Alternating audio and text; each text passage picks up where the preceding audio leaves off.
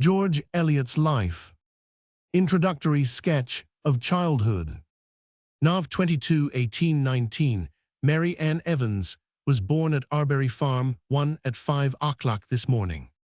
This is an entry in Mr. Robert Evans' handwriting on the page of an old diary that now lies before me and records with characteristic precision the birth of his youngest child, afterwards known to the world as George Eliot. Let us pause for a moment to pay its due homage to the precision, because it was in all probability to this most noteworthy quality of her father's nature that the future author was indebted for one of the principal elements of her own after-success, enormous faculty for taking pains. The baby was born on St. Cecilia's Day, and Mr. Evans, being a good churchman, takes her on the 29th November to be baptized in the church at Chilvers Coton parish, in which Arbury Farm lies a church destined to impress itself strongly on the child's imagination, and to be known by many people in many lands afterwards as Shepperton Church. The father was a remarkable man, and many of the leading traits in his character are to be found in Adam Bede and in Caleb Gartheltho. Of course, neither of these is a portrait too. He was born in 1773 at Ellaston in Staffordshire, son of a George Evans, who carried on the business of builder and carpenter there. The Evans family having come originally from Northop in Flintshire, Robert was brought up to the business, but about 1799, or a little before, he held a farm of Mr. Francis Newdigate at Kirk Hallam in Derbyshire, and became his agent on Sir Roger Newdigate's death. The Arbury estate came to Mr. Francis Newdigate for his life, and Mr. Evans accompanied him into Warwickshire in 1806. In the capacity of agent in 1801, he had married Harriet Poynton, by whom he had two children, Robert born 1802 at Ellaston, and Frances Lucy born 1805 at Kirk Hallam. His first wife died in 1809, and on 8th February 1813, he married Christiana Pearson, by whom he had three children: Christiana born 1814, Isaac born 1816, and Mary Ann born 1819. Shortly after the last child's birth, Robert the son became the agent under his father for the Kirk Hallam property, and lived there with his sister Frances, who afterwards married a Mr. Houghton in March 1820. When the baby girl was only 4 months old, the Evans family removed to Griff, a charming red-brick ivy-covered house on the Arbury estate, warm little nest, where her affections were fledged, and there George Eliot spent the first 21 years of her life. Let us remember what the England was upon which this observant child opened her eyes.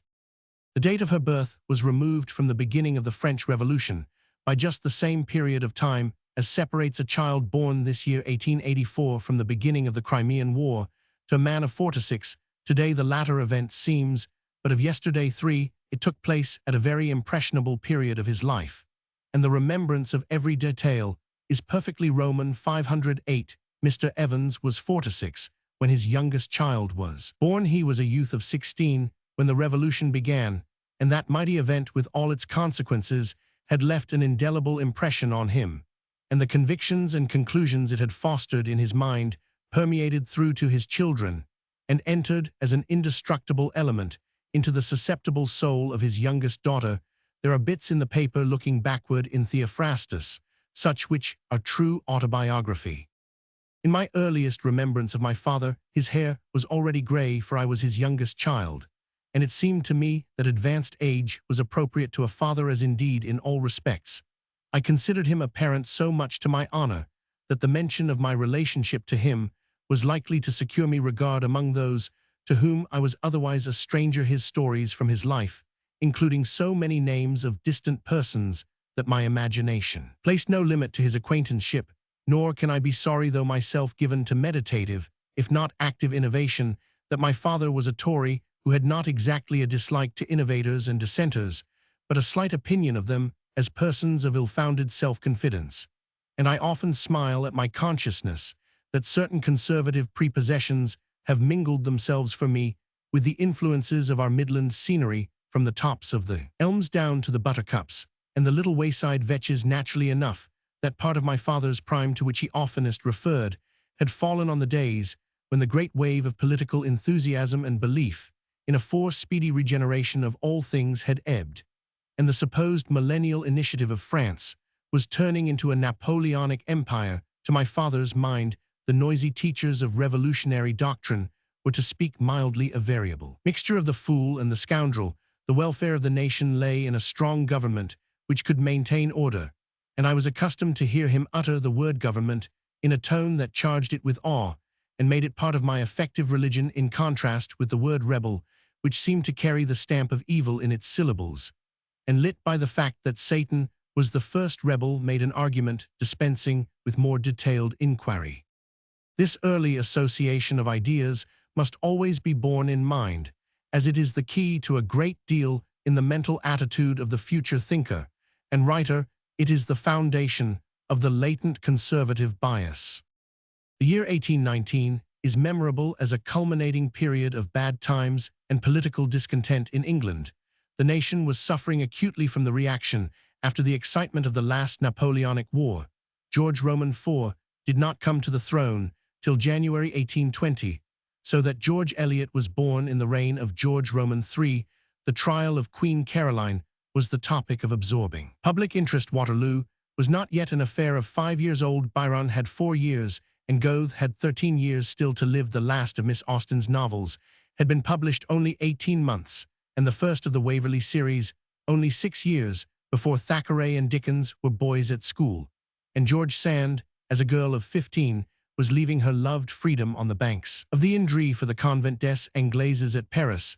That Greater Britain, Canada 5, and Australia, which today forms so large a reading public, was then scarcely more than a geographical expression, with less than 500,000 of inhabitants all told, where at present there are 8 millions, and in the United States, where more copies of George Eliot's books are now sold than in any other quarter of the world. The population then numbered less than 10 millions, where today it is 55 millions, including Great Britain. These English-speaking races have increased from 30 millions in 1820 to 100 millions in 1884, and with the corresponding increase in education, we can form some conception how a popular English writer's fame has widened its circle.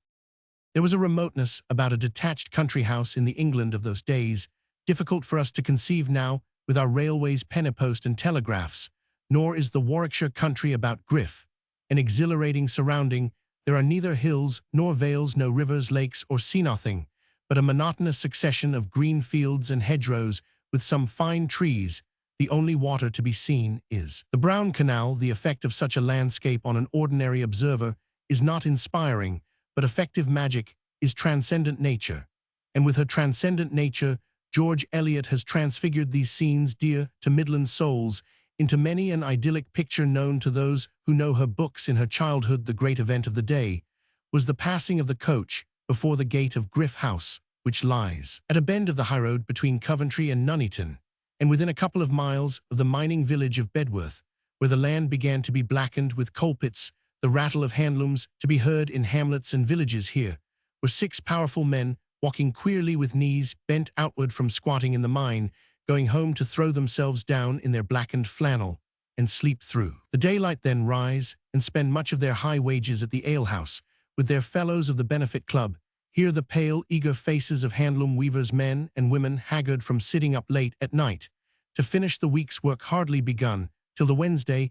Everywhere the cottages and the small children were dirty, for the languid mothers gave their strength to the loom pious, dissenting women, perhaps, who took life patiently and thought that salvation depended chiefly on predestination and not at all on cleanliness. The gables of dissenting chapels now made a visible sign of religion and of a meeting place to counterbalance the alehouse. Even in the hamlets here was a population not convinced that old England was as good as possible. Here were multitudinous men and women aware that their religion was not exactly the religion of their rulers, who might therefore be better than they were, and who, if better, might alter many things, which now made the world perhaps more painful than it need be, and certainly more sinful. Yet there were the grey steeples too, and the churchyards with their grassy mounds and venerable headstones sleeping in the sunlight.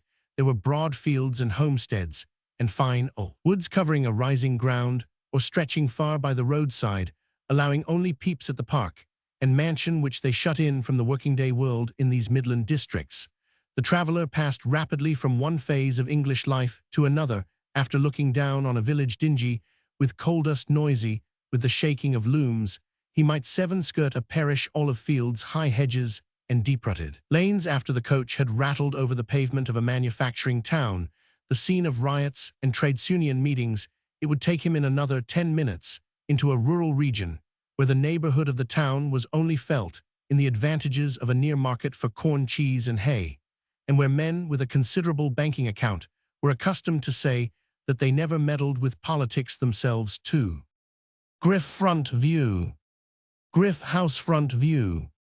We can imagine the excitement of a little 4-year-old girl and her 7-year-old brother waiting on bright frosty mornings to hear the far-off ringing beat of the horse's feet upon the hard ground, and then to see the gallant appearance of the 4 greys with coachman and guard in scarlet outside, passengers muffled up in furs, and baskets of game and other packages hanging behind the boot, as His Majesty's mail swung cheerily round on its way from Birmingham to Stamford. 2 coaches passed the door daily, one from Birmingham at 10 o'clock in the morning, the other from Stamford at 3 o'clock in the afternoon.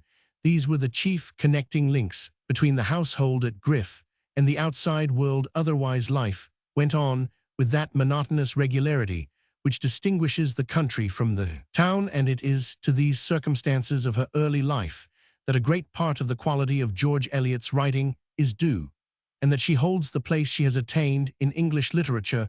Her roots were down in the pre-railroad, pre-telegraphic period, the days of fine old lesser rebut. The fruit was formed during an era of extraordinary activity in scientific and mechanical discovery.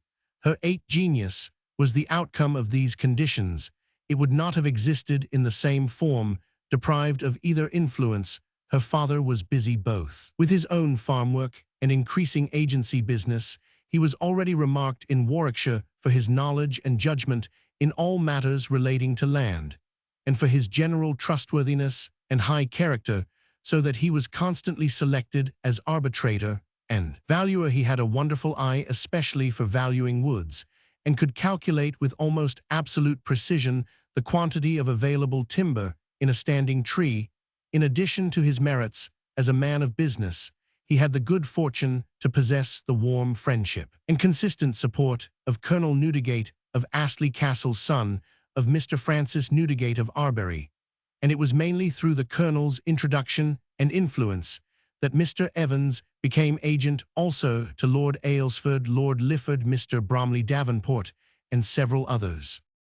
His position cannot be better summed up than in the words of his daughter, writing to Mr. Bray on 30th September 1859, in regard to someone who had written of her after the appearance of Adam Bede as a self-educated farmer's daughter. My father did not raise himself from being an artisan to be a farmer. He raised himself from being an artisan to be a man whose extensive knowledge in very varied practical departments made his services valued through several counties. He had large knowledge of building, of mines, of plantations, of various branches of valuation and measurement, of all that is essential to the management of large estates.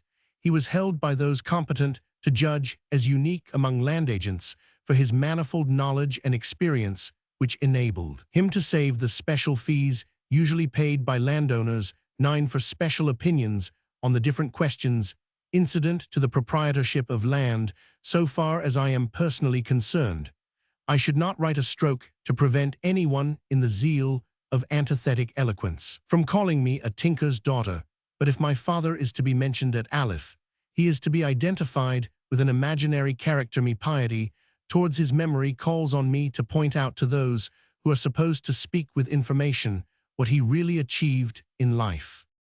Mr. Evans was also, like Adam Bede, noteworthy for his extraordinary physical strength and determination of character. There is a story told of him that one day, when he was traveling on the top of a coach down in Kent, a decent woman sitting next him complained that a great hulking sailor on her other side was making himself offensive. Mr. Evans changed places with the woman, and taking the sailor by the collar forced him down under the seat and held him there with an iron hand for the remainder of the stage. And at Griff, it is still remembered that the master, happening to pass one day While a couple of laborers were waiting for a third to help to move the high, heavy ladder used for thatching, Rix braced himself up to a great effort and carried the ladder alone and unaided from one rick to the other, to the wittied wonder and admiration of his men. With all this strength, however, both of body and of character, he seems to have combined a certain self-distrust owing, perhaps, to his early imperfect education, which resulted in a general submissiveness in his domestic relations, more or less portrayed in the character of Mr. Garth. His second wife was a woman with an unusual amount of natural force, a shrewd, practical person with a considerable dash of the Mrs. Poyser vein. Hers was an affectionate, warm-hearted nature, and her children, on whom she cast the benediction of her gaze, were thoroughly attached to her. She came of a race of yeomen, and her social position was therefore rather better than her husband's at the time of their marriage. Her family are no doubt prototypes of the Dodsons in the mill on the Floss. There were 3 other sisters married, and all living in the neighborhood of Griff. Mrs. Everard, Mrs. Johnson, and Mrs. Garnerand. Probably Mr. Evans heard a good deal about the traditions in the Pearson family. Mrs. Evans was a very active, hardworking woman, but shortly after her last child's birth, she became ailing in health, and consequently her eldest girl, Christiana, was sent to school at a very early age to Miss Latham's at Attleborough, a village a mile or 2 from Griff, while the 2 younger children spent some part of their time every day at the cottage of a Mrs. Moore, who kept a dame's school close to Griff Gates. The little girl very early became possessed with the idea that she was going to be a personage in the world, and Mr. Charles Lewes has told me an anecdote which George Eliot related of herself as characteristic of this period of her childhood, when she was only 4 years old. She recollected playing on the piano, of which she did not know one note, in order to impress the servant with a proper notion of her acquirements and generally distinguished position. This was the time when the love for her brother grew into the child's affections. She used always to be at his heels, insisting on doing everything he Roman. 999. She was not in these baby days in the least precocious in learning. In fact, her half-sister, Mrs. Houghton, who was some 14 years her senior, told me that the child learned 11 to read with some difficulty, but Mr. Isaac Evans says that this was not from any slowness in apprehension, but because she liked playing so much better. Mere sharpness, however, was not a characteristic of her mind. Hers was a large, slow-growing nature, and I think it is at any rate certain that there was nothing of the infant phenomenon about her in her moral development. She showed from the earliest years the trait that was most marked in her all through life, namely, the absolute need of some one person who should be all in all to her, and to whom she should be all in all. Very jealous in her affections, and easily moved to smiles or tears, she was of a nature capable of the keenest enjoyment and the keenest suffering, knowing all the wealth and all the woe of a preeminently exclusive disposition. She was affectionate, proud, and sensitive in the highest degree. The sort of happiness that belongs to this budding time of life, from the age of 3 to 5, is apt to impress itself very strongly on the memory, and it is this period which is referred to in the brother and sister sonnet. But were another childhood's world my share, I would be born a little sister there. When her brother was 8 years old, he was sent to school at Coventry, and her mother continuing in very delicate health, the little Mary Ann, now 5 years of age, went to join her sister at Miss Latham's school at Attleborough, where they continued as boarders for 3 or 4 years, coming occasionally home to Griff on Saturdays. During one of our walks at Whitley in 1880, my wife mentioned to me that what chiefly remained in her recollection about this very early school life was the difficulty of getting near enough the fire in winter to become thoroughly warmed, owing to the circle of girls 12 forming round too narrow a fireplace. This suffering from cold was the beginning of a low general state of health. Also at this time, she began to be subject to fears at night, susceptibility to terror, which she has described as haunting Gwendolen Harleth in her childhood. The other girls in the school, who were all naturally very much older, made a great pet of the child and used to call her little mamma, and she was not unhappy except at nights. But she told me that this liability to have all her soul become a quivering fear which remained with her afterwards had been one of the supremely important influences dominating at times her future life. Mr. Isaac Evans' chief recollection of this period is the delight of the little sister at his homecoming for holidays and her anxiety to know all that he had been doing and learning. The eldest child, who went by the name of Chrissy, was the chief favorite of the aunts, as she was always neat and tidy and used to spend a great deal of her time with them, while the other two were inseparable playfellows at home. The boy was his mother's pet, and the girl her father's. They had everything to make children happy at Griff: a delightful old-fashioned garden, a pond, and the canal to fish in, and the farm offices close to the house, the long cowshed where generations of the Milky Mothers have stood patiently, the broad-shouldered barns where the old-fashioned flail once made resonant music, and where butter-making and cheese-making were carried on with great vigor by Mrs. Evans. Griff: with the farm offices. Anyone about this time who happened to look through the window on the left-hand side of the door of Griff House would have seen a pretty picture in the dining room on Saturday evenings after tea. The 13 powerful middle-aged man with the strongly marked features sits in his deep leather-covered armchair at the right-hand corner of the ruddy fireplace, with the head of the little wench between his knees. The child turns over the book, with pictures that she wishes her father to explain to her, that perhaps she prefers explaining to him. Her rebellious hair is all over her eyes, much vexing the pale, energetic mother, who sits on the opposite side of the fire, cumbered with much service, letting no instant of time escape the inevitable click of the knitting needles. Accompanied by epigrammatic speech, the elder girl, prim and tidy with her work before her, is by her mother's side, and the brother between the two groups keeps assuring himself by perpetual search that none of his favorite means of amusement are escaping from his pockets. The father is already very proud of the astonishing and growing intelligence of his little girl. From a very early age, he has been in the habit of taking her with him in his drives about the neighborhood, standing between her father's knees as he drove leisurely, so that she has drunk in knowledge of the country and of country folk at all her pores. An old-fashioned child, already living in a world of her own imagination, impressible to her fingertips, and willing to give her views on any subject. The first book that George Eliot read, so far as I have been able to ascertain, was a little volume published in 1822 entitled The Linnet's Life, which she gave to me in the last year of her life at Whitley. It bears the following inscription, written some time before she gave it to me. This little book is the first present I ever remember having received from my father.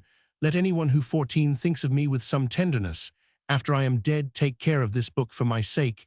It made me very happy when I held it in my little hands and read it over and over again, and thought the pictures beautiful, especially the one where the linnet is feeding her young. It must, I think, have been very shortly after she received this present that an old friend of the family, who was in the habit of coming as a visitor to Griff from time to time, used occasionally to bring a book in his hand for the little girl. I very well remember her expressing to me deep gratitude for this early ministration to her childish delights. And Mr. Burne-Jones has been kind enough to tell me of a conversation with George Eliot about children's books, when she also referred to this old gentleman's kindness. They were agreeing in disparagement of some of the books that the rising generation take their pleasure in, and she recalled the dearth of child literature in her own home and her passionate delight and total absorption in sops, fables given to her by the aforesaid old gentleman, the possession of which had opened new worlds to her imagination. Mr. Burne-Jones particularly remembers how she laughed till the tears ran down her face in recalling her infantine enjoyment of the humor in the fable of Mercury and the statuesque, having so few books at this time. She read them again and again until she knew them by heart. One of them was a Joe Miller jest book, with the stories from which she used greatly to astonish the family circle. But the beginning of her serious reading days did not come till later. Meantime, her talent for observation gained a glorious new field for employment in her first journey from home, which took place in 151,826. Her father and mother took her with them on a little trip into Derbyshire and Staffordshire, where she saw Mr. Evans' relations, and they came back through Lichfield, sleeping at the Swan 3. They were away only a week, from the 18th to the 24th of May. But what time is little to an imaginative, observant child of 7 on her first journey. About this time, a deeply felt crisis occurred in her life, as her brother had a pony given to him to which he became passionately attached. He developed an absorbing interest in riding, and cared less and less to play with his sister. The next important event happened in her 8th or 9th year, when she was sent to Miss Wallington's school at Nuneaton with her sister. This was a much larger school than Miss Latham's, there being some 30 girls' boarders. The principal governess was Miss Lewis, who became then, and remained for many years after, Mary Ann Evance's most intimate friend and principal correspondent, and I am indebted to the letters addressed to her from 1836 to 1842 for most of the information concerning that period. Books now became a passion with the child. She read everything she could lay hands on, greatly troubling the soul of her mother by the consumption of candles, as well as of eyesight in her bedroom. From a subsequent letter, it will be seen that she was early supplied with works of fiction by those who kindly sought to gratify her appetite for reading. It must have been about this time that the episode occurred in relation to Waverley, which is mentioned by Miss Simcox in her article in the June 1881 number of the 19th Century Review. It was 16, quite new to me, and as it is very interesting, I give it in Miss Simcox's own words. Somewhere about 1827, a friendly neighbor lent Waverley to an elder sister of little Mary Ann Evans. It was returned before the child had read to the end, and in her distress at the loss of the fascinating volume, she began to write out the story as far as she had read it for herself, beginning naturally, where the story begins with Waverley's adventures at Tully Veolan, and continuing until the surprised elders were moved to get her the book again. Miss Simcox has pointed out the reference to this in the motto of the 57th chapter of Middlemarch. They numbered scarce 8 summers when a name rose on their souls and stirred such motions there as thrill the buds and shape their hidden frame at penetration of the quickening air. His name who told of loyal Evan Dhu, of quaint Bradwardine and Vich Ian Vorth, making the little world their childhood new, large with a land of mountain, lake, and score, and larger yet with wonder, love, belief, towards Walter Scott, who living far away, sent them this wealth of joy and noble grief. The book and they must part, but day by day, in lines that thwart like portly spiders ran. They wrote the tale from Tully Veolan. Miss Simcox also mentions that Elia divided her childish allegiance with Scott, and she remembered feasting with singular pleasure upon an extract in some stray almanac from the essay, in commemoration of Captain Jackson and his slender ration of single Gloucester. This is an extreme example of the general rule that a wise child's taste in literature is sounder than adults generally venture to believe. 17. We know too from The Mill on the Floss that The History of the Devil by Daniel Defoe was a favorite. The book is still religiously preserved at Griff, with its pictures, just as Maggie looked at them. The Pilgrim's Progress also, and Rasselas had a large share of her affections. At Miss Wallington's, the growing girl soon distinguished herself by an easy mastery of the usual school-learning of her years, and there too, the religious side of her nature was developed to a remarkable degree. Miss Lewis was an ardent evangelical churchwoman, and exerted a strong influence on her young pupil, whom she found very sympathetically inclined. But Mary Ann Evans did not associate freely with her schoolfellows, and her friendship with Miss Lewis was the only intimacy she indulged. On coming home for their holidays, the sister and brother began about this time the habit of acting charades together before the Griff household and the aunts, who were greatly impressed with the cleverness of the performance, and the girl was now recognized in the family circle as no ordinary child.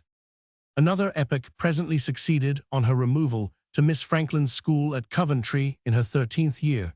She was probably then very much what she has described her own Maggie at the age of 13. A creature full of eager, passionate longings for all that was beautiful and glad, thirsty for all knowledge, with an ear straining after dreamy music that died away, and would not come near to her, with a blind, unconscious yearning for something that would link together the wonderful impressions of this mysterious life, and give her soul a sense of home in it. No wonder, when there is this contrast between the outward 18 and the inward, that painful collisions come of it. In our Times of June 1881, there is a paper by a lady whose mother was at school with Mary Ann Evans, which gives some interesting particulars of the Miss Franklins. They were daughters of a Baptist minister who had preached for many years in Coventry and who inhabited during his pastorate a house in the Chapelyard, almost exactly resembling that of Rufus Lyon in Felix Holt.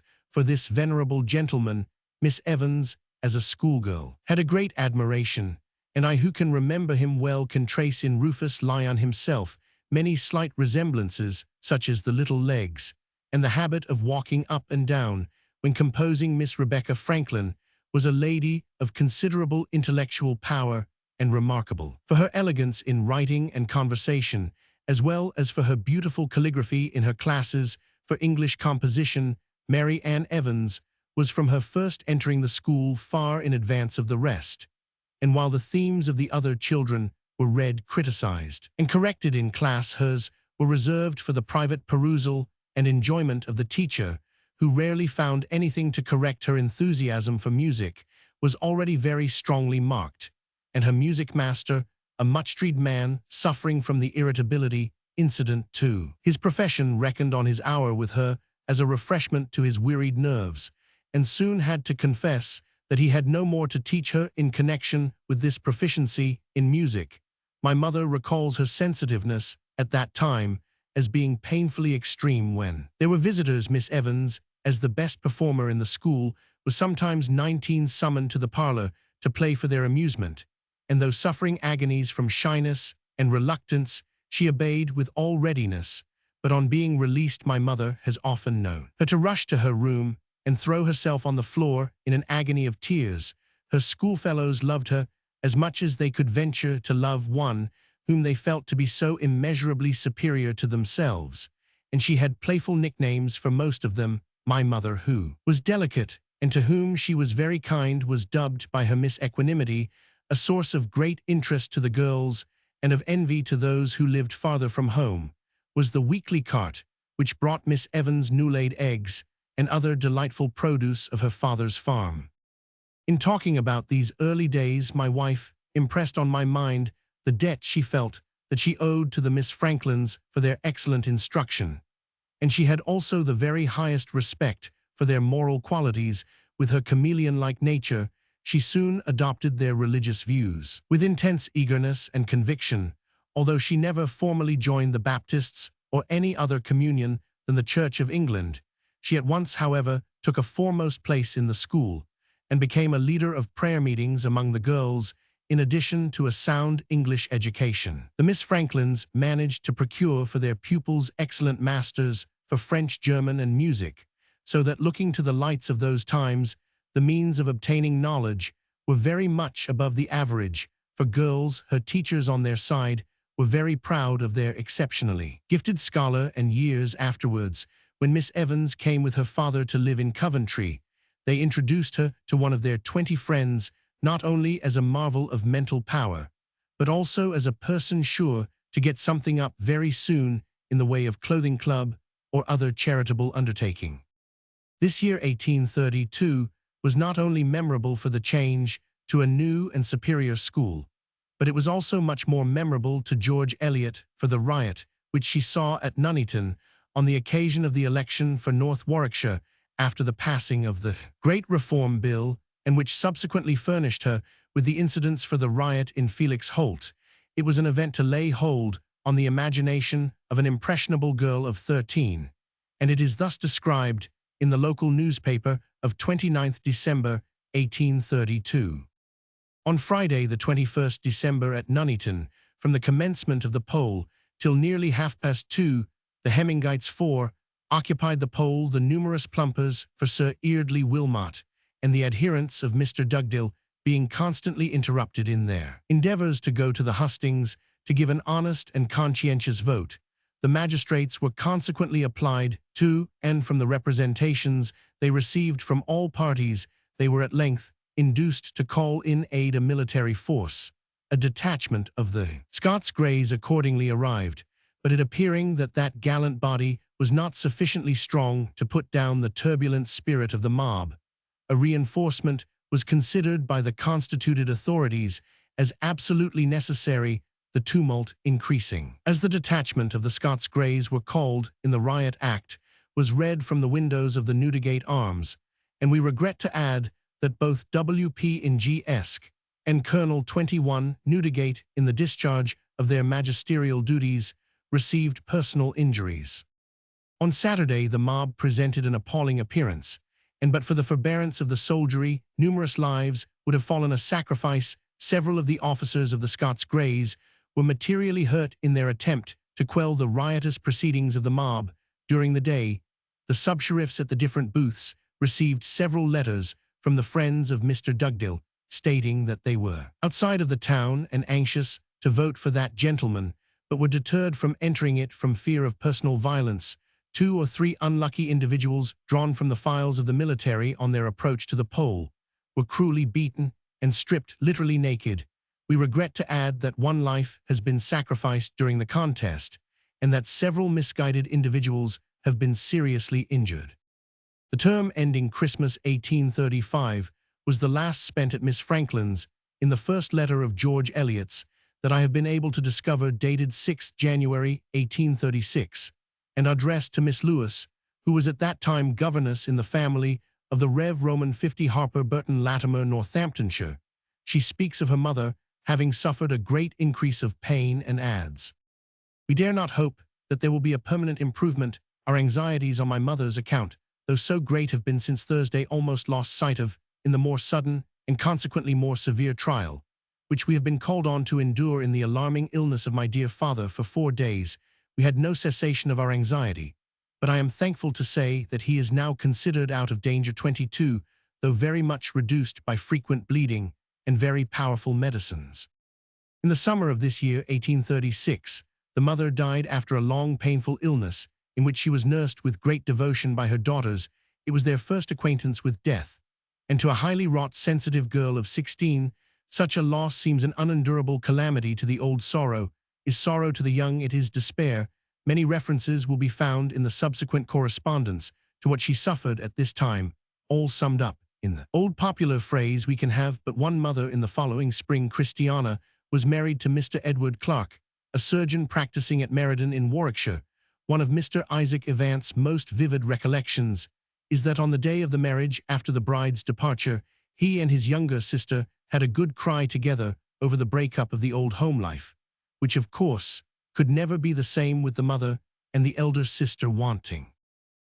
23 years later, we shall find George Eliot writing on the death of this sister that she had a very special feeling for her, stronger than any third person would think likely. The relation between the sisters was somewhat like that described as existing between Dorothea and Celia in Middlemarch. No intellectual affinity, but a strong family affection. In fact, my wife told me that, although Celia was not in any sense a portrait of her sister, she had Chrissy continually in mind in delineating Celia's character. But we must be careful not to found too much on such suggestions of character in George Eliot's books, and this must particularly be borne in mind in The Mill on the Floss. No doubt, the early part of Maggie's 23 portraiture is the best autobiographic representation we can have of George Eliot's own feelings in her childhood, and many of the incidents in the book are based on real experiences of family life, but so mixed with fictitious elements and situations that it would be absolutely misleading to trust to it as a true history. For instance,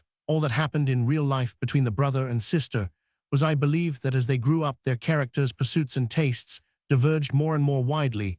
He took to his father's business, at which he worked steadily, and which absorbed most of his time and attention. He was also devoted to hunting, like the ordinary pleasures of a young man in his circumstances, and was quite satisfied with the circle of acquaintance in which he moved after leaving school at Coventry. He went to a private tutor's at Birmingham, where he imbibed strong high church views. His sister had come back from the Miss Franklins with ultra-evangelical tendencies, and their differences of opinion used to lead to a good deal of animated argument. Miss Evans, as she now was, could not rest satisfied with a mere profession of faith without trying to shape her own life, and, it may be added, the lives around her in accordance with her convictions. The pursuit of pleasure was a snare, dress was vanity, society was a danger. From what you know of her, you will not be surprised that she threw some exaggeration and willfulness, some pride and impetuosity, even into her self-renunciation. Her own life was still a drama for her, in which she demanded of herself that her part should be played with intensity. And so it came to pass that she often lost the spirit of humility by being excessive in the outward act. She often strove after too high a 24 flight, and came down with her poor little half-fulged wings dabbled in the mud. That is the path we all like, when we set out on our abandonment of egoism, path of martyrdom and endurance, where the palm branches grow rather than the steep highway of tolerance, just allowance and self-blame, where there are no leafy honors to be gathered and worn. 5. After Christiana's marriage, the entire charge of the Griff establishment devolved on Mary Ann, who became a most exemplary housewife, learned thoroughly everything that had to be done, and with her innate desire for perfection, was never satisfied unless her department was administered in the very best manner that circumstances permitted. She spent a great deal of time in visiting the poor, organizing clothing clubs, and other works of active charity, but over and above this, as will be seen from the following letters, she was always prosecuting an active intellectual life of her own. Mr. Brezzi, a well-known master of modern languages at Coventry, used to come over to Griff regularly to give her lessons in Italian and German. Mr. M. Ewan, also from Coventry, continued her lessons in music, and she got through a large amount of miscellaneous reading by herself. In the evening, she was always in the habit of playing to her father, who was very fond of music, but it requires no great effort of imagination to conceive that this life, though full of interests of its own, and the source from whence the future novelist drew the most powerful and the most touching of her creations, was, as a matter of fact, very monotonous, very difficult, very discouraging. It could scarcely be otherwise. To a young girl with a full, passionate nature and hungry intellect, shut up in a farmhouse in the remote country, for there was no sympathetic human soul near with whom to exchange ideas on the intellectual and spiritual problems that were beginning to agitate her mind. You may try, but you can never imagine what it is to have a man's force of genius in you, and yet to suffer the slavery of being a girl. 6. This is a point of view that must be distinctly recognized by anyone attempting to follow the development of George Eliot's character, and it will always be corrected by the other point of view, which she has made so prominent in all her own writing, soothing, strengthening, sacred influences of the home life. The home loves, the home duties. Circumstances in later life separated her from her kindred, but among her last letters it will be seen that she wrote to her brother in May 1880 that our long silence has never broken the affection for you that began when we were little ones. 7. And she expresses her satisfaction in the growing prosperity of himself and all his family. It was a real gratification to her to hear from some Coventry friends that her nephew, the Rev. Frederick Evans, the present rector of Bedworth, was well spoken of as a preacher in the old familiar places. And in our last summer at Whitley, we often spoke of a visit to Warwickshire, that she might renew the sweet memories of her child days. No doubt the very monotony of her life at Griff, and the narrow field it presented for observation of society, added immeasurably to the intensity of a naturally keen mental vision, concentrating into a focus what might perhaps have become dissipated in more liberal surroundings. And though the field of 26 observation was narrow in one sense, it included very various grades of society, such fine places as Arbury and Packington, the seat of Lord Aylesford, where she was being constantly driven by her father, affected the imagination and accentuated the social differences which had a profound significance for such a sensitive and such an intellectually commanding character, and which left their mark on it. No one who has not a strong natural prompting and susceptibility towards such things, the signs and luxuries of ladyhood, and has at the same time suffered from the presence of opposite conditions, can understand how powerfully those minor accidents of rank, which please the fastidious sense, can preoccupy the imagination. 8. The tone of her mind will be seen from the letters written during the following years, and I remember once, after we were married, when I was urging her to write her autobiography, she said, half sighing, half smiling, the only thing I should care much to dwell on would be the absolute despair I suffered from of ever being able to achieve anything. No one could ever have felt greater despair, and a knowledge of this might be a help to some other struggle. Ratting with a smile, but on the other hand, it might only lead to an increase of bad writing. Summary. November 22, 1819 to end of 1837. Birth at Arbury Farm. Baptism. Character of father. His first marriage and children. Second marriage and children. Removal to Griff. Events at time of birth. Character of country. About Griff. Coach. Communication. Fathers. Position. Anecdotes of father. Character of mother. Mother's family and delicacy. Dames. School. Companionship with brother. Miss Latham's school at Attleborough. Suffers from fear. Fathers. Pet drives with him. First books. Read. First journey to Staffordshire. Miss Wallington's school at Nuneaton. Miss Lewis. Governess. Books read. Religious impressions. Charade. Acting. Miss Franklin's school at Coventry. Riot at Nuneaton. First letter to Miss Lewis. Mother's illness. Mother's death. Sister Christiana married to Mr. Clark. Relations with brother. Housekeeper at Griff. Life and studies there. Chapter Roman 1. In the foregoing introductory sketch, I have endeavored to present the influences to which George Eliot was subjected in her youth, and the environment in which she grew up. I am now able to begin the fulfillment of the promise on the title page that the life will be related in her own letters, or rather in extracts from her own letters, for no single letter is printed entire from the beginning to the end. I have not succeeded in obtaining any between 6th January 1836 and 18th August 1838. But from the latter date, the correspondence becomes regular, and I have arranged it as a continuous narrative, with the names of the persons to whom the letters are addressed in the margin, the slight thread of narrative or explanation, which I have written to elucidate the letters where necessary, will hereafter occupy an inside margin, so that the reader will see at a glance what is narrative and what is correspondence, and will be troubled as little as possible with marks of quotation or changes of type. The following opening letter of the series to Miss Lewis describes a first visit to London with her brother. Letter to Miss Lewis, 18th Aug. 1838. Let me tell you, though, that I was not at all delighted with the stir of the great Babel, and the less so probably owing to the circumstances attending my visit thither. Isaac and I went alone, that seems 29, rather Irish, and stayed only a week every day, of which we worked hard at seeing sights. I think Greenwich Hospital interested me more than anything else. Mr. Isaac Evans himself tells me that what he remembers chiefly impressed her was the first hearing the great bell of St. Paul's. It affected her deeply at that time.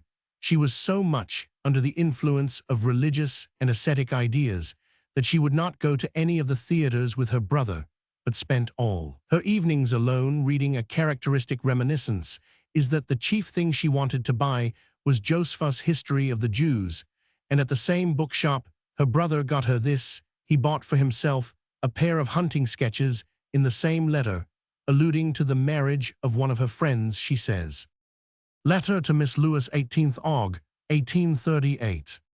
For my part, when I hear of the marrying and giving in marriage that is constantly being transacted, I can only sigh for those who are multiplying earthly ties, which, though powerful enough to detach their hearts and thoughts from heaven, are so brittle as to be liable to be snapped asunder at every breeze. You will think that I need nothing but a tub for my habitation to make me a perfect female Diogenes, and I plead guilty to occasional misanthropical thoughts, but not to the indulgence of them. Still, I must believe that those are happiest who are not fermenting themselves by engaging in projects for earthly bliss, who are considering this life merely a pilgrimage, a scene calling for diligence and watchfulness, not for repose and amusement.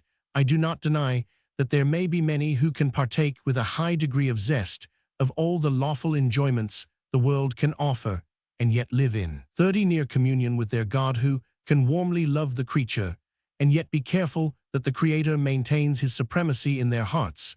But I confess that in my short experience and narrow sphere of action, I have never been able to attain to this. I find, as Dr. Johnson said respecting his wine total, abstinence much easier than moderation. I do not wonder you are pleased with Pascal 9. His thoughts may be returned to the palate again and again, with increasing rather than diminished relish.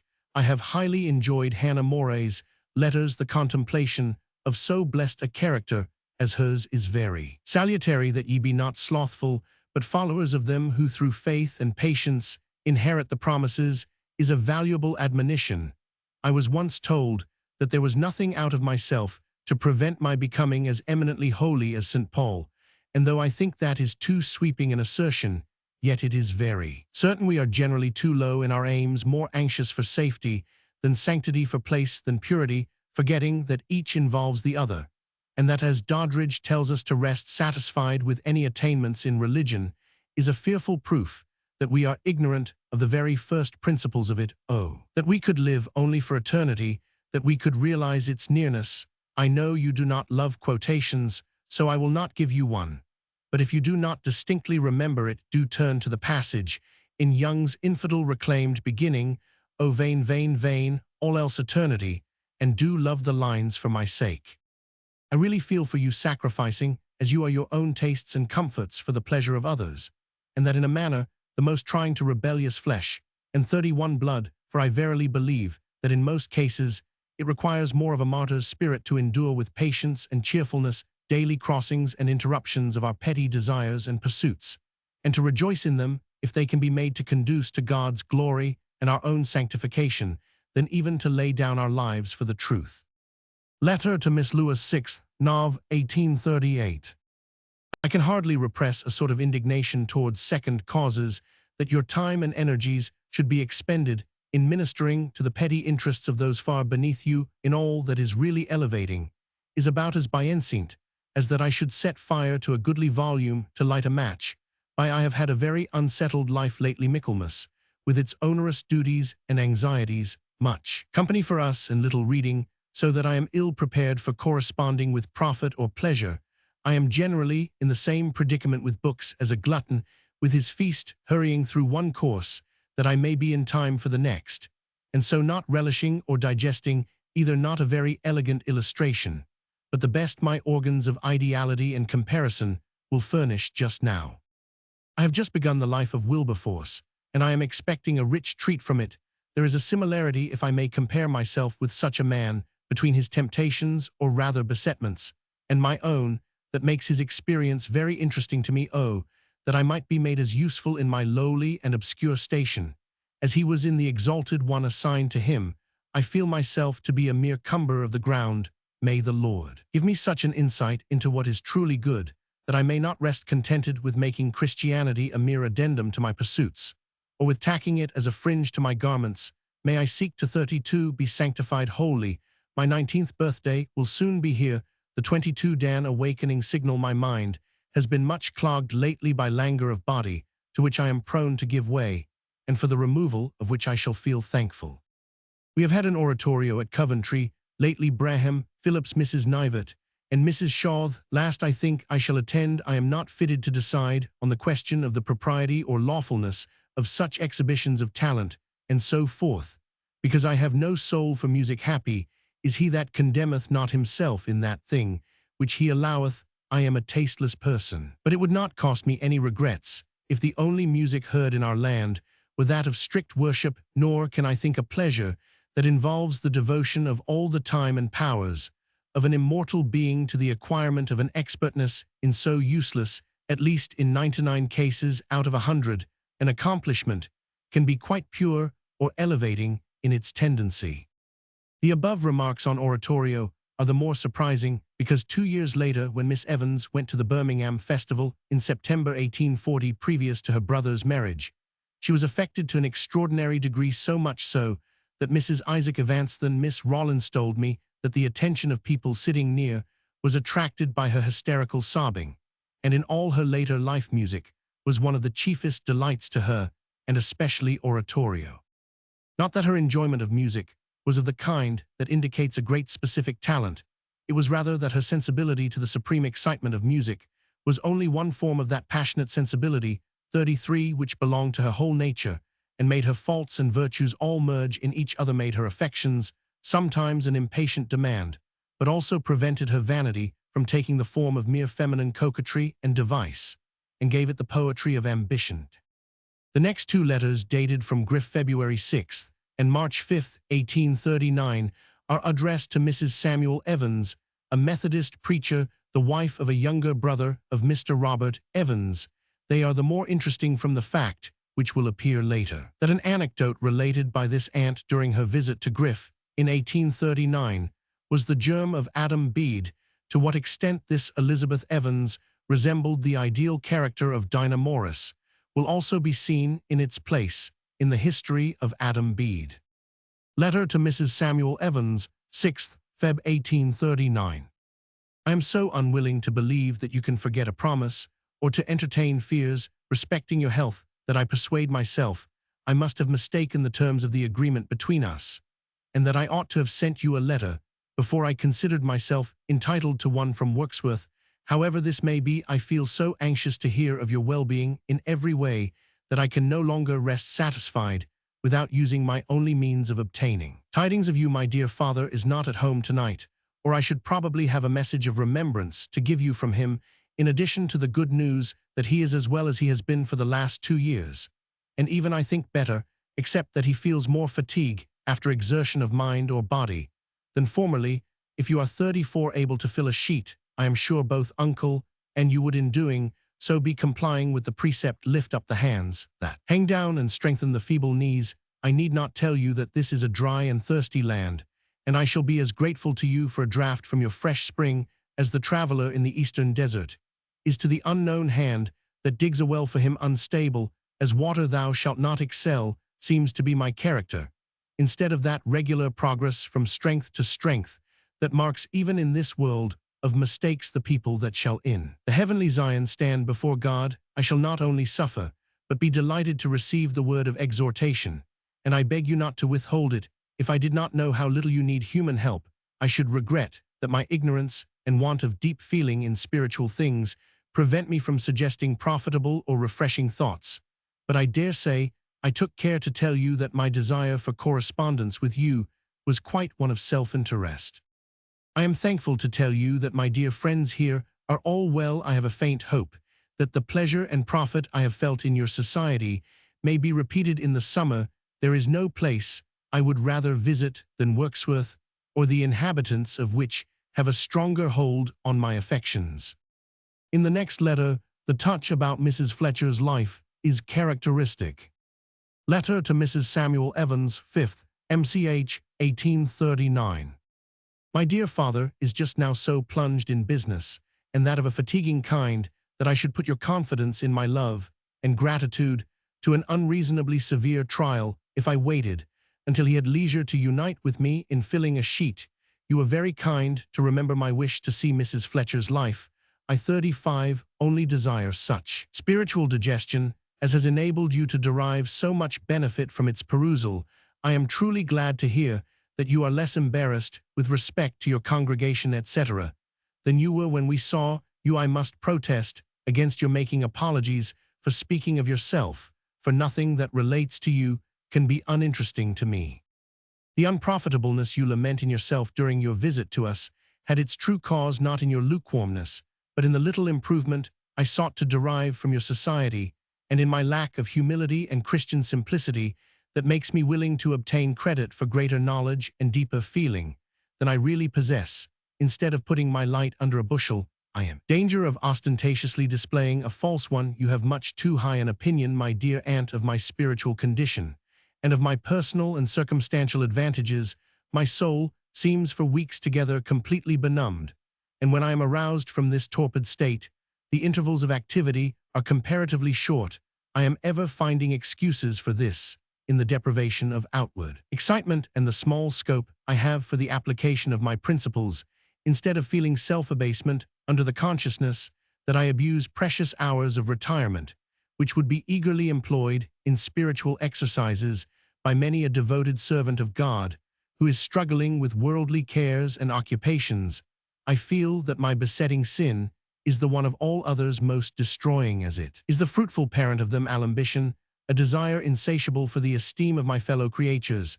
This seems the center whence all my actions proceed, but you will perhaps remember, my dear aunt, that I do not attach 36 much value to a disclosure of religious feelings, owing probably to the dominant corruption I have just been speaking of, which turns the milk of my good purpose all to curd.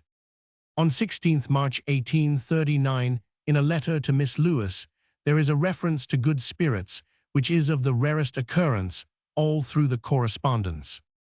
Letter to Miss Lewis 16th MCH, 1839. I am this morning hardly myself, owing to the insuppressible rising of my animal spirits on a deliverance from sick headache. And then the letter continues as to the expediency of reading works of fiction in answer to a question Miss Lewis had asked.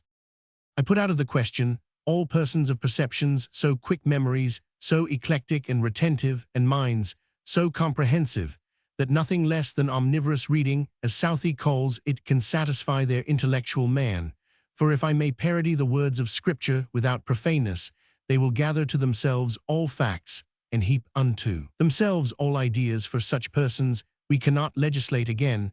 I would put out of the question standard works, whose contents are matter of constant reference, and the names of whose heroes and heroines briefly, and therefore conveniently describe characters and ideas, such are Don Quixote, Butler's, Hudibras, Robinson Crusoe, Gil Blas, Byron's poetical romances, Southey's ditto, etc. Such, too, are Walter Scott's novels and poems. Such allusions as "he is a perfect dominie Samson," "he is as industrious in finding out antiquities," and about as successful as Jonathan Oldbuck, are likely to become so common in books and conversation that always providing our leisure is not circumscribed by duty within narrow 37 bounds. We should, I think, qualify ourselves to understand them. Shakespeare has a higher claim than this on our attention, but we have need of as nice a power of distillation as the bee to suck nothing but honey from his pages. However, as in life, we must be exposed to malign influences from intercourse with others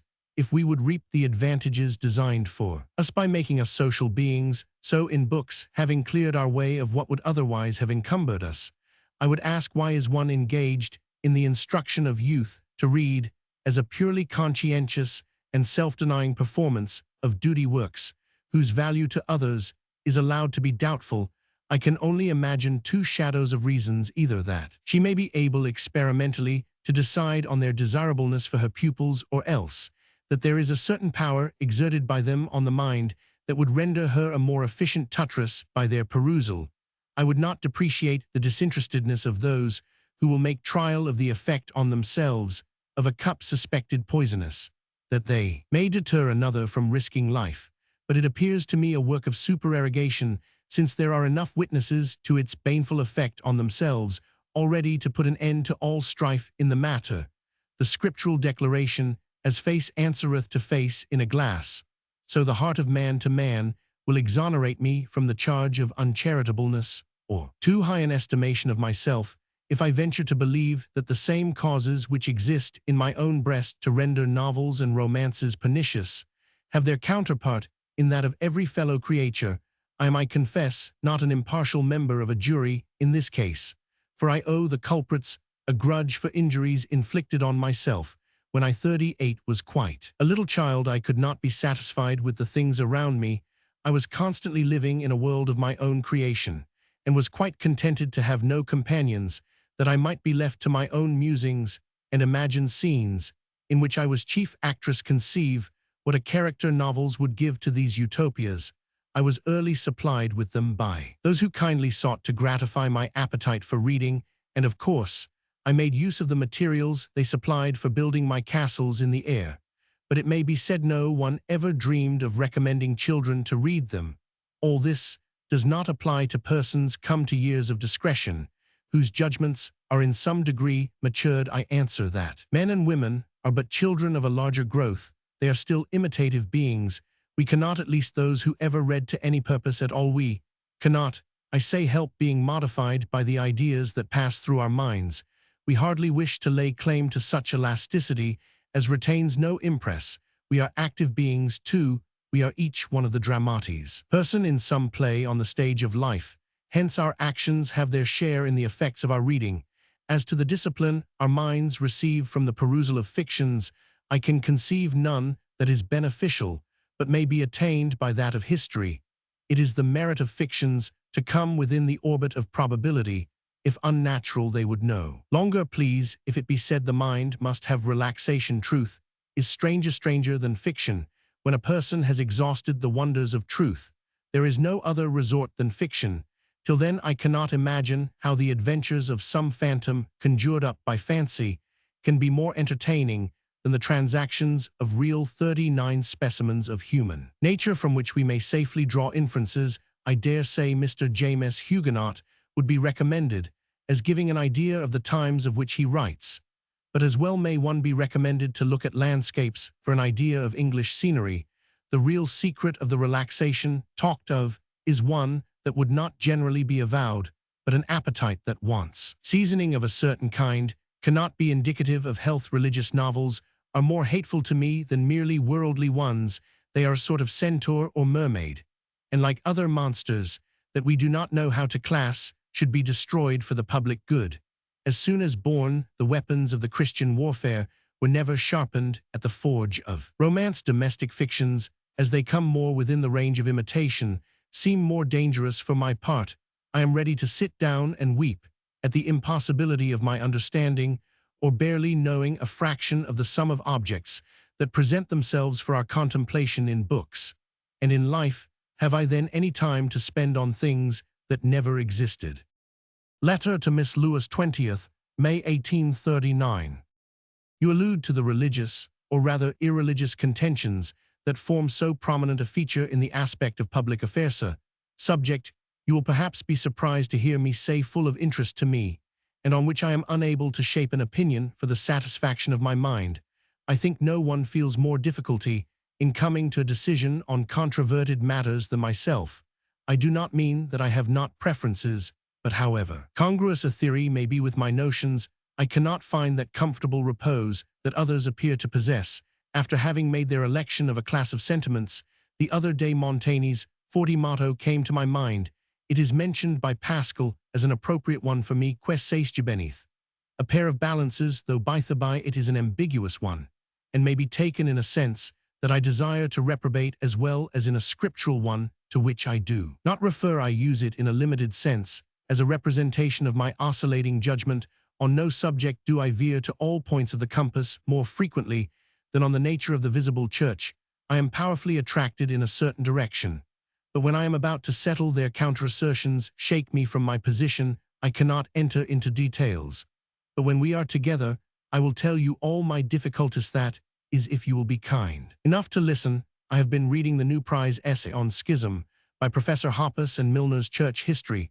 Since I last wrote to you, the former ably expresses the tenets of those who deny that any form of church government is so clearly dictated in Scripture as to possess a divine right, and consequently to be binding on Christians. The latter, you know, exhibits the views of a moderate evangelical Episcopalian on the inferences to be drawn from ecclesiastical remains. He equally repudiates the loud assertion of a jus divinum to the exclusion of all separatists from the visible church, though he calmly maintains the superiority of the evidence in favor of episcopacy of a moderate kind, both in power and extent of diocese, as well as the benefit of a national establishment. I have been skimming the portrait of an English churchman by the Rev. W. Gresley. This contains an outline of the system of those who exclaim of the Anglican Church, as the Jews did of their sacred building, that they do it in as reprehensible 41a spirit. I will not be the judge. The temple of the Lord, the temple of the Lord, the temple of the Lord is exclusively theirs, while the authors of the Oxford Tracts go a step further, and evince by their compliments to Rome as a dear though erring sister, and their attempts to give a Romish color to our ordinance with a very confused and unscriptural statement of the great doctrine of justification, a disposition rather to fraternize with the members of a church, carrying on her brow the prophetical epithets applied by St. John to the scarlet beast, the mystery of iniquity, than with pious nonconformists. It is true they disclaim all this, and that their opinions are seconded by the extensive learning, the laborious zeal, and the deep devotion of those who propagate them, but a reference to facts will convince us that such has generally been the character of heretical teachers. Satan is too crafty to commit his cause into the hands of those who have nothing to recommend them to approbation. According to their dogmas, the Scotch Church and the foreign Protestant churches, as well as the non-Episcopalians of our own land, are wanting in the essentials of existence as part of the Church. In the next letter, there is the first allusion to authorship, but from the wording of the sentence, the poem referred to has evidently not been a first attempt. Letter to Miss Lewis, 17th July 1839. I send you some doggerel lines, the crude fruit of a lonely walk last evening. When the words of one of our martyrs occurred to me, you must be acquainted with the idiosyncrasy of my authorship, which is that my effusions once committed to paper are like the laws of the Medes and Persians that alter not 42. Knowing that shortly I must put off this my tabernacle. 2 Peter Roman 1. As o'er the fields by evening's light I stray, I hear a still small whisper come away. Thou must to this bright lovely world soon say, farewell. The mandate id, obey my lamp prepares. Gird up my garments, give my soul to prayer. And say to earth and all that breathe earth's air, farewell. Thou sun, to whose parental beam I owe all that has gladdened me while here below. Moon, stars, and covenant-confirming bow. Farewell. Ye verdant meads, fair blossoms, stately trees, sweet song of birds, and soothing hum of bees, refreshing odors wafted on the breeze. Farewell. Ye patient servants of creation's Lord, whose mighty strength is governed by his word, who raiment, food, and help in toil afford. Farewell. Books that have been to me as chests of gold, which miser-like I secretly have told, and for them love, health, friendship, peace have sold. Farewell. Blessed volume, whose clear truth-writ page once known fades not before heaven's sunshine or hell's moan. To thee I say, not of earth's gifts alone. Farewell. There shall my newborn senses find new joy, new sounds, new sights my eyes and ears implore, nor fear that word that here brings sad alloy. Farewell. I had a dim recollection that my wife had told me that this poem had been printed somewhere 43. After a long search, I found it in the Christian Observer for January 1840. The version there published has the 2 following additional verses and is signed Roman 1000 AE. Ye feebler, freer tribes that people air, ye gaudy insects making buds your lair, ye that in water shine and frolic there. Farewell. Dear kindred, whom the Lord to me has given, must the strong tie that binds us now be riven? No, say I only, till we meet in heaven. Farewell. The editor of the Christian Observer has added this note: we do not often add a note to a poem, but if St. John found no temple in the New Jerusalem, neither will there be any need of a Bible, for we shall not then see through a glass darkly through the veil of sacraments, or the written word, but face to face. The Bible is God's gift, but not for heaven's use. Still, on the very verge of heaven, we may cling to it after we have bid farewell to everything earthly, and this perhaps is what Roman 1000 AE means. In the following letter, we already see the tendency to draw illustrations from science. Letter to Miss Lewis, 4th, Sept. 1839. I have lately led so unsettled a life, and have been so desultory in my employments, that my mind, never of the most highly organized genus, is more than usually chaotic, or rather, it is like a stratum of conglomerated fragments, that shows here a jaw and rib of some ponderous quadruped, there a delicate altor levo of some fern-like plant, tiny shells and mysterious nondescripts encrusted and united with some unvaried and uninteresting but useful stone. My 44 mind presents just such an assemblage of disjointed specimens of history, ancient and modern scraps of poetry, picked up from Shakespeare, Cowper, Wordsworth, and Milton, newspaper topics, morsels of Addison and Bacon, Latin verbs, geometry, entomology, and chemistry reviews, and metaphysics, all arrested and petrified and smothered by the fast-thickening, everyday accession of actual events, relative anxieties, and household cares and vexations. How deplorably and unaccountably evanescent are our frames of mind, as various as the forms and hues of the summer clouds. A single word is sometimes enough to give an entirely new mold to our thoughts. At least I find myself so constituted, and therefore to me it is preeminently important to be anchored within the veil, so that outward things may be unable to send me adrift. Write to me as soon as you can remember. Michaelmas is coming, and I shall be engaged in matters so nauseating to me that it will be a charity to console me, to reprove and advise me no less. Letter to Miss Lewis, 22, de Nov 1839. I have emerged from the slough of domestic troubles, or rather, to speak quite clearly, malheurs de cuisine, and am beginning to take a deep breath in my own element, though with a mortifying consciousness that my faculties have become superlatively obtuse during my banishment from it. I have been so self-indulgent as to possess myself of Wordsworth at full length, and I thoroughly like much of the contents of the first 3 volumes, which I fancy are only the low vestibule of the 3 remaining ones I never before met, with so many of my own feelings expressed just as I could like them. The distress of the lower classes in our neighborhood is daily increasing from the scarcity of employment for weavers, and I seem sadly to have 45 handcuffed myself by unnecessary expenditure. Today is my 20th birthday. This allusion to Wordsworth is interesting, as it entirely expresses the feeling she had to him up to the day of her death. One of the very last books we read together at Chain Walk was Mr. Frederick Myers Wordsworth in the English Men of Letters, which she heartily enjoyed. Letter to Miss Lewis, 23D MCH 1840. I have just received my 2nd lesson in German. Letter to Miss Lewis, 2, de May 1840, Friday evening. I know you will be glad to think of me as thoroughly employed, as indeed I am, to an extent that makes me fear I shall not be able to accomplish everything well. I have engaged, if possible, to complete the chart, 11, the plan, of which I sketched out last year by November next, and I am encouraged to believe that it will answer my purpose to print it. The profits arising from its sale, if any, will go partly to Attleborough Church, and partly to a favorite object of my own. Mrs. Newdigate is very anxious that I should do this, and she permits me to visit her library when I please in search of any books that may assist me. Will you ask Mr. Craig what he considers the best authority for the date of the apostolical writings? I should like to carry the chart down to the Reformation if my time and resources will enable me to do so. We are going to have a clothing club, the arrangement and starting of which are left to me.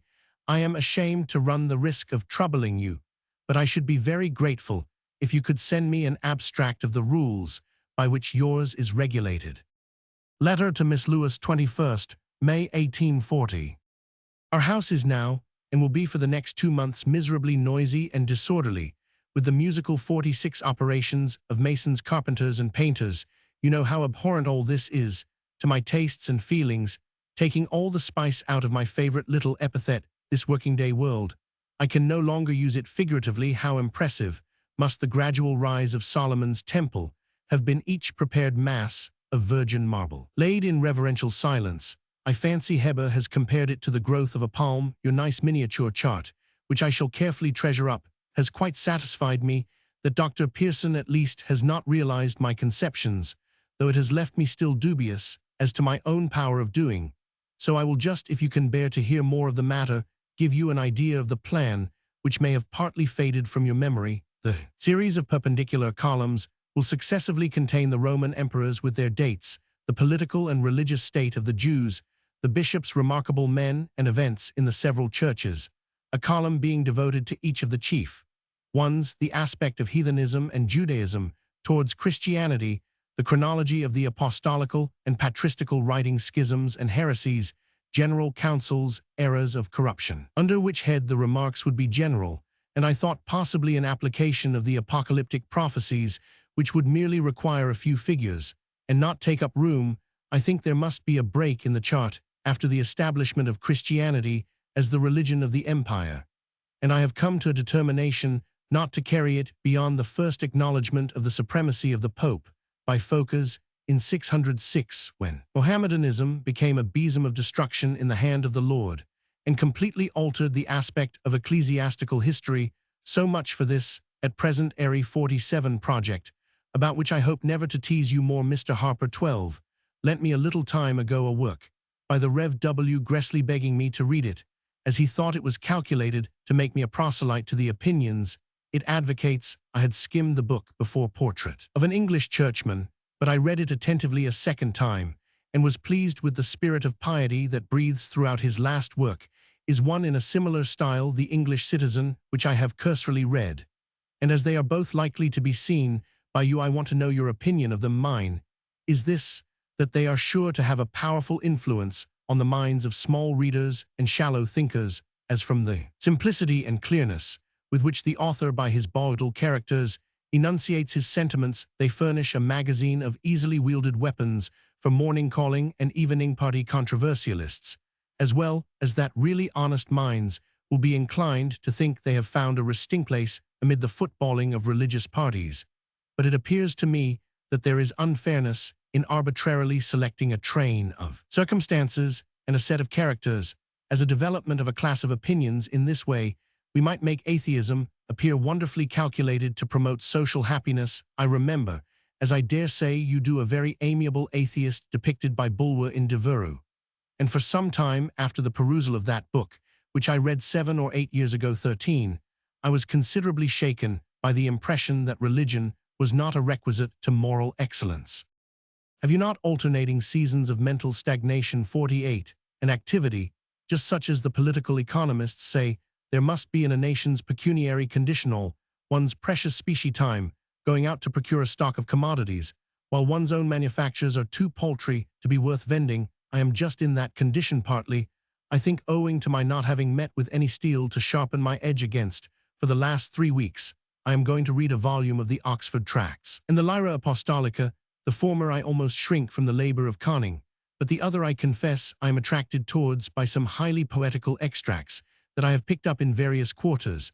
I have just bought Mr. Kebble's Christian Year, a volume of sweet poetry, that perhaps you know the fields of poesy look more lovely than ever now. I have hedged myself in the geometrical regions of fact, where I can do nothing but draw parallels and measure differences in a double sense.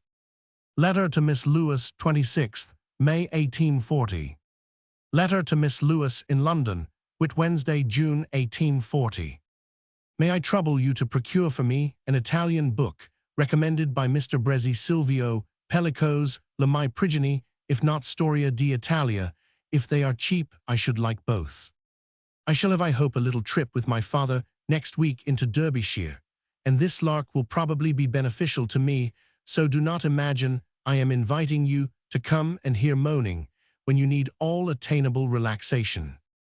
Letter to Miss Lewis, 23 June 1840. Your letter greeted me last night on my arrival from Staffordshire. The prospectus of Mr. Henslow's work is as marvelous to my ignorant conceptions as the prophecies of the wonders of the steam engine would have been to some British worthy in the days of Caractacus. I can only gape, as he would probably have done. I hope Mr. H. has not imitated certain showkeepers who give so exaggerated a representation of their giantess on the outside that the spectators have disappointment for their cash within. If I do not see you, how shall I send your Don Quixote, which I hope soon to finish? I have been sadly interrupted by other books that have taken its scanty allowance of time, or I should have made better haste with it. Will you try to get me Spenser's Fairy Queen, the cheapest edition, with a glossary, which is quite indispensable, together with a clear and correct type? I have had some treats on my little excursion, not the least of which was the gazing on Somerlebate, smallest off the everlasting hills, and 50 on those noblest children of the earth, fine healthy trees, as independent in their beauty as virtue. Set them where you will, they adorn, and need not adornment. Father, indulge me with a sight of Ashbourne Church, the finest mere parish church in the kingdom, in the interior of Alton Gardens, where I saw actually what I have often seen: Mentalith, breadfruit tree, the fampalm, and the papyrus, and last of Lichfield Cathedral, where besides exquisite architectural beauties, both external and internal, I saw Chantry's famous monument of the sleeping children. There is a tasteless monument to the learned and brilliant female pedant of Lichfield, Miss Seward, with a poor epitaph by Sir Walter Scott. In the town, we saw a large monument erected to Johnson's memory, showing his titanic body in a sitting posture on the summit of a pedestal, which is ornamented with bas-reliefs of 3 passages in his life: his penance in Uttoxeter Market, his chairing on the shoulders of his schoolmates, and his listening to the preaching of Sacheverell. The statue is opposite to the house in which Johnson was born, although they're inferior to that in St. Paul's, which shook me almost as much as a real glance from the literary monarch. I am ashamed to send you so many ill-clothed nothings. My excuse shall be a state of head that calls for 4 leeches before I can attack Mrs. Somerville's connection of the physical sciences. Letter to Miss Lewis, July Monday morning, 1840.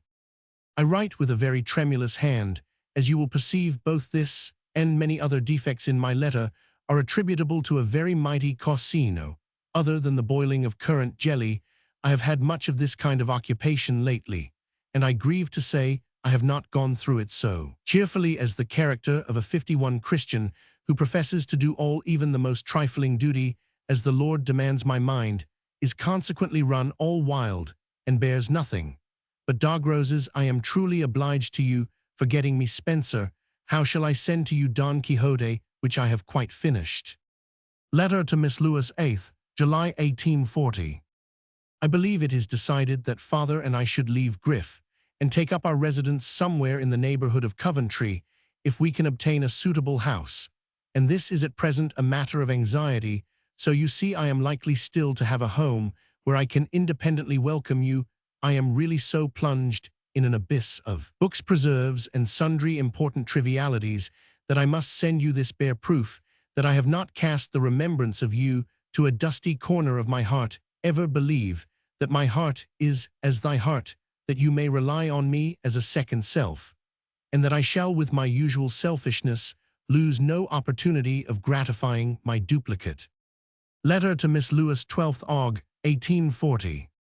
The epistle to the Colossians is preeminently rich in the coloring with which it portrays the divine fullness contained in the Savior, contrasted with the beggarly elements that a spirit of self-righteousness would in some way mingle with the light of life, the filthy rags it would tack round the fine raiment of his righteousness. I have been reading it in connection with a train of thought suggested by the reading of ancient Christianity and the Oxford Tracts by Isaac Taylor, one of the most eloquent, acute, and pious of writers. 5 numbers only have yet appeared. Have you seen them? If not, I should like to send you an abstract of his argument. I have gulped it, pardon my coarseness, in a most reptile-like fashion. I must chew it thoroughly to facilitate its assimilation with my 52 mental frame. When your pupils can relish church history, I venture to recommend the chart lately published by Seeley Burnside, far superior in conception to Minia's, being more compendious, yet answering the purpose of presenting epochs as nuclei round which less important events instinctively cluster. Mrs. John Cash of Coventry, who was then Miss Mary Sibrey, daughter of a nonconformist minister there, and whose acquaintance Miss Evans made a year or two later in Coventry, writes, in regard to this book of Isaac Taylor's, in her first conversations with my father and mother, they were much interested in learning in what high estimation she held the writings of Isaac Taylor. My father thought she was a little disappointed on hearing that he was a dissenter. She particularly enjoyed his Saturday Evening, and spoke in years after to me of his physical theory of another life, as exciting thought and leading speculation further than he would have desired. When his Ancient Christianity was published in numbers, Miss Evans took it in, and kindly forwarded the numbers to us, from the impression made on my own mind by unfavorable facts about the Fathers, and from her own subsequent references to this work. I am inclined to think it had its influence in unsettling her views of Christianity. Letter to Miss Lewis, 17th Sept. 1840. I have thought of you as the one who has ever shown herself so capable of consideration for my weakness and sympathy in my warm and easily fastened affections. My imagination is an enemy that must be cast down ere I can enjoy peace or exhibit uniformity of character. I know not which of its caprices I have 53 most to dread, that which incites it to spread sackcloth above, below, around, or that which makes it cheat my eye with blear illusion, and begets strange dreams of excellence and beauty in beings and things of only working day. Price the beautiful heavens that we have lately enjoyed awaken in me an indescribable sensation of exultation in existence and aspiration, after all that is suited to engage an immaterial nature. I have not read very many of Mr. B.S. poems, nor any with much attention. I simply declare my determination not to feed on the broth of literature when I can get strong soup, such, for instance, as Shelley's Cloud, the 5 or 6 stanzas of which contain more poetic metal than is beat out in all Mr. B.S. pages. You must know I have had bestowed on me the very pretty cognomen of Clematis, which in the floral language means mental beauty. I cannot find in my heart to refuse it, though like many other appellations, it has rather the appearance of a satire than a compliment. Addio. I will send your floral name in my next. When I have received my dictionary, my hand and mind are wearied with writing 4 pages of German and a letter of business. Letter to Miss Lewis, 1st Oct. 1840. My dear Veronica, being interpreted is fidelity in friendship. Last week I was absent from home from Wednesday to Saturday, in quest of the coy maiden pleasure, at least nominally, so the real motive being rather to gratify another's feeling. 15. I heard the Messiah on Thursday morning at Birmingham, and some beautiful selections from other oratories of Handel and Haydn on Friday, with a stupid drowsy sensation produced by standing sentinel 54 over damson cheese and a warm stove. I cannot do better than ask you to read, if accessible, Wordsworth's short poem on the power of sound, with which I have just been delighted. I have made an alteration in my plans with Mr. Brezzi, and shall henceforward take Italian and German alternately, so that I shall not be liable to the consciousness of having imperative employment for every interstice of time. There seems a greater affinity between German and my mind than Italian, though less new to me, possesses. I am reading Schiller's Maria Stuart and Tasse.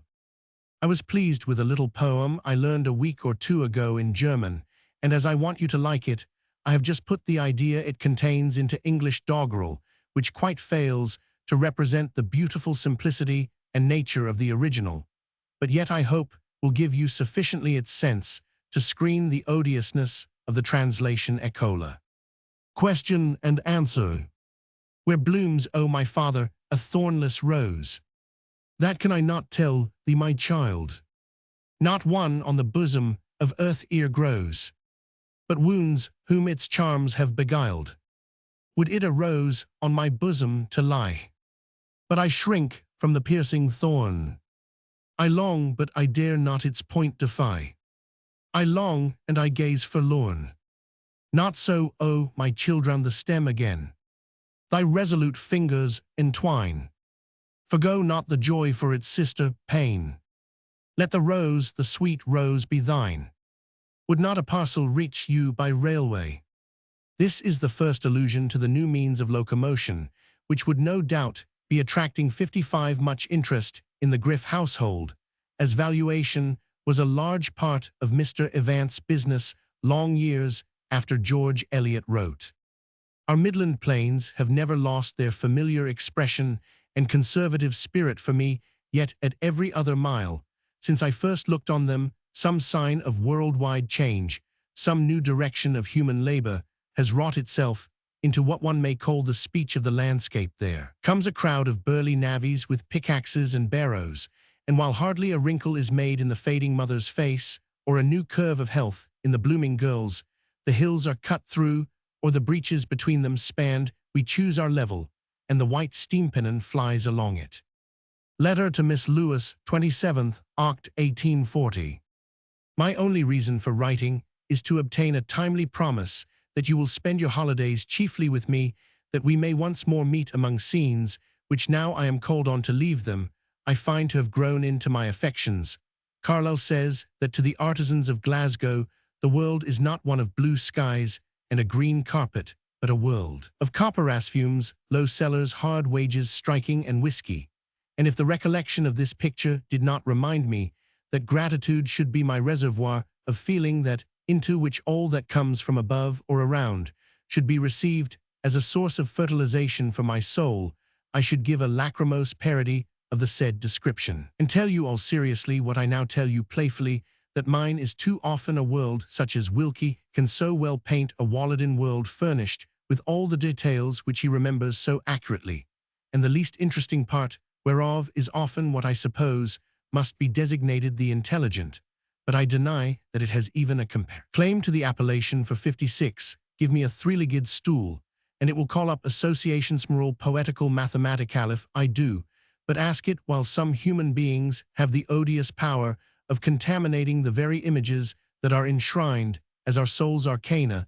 Their baleful touch has the same effect as would a uniformity in the rays of light. It turns all objects to pale lead color. Oh, how luxuriously joyous to have the wind of heaven blow on one, after being stived in a human atmosphere. Feel one's heart leap up after the pressure that Shakespeare so admirably describes, when a man's wit is not seconded by the forward chick, understanding, it strikes a man as dead as a large reckoning in a small room, but it is time I checked this Byronic invective, and in doing so I am reminded of Corinne's, or rather Oswald's reproofla, vi est uncombat pa un hymni, we should aim to be like a plant, in the chamber of sickness-dispensing, purifying air, even in a region that turns all pale its verdure, and cramps its instinctive propensity to expand. Society is a wide nursery of plants, where the hundreds decompose to nourish the future 10, after giving collateral benefits to their contemporaries destined for a fairer garden. An awful thought, one so heavy that if our souls could once sustain its whole weight, or rather, if its whole weight were once to drop on them, they would break and burst their tenements. How long will this continue? The cry of the martyrs heard by St. John finds an echo in every heart that, like Solomon's groans under the outrage and oppression with which earth is filled, events are now so momentous, and the elements of society in so chemically critical a state, that a drop seems enough to change its whole form. I am reading Harris' great teacher, and am 57 in Nig, bewegt, as a German would say, by its stirring eloquence, which leaves you no time or strength for a cold estimate of the writer's strict merits. I wish I could read some extracts to you. Isaac Taylor's work is not yet complete.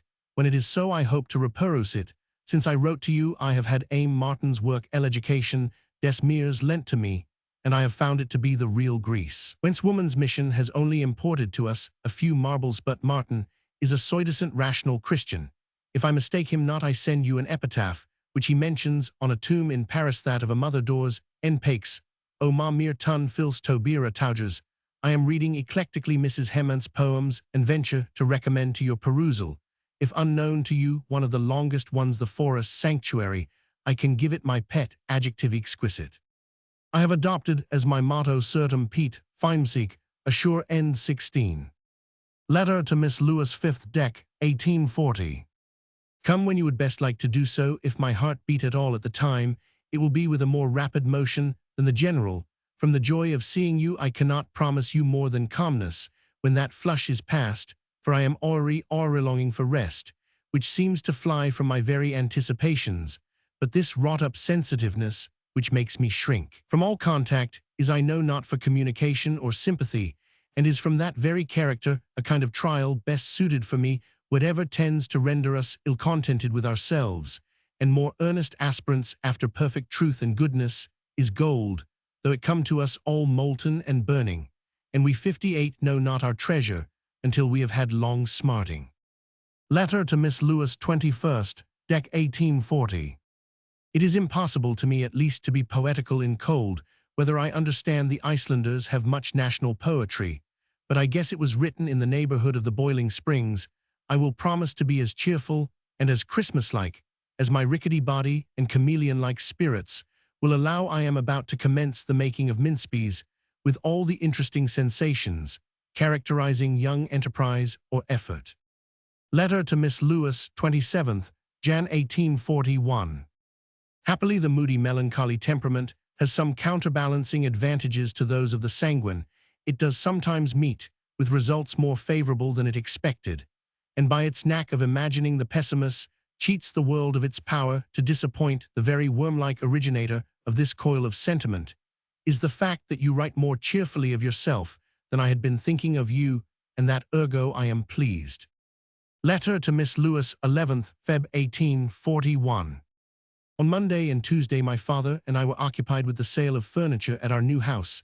It is probable that we shall migrate thither in a month. I shall be incessantly hurried until after our departure, but at present I have to be grateful for a smooth passage through contemplated difficulties.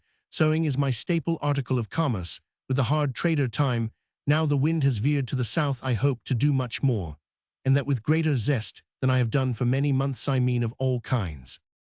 I have been reading the 3 volumes of the Life and Times of Louis XIV, and am as eagerly waiting for the 4th, and last, as any voracious novel reader for Bulwer's last. I am afraid I am getting 59, quite martial in my spirit, and in the warmth of my sympathy for Turenne and Condé, losing my hatred of war. Such a conflict between individual and moral influence is no novelty, but certainly war, though the heaviest scourge with which the divine wrath against sin is manifested in time, has been necessary vent for impurities and a channel for tempestuous passions. that must have otherwise made the whole earth like the land of the devoted Canaanites, to vomit forth the inhabitants thereof, awful as such a sentiment appears.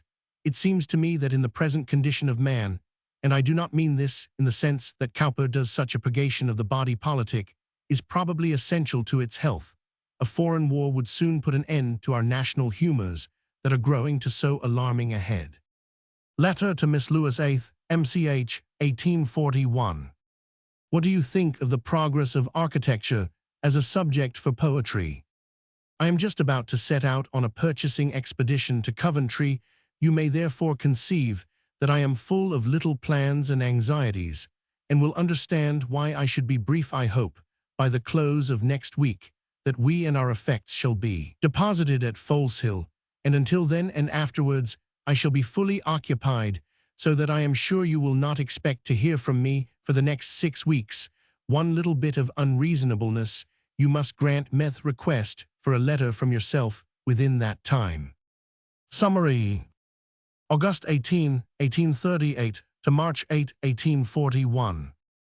Letters to Miss Lewis. First visit to London. Religious asceticism. Pascal Hannah Moray's Letters. Young's Infidel reclaimed Michaelmas. Visitor's Life of Wilberforce. 19th birthday oratorio at Coventry. Religious objections to music. Letters to Mrs. Samuel Evans. Religious reflections besetting sin. Ambition. Letters to Miss Lewis. Objections to fiction. Reading. Religious contentions on the nature of the visible church. First poem. Account of books read and studies pursued. Wordsworth. 20th birthday. German begun. Plan of chart of ecclesiastical history. Religious controversies. Oxford Tracts. Lyra Apostolica. Christian year chart of ecclesiastical history. Forestalled Italian begun. Trip to Derbyshire and Staffordshire. Don Quixote. Spencer's Ferry. Queen Mrs. Somerville's connection of the physical sciences. Dislike of housekeeping. Work removal to Coventry. Decided ancient Christianity. And the Oxford Tracts by Isaac Taylor and Mrs. John Cash's impression of its effect. Determination not to feed on the broth of literature. Visit to Birmingham to hear the Messiah. Reading Schiller's Maria Stuart and Tasso. Translation of German poem Depression of Surroundings at Griff. Reading Harris' Great Teacher. Aim Martin's Eleducation des Mears and Mrs. Hemant's poem Selling Furniture at New House. Sewing. Reading Life and Times of Louis. Roman 14 removal to Foleshill Road, Coventry. Chapter Roman 2 New circumstances now created a change almost amounting to a revolution in Miss Evant's life. Mr. Isaac Evans, who had been associated for some time with his father in the land agency business, married, and it was arranged that he should take over the establishment at Griff. This led to the removal in March 1840 one of Mr. Robert Evans and his daughter to a house on the Foleshill Road in the immediate neighborhood of Coventry. The house is still standing, although considerably altered. A semi-detached house with a good bit of garden round it, and from its upper windows a wide view over the surrounding country, the immediate foreground being unfortunately, however, disfigured by the presence of mills and chimneys. It is town life now, instead of country life, and we feel the effects at once in the tone of the subsequent letters. The friendships now formed with Mr. and Mrs. Bray and Miss Sarah Hennell particularly, and the being brought within reach of a small circle of cultivated people, generally render this change of residence an exceedingly important factor in George Eliot's development. It chanced that the new house was next door to Mrs. Pear's, a sister of Mr. Bray, and as there had been some acquaintance in days gone by between him and the family at Griff, this close neighborhood led to an exchange of visits. The following extracts from letters to Miss Lewis 62 show how the acquaintance ripened, and will give some indications of the first impressions of Coventry life. Letter to Miss Lewis. Saturday evening, April 1841. Last evening I mentioned you to my neighbor Mrs. Pear's, who is growing into the more precious character of a friend. I have seriously to be thankful for far better health than I have possessed, I think, for years, and I am imperatively called on to trade diligently with this same talent. I am likely to be more and more busy if I succeed in a project that is just now occupying my thoughts and feelings. I seem to be tried in a contrary mode to that in which most of my dearest friends are being treated. In the most dangerous way be prosperity. Solomon says, in the day of prosperity be joyful, but in the day of adversity consider. It seems to me that a transposition vice versa of the admonitions would be equally salutary, and just truly, as the prophet of Selwyn has told us, heaven is formidable in its favors, not that a wise and grateful reception of blessings obliges us to stretch our faces to the length of one of Cromwell's barebones, nor to shun that joyous bird-like enjoyment of things which, though perishable as to their actual existence, will be embalmed to eternity in the precious spices of gratitude that is distinct from levity and voluptuousness. I am really crowded with engagements just now, and I have added one to the number of my correspondence. House in Foleshill Road, Coventry. Letter to Miss Lewis, April 1841. The whole of last week was devoted to bridesmaids' 17 duties, and each day of this has been partially occupied in paying or receiving visits. I have a calm in sea, and sky that I doubt not will ere long be interrupted. 63. This is not our rest, if we are among those for whom there remaineth one, and to pass through life without tribulation, or as Jeremy Taylor beautifully says, with only such a measure of it as may be compared to an artificial discord in music, which nurses the ear for the returning harmony, would leave us destitute of one of the marks that invariably accompany salvation, and of that fellowship in the sufferings of the Redeemer, which can alone work in us a resemblance to one of the most prominent parts of his divinely perfect character, and enable us to obey the injunction in patience, possess your souls. I have oft observed how in secular things active occupation in procuring the necessaries of life renders the character indifferent to trials, not affecting that one object. There is an analogous influence produced in the Christian by a vigorous pursuit of duty, a determination to work while it is day. Letter to Miss Lewis, 28th, April 1841. One of the penalties women must pay for modern deference to their intellect is, I suppose, that they must give reasons for their conduct after the fashion of men. The days are past for pleading a woman's reason. The truth is that the hindrances to my writing have been like the little waves of the brooks that look so lovely just now. They have arisen one after another close to my side, but when I have looked back, I have found the ripples too insignificant to be marked in the distance. My father's longer sedges at home than formerly, and multiplied acquaintances and engagements are really valid excuses for me hitherto, but I do not intend to need them in future. I hope to be a snapper-up of unconsidered moments. I have just been interrupted by a visit from a lass of 14 who has despoiled me of half an 64-hour, and I am going out to dinner, so that I cannot follow the famous advice, hasten slowly. I suppose that you framed your note on the principle that a sharp and sudden sound is the most rousing, but there are addenda about yourself that I want to know, though I dare not ask for them. I do not feel settled enough to write more at present. How is it that Erasmus could write volumes on volumes and multifarious letters besides, while I, whose labors hold about the same relation to his as an anthill to a pyramid or a drop of dew to the ocean, seem too busy to write a most posing query? Letter to Miss Lewis, Thursday morning, June 1841. I have of late felt a depression that has disordered the vision of my mind's eye, and made me alive to what is certainly a fact, though my imagination, when I am in health, is an adept at concealing it, that I am alone in the world. I do not mean to be so sinful as to say that I have not friends most undeservedly kind and tender, and disposed to form a far too favorable estimate of me, but I mean that I have no one who enters into my pleasures or my griefs, no one with whom I can pour out my soul, no one with the same yearnings, the same temptations, the same delights as myself. I merely mention this as the impression that obtrudes itself when my body tramples on its keeper, a metaphor borrowed from a menagerie of wild beasts. If it should happen to puzzle your mysterious connection, exquisite of distant worlds, that we present a few drops of steel, will perhaps make me laugh at the simple objects that in gloom and mist I conjure into stalking apparitions. Letter to Miss Lewis, at Margate, 31st July 1841. I am beginning to be interlaced with multiplying ties of duty and affection, that while they render my new home happier, forbid me to leave it on a pleasure-seeking expedition. I think, indeed, that both my heart and limbs would leap to behold the great and wide sea, that old ocean on which man can leave no trace. Letter to Miss Lewis, 3 Day, Sept. 1841. I have been reveling in Nichols' architecture of the heavens and phenomena of the solar system, and have been in imagination winging my flight from system to system, from universe to universe, trying to conceive myself in such a position, and with such a visual faculty as would enable me to enjoy what Young enumerates among the novelties of the stranger man when he bursts the shell to behold an infinite of floating worlds, divide the crystal waves of ether pure, in endless voyage without port. Hospitable infinity Nickel beautifully says, how should I love to have a thoroughgoing student with me, that we might read together, we might each alternately employ the voice and the fingers, and thus achieve just twice as much as a poor solitary.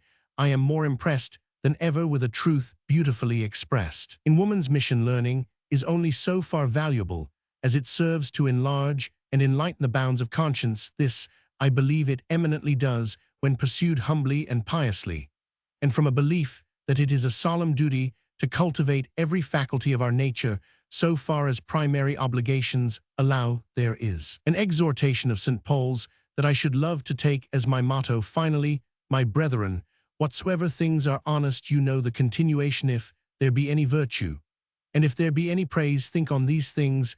I have had to lament lately that mine is not a hardworking mind, it requires frequent rest. I am violently in love with the Italian fashion of repeating an adjective or adverb 66, and even noun to give force to expression.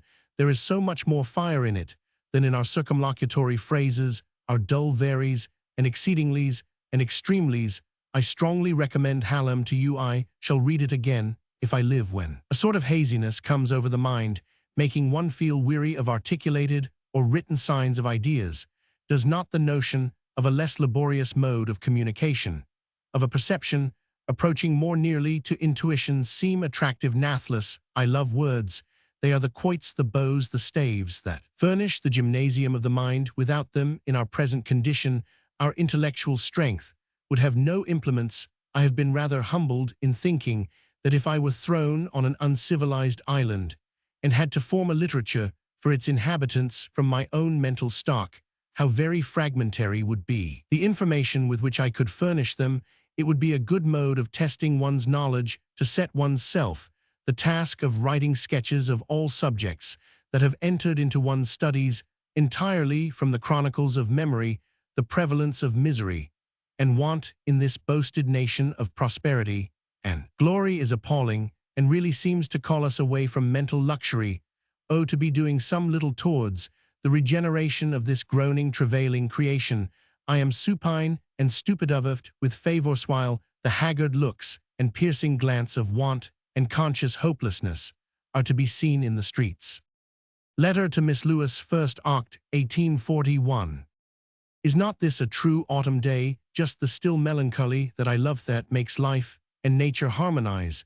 The birds are consulting about their migrations, the trees are putting on the hectic or the pallid hues of decay, and begin to strew the ground that one's 67 very footsteps may not disturb the repose of earth and air, while they give us a scent that is a perfect anodyne to the restless spirit. Delicious autumn, my very soul is wedded to it, and if I were a bird, I would fly about the earth, seeking the successive autumns. Letter to Miss Lewis, 2 de Nov. 1841. I am going, I hope, today to effect a breach in the thick wall of indifference behind which the denizens of Coventry seem inclined to entrench themselves, but I fear I shall fail. This probably refers to the first visit paid by Miss Evans to Mr. and Mrs. Bray at their house. They had met in the previous May at Mrs. Pear's, but although they were at once mutually attracted, the acquaintance does not seem to have been immediately prosecuted further. Now, however, any time lost in the beginning was quickly made up, and it is astonishing how rapidly the most intimate relations were formed. Mr. Bray was a ribbon manufacturer, well todo at that time. Charming house, Rosehill, with a beautiful lawn and garden in the outskirts of Coventry. Only a part of his time was occupied with his business, and he had much leisure and opportunity, of which he availed himself for liberal self-education and culture. His was a robust, self-reliant mind. Already in 1839, he had published a work on the education of the feelings viewed from the phrenological standpoint, and in this year, 1840, appeared his most important book, The Philosophy of Necessity. He he always remained a sincere and complete believer in the science of phrenology. He had married Miss Caroline Hennell's sister of the Mr. Charles Hennell, who published in 1838 an inquiry concerning the origin of 68 Christianity, a remarkable book, which was translated into German Strauss. Contributing a preface to the translation, it will be seen from subsequent letters how greatly Miss Evans was interested in this book, how much she admired it, and the reading of it combined with the association with her new friend Swift, the philosophical speculations of Mr. Bray, and with Mrs. Bray's sympathy in her brother's critical and skeptical standpoint, no doubt, hastened the change in her attitude towards the dogmas of the old religion. In the analytical catalogue of Mr. Chapman's publications issued in 1852, there is an analysis of Hennell's inquiry done by Miss Evans, which may be inserted here as giving her idea of the book 11 years later. The first edition of this work appeared in 1838, when the present strong current of public opinion in favor of free religious discussion had not yet set in, and it probably helped to generate the tone of thought exhibited in more recent works of the same class, to which circumstances have given a wider frameworks which, like the above, in considering questions of biblical criticism and the philosophy of Christianity, combine high refinement, purity of aim, and candor with the utmost freedom of investigation, and with a popularity of style which wins them the attention not only of the learned, but of the practical. The author opens his inquiry with an historical sketch, extending from the Babylonish captivity to the end of the 1st century, the design of which is to show how abstracting the idea of the miraculous or any speciality of divine influence, the gradual development of certain elements in Jewish character, and the train 69 of events in Jewish history contributed to form a suitable nidus for the production of a character and career like that of Jesus, and how the devoted enthusiasm generated by such a career in his immediate disciples, rendering it easier for them to modify their ideas of the Messiah than to renounce their belief in their master's messiahship, the accession of Gentile converts, and the destruction of the last remnant of theocracy, necessitating a wider interpretation of messianic hopes, a junction of Christian ideas with Alexandrian Platonism, and the decrepitude of polytheism, combined to associate the name of Jesus, his messiahship, his death, and his resurrection with a great moral and religious revolution. This historical sketch, which is under the disadvantage of presenting synthetically ideas based on a subsequent analysis, is intended to meet the difficulties so often urged, and which might be held to nullify the value of a critical investigation, that Christianity is a fact for which, if the supposition of a miraculous origin be rejected, no adequate and probable causes can be assigned, and that thus, however defective may be the evidence of the New Testament history, its acceptance is the least difficult alternative. In the writer's view, the characteristics of the Essene sect, as traced by Josephus and Philo, justify the supposition that Jesus was educated in their school of philosophy, but with the elevated belief and purity of life which belonged to this sect, he united the ardent patriotic ideas which had previously animated Judas of Galilee, who resisted the Roman authority on the ground that God was the only ruler and Lord of the Jews, the profound consciousness of genius, a religious fervor which made the idea of the divine ever present to him, patriotic zeal, and a spirit of moral reform 70 together, with a participation in the enthusiastic belief of his countrymen that the long-predicted exaltation of Israel was at hand, combined to produce in the mind of Jesus the gradual conviction that he was himself the Messiah with whose reign that exaltation would commence. He began, as John the Baptist had already done, to announce the kingdom of heaven, a phrase which to the Jewish mind represented the national glorification of Israel, and by his preaching and the influence of his powerful personality, he won multitudes in Galilee to participation in his belief that he was the expected son of David. His public entrance into Jerusalem in the guise which tradition associated with the Messiah, when he sanctioned the homage of the multitude, was probably the climax of his confidence that a great demonstration of divine power in concurrence with popular enthusiasm would seat him triumphantly on the throne of David. No such result appearing, his views of the divine dispensation with respect to himself began to change, and he felt the presentiment that he must enter on his messianic reign through the gates of suffering and death, viewing Jesus as a pretender not only to spiritual but to political power as one who really expected the subversion of the existing government to make way for his own kingship. Though he probably relied on divine, rather than on human means, he must necessarily have appeared in a dangerous light to those of his countrymen who were in authority, and who were anxious at any price to preserve public tranquility in the presence of the Roman power, ready to visit with heavy vengeance any breach of order and to deprive them of the last remnants of their independence, and hence the motives for his arrest and execution to 71 account for the belief of the disciples in the resurrection of their master. A belief, which appears to have been sincereth author, thinks it necessary to suppose a certain nucleus of fact, and this he finds in the disappearance of the body of Jesus, a point attested by all the 4 evangelists. The secret of this disappearance probably lay with Joseph of Arimathea and Nicodemus, who were anxious to avoid implicating themselves with that fermentation of regretful enthusiasm, to which a resort of the disciples to the grave might give rise, animated by a belief in the resurrection, which being more harmless in the eyes of the authorities than that in a living Messiah, they were permitted to preach with little molestation. The zeal of the disciples won many converts. A new impulse was given to their cause by the accession of Paul, who became the chief missionary of the new faith, as construed by himself to the Gentiles, and the concurrence of the causes indicated above modifying the early creed of the apostles, and blending it with trains of thought already prevalent bore along Christianity in its conquest over the minds of men, until it became the dominant religion of the Roman world.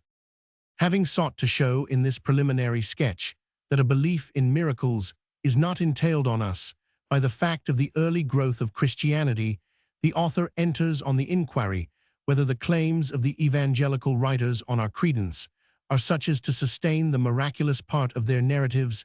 The answer is in the negative. He discusses first the date and credibility of each gospel, and concludes that while Matthew has many marvelous stories incongruous in themselves, and not only unsupported, but contradicted by the other evangelists, he nevertheless presents the most 72 comprehensible account of the career of Jesus, that in Mark evidently more remote in time and circumstances, both from his events and from Jewish modes of thought, the idea conveyed of Jesus is much vaguer and less explicable, that in Luke there is a still further modification of his character, which has acquired a tinge of asceticism, while in John the style of his teaching is wholly changed, and instead of the graphic parable and the pithy apothegm, he utters long mystical discourses in the style of the first epistle, bearing the name of the same evangelist. Mr. Hennell, however, adheres to the conclusion that the substance of this gospel came from the Apostle John at an advanced age, when both the events of his early manhood and the scenes of his native land lay in the far distance. The writer then enters on a special examination of the resurrection and ascension, and the other miracles in the Gospels and the Acts, and inquires how far they are sustained by the apostolic epistles. He examines the prophecies of the Old Testament supposed to have been fulfilled in Jesus, and also the predictions of Jesus himself concerning his death and resurrection. And finally, he considers the character, views, and doctrine of Christ. According to him, an impartial study of the conduct and sayings of Jesus as exhibited in the Gospels produces the conviction that he was an enthusiast and a revolutionist, no less than a reformer, and a moral and religious teacher. Passages are adduced from the Old Testament and from the apocryphal and rabbinical writings to show that there is scarcely anything absolutely original in the teaching of Jesus, but in the opinion of the author, he manifests a freedom and individuality in the use of his materials, and a general superiority of tone and selection. 73, which united with the devotion of his life to what he held the highest purpose, mark him to be of an order of minds occurring, but at rare intervals in the history of our race. Shortly after the appearance of this work, it was translated into German through the instrumentality of Dr. Strauss, who, in the preface he prefixed to it, says not sufficiently acquainted with German to read continuously a learned work in that language. The labors of our theologians were only accessible to him, the author of the inquiry, so far as they were written in Latin, or translated into English, or treated of in English writings or periodicals. Especially, he is unacquainted with what the Germans have effected in the criticism of the Gospels since Schleiermacher's work on Luke, and even the earlier commentators he knows, but imperfectly only so much the more remarkable is it, however, that both in the principles and in the main results of his investigation, he is on the very track which has been entered on among us in recent years, that at certain periods, certain modes of thought lie as it were in the atmosphere, and come to light in the most remote places without perceptible media of communication, is shown not only by the contents, but by the spirit of Mr. Hennell's work. No further traces of the ridicule and scorn which characterize his countrymen of the deistical school. The subject is treated in the earnest and dignified tone of the truth-seeker, not with the rancor of a passionate polemic. We nowhere find him deriving religion from priestcraft, but from the tendencies and wants of human nature.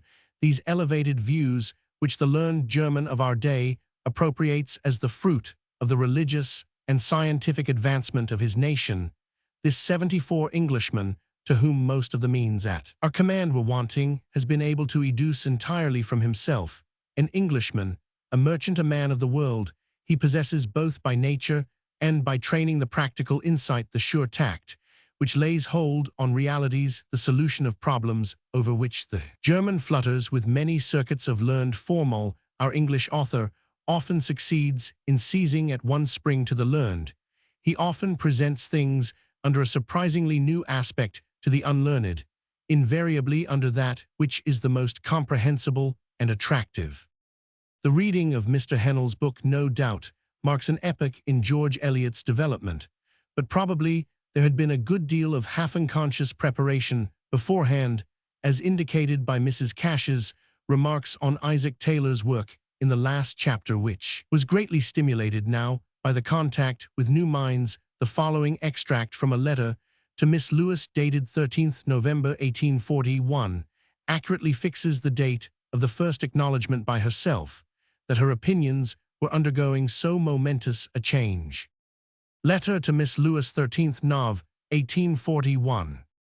My whole soul has been engrossed in the most interesting of all inquiries for the last few days, and to what result my thoughts may lead I know not, possibly to one that will startle you, but my only desire is to know the truth, my only fear to cling to error. I venture to say our love will not decompose under the influence of separation, unless you excommunicate me for differing from you in opinion. Think ye's there any conceivable alteration in me that would prevent your coming to me at Christmas? I long to have a friend, such as you are. I think I may say alone to me to unburden 75 every thought and difficulty, for I am still a solitary though near a city, but we have the universe to talk with, infinity in which to stretch the gaze of hope, and an all-bountiful, all-wise Creator in whom to confide, who has given us the untold delights, of which our reason, our emotion, our sensations are the averse-bringing sources. Letter to Miss Lewis, 8th Dec. 1841. What a pity that while mathematics are indubitable, immutable, and no one doubts the properties of a triangle or a circle, doctrines infinitely important to man are buried in a charnel heap of bones over which nothing is heard but the barks and growls of contention unto their assembly. Mine honor, be not thou united. It was impossible for such a nature as Miss Evance, in the enthusiasm of this first great change, to rest satisfied in compliance with the old forms, and she was so uneasy in an equivocal position that she determined to give up going to church. This was an unforgivable offense in the eyes of her father, who was a churchman of the old school. Nearly led to a family rupture, he went so far as to put into an agent's hands the lease of the house in the Foleshill Road, with the intention of going to live with his married daughter. Upon this, Miss Evans made up her mind to go into lodgings at Leamington, and to try to support herself by teaching. The first letter to Mrs. Bray refers to this incident. Letter to Mrs. Bray, Jan. 1842. My guardian angel Mrs. Pears has just sent for me to hear your kind note, which has done my aching limbs a little good. I shall be most thankful for the opportunity of going to Leamington, and Mrs. Pears is willing to go too. There is but one woe, that of leaving my dear father. All else, doleful lodgings, scanty meals, 76, and Gazingstockism are quite indifferent to me. Therefore do not fear for me when I am once settled in my home, wherever it may be, freed from wretched suspense. Letter to Mrs. Pears, Friday evening, Feb. 1842. Far from being weary of your dear little Henry, his matin visits are as cheering to me as those of any little bird that comes in spite of sorrow, and at my window bids good morrow. We have not perhaps been so systematic as a regular tutor and pupil would have been, but we crave indulgence for some laxity. I was really touched that you should think of me, while among friends more closely linked with you in every way.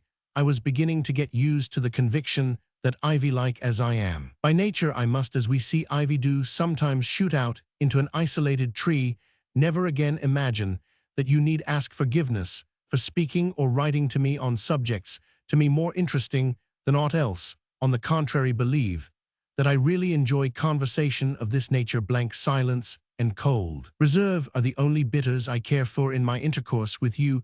I can rejoice in all the joys of humanity, in all that serves to elevate and purify feeling and action, nor will I quarrel with the million who, I am persuaded, are with me in intention. Though our dialects differ, of course, I must desire the ultimate downfall of error, for no error is innocuous, but this assuredly will occur without my proselytizing aid, and the best proof of a real love of the truth, that freshest stamp of divinities, a calm confidence in its intrinsic power to secure its own high destiny, that of universal empire. Do not fear that I will become a stagnant pool by a self-sufficient determination only to listen to my own echo to 77, read the yea on my own side, and be most comfortably deaf to the nay would that all rejected practically this maxim.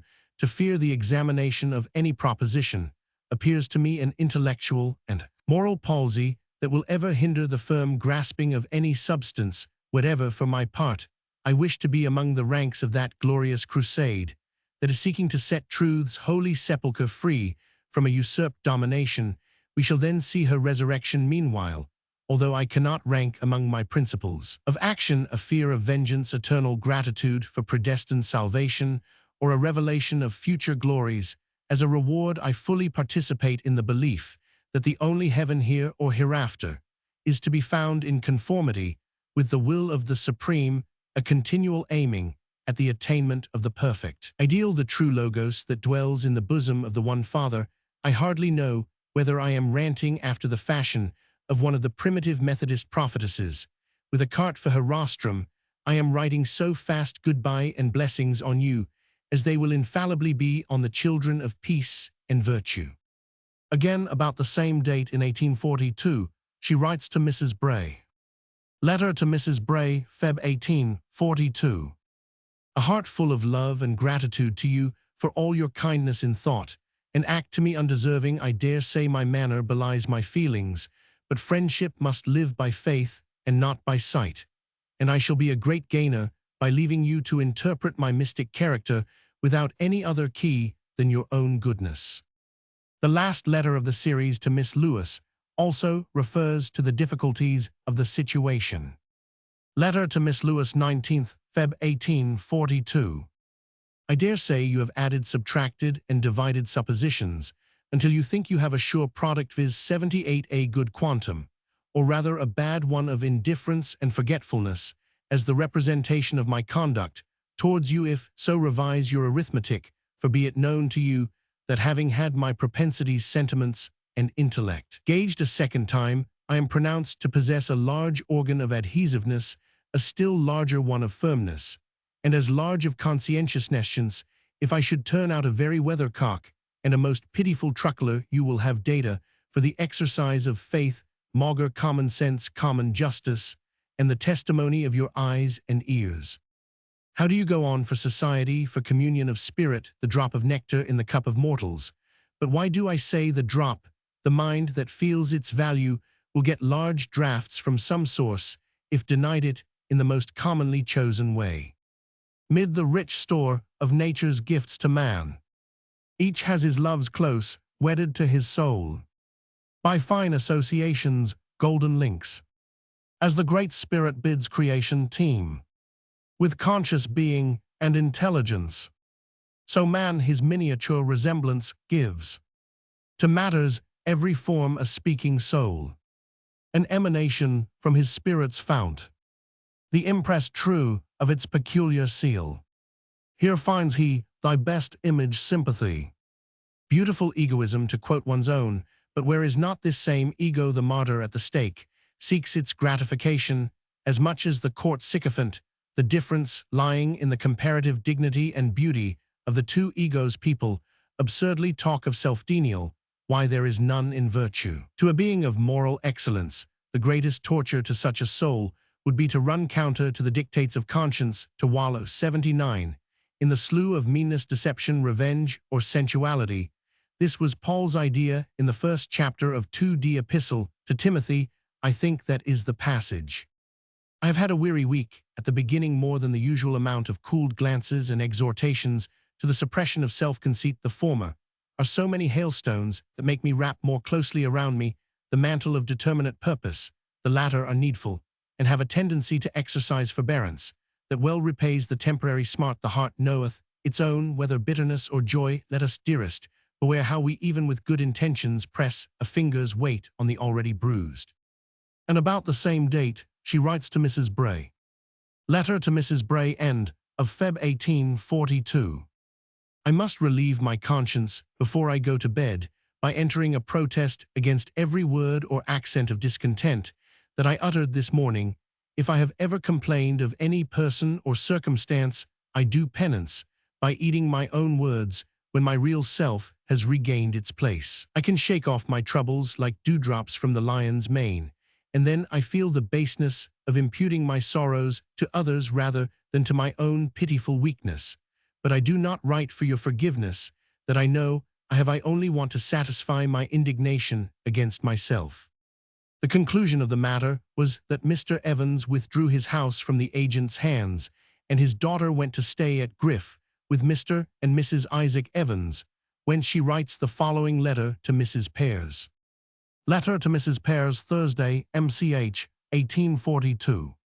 I have just been climbing up some favorite old hills, or rather hillocks, and if I could see you I should find myself in high preparation for one of my thorough chats. ADO, if I could transport myself to your dining-room, where I guess you and Mr. Pears are sitting in anticipation of tickerying on no holy war, but at peace with the world and its opinions, or if ever you do battle in the happy ranks of the majority, I could kiss you into sublime liberality. How are you and your dear husband and children? It seems a week of years instead of days since you said to me your kind goodbye, and as I have tried your magnanimity quite long enough to be assured that you will not let me hear of you without a beseeching letter from me, I snatch half an hour from a too short day for the generous purpose of doubly qualifying myself first by pouring out the contents of my gossip wallet, and then quietly awaiting the news. Want to hear of you, I have here in every way abundant and unlooked for blessings, delicacy, and consideration from all whom I have seen, and I really begin to recant my old belief about the indifference of all the world towards me, for my acquaintances of this neighborhood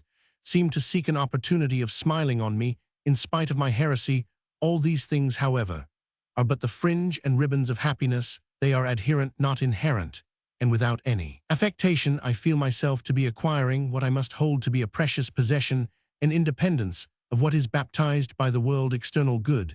There are externals, at least, they are such in common thought, that I could ill part with deep blue glorious heavens bending, as they do over all, presenting the same arch emblem of a truer omnipresence, wherever we may be chased, and all the sweet peace-breathing sights and sounds of this lovely earth.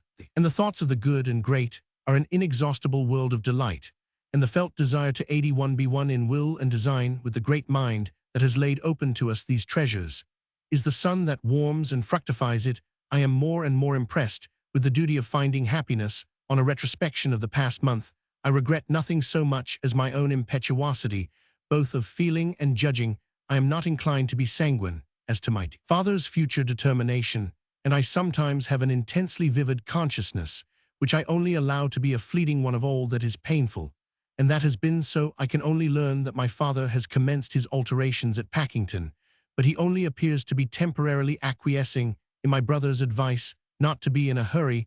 I do not intend to remain here longer than 3 weeks, or at the very farthest a month, and if I am not then recalled, I shall write for definite directions. I must have a home, not a visiting place. I wish you would learn something from my father, and send me word how he seems disposed. I hope you get long walks on these beautiful days. You would love to hear the choristers we have here. They are hymning away incessantly. Can you not drive over and see me do come by hook or by crook. Why Mr. Pears could almost walk hither.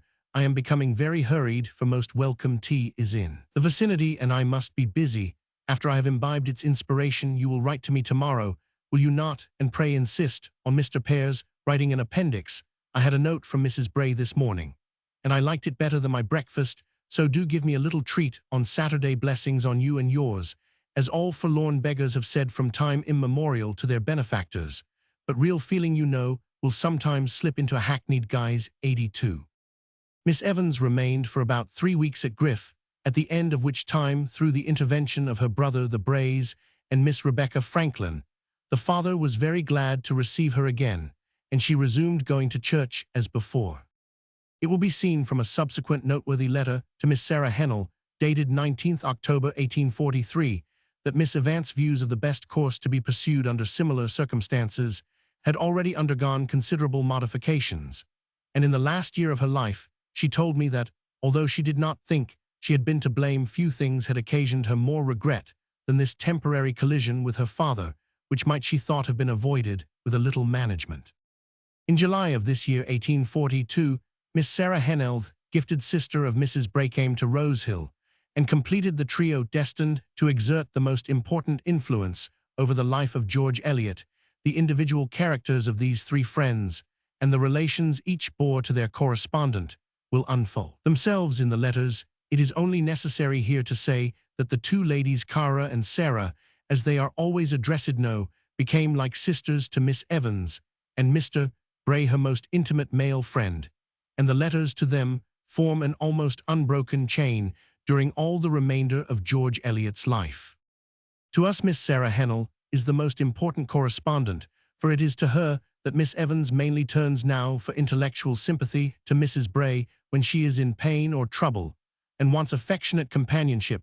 With Mr. Bray, 83, she quarrels, and the humorous side of her nature is brought out. Every good story goes to him with a certainty that it will be appreciated with all three. It is a beautiful and consistent friendship, running like a thread through the woof of the coming 38 years. For the next 12 years, as will be seen, it is quite the most important thread. And although later it naturally became very much less important, it was never dropped, except for a moment in 1854, owing to a brief misunderstanding of letters, which will appear in its due place. The following letters to Miss Sarah Hennell show what was passing from 30th August 1842 to April 1843. Letter to Miss Sarah Hennell, 30th Aug. 1842. How I have delighted in the thought that there are beings who are better than their promises, beyond the regions of waking and sleeping dreams. Letter to Miss Sarah Hennell, Friday, Sept. 1842. I have not yet accounted for my tardiness in writing, which I assure you is no representation of my usual habit, and has been occasioned only by a week's indisposition, the foster parent to the ill-favored offspring of my character, and circumstances, gloom and stolidity. And I could not write to you with such companions to my thought. I am anxious that you should not imagine me unhappy even in my most melancholy moods, for I hold all indulgence of sadness that has the slightest tincture of discontent to be a grave delinquency. I think there can be few who more truly feel than I that this is a world of bliss and beauty, that bliss and beauty are the end, the tendency of creation, and evils are the shadows that are the only conditions of light in the picture, and I live in much enjoyment.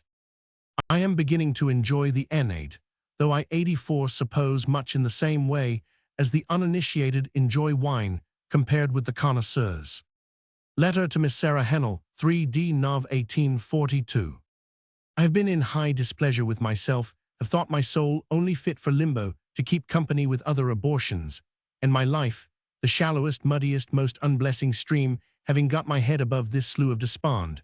I feel quite inclined to tell you how much pleasure your letter gave me. You observe in your note that some persons say the unsatisfied longing we feel in ourselves for something better than the greatest perfection to be found on earth is a proof that the true object of our desires lies beyond it. Assuredly, this earth is not the home of the spirit, will rest only in the bosom of the infinite, but the non-satisfaction of the affections and intellect being inseparable from the unspeakable advantage of such a mind as that of man in connection with his corporal condition, and terrene destiny forms not at present an argument with me for the realization of particular desires. The next letter refers to Miss Mary Hennell's 18 last illness. Letter to Miss Sarah Hennell, 7th Jan 1843. I cannot help wishing to tell you now that you are in trouble and anxiety how dear you are to me, and how the recollection of you is ever freshening in my mind. You have need of all your cheeriness and energy, and if they do not fail, I think it almost enviable as far as oneself is concerned, not of course, when the sufferer is remembered to have the care of a sick room with its twilight and tiptoe stillness and helpful activity. I have always had a peculiarly peaceful feeling in such a scene. Again, after the death of Miss Mary Hennell, there is a letter to her sister Sarah. Letter to Miss Sarah Hennell, April 1843. We always find that our stock of appreciated good can never be really diminished. When the chief desire of the eyes is taken, we can afford a gaze to hitherto unnoticed possessions, and even when the topmost boughs are lopped, 1,000 shoots spring from below with the energy of new life, so it will be with you. But you cannot yet look beyond the present, nor is it desirable that you should. It would not be well for us to overleap one grade of joy or suffering. Our life would lose its completeness and beauty. Rosehill not only afforded a pleasant variety in the Coventry life, as most visitors to the town of any note found their way there, but the Brays were also frequently in the habit of making little holiday excursions, in many of which Miss Evans now joined. Thus, we find them in May 1843, all going to Stratford and Malvern together with Mr. Charles Hennell and Miss Sarah Hennell for a week, and again in July of that year, the same party accompanied by Miss Brabant. Dr. Brabant of Devizes went on a fortnight's tour visiting Tenby, among other places. This trip is chiefly memorable from the fact that it was indirectly responsible for Miss Evans undertaking the translation of Strauss Leben Jesu for Miss Brabant, to whom the translation had been confided by Mr. Joseph Parks of Birmingham, and a group of friends became engaged to be married to Mr. Charles Hennell, and shortly after her marriage, she handed the work over to Miss Evans, 86. In the next two letters to Miss Sarah Hennell, there are allusions to the approaching marriage, which took place in London on 1st November 1843, the Brays and Miss Evans being present. Letter to Miss Sarah Hennell, 16th Sept. 1843. Many thanks for procuring me the hymns and anthems. I was right glad to play Ancient of Ages again, and I shall like still better to sing it with you when we meet. That is to be so soon, and under circumstances so joyful, are among the mirabilia of this changing world to see and receive such a cluster of not indifferent persons, as the program for the wedding gives, will be almost too large a bonnybouch. I saw Robert Owen yesterday, Mr. and Mrs. Bray having kindly asked me to dine with him, and I think if his system prosper it will be in spite of its founder, and not because of his advocacy. The next letter to Mrs. Bray gives a pleasant glimpse of their studies together, and of the little musical society that was in the habit of meeting at Rosehill to play concerted pieces. Letter to Mrs. Bray, no date 1843.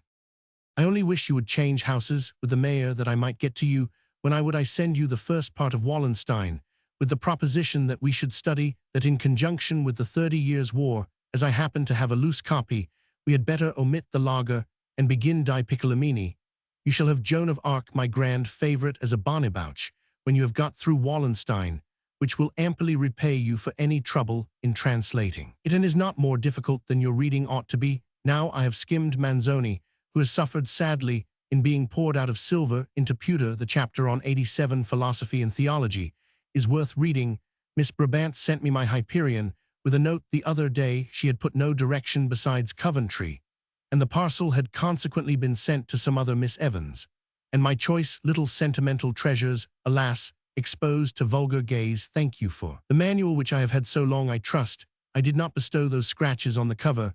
I have been trying to find a French book that you are not likely to have read, but I do not think I have one unless it be Gil Blas, which you are perhaps too virtuous to have read, though how anyone can opine it to have a vicious tendency, I am at a loss to conjecture. They might as well say that to condemn a person to eat a whole plum-pudding would deprive him of all future relish for plain food. I have had a visitor ever since Saturday, and she will stay till Saturday again. I cannot desire that you should unask violin and flute, unless a postponement would be in every way as agreeable to you and them. If you have them, you will give them much more pleasure as piano than I. So do not think of me in the matter for a moment. Goodbye, and remember to treat your cold as if it were an orphan's cold, or a widow's cold, or anyone's cold, but your own. The following is the letter before referred to as containing an important and noteworthy declaration of opinion on the very interesting question of conformity. Letter to Miss Sarah Hennell, 9th Oct. 1843.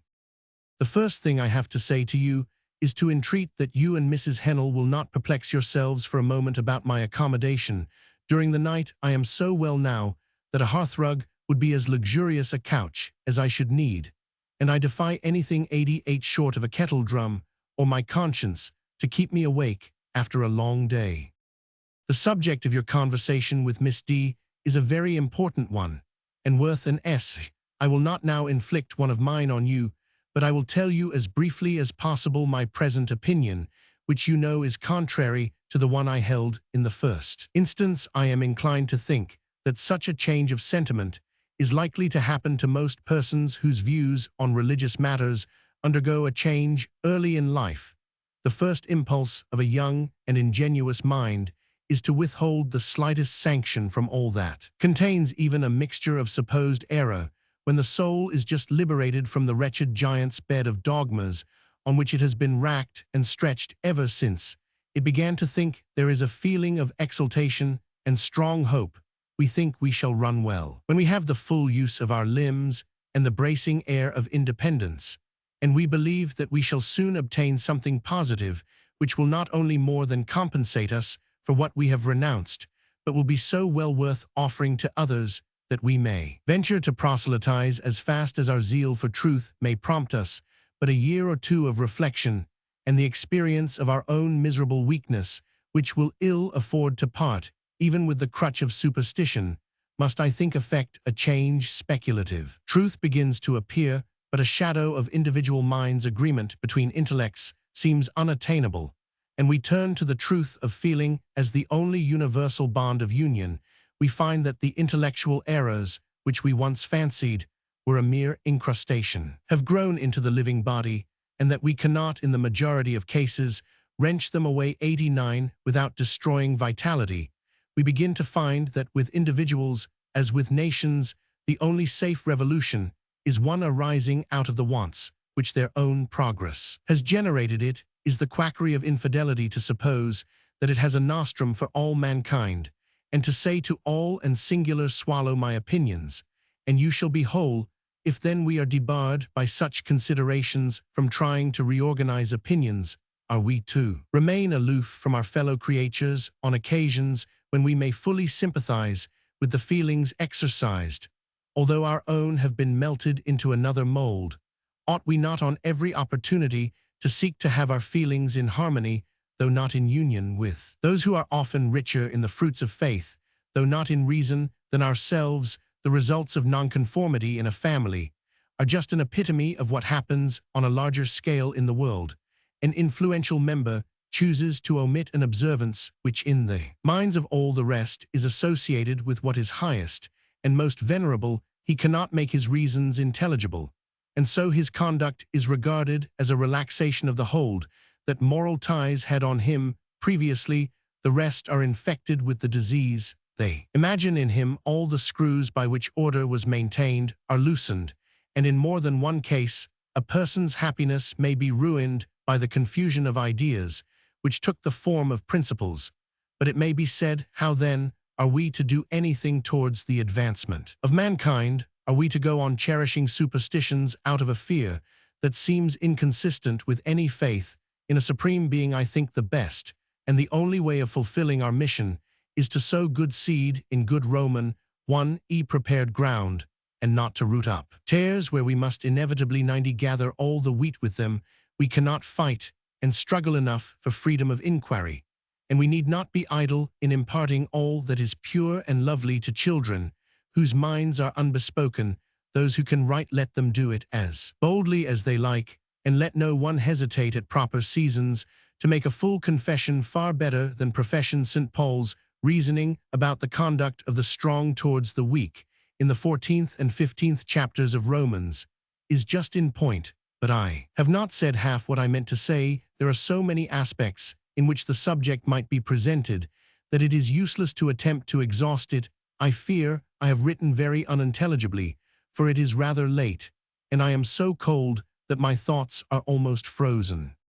After Miss Brabant's marriage to Mr. Charles Hennell, Miss Evans went to stay for a week or two with Dr. Brabant at Devizes, and sometime about the beginning of January 1844, the proposition was made for the transfer of the translation of Strauss from Mrs. Charles Hennell. At the end of April 1844, Mrs. Bray writes to Miss Sarah Hennell that Miss Evans is working away at Strauss 6 pages a day, and the next letter from Miss Evans refers to the beginning of the undertaking.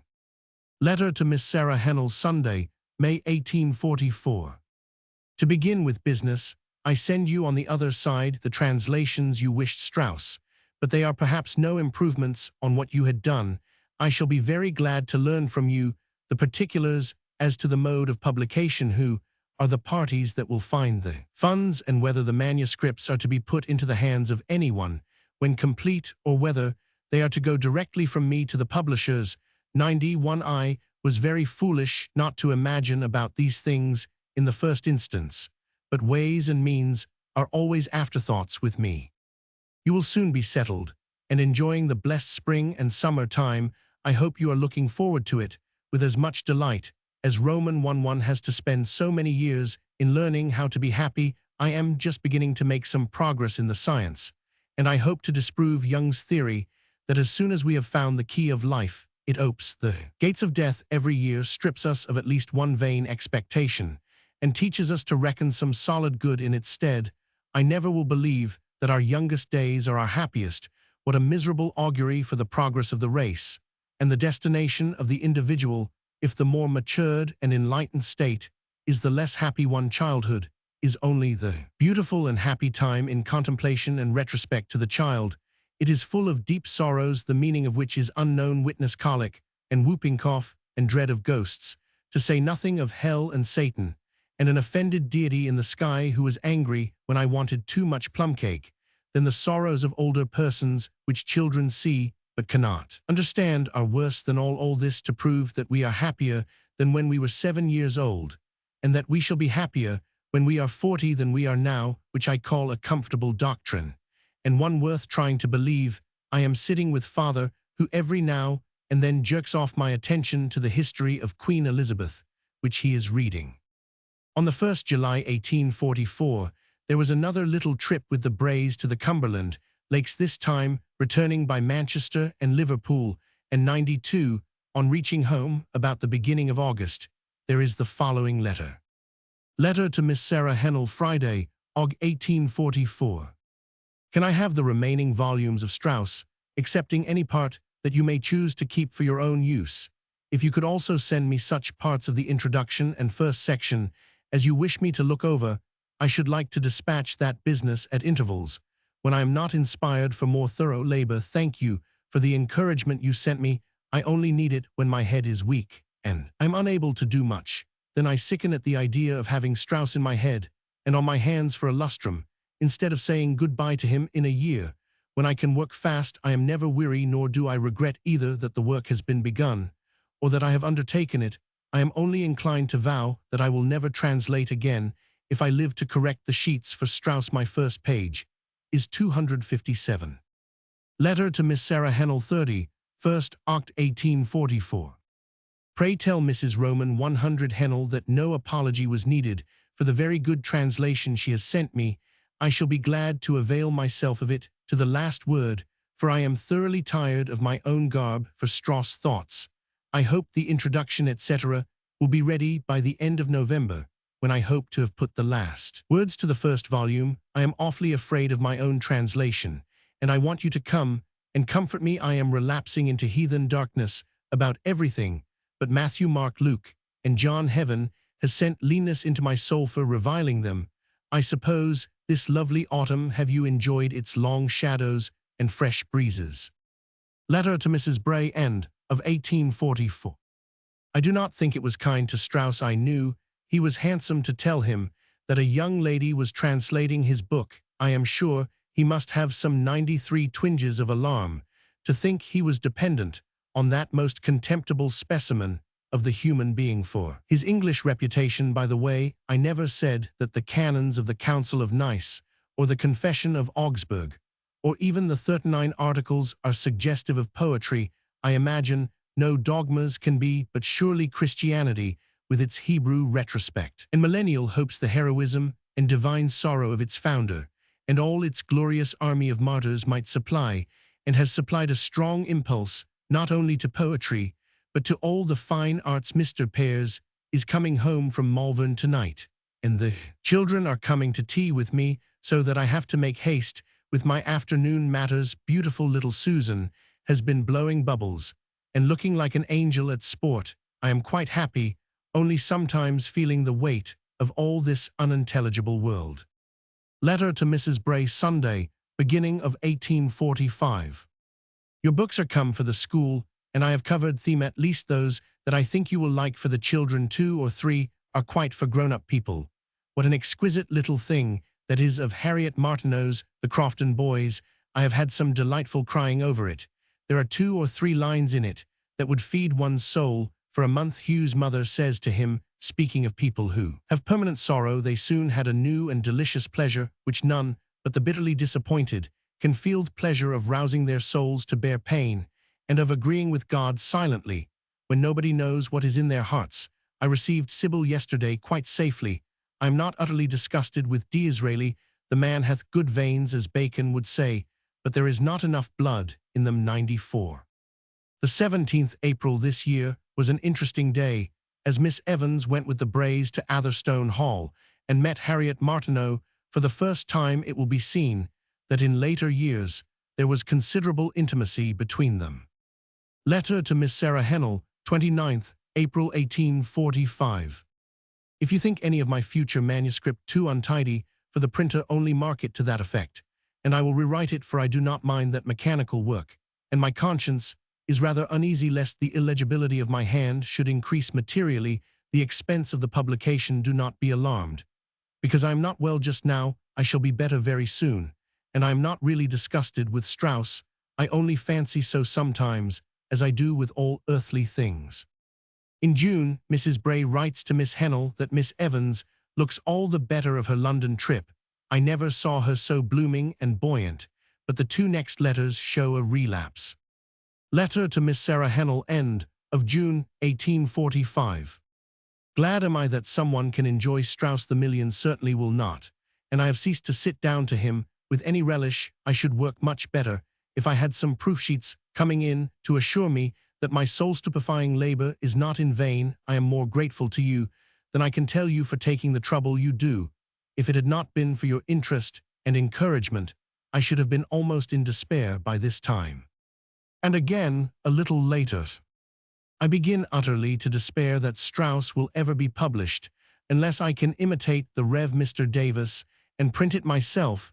At the very best, if we go on according to the rate of procedure hitherto, the book will not be published within the next 2 years. This seems dolorous enough to me, whose only real satisfaction just now is some hope that I am not sowing the wind. It is very laughable that I should be irritated about a thing in itself, so trifling as a translation.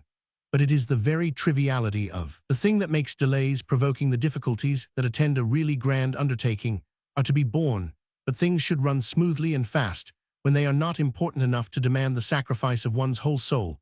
The 2nd volume is quite ready. The last few sections were written under anything but favorable circumstances. They are not Strauss' best thoughts, nor are they put into his translator's best language. But I have not courage to imitate Gibbon. Put my work in the fire and begin again.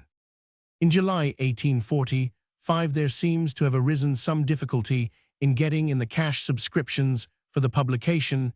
Mr. Charles Hennell and Mr. Joseph Parkes, however, exerted themselves in the matter, and 300 was collected, and the following letter shows the relief it was to Miss Evans. Letter to Charles Hennell, Friday evening, July 1845. Thank you for sending me the good news so soon, and for sympathizing in my need of encouragement. I have all I want now, and shall go forward on buoyant wing. I am glad for the work's sake, glad for your sake, and glad for the honorable gentleman's sake, that matters have turned out so well. Pray think no more of my pen's ink and paper. I would gladly give much more towards the work than these and my English, if I could do so consistently with duty. The book now got into the hands of the printers, as will be seen from the next letter. Letter to Miss Sarah Hennell, Aug. 1845. I have just been looking over some of the revise, and reading again your sweet letter to me from Hastings 96, and an impulse of gratitude and love will not let me rest without writing you a little note, though my hand has almost done its possible for the day. Under this intense heat you do not guess how much pleasure it gives me to look over your pencilings. They prove so clearly that you have really entered into the meaning of every sentence, and it always gives one satisfaction to see the evidence of brainwork. I am quite indebted to you for your care, and I feel greatly the advantage of having a friend to undertake the office of critic. There is one word I must mention. Azazel is the word put in the original of the Old Testament for the scapegoat. Now, I imagine there is some dubiousness about the meaning, and that Strauss would not think it right to translate scapegoat because from the tenor of his sentence, he appears to include Azazel with the evil demons. I wonder if it be supposed by anyone that Azazel is in any way a distinct being from the goat. I know no Hebrew scholar, and have access to no Hebrew lexicon. Have you asked Mr. Hennell about it? Your letter describes what I have felt rather than what I feel. It seems as if my affections were quietly sinking down to temperate, and I every day seem more and more to value thought rather than feeling. I do not think this is man's best estate, but it is better than what I have sometimes known. Letter to Miss Sarah Hennell, Friday evening, autumn of 1845. I am not ashamed to confess that I should like to be idle with you for a little while more than anything else I can think of just now. But alas, leathery brain must work at leathery Strauss for a short time before my butterfly days come. Oh, how I shall spread my wings then, anent the Greek. It would produce very dreadful cold perspirations. Indeed, in 97 me, if there were anything amounting to a serious error. But this, I trust, there will not be. You must really expect me, if not to sleep and snore aliquando, at least to nod, in the course of some 1,000 pages. I should like you to be deliberate over the Schlussabhandlung. It is the only part on which I have bestowed much pains, for the difficulty was piquing, not piquant. Letter to Miss Sarah Hennell, no date 1845. I am never pained when I think Strauss right, but in many cases I think him wrong, as every man must be in working out into detail an idea which has general truth, but is only one element in a perfect theory, not a perfect theory in itself. Letter to Miss Sarah Hennell, 25th Sept. 1845.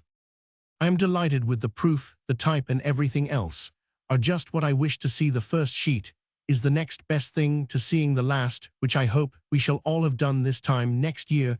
There is a very misty vision of a trip to the Highlands haunting us in this quarter. The vision would be much pleasanter if Sarah were one of the images in it. You would surely go if we went, and then the thing would be perfect. I long to see you, for you are becoming a sort of transfigured existence, a mere ideal to me, and I have nothing to tell me of your real flesh and blood self, but sundry very useful little pencil marks, and a scrap of Mrs. Bray's notes now and then. So if you would have me bear in my memory your own self, and not some aerial creation that I call by your name, you must make your appearance.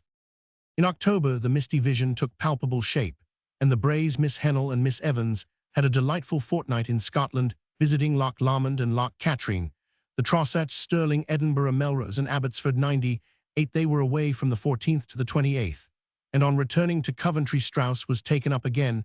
Miss Hennell was reading the translation, and aiding with suggestions and corrections. The next letter to her seems to be dated in November. Letter to Miss Sarah Hennell, Nov. 1845. Please to tell Mr. Hennell that habits of thought is not a translation of the word particularismus. This does not mean national idiosyncrasy, but is a word which characterizes that idiosyncrasy.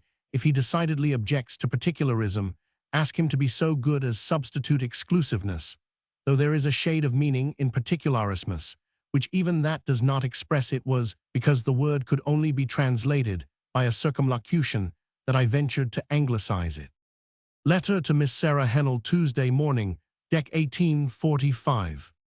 I have been idle, and have not done a stroke to the prefaces, but they shall be sent as soon as possible. Thanks for the copy of the Latin preface and letter. They are in preconceived harmony with my ideas of the appropriate. I will leave the title page to you, and Mr. Hennell, thanks for the news in your last extra blat. I am glad to find that the theological organs are beginning to deal with philosophy, but I can hardly imagine your writer to be a friend with a false cognizance on his shield. These dear orthodox people talk so simply, sometimes that one cannot help fancying them satirists of their own doctrines and fears. Though they mean manfully to fight against the enemy, I should like, if possible, to throw the emphasis on critically in the title page. Strauss means it to be so, and yet I do not know how we can put anything better than what you say. 99. Letter to Miss Sarah Hennell, Deck, 1845. I send you today the conclusion of the chapter you are reading, and unless you find anything of importance to be rectified, you need not return this to me, but may forward the whole to the printer as soon as you have read it. I am not altogether satisfied with the use of the word sacrament as applied specifically to the abendmahl. It seems like a vulgarism to say the sacrament for one thing, and for another it does not seem aboriginal enough in the life of Jesus. But I know of no other word that can be substituted. I have altered Passover to Paschal Mealtho Pascha, but is used in the New Testament of the eating of the lamb. Par excellence, you remember in the title of the first section in the Schlusswich, I had been so careless as to omit the expression, is Nothwendiger Übergang der Kritik in das Dogma.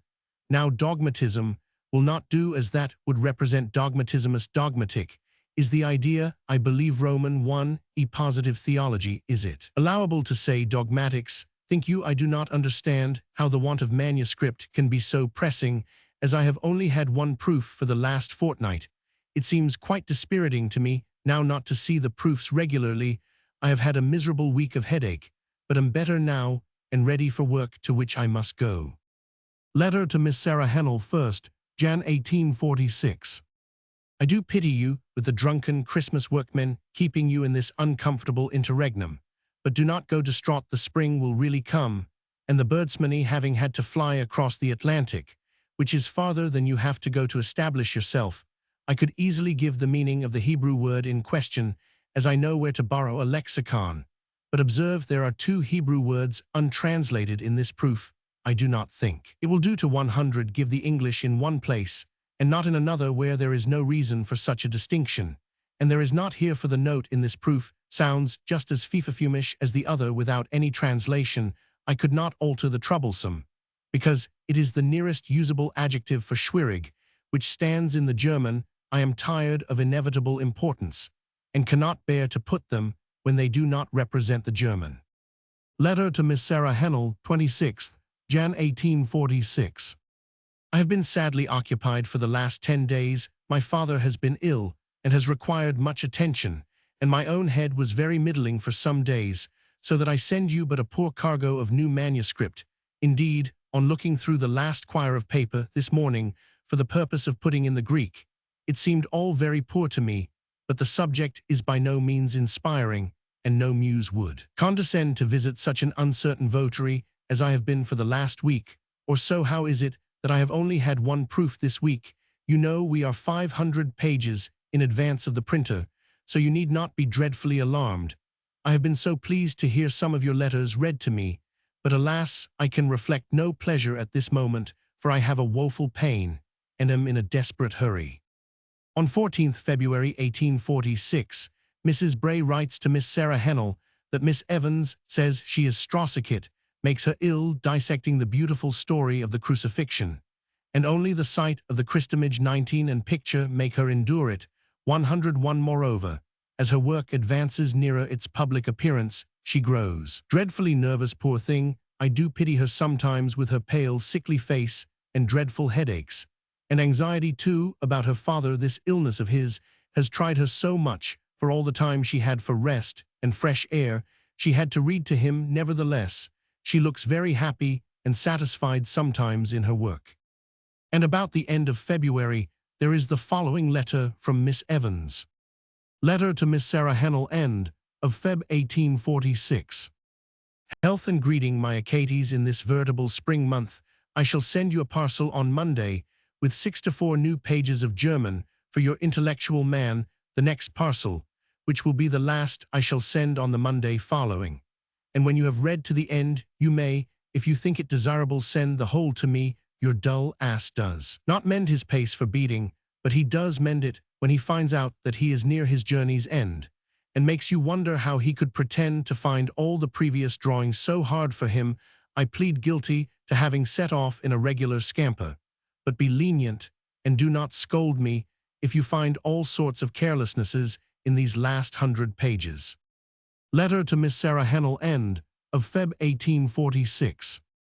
I have been guilty of the most unpardonable piece of carelessness, for which I am stretched on a rack of anxiety and mortification. In the proof that came on Thursday, I unwittingly drew out a quarter sheet with the blotting paper, and did not discover the mistake until Saturday morning, when about to correct the last proof.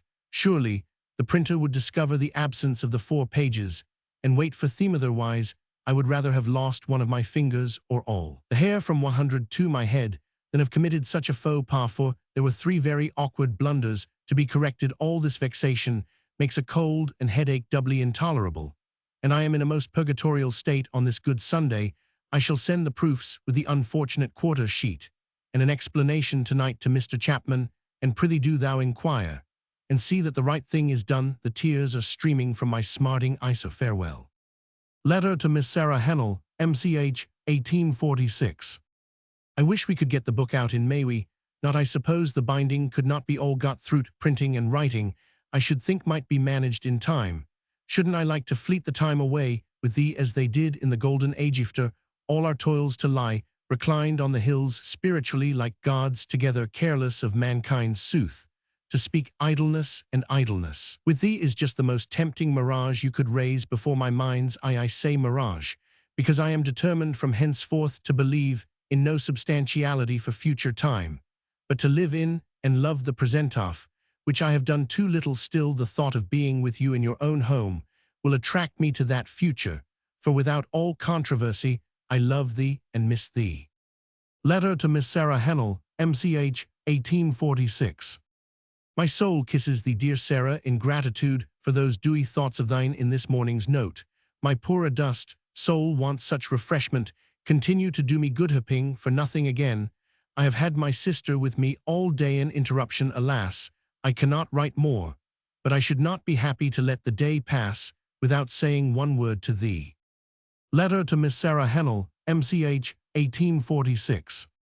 The last 100 pages have certainly been totally uninteresting to me, considered as matter for translation. Strauss has inevitably anticipated in the earlier 103 part of his work all the principles and many of the details of his criticism, and he seems fagged himself. My's courage, the neck of the difficulty is broken, and there is really very little to be done now if one's head would but keep in anything like thinking and writing order. Mine has robbed me of half the last fortnight, but I am a little better now, and am saying to myself, frisch zu, the crucifixion and the resurrection are at all events better than the bursting asunder of Judas. I am afraid I have not made this dull part of Strauss even as tolerable as it might be, for both body and mind have recoiled from it. Thank you, dearest, for all your love and patience for me, and with me I have nothing on earth to complain of but subjective maladies. Father is pretty well, and I have not a single excuse for discontent through the livelong day. Letter to Miss Sarah Hennell, end of MCH, 1846. As I believe that even your kindness cannot overcome your sincerity, I will cast aside my fear that your wish to see me in your own home is rather a plan for my enjoyment than for yours. I believe it would be an unmixed pleasure to me to be your visitor, and one that I would choose among a whole bouquet of agreeable possibilities. So I will indulge myself and accept the good that the heavens and you offer me. I am miserably in want of you to stir up my soul and make it shake its wings and begin some kind of flight after something good and noble, for I am in a groveling, slothful condition, and you are the only friend I possess who has an animating influence over me.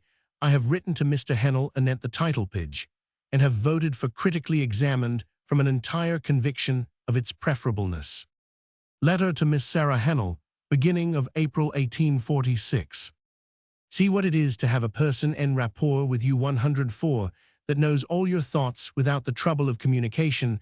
I am especially grateful to you for restoring the therefore to its right place.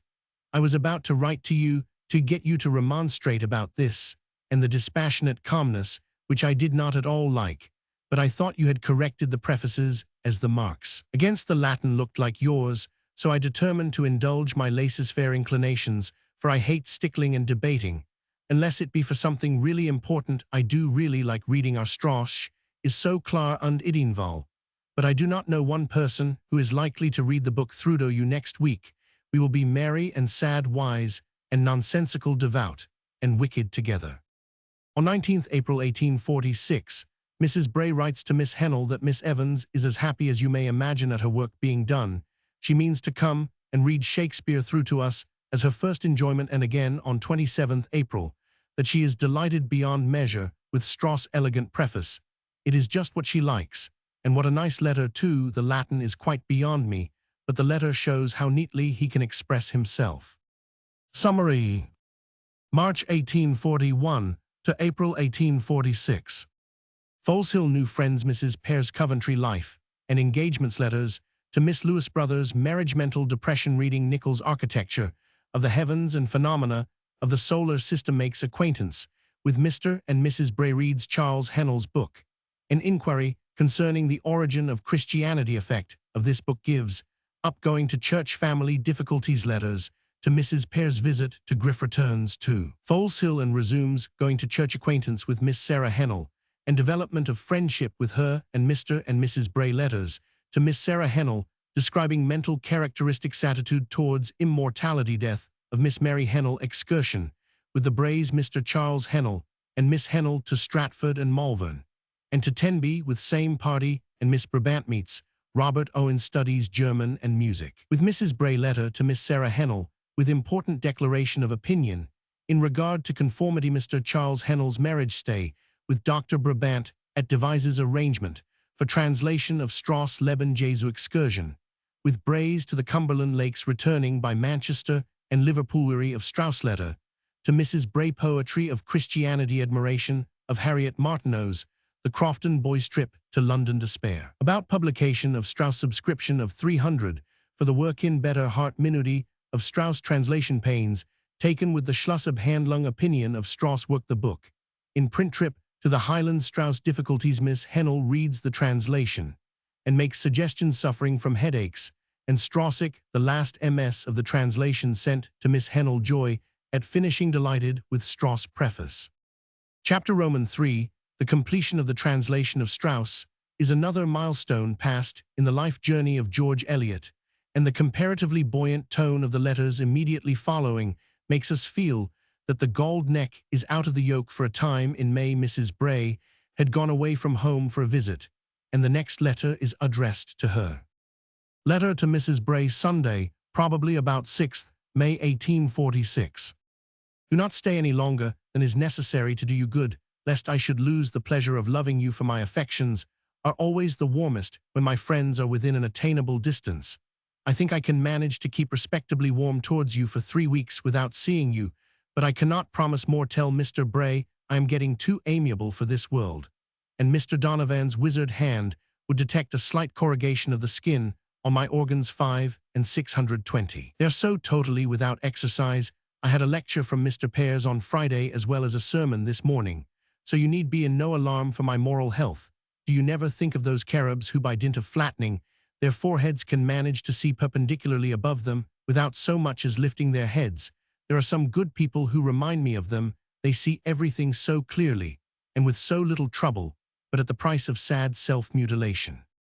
On the 26th May, Miss Evans went to pay a 107 visit to Mrs. and Miss Hennell at Hackney, and she writes from there to Mrs. Bray, who was expected to join them in London. Letter to Mrs. Bray, end of May 1846.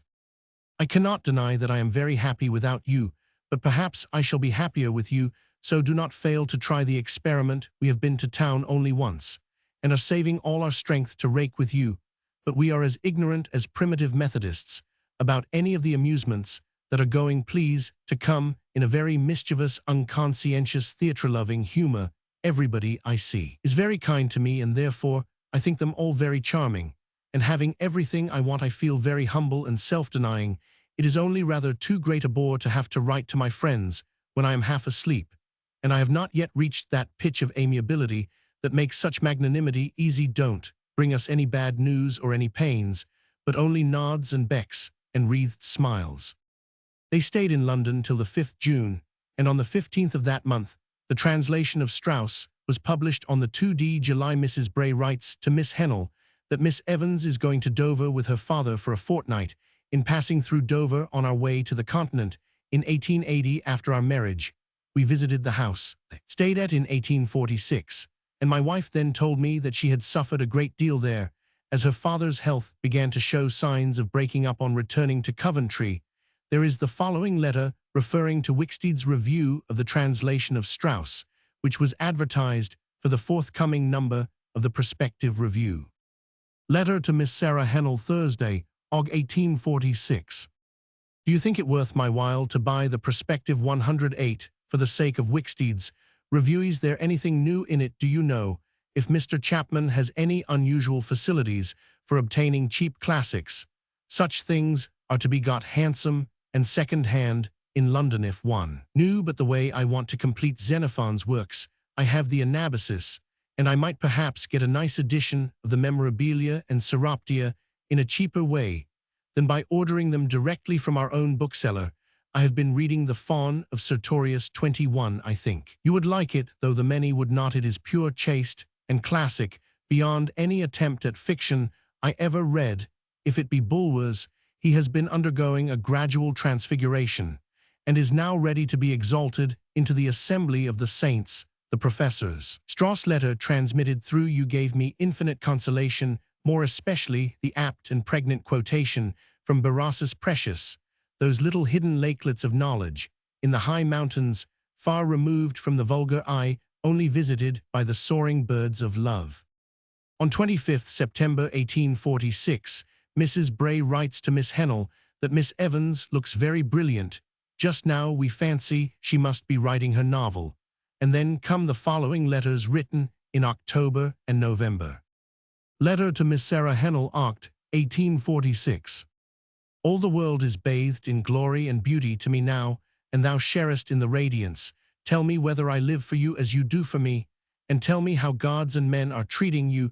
You must send me a scrap every month only, a scrap with a dozen words in it, 109, just to prevent me from starving on faith alone, of which you know I have the minimum of endowment. I am sinning against my daddy by yielding to the strong impulse I felt to write to you, for he looks at me as if he wanted me to read to him. Letter to Miss Sarah Hennell, 29th Oct. 1846. I do not know whether I can get up any steam again on the subject of Quinnet, but I will true Cara comes back however, for she has run away with Christianity into Devonshire, and I must have the book as a springing board. When does the Prospective come out?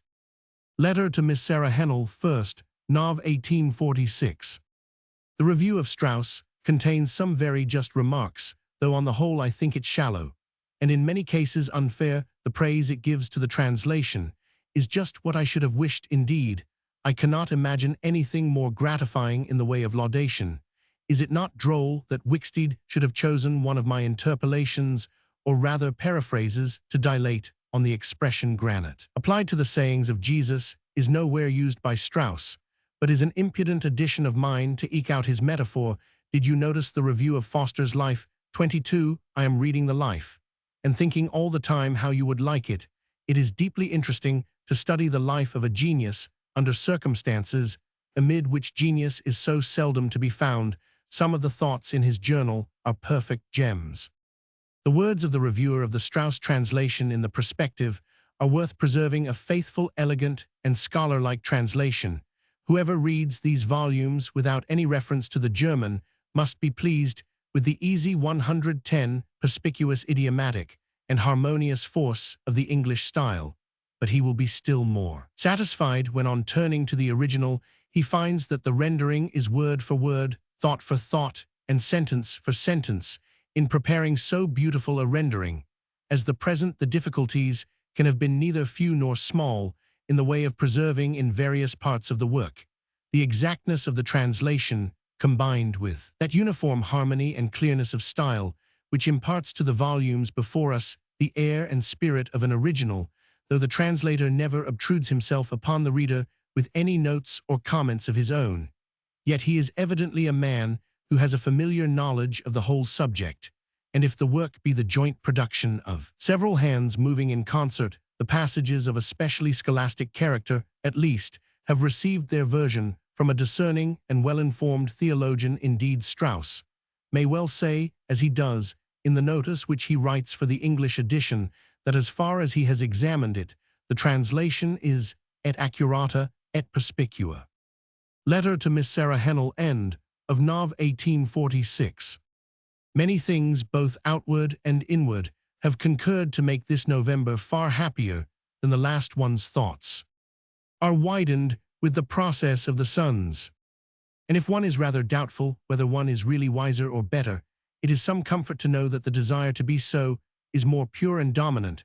I have been thinking of that most beautiful passage in Luke's Gospel, the appearance of Jesus to the disciples at Emmaus, how universal in its significance, the 111 soul that has hopelessly followed its Jesuit's impersonation of the highest and bestowal in despondency, its thoughts all refuted, its dreams all dissipated.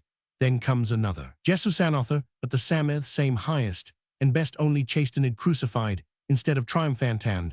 The soul learns that this is the true way to conquest and glory, and then there is the burning of the heart, which assures that this was the Lord, that this is the inspiration from above, the true comforter that leads unto truth. But I am not become a Methodist, dear Sarah. On the contrary, if I am pious one day, you may be sure I was very wicked the day before, and shall be so again the next. Letter to Miss Sarah Hennell, 20th Dec 1846.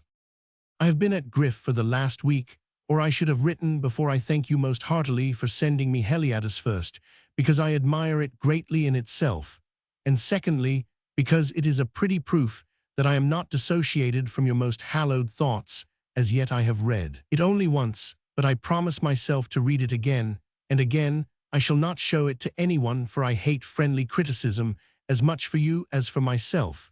But you have a better spirit than I, and when you come I will render Heliados up to you, that others may have the pleasure of reading it. Letter to Miss Sarah Hennell, 18th Feb 1847.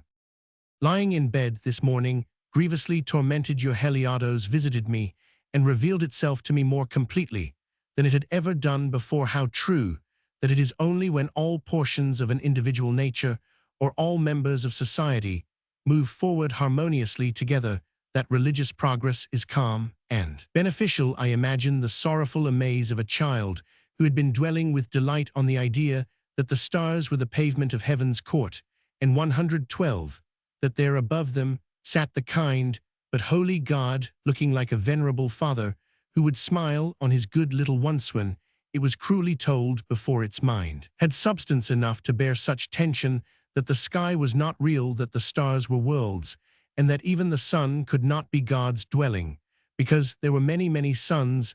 These ideas would introduce atheism into the child's mind, instead of assisting it to form a nobler conception of God. Of course, I am supposing the bare information given and left to the child to work upon, whereas the idea it previously had of God was perfectly adapted to its intellectual condition, and formed to the child as perfect an embodiment of the all-good, all-wise, and all-powerful as the most enlightened philosopher ever formed to himself.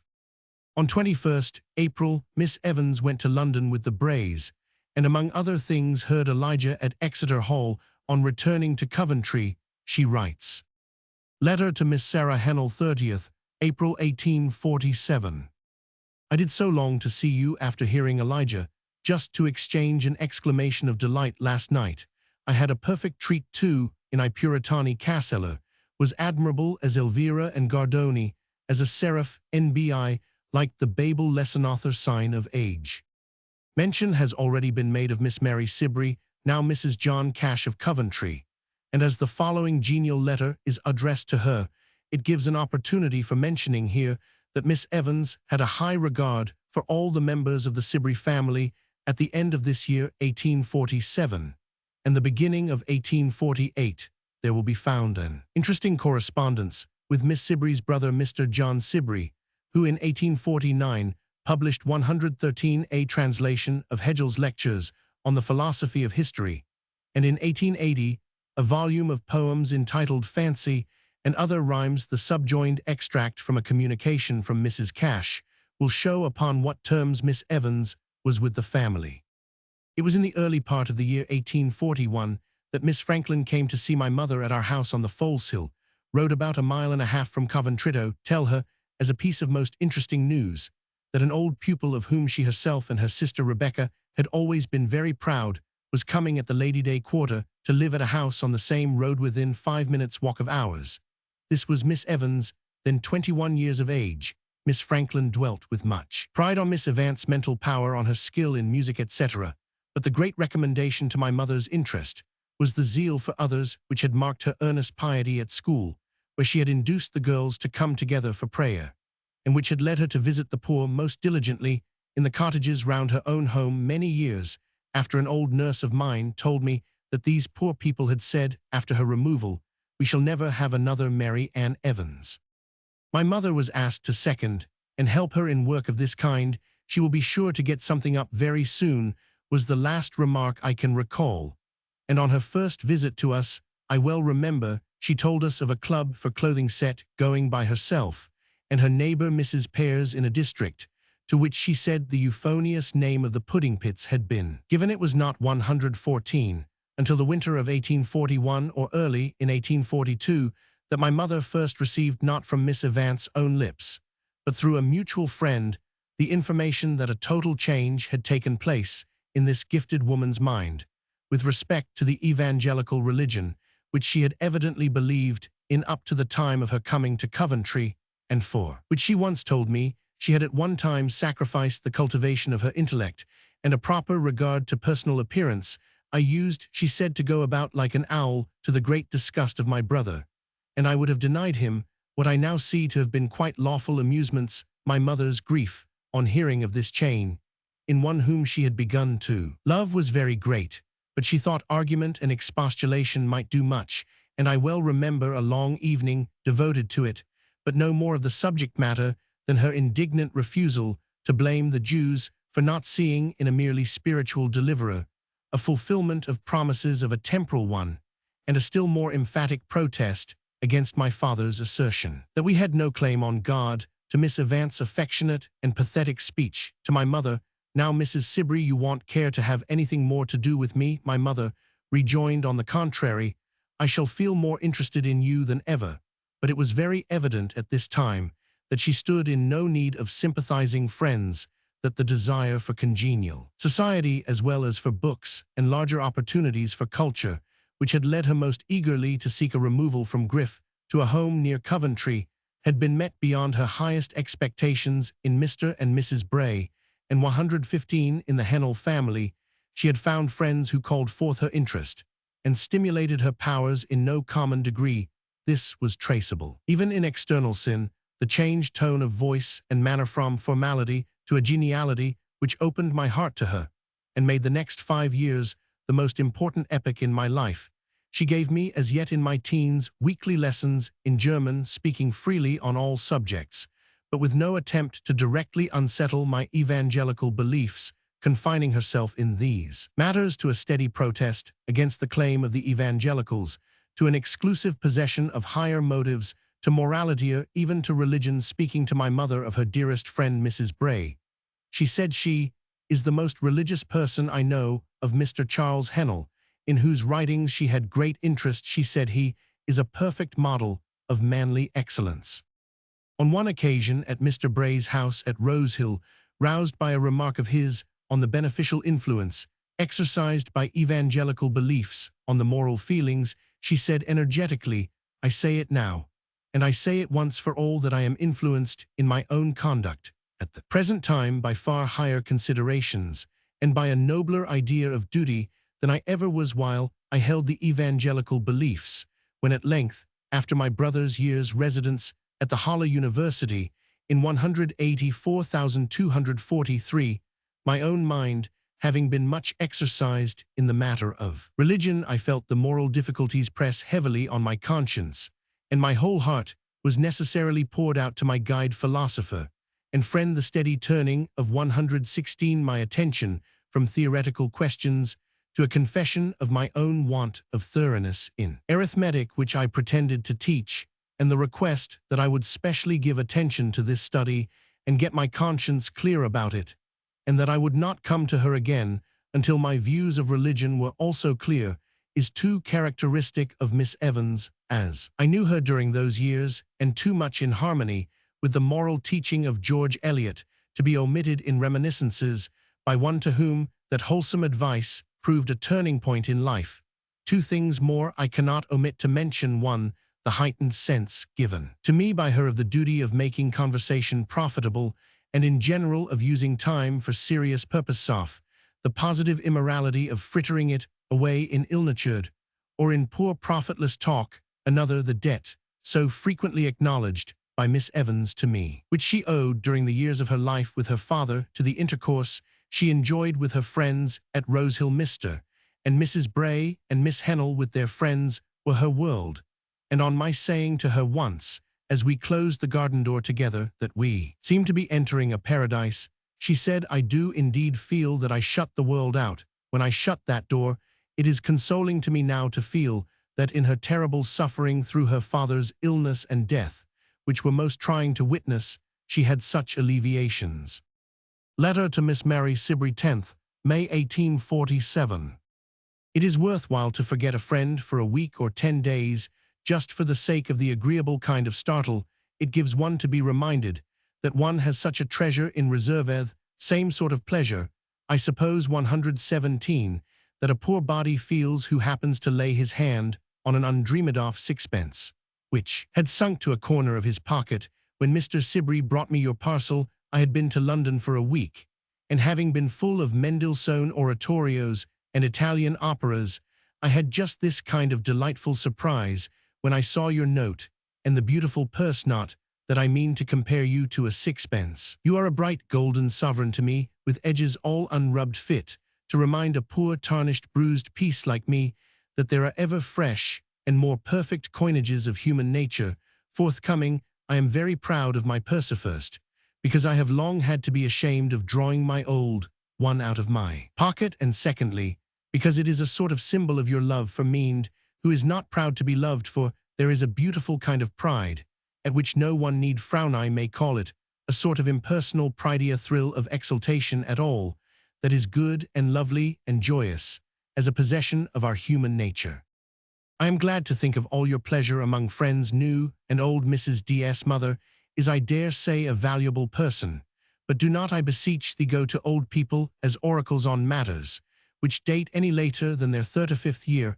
Only trust them if they are good in those practical rules, which are the common property of long experience, if they are governed by one special idea, which circumstances or their own mental bias have caused them to grasp with peculiar firmness, and to work up into original forms.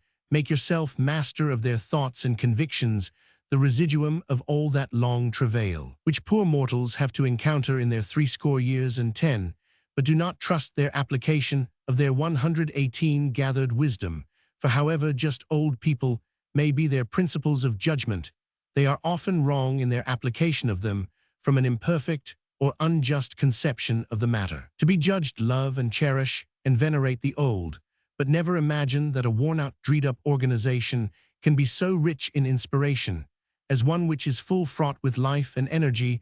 I am not talking like one who is superlatively jealous for the rights of the old, yet such I am. I assure thee, I heard Mendelssohn's new oratorio Elijah when I was in London. It has been performed 4 times in Exeter Hall to as large an audience as the building would hold. Mendelssohn himself the conductor. It is a glorious production, and altogether I look upon it as a kind of sacramental purification of Exeter Hall, and a proclamation of indulgence for all that is to be perpetrated there during this month of May. This is a piece of impiety which you may expect from a lady who has been guanoing her mind with French novels. This is the impertinent expression of Disraeli, who, writing himself much more detestable stuff than ever came from a French pen, can do nothing better to bamboozle the unfortunates who are seduced into reading his Tancred than speak superciliously of all other men, and thinks an expedient much more successful in some quarters than one would expect. But, O fond dear Mary, I have no impiety in my mind at this moment, and my soul heartily responds to your rejoicing that society is attaining a more perfect idea and exhibition of Paul's exhortation, let the same mind be in you, which was also in Christ Jesus. I believe the Amen to this will be uttered more and more fervently among all posterities, forevermore. 119. Letter to Miss Sarah Hennell, 15th June, 1847. Ask me not why I have never written all this weary time. I can only answer, all things are full of labormen, cannot utter it et sexy, the first chapter of Ecclesiastes, from my experience. Letter to Miss Sarah Hennell, 16th Sept. 1847.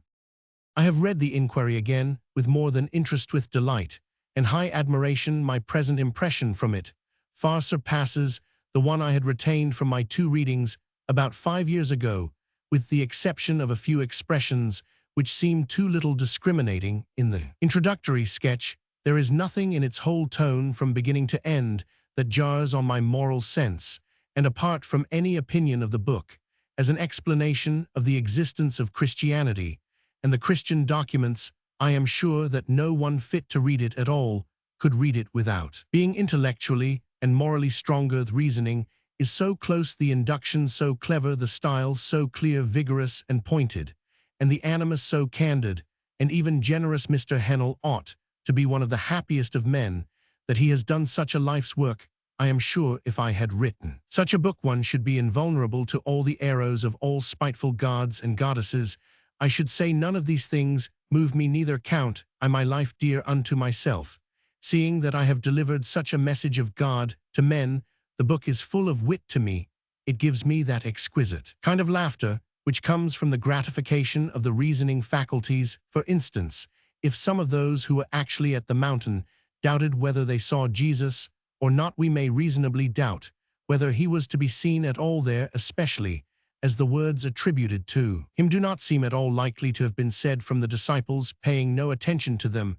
The disciples considered 120 her Mary Magdalene's words idle tales, and believed them not. We have thus their example for considering her testimony alone as insufficient, and for seeking further evidence. To say Jewish philosopher seems almost like saying a round square, yet those 2 words appear to me the truest description of Jesus.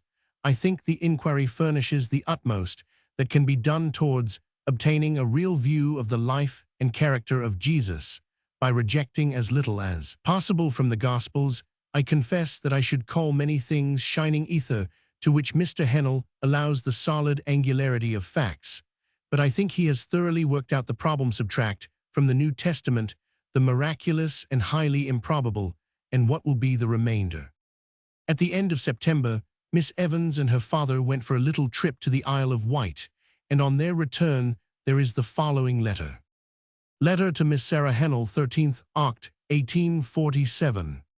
I heartily wish you had been with me to see all the beauties which have gladdened my soul, and made me feel that this earth is as good a heaven as I ought to dream of. I have a much greater respect for the Isle of Wight now I have seen it, than when I knew it only by report. A compliment which one can seldom very sincerely pay to things and people that one has heard puffed and bepraised. I do long for you to see Alum Bay. Fancy a very high precipice, the strata upheaved perpendicularly in rainbow-like streaks of the brightest maize, violet, pink, blue, red, brown, and brilliant white, worn by the weather into fantastic fretwork, the deep blue sky above, and the glorious sea below. It seems an enchanted land where the earth is of more delicate, refined materials than this dingy planet of ours. 121 is wrought out of, you might fancy, the strata formed of the compressed pollen of flowers or powder from bright insects. You can think of nothing but calypsos or prosperos and ariels and such like beings. I find one very great spiritual good attendant on a quiet meditative journey among fresh scenes. I seem to have removed to a distance from myself. When I am away from the petty circumstances that make up my ordinary environment, I can take myself up by the ears and inspect myself like any other queer monster on a small scale. I have had many thoughts, especially on a subject that I should like to work out, the superiority of the consolations of philosophy to those of so-called religion, do you stare? Thank you for putting me on reading Sir Charles Grandison. I have read 5 volumes, and am only vexed that I have not the 2 last on my table at this moment, that I might have them for my convives. I had no idea that Richardson was worth so much. I have had more pleasure from him than from all the Swedish novels together. The morality is perfect. There is nothing for the new lights to correct. Letter to Miss Sarah Hennell, 27th, Nov 1847. How do you like Lelia, of which you have never spoken one word? I am provoked with you for being in the least pleased with Tancred. But if you have found out any lofty meaning in it, or any true picturing of life, tell it me, and I will recant. I have found 2 new readers of Strauss, one a lady at Leamington who is also reading the Inquiry, but like Strauss, better. The other is a gentleman here in Coventry. He says it is most clever and ingenious, and that no one whose faith rests only on the common foundation can withstand it. I think he may safely say that his faith rests on an uncommon foundation. The Book 122 will certainly give him a lift in the right direction from its critical logical character, just the opposite of his own. I was interested the other day in talking to a young lady who lives in a nest of clergymen, her brothers, but not of the evangelical school. She had been reading Blanco White's Life and seems to have had her spirit stirred within her, as everyone's must be who reads the book with any power of appreciation. She is unable to account to herself for the results at which Blanco White arrived with his earnestness and love of truth, and she asked me if I had come to the same conclusions. I think live and teach should be a proverb as well as live and learn. We must teach either for good or evil, and if we use our inward light, as the Quaker tells us, always taking care to feed and trim it well, our teaching must in the end be for good. We are growing old, Toadtharer. We not. I am growing happier too. I am amusing myself with thinking of the prophecy of Daniel as a sort of allegory. All those monstrous rumbustical beasts with their horns, the horn with eyes and a mouth speaking proud things, and the little horn that waxed rebellious and stamped on the stars, seem like my passions and vain fancies, which are to be knocked down one after the other, until all is subdued into a universal kingdom, over which the Ancient of Days presides. The spirit of love, the Catholicism of the universe. If you can attach any meaning to such a phrase, it has a meaning for my sage noddle. Letter to Miss Sarah Hennell, Jan 1848. I am reading George Sand's Letters d'un Voyageur with great delight, and hoping that they will sometime do you as much good as they do me in the meantime. I think the short letter about Lelia 123 will interest you. It has a very deep meaning to my apprehension. You can send back the pages when you have duly digested them. I once said of you that yours was a sort of alkali nature, which would detect the slightest acid of falsehood. You began to fizz directly it approached you. I want you as a test. I now begin to see the necessity of the arrangement. A bad word, that love should determine people's fate. While they are young, it is so impossible to admire. Enthusiasm are often individual as one gets older. Here follows the interesting correspondence referred to before with Mr. John Sibrey. Letter to J. Sibrey, beginning of 1848. Begin your letter by abusing me according to my example. There is nothing like a little gunpowder for a damp chimney, and an explosion of that sort will set the fire of your ideas burning to admiration. I hate bashfulness and modesties, as Sir Hugh Evans would say, and I warn you that I shall make no apologies, though from my habit of writing only to people who rather than have nothing from me will tolerate nothings, I shall be very apt to forget that you are not one of those amiably silly individuals. I must write to you more mio, without taking pains or laboring to be spiritual, when heaven never meant me to be so, and it is your own fault if you bear with my letters a moment after they become an infliction. I am glad you detest Mrs. Hannah Moray's letters. I like neither her letters nor her books nor her character. She was that most disagreeable of all monsters, a bluestickinga monster, that can only exist in a miserably false state of society, in which a woman with but a smattering of learning or philosophy is classed along with singing mice and card-playing pigs. It is some time since I read Tancred, so that I have no very 124 vivid recollection of its details, but I thought it very thin and inferior in the working up to Coningsby, and Sibyl Young Englandism is almost as remote from my sympathies as Jacobitism as far as its force is concerned, though I love and respect it as an effort on behalf of the people. Disraeli is unquestionably an able man, and I always enjoy his tirades against liberal principles as opposed to popular principles, the name by which he distinguishes his own. As to his theory of races, it has not a leg to stand on, and can only be buoyed up by such windy eloquence as you chubby-faced, squabber-nosed Europeans owe your commerce, your arts, your religion to the Hebrews. Nay, the Hebrews lead your armies, in proof of which he can tell us that Massena, a second-rate general of Napoleon's, was a Jew whose real name was Manasseh. Extermination, up to a certain point, seems to be the law for the inferior race, for the rest fusion, both for physical and moral ends. It appears to me that the law by which privileged classes degenerate from continual intermarriage must act on a larger scale in deteriorating whole races. The nations have been always kept apart until they have sufficiently developed their idiosyncrasies, and then some great revolutionary force has been called into action by which the genius of a particular nation becomes a portion of the common mind of humanity. Looking at the matter aesthetically, our idea of beauty is never formed on the characteristics of a single race. I confess the types of the pure races, however handsome, always impress me disagreeably. There is an undefined feeling that I am looking not at man, but at a specimen of an order under Cuvier's class. By Mana, the Negroes certainly puzzle me.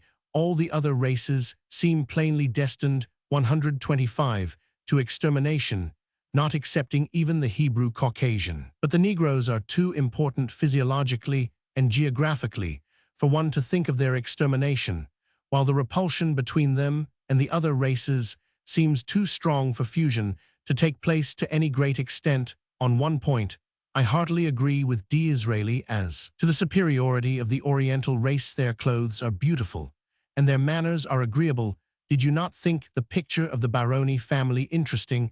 I should like to know who are the originals. The fellowship of race, to which Disraeli so exultingly refers the munificence of Sidonia, is so evidently an inferior impulse, which must ultimately be superseded, that I wonder even he, Jew as he is, dares to boast of it.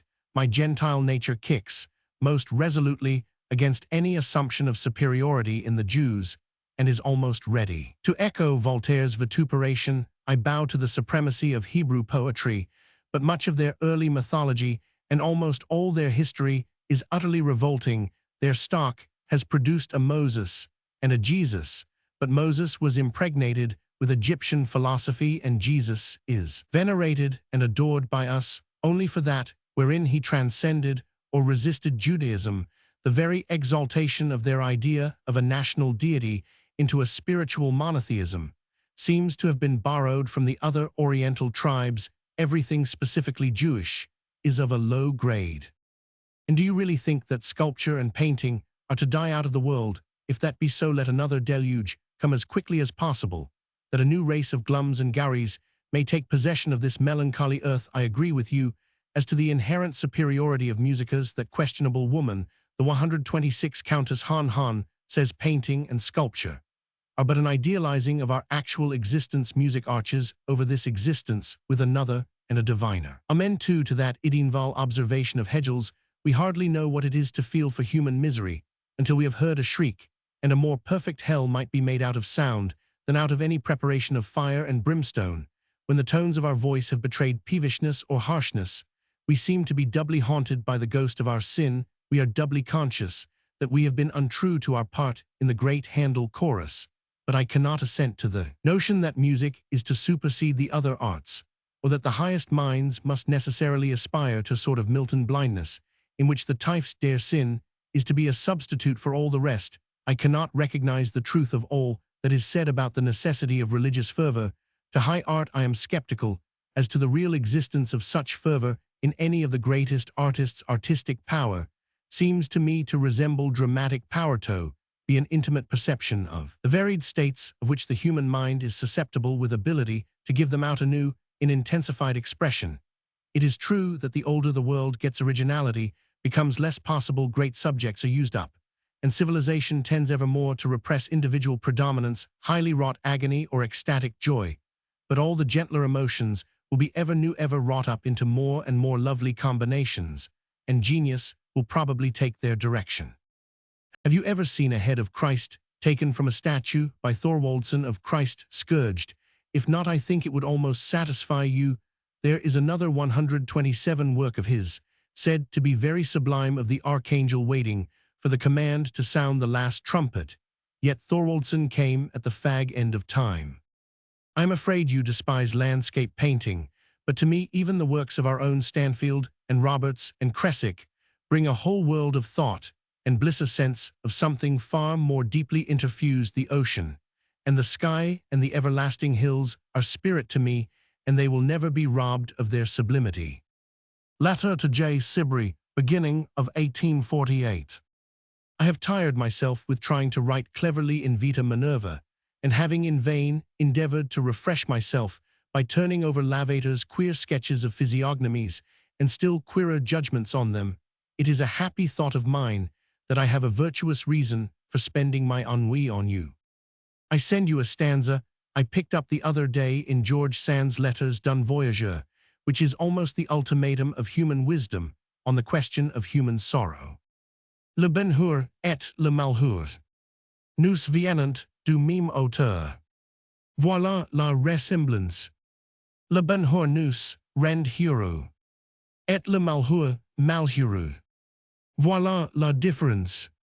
Ah, here comes a cup of coffee to console me. When I have taken it, I will tell you what George Sand says: size tu bien quetout est, dit devant les hommes, quand l'homme in fortune demande comme te deses, mox et quil, obtient cette réponse, qui a-t-il de plus rien. But I am not a mocking pen, and if I were talking to you, instead of writing, you would detect some falsity in the ring of my voice. Alas, 128.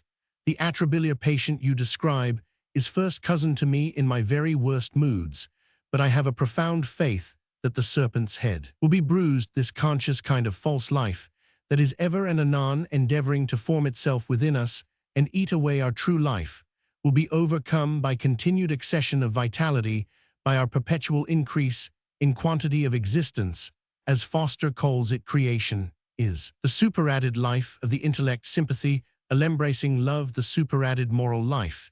These given more and more abundantly, I feel that all the demons which are but my own egotism mopping and mowing and gibbering would vanish away, and there would be no place for them. For every gift of noble origin is breathed upon by hope's perpetual breath. Evils, even sorrows, are they not all negations? Thus matter is in a perpetual state of decomposition, superadd the principle of life, and the tendency to decomposition is overcome. Add to this consciousness, and there is a power of self-amelioration.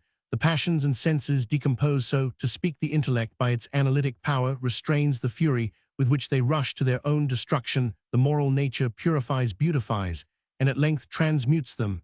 But to whom am I talking? You know far more, sir, see chapter, than Roman 1. Every one talks of himself or herself to me, and I beg you will follow every one's example in this one thing. Only individuals are precious to me in proportion as they unfold to me their intimate selves. I have just had lent me the journal of a person who died some years ago. When I was less venerable, I should have felt the reading of such a thing insupportable. Now 129. It interests me, though it is the simplest record of events and feelings. Mary says she has told you about Mr. Dawson and his lecture, miserably crude and mystifying in some parts, but with a few fine passages. He is a very delightful man, but not, at least so say my impressions, a great man. How difficult it is to be great in this world, where there is a tariff for spiritualities as well as for beeves and cheese and tallow. It is scarcely possible for a man simply to give out his true inspiration, the real profound conviction, which he has won by hard wrestling, or the few and far between pearls of imagination. He must go on talking or writing by rote, or he must starve. Would it not be better to take to tent-making with Paul, or to spectacle-making with Spinoza? Letter to J. Sibrey, Feb. 1848. Write and tell you that I join you in your happiness about the French Revolution. Very fine, my good friend. If I made you wait for a letter as long as you do me, our little echantillan of a millennium would be over. Satan would be let loose again, and I should have to share your humiliation instead of your triumph. Nevertheless, I absolve you for the sole merit of thinking rightly, that is, of course, just as I do about La Grande Nation, and its doings. You and Carlyle, have you seen his article in last week's Examiner, are the only two people who feel just, as I would have them, who can glory in what is actually great and beautiful without putting forth any cold reservations and incredulities to save their credit for wisdom. I am all the more delighted with your enthusiasm, because I didn't expect it.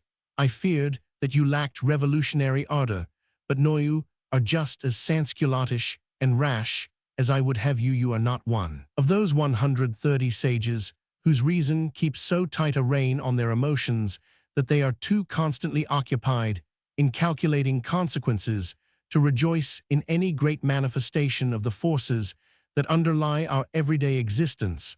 I should have written a soprano to your jubilate the very next day, but that, lest I should be exalted above measure, a messenger of Satan was sent in the form of a headache, and directly on the back of that a face-ache, so that I have been a mere victim of sensations, memories, and visions for the last week. I am even now, as you may imagine, in a very shattered, limbo-like mental condition. I thought we had fallen on such evil days that we were to see no really great movement, that ours was what St. Simon calls a purely critical epoch, not at all an organic one. But I begin to be glad of my date. I would consent, however, to have a year clipped off my life for the sake of witnessing such a scene as that of the men of the barricades bowing to the image of Christ, who first taught fraternity to men one trembles to look into every fresh newspaper, lest there should be something to mar the picture. But hitherto, even the scoffing newspaper critics have been compelled into a tone of genuine respect for the French people, and the provisional government. Lamartine can act a poem. If he cannot write one of the very first order, I hope that beautiful face given to him in the pictorial newspaper is really his. It is worthy of an aureole. I am chiefly anxious about Albert, the operative, but his picture is not to be seen. I have little patience with people who can find time to pity Louis Philippe, and his mustachioed sons. Certainly our decayed monarchs should be pensioned off. We should have a hospital for them, or a sort of zoological garden, where these worn-out 131 humbugs may be preserved. It is but justice that we should keep them, since we have spoiled them for any honest trade. Let them sit on soft cushions and have their dinner regularly, but for heaven's sake preserve me from sentimentalizing over a pampered old man when the earth has its millions of unfed souls and bodies. Surely he is not so Ahab-like as to wish that the revolution had been deferred till his son's days. And I think that the shades of the Stuarts would have some reason to complain if the Bourbons, who are so little better than they, had been allowed to reign much longer. I should have no hope of good from any imitative movement at home. Our working classes are eminently inferior to the mass of the French people in France. The mind of the people is highly electrified. They are full of ideas on social subjects. They really desire social reform, not merely an acting out of Sancho Panza's favorite proverb, yesterday for you, today for me. The revolutionary animus extended over the whole nation embraced the rural population, not merely, as with us, the artisans of the towns. Here there is so much larger a proportion of selfish radicalism and unsatisfied brute sensuality in the agricultural and mining districts, especially, than of perception or desire of justice, that a revolutionary movement would be simply destructive, not constructive. Besides, it would be put down. Our military have no notion of fraternizing, have the same sort of inveteracy as dogs have for the ill-dressed canaille. They are as mere a brute force as a battering ram, and the aristocracy have got firm hold of them. And there is nothing in our constitution to obstruct the slow progress of political reform. This is all we are fit for at 132. Present, the social reform, which may prepare us for great changes, is more and more the object of effort both in Parliament and out of it. But we English are slow crawlers. The sympathy in Ireland seems at present only of the water-toast kind. The Glasgow riots are more serious, but one cannot believe in a Scotch reign of terror in these days. I should not be sorry to hear that the Italians had risen en masse and chased the odious Austrians out of beautiful Lombardy, but this they could hardly do without help, and that involves another European war. Concerning the tent-making, there is much more to be said, but am I to adopt your rule and never speak of what I suppose we agree about? It is necessary to me not simply to be, but to utter, and I require utterance of my friends. What is it to me that I think the same thoughts? I think them in a somewhat different fashion. No, mind, that has any real life is a mere echo of another, if the perfect unison comes occasionally. As in music it enhances the harmonies, it is like a diffusion or expansion of one's own life, to be assured that its vibrations are repeated in another and words are the media of those vibrations, is not the universe itself, a perpetual utterance of the one being. So I say again, utter, utter, utter, and it will be a deed of mercy twice blessed, for I shall be a sapphire valve for your communicativeness, and prevent it from splitting honest people's brains who don't understand you, and moreover, it will be fraught with ghostly comfort to me. Letter to J. Sibrey, Sunday evening later, in 1848. I might make a very plausible excuse for not acknowledging your kind note earlier by telling you that I have been both a nurse and invalid, but to be thoroughly ingenuous, I must confess that all this would not have been enough to prevent my writing.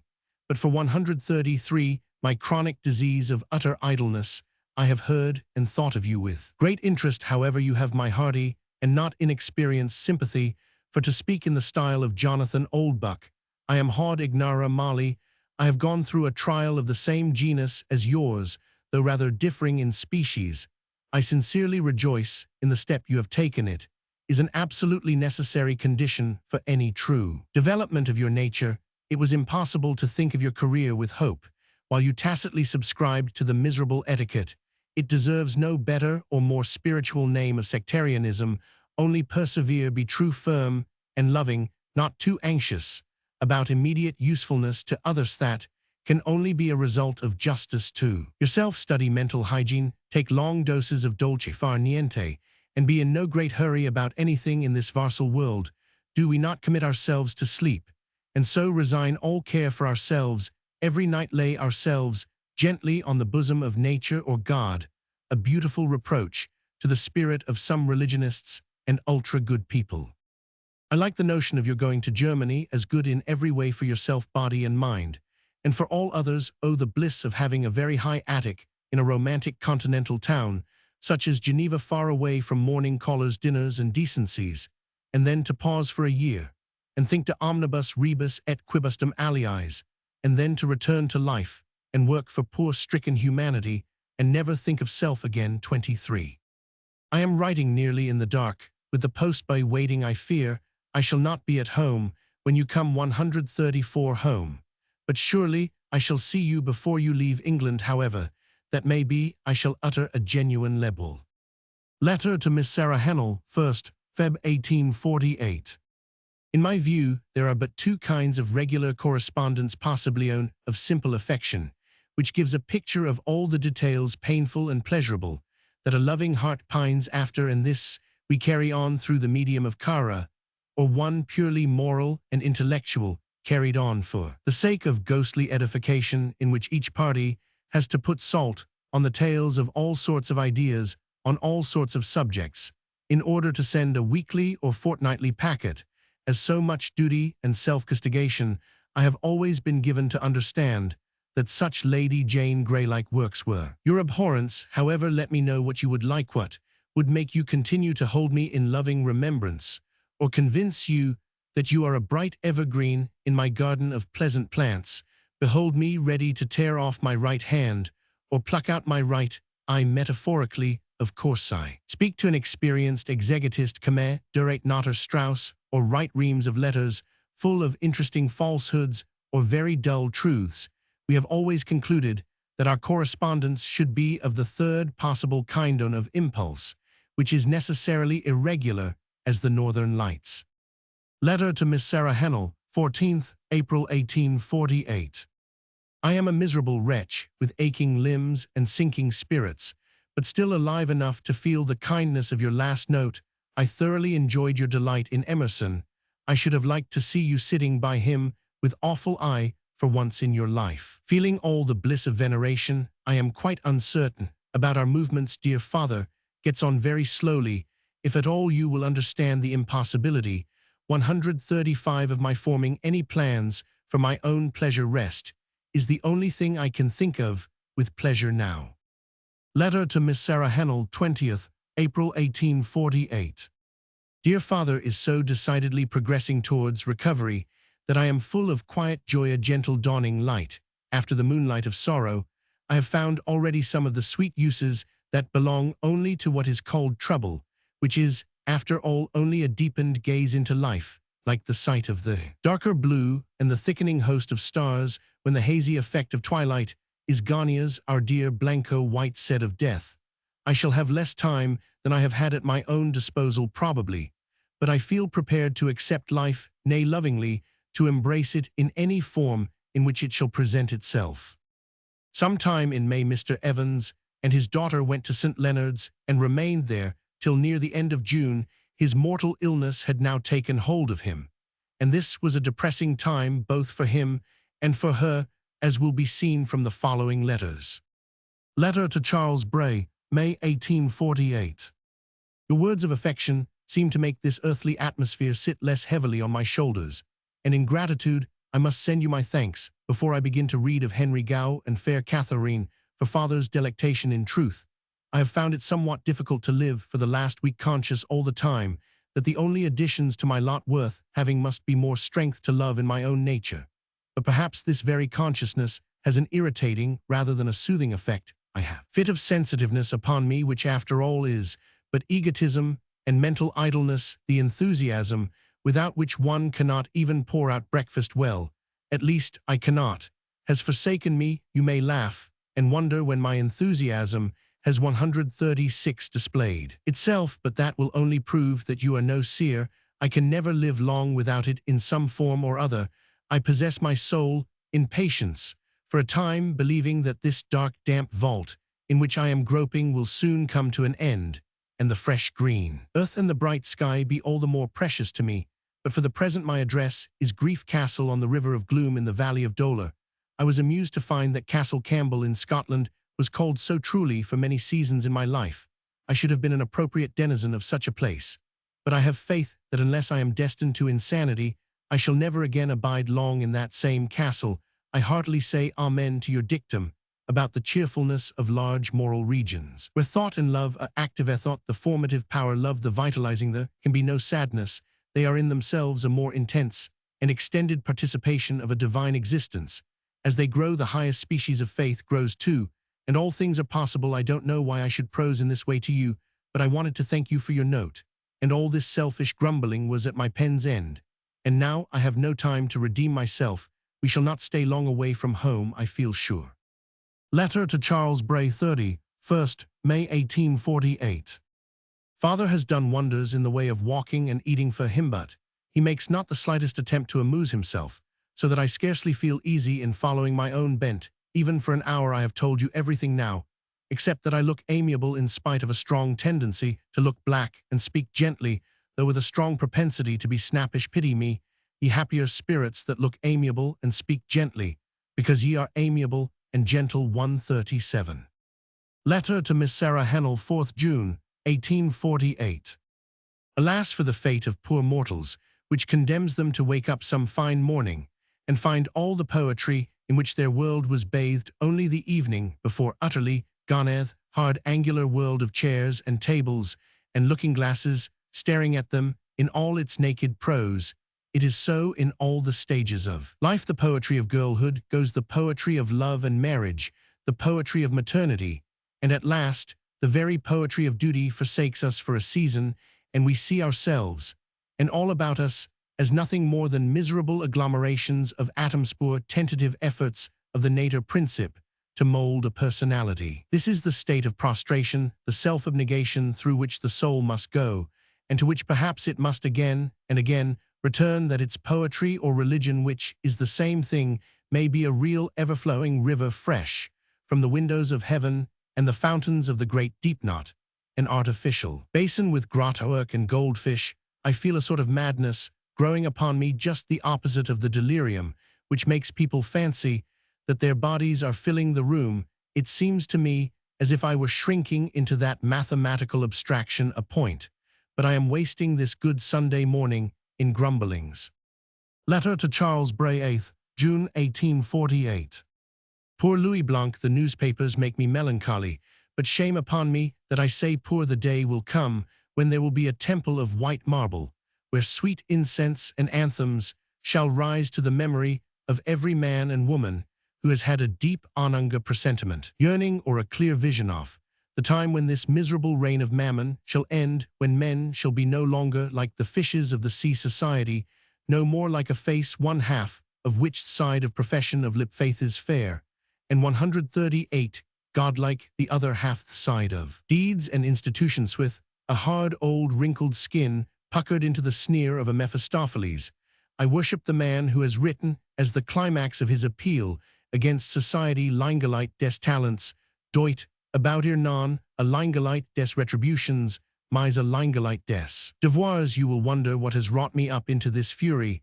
It is the loathsome fawning, the transparent hypocrisy, the systematic giving as little as possible, for as much as possible, that one meets with here at every turn. I feel that society is training men and women for hell. Letter to Miss Sarah Hennell, 23, June 1848. All creatures about to molt, or to cast off an old skin or enter on any new metamorphosis, have sickly feelings. It was so with me, but now I am set free from the irritating worn-out integument. I am entering on a new period of my life, which makes me look back on the past as something incredibly poor and contemptible. I am enjoying repose, strength, and ardor in a greater degree than I have ever known, and yet I never felt my own insignificance and imperfection so completely. My heart bleeds for dear father's pains, but it is blessed to be at hand to give the soothing word and act needed. I should not have written this description of myself, but that I felt your affectionate letter demanded some ism, which after all is often humility rather than pride. Paris, poor Parisalas, alas. Letter to Charles Bray, June 1848. I have read Jane Eyre, and shall be glad to know what you admire in it. All self-sacrifice is good, but one would like it to be in a somewhat nobler cause than that of a diabolical law, which chains a man's soul and body to a putrefying carcass. However, the book is interesting, only I wish the characters would talk a little less like the heroes and heroines of Police. Reports 139. About the beginning of July, Miss Evans and her father returned to Coventry, and the 13th July was a memorable day, as Emerson came to visit the Brays, and she went with them to Stratford. All she says herself about it is in this note. Letter to Miss Sarah Hennell, Friday, July 1848. I have seen Emerson, the first man I have ever seen, but you have seen still more of him, so I need not tell you what he is. I shall leave Cara to tell how the Emerson day was spent, for I have a swimming head from hanging over the desk to write business letters for father. Have you seen the review of Strauss' pamphlet in the Edinburgh? The title is Der Romantiker auf dem Thron der Kaiserin oder Julian der Abtrünniger, sort of erudite satire on the King of Prussia, but the reviewer pronounces it to have a permanent value quite apart from this fugitive interest. The romantiker or romanticist is one who in literature, in the arts, in religion or politics endeavors to revive the dead past. Julian was a romanticist in wishing to restore the Greek religion and its spirit when mankind had entered on the new development. But you have very likely seen the review. I must copy one passage translated from the conclusion of Strauss' pamphlet, lest you should not have met with it. Christian writers have disfigured the death scene of Julian. They have represented him as furious, blaspheming, despairing, and in his despair exclaiming, "Thou hast conquered, O Galilean." This phrase, though false as history, has a truth in it. It contains a prophesito, us a consoling prophecy, and it is this every Julian Roman one, every great and powerful man who would attempt to resuscitate a state of society which has died will infallibly be vanquished by the Galilean, for the Galilean is nothing less than the genius of the future. 140. Letter to Miss Sarah Hennell, Deck, 1848. Father's tongue has just given utterance to a thought which has been very visibly radiating from his eager eyes for some minutes. I thought you were going on with the book. I can only bless you for those 2 notes, which have emanated from you like so much ambrosial scent from roses and lavender. Not less am I grateful for the Carlyle eulogium. 24. I have shed some quite delicious tears over it. This is a world worth abiding in, while one man can thus venerate and love another more anonthes from my doleful prison of stupidity and barrenness, with a yawning trapdoor ready to let me down into utter fatuity. But I can even yet feel the omnipotence of a glorious cord. Poor pebble, as I am left entangled among slimy weeds, I can yet hear from afar the rushing of the blessed torrent, and rejoice that it is there to bathe and brighten other pebbles less unworthy of the polishing. Letter to Miss Sarah Hennell, end of 1848. Thank you for a sight of our blessed St. Francis 25 letter. There is no imaginable moment in which the thought of such a being could be an intrusion. His soul is a blessed, yea, there is a sort of blasphemy in that proverbial phrase, too good to be true. The highest inspiration of the purest, noblest human soul is the nearest expression of the truth. Those extinct volcanoes of one's spiritual life, those eruptions of the intellect and the passions, which have scattered the lava of doubt and negation over our early faith, there only a glorious Himalayan chain, beneath which new valleys of undreamed richness and beauty will spread themselves. Shall we poor earthworms have sublimer thoughts than the universe of which we are poor chips, mere effluvia of mind? Shall we have sublimer 141 thoughts than that universe can furnish out into reality? I am living unspeakable moments, and can write no more. Letter to Miss Sarah Hennell, Jan 1849. I think of you perpetually, but my thoughts are all aqueous, they will not crystallize, they are as fleeting as ripples on the sea. I am suffering perhaps as acutely as ever I did in my life. Breathe a wish, that I may gather strength. The fragrance of your wish will reach me somehow. The next letter is to Mrs. Houghton, who, it will be remembered, was the only daughter by Mr. Avant's first marriage. Miss Evans had more intellectual sympathy with this half-sister Fanny than with any of the other members of her family, and it is a pity that more of the letters to her have not been preserved. Letter to Mrs. Houghton, Sunday evening, 1849. I have been holding a court of conscience, and I cannot enjoy my Sunday's music without restoring harmony, without entering a protest against that superficial soul of mine, which is perpetually contradicting and belying the true inner soul. I am in that mood, which in another age of the world would have led me to put on sackcloth and pour ashes on my head, when I call to mind the sins of my tongue, me animadversions on the faults of others, as if I thought myself to be something when I am nothing. When shall I attain to the true spirit of love, which Paul has taught for all the ages? I want no one to excuse me, dear Fanny. I only want to remove the shadow of my miserable words and deeds from before the divine image of truth and goodness, which I would have all beings worship.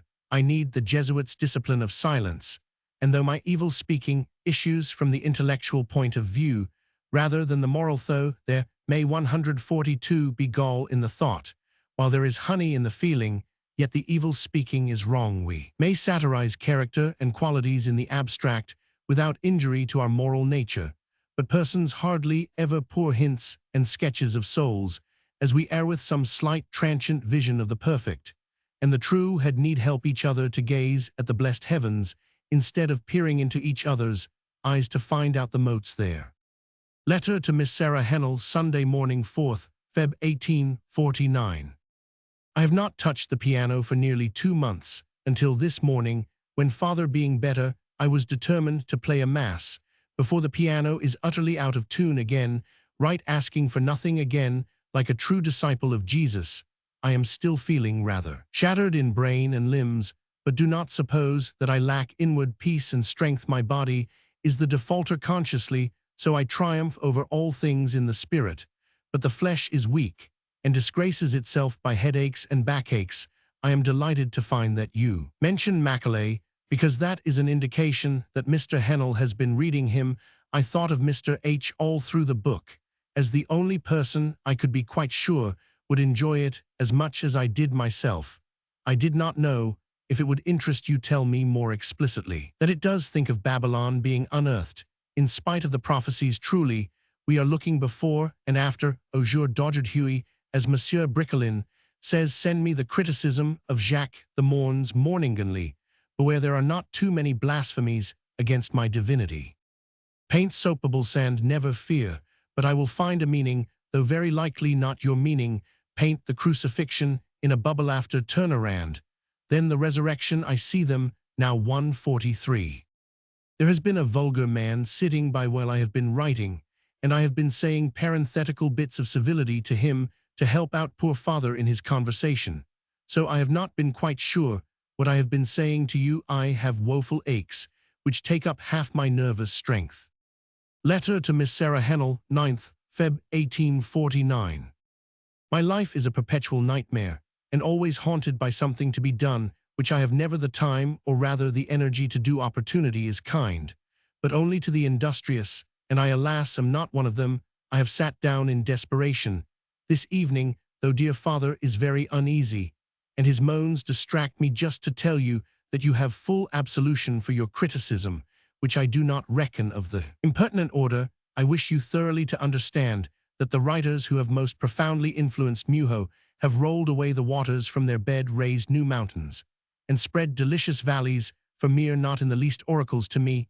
It is just possible that I may not embrace one of their opinions, that I may wish my life to be shaped quite differently from theirs. For instance, it would signify nothing to me if a very wise person were to stun me with proofs that Rousseau's views of life, religion, and government are miserably erroneous, that he was guilty of some of the worst bassesses that have degraded civilized man. I might admit all this, and it would be not the less true that Rousseau's genius has sent that electric thrill through my intellectual and moral frame, which has awakened me to new perceptions, which has made man and nature a fresh world of thought and feeling to me, and this not by teaching me any new belief. It is simply that the rushing mighty wind of his inspiration has so quickened my 144 faculties that I have been able to shape more definitely for myself ideas which had previously dwelt as dim onungen in my soul. The fire of his genius has so fused together old thoughts and prejudices that I have been ready to make new combinations. It is thus with George Sand. I should never dream of going to her writings as a moral code or textbook. I don't care whether I agree with her about marriage or not, whether I think the design of her plot correct, or that she had no precise design at all, but began to write as the spirit moved her, and trusted to Providence for the catastrophe, which I think the more probable case. It is sufficient for me as a reason for bowing before her in eternal gratitude to that great power of God manifested in her, that I cannot read 6 pages of hers without feeling that it is given to her to delineate human passion and its results. And I must say, in spite of your judgment, some of the moral instincts and their tendencies with such truthfulness, such nicety of discrimination, such tragic power, and withal such loving, gentle humor, that one might live a century with nothing but one's own dull faculties, and not know so much as those 6 pages will suggest. The psychological anatomy of Jacques and Fernand, in the early days of their marriage, seems quite preternaturally true. I mean, that her power of describing it is preternatural. Fernand and Jacques are merely the feminine and the masculine nature, and their early married life an everyday tragedy. But I will not dilate on the book, or on your criticism, for I am so sleepy that I should write nothing. But betises, I have at last the most delightful De Imitation Christi, with quaint woodcuts. One breathes a cool air as of cloisters in the book. It makes one long to be a saint for a few 145 months. Verily, its piety has its foundations in the depth of the divine human soul. In March, Miss Evans wrote a short notice of the nemesis of faith for the Coventry Herald, in which she says, "We are sure that its author is a bright particular star, though he sometimes leaves us in doubt whether he be not a fallen son of the morning." The paper was sent to Mr. Froude, and on 23 March Mrs. Bray writes to Miss Hennell, "Last night at dusk Roman 1000 came running in high glee with a most charming note from Froude, naively and prettily requesting her to reveal herself. He says he recognized her hand in the review in the Coventry Herald, and if she thinks him a fallen star, she might help him to rise, but he believes he has only been dipped in the Styx, and is not much the worse for the bath. Poor girl, I am so pleased she should have this little episode in her dull life." The next letter again refers to Mr. Froude's books. Letter to Miss Sarah Hennell, Wednesday, April 1849. "Tell me not that I am a mere prater. That feeling never talks. I will talk and caress and look lovingly, until death makes me as stony as the Gorgon-like heads of all the judicious people. I know what is anything worth, until it is uttered. Is not the universe one great utterance? Utterance there must be in word or deed to make life of any worth. Every true Pentecost is a gift of utterance. Life is too short, and opportunities too meager for many deeds. Besides, the best friendships are precisely those where there is no possibility of material helpfulness, and I would take no deeds as an adequate compensation for the frigid 146 glassy eye and hard indifferent tones of one's very solid and sensible and conscientious friend, you will wonder of what this is a proportionally of a little bitterness in my own soul, just at this moment, and not of anything between you and me.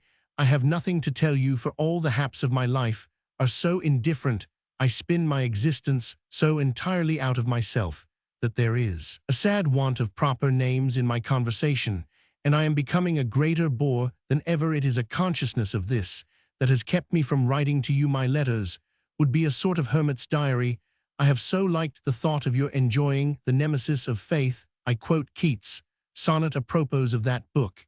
It has made me feel like some watcher of the skies when a new planet swims into his ken, or like stout Cortez when, with eagle eyes, he stared at the Pacific, and all his men looked at each other with a wild surmise, silent upon a peak in Darien.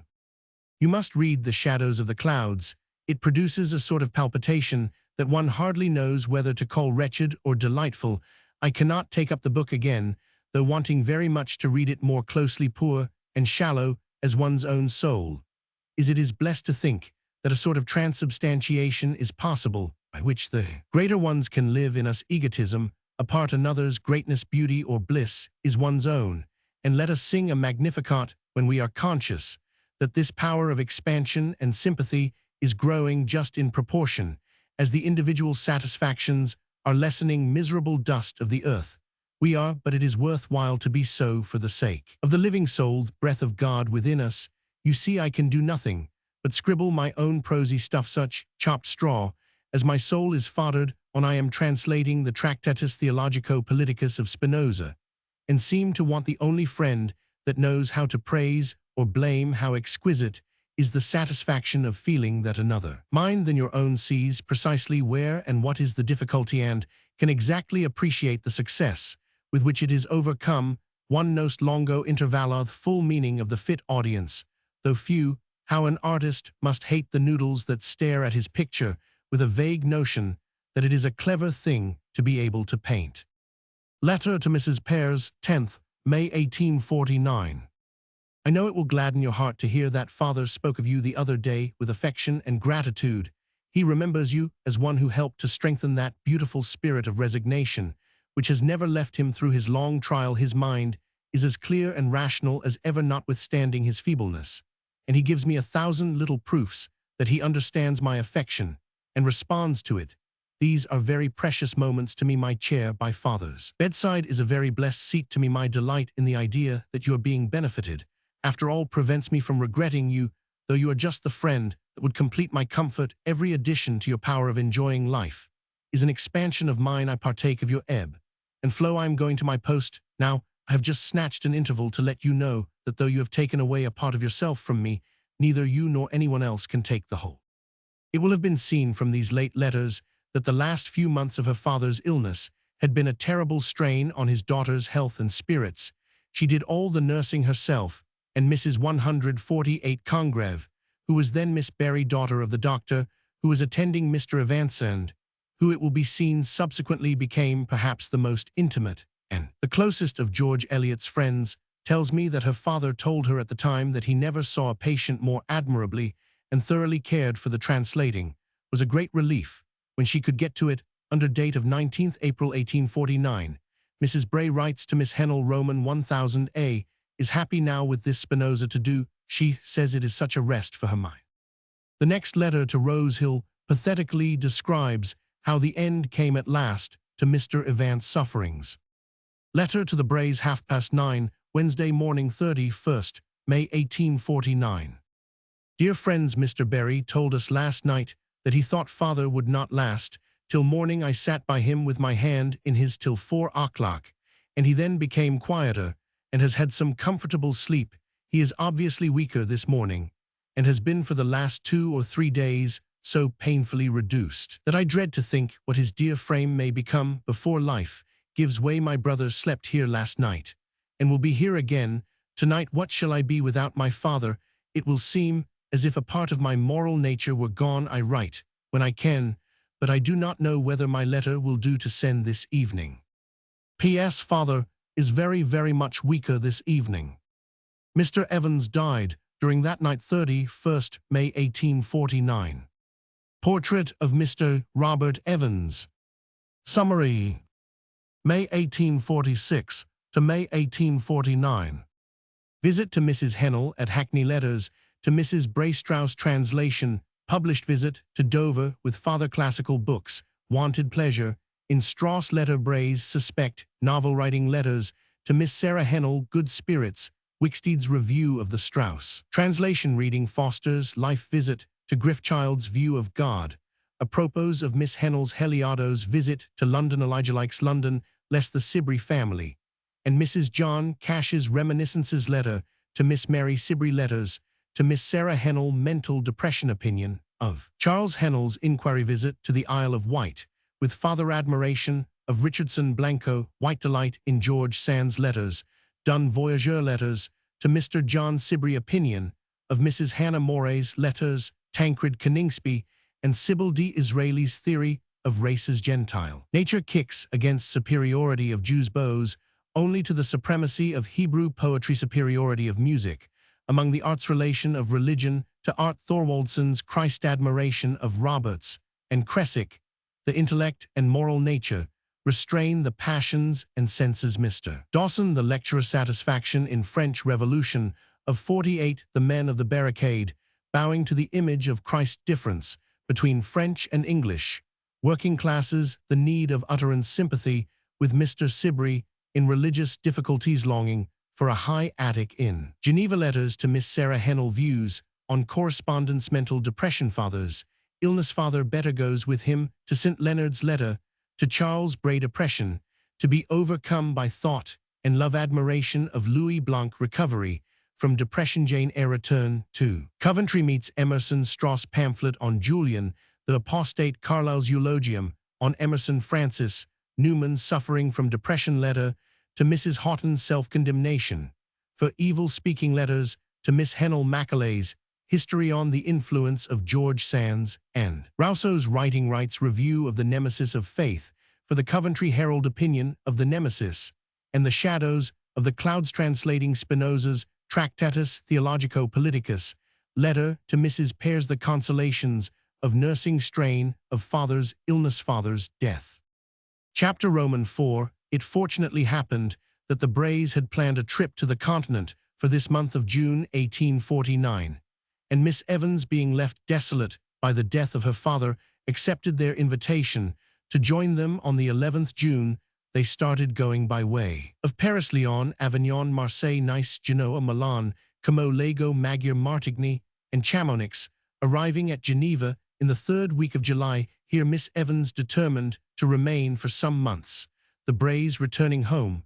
Before they went, however, they helped her to settle herself comfortably en pension, and as will be seen from the following letters, the next 8 months were quietly and peacefully happy.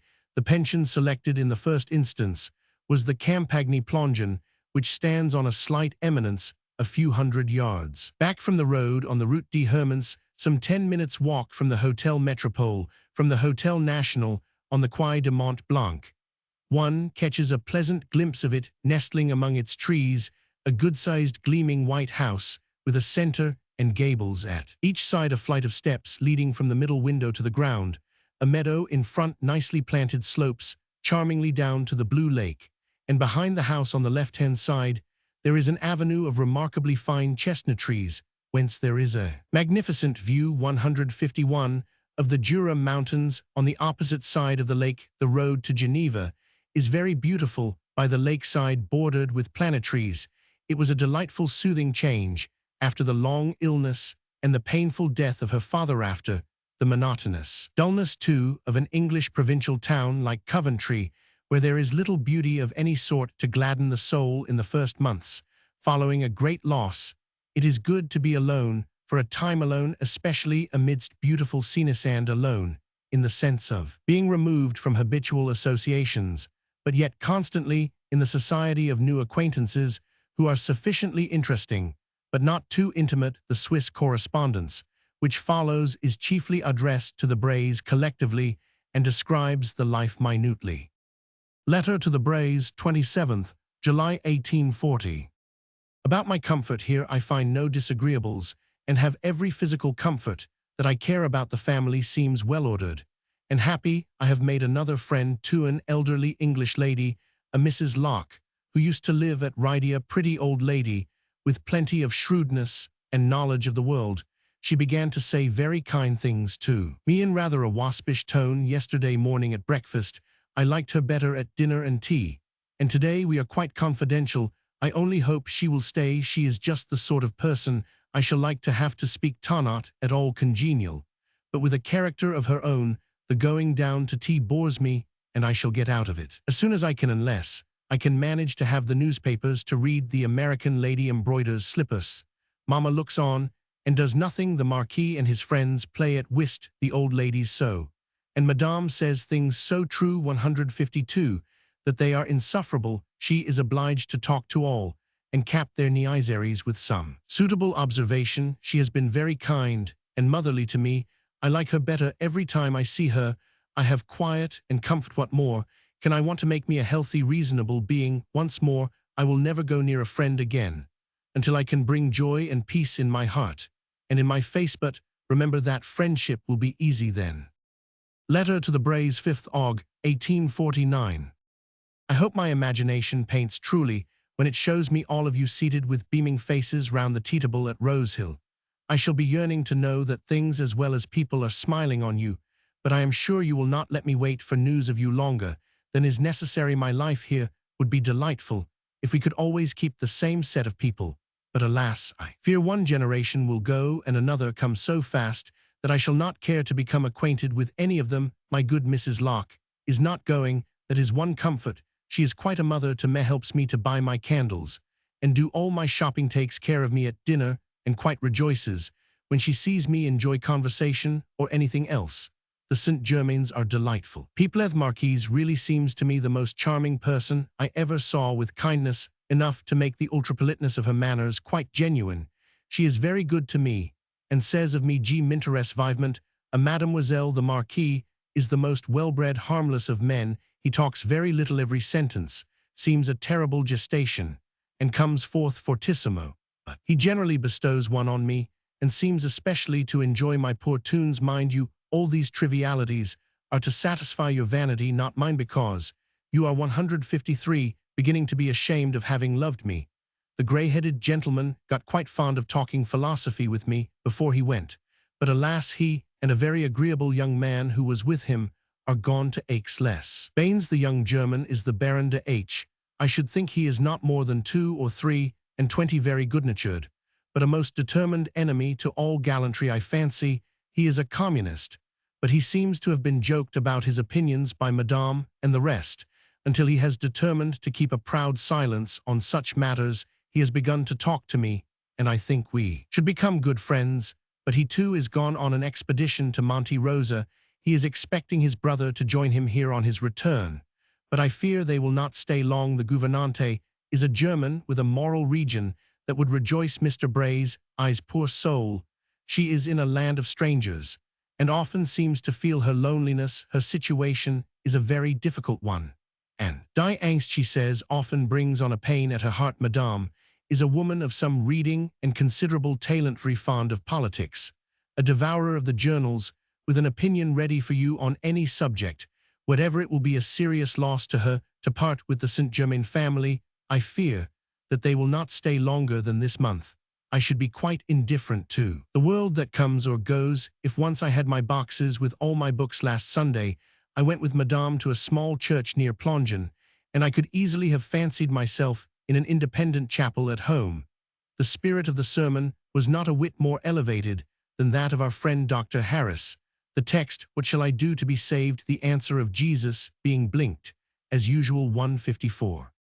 Today I have been to hear one of the most celebrated preachers, Roman 1000 Munia. His sermon was really eloquent, all written down, but delivered with so much energy and feeling that you never thought of the book. It is curious to notice how patriotism, devoment à la patrie, is put in the sermons as the first of virtues, even before devotion to the church. We never hear of it in England after we leave school. The good Marquis goes with his family and servants, all nicely dressed, to the Catholic Church. They are a most orderly set of people. There is nothing but their language and their geniality and politeness to distinguish them from one of the best of our English aristocratic families. I am perfectly comfortable, everyone is kind to me, and seems to like me. Your kind hearts will rejoice at this. I know, only remember that I am just as much interested in all that happens to you at Rosehill as you are in what happens to me at Plongeon. Pray that the motto of Geneva may become mine post tenebras lux. Letter to the Braes, 20th Aug. 1849. I have no head for writing today, for I have been keeping my bed for the last 3 days, but I must remember that writing to you is like ringing a bell hung in the planet Jupiter. It is so weary a while before one's letters reach. I have been positively sickening for want of my boxes and anxiety to hear of my relations. Your kind letter of this morning has quieted the latter a little, but my boxes, alas, have not appeared. Do not be alarmed about my health. I have only had a terrible headache, prolonged, in fact, by the assiduities of the good people here. For the first day I lay in my bed, I had the whole female world of Plongeon in my bedroom, and talked so incessantly that I was unable to sleep after it. The consequence, 155, as you may imagine, was that the next day I was very much worse, but I am getting better. And indeed it was worthwhile to be ill to have so many kind attentions. There is a fresh German family from Frankfurt here just now, Madame Cornelius and her children. She is the daughter of the richest banker in Frankfurt, and what is better, full of heart and mind, with a face that tells you so before she opens her lips. She has more reading than the Marquise, being German and Protestant, and it is a real refreshment to talk with her for half an hour. The dear Marquise is a truly devout Catholic. It is beautiful to hear her speak of the comfort she has in the confessional, for our tête-à-tête have lately turned on religious matters. She says, I am in a mauvaise voice sous le rapport de la religion pute. Et vous marires, et le mariage cheer ami sans la foi religieuse. She says, I have isolated myself by my studies, that I am too cold, and have too little confidence in the feelings of others towards method. I do not believe how deep an interest she has conceived in my lot. She says, Signor Goldrini, the young Italian who was here for a week, told her, when he had been talking to me one evening, vous aimerez cette demoiselle, je ne suis sûr, and she has found his prediction true. They are leaving for their own country on Wednesday. She hopes I shall go to Italy and see her, and when I tell her that I have no faith that she will remember me long enough for me to venture on paying her a visit, if ever I should go to Italy again, she shakes her head at my incredulity. She was born at Genoa. Her father was 3 years Sardinian minister at Constantinople before she was married, and she speaks with enthusiasm of her life. Their cest lulla. Pays de la Vrea, 156 Posi, Olan sent sequest, que de vivre par le coeur, Roman 1000 de H. Is returned from Monte Rosa. He would be a nice person if he had another soul, added to the one he has by nature. Soul that comes by sorrow and love. I stole his book while he was gone. The first volume of Louis Blanc's History of 10 Years. It contains a very interesting account of the 3 days of July 1830. His brother is coming to join him, so I hope he will not go at present. Tell Miss Sibry my address, and beg her to write to me all about herself, and to write on thin paper.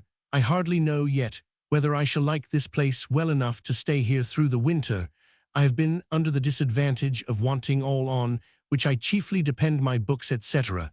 When I have been here another month, I shall be better able to judge. I hope you manage to get in the black velvet dress the people dress, and think about dressing here more even than in England. You would not know me if you saw me. The Marquise took on her the office of femme de chambre, and dressed my hair. One day she has abolished all my curls, and made 2 things stick out on each side of my head, like those on the head of the Sphinx. All the world says I look infinitely better, so I comply, though to myself I seem uglier than ever if possible. I am fidgeted to death about my boxes and that tiresome man. Not to acknowledge the receipt of them, I make no apology for writing all my peevishness and follies, because I want you to do the samito. Let me know everything about you to the aching of your finger sand. You tell me very little. My boxes, I dream of them night and day. Dear Mr. Hennell, give him my heartiest affectionate remembrances. Tell him I find no one here so 157 spirited as he. There are no better jokes going than I can make myself. Mrs. Hennell and Mrs. Roman 100 Hennell, too, all are remembered if even I have only seen them in England. Letter to the Braes, 28th Aug. 1849. Mme de Ludwigsdorf, the wife of an Austrian baron, has been here for 2 days, and is coming again. She is handsome, spirited, and clever, pure English by birth, but quite foreign in manners and appearance. She, and all the world besides, are going to winter in Italy. Nothing annoys me now. I feel perfectly at home, and shall really be comfortable when I have all my little matters about me. This place looks more lovely to me every day, like the town, the Campagnas, with their stately trees and pretty houses, the glorious mountains in the distance. One can hardly believe oneself on earth. One might live here, and forget that there is such a thing as want or labor or sorrow. The perpetual presence of all this beauty has somewhat the effect of mesmerism or chloroform. I feel sometimes as if I were sinking into an agreeable state of numbness, on the verge of unconsciousness, and seemed to want well pinching to rouse me. The other day, Sunday, there was a fete held on the Lacqueth, fete of navigation. I went out with some other ladies in Roman 1000 de HS boat at sunset, and had the richest draught of beauty. All the boats of Geneva turned out in their best attire. When the moon and stars came out, there were beautiful fireworks sent up from the boats, the mingling of the silver and the golden rays on the rippled lake, the bright colors of the boats, the music, the splendid fireworks, and the pale moon, looking at it all with a sort of grave surprise, made up a scene of perfect enchantment. And our dear old Mont Blanc was there, in his white ermine 158 robe. I rode all the time, and hence comes my palsy.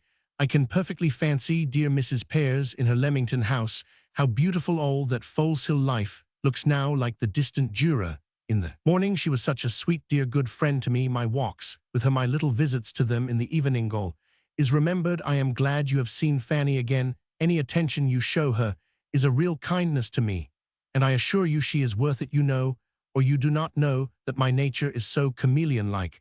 I shall lose all my identity unless you keep nourishing the old self with letters, so pray write as much and as often as you can. It jumps admirably with my humor to live in 2 worlds at once. In this way I possess my dearest friends and my old environment in my thoughts, and another world of novelty and beauty in which I am actually moving, and my contrariety of disposition always makes the world that lives in my thoughts the dearer of the 2, the one in which I more truly dwell. So, after all, I enjoy my friends most when I am away from them.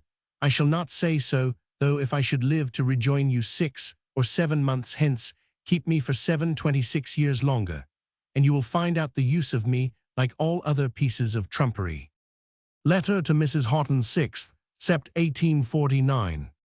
Have I confided too much in your generosity in supposing that you would write to me first, or is there some other reason for your silence? I suffer greatly from it, not entirely from selfish reasons, but in great part because I am really anxious to know all about you, your state of health and spirits, the aspect of 159 things within and without you. Did Mr. Bray convey to you my earnest request that you would write to me? You know of my whereabouts and circumstances from my good friends at Rosehill, so that I have little to tell you. At least, I have not spirit to write of myself until I have heard from you and have an assurance from yourself that you yet care about me. Sarah, Mrs. Isaac Evans, has sent me word of the sad, sad loss that has befallen poor Chrissy and Edward, a loss in which I feel that I have a share, for that angelic little being had great interest for me. She promised to pay so well for any care spent on her.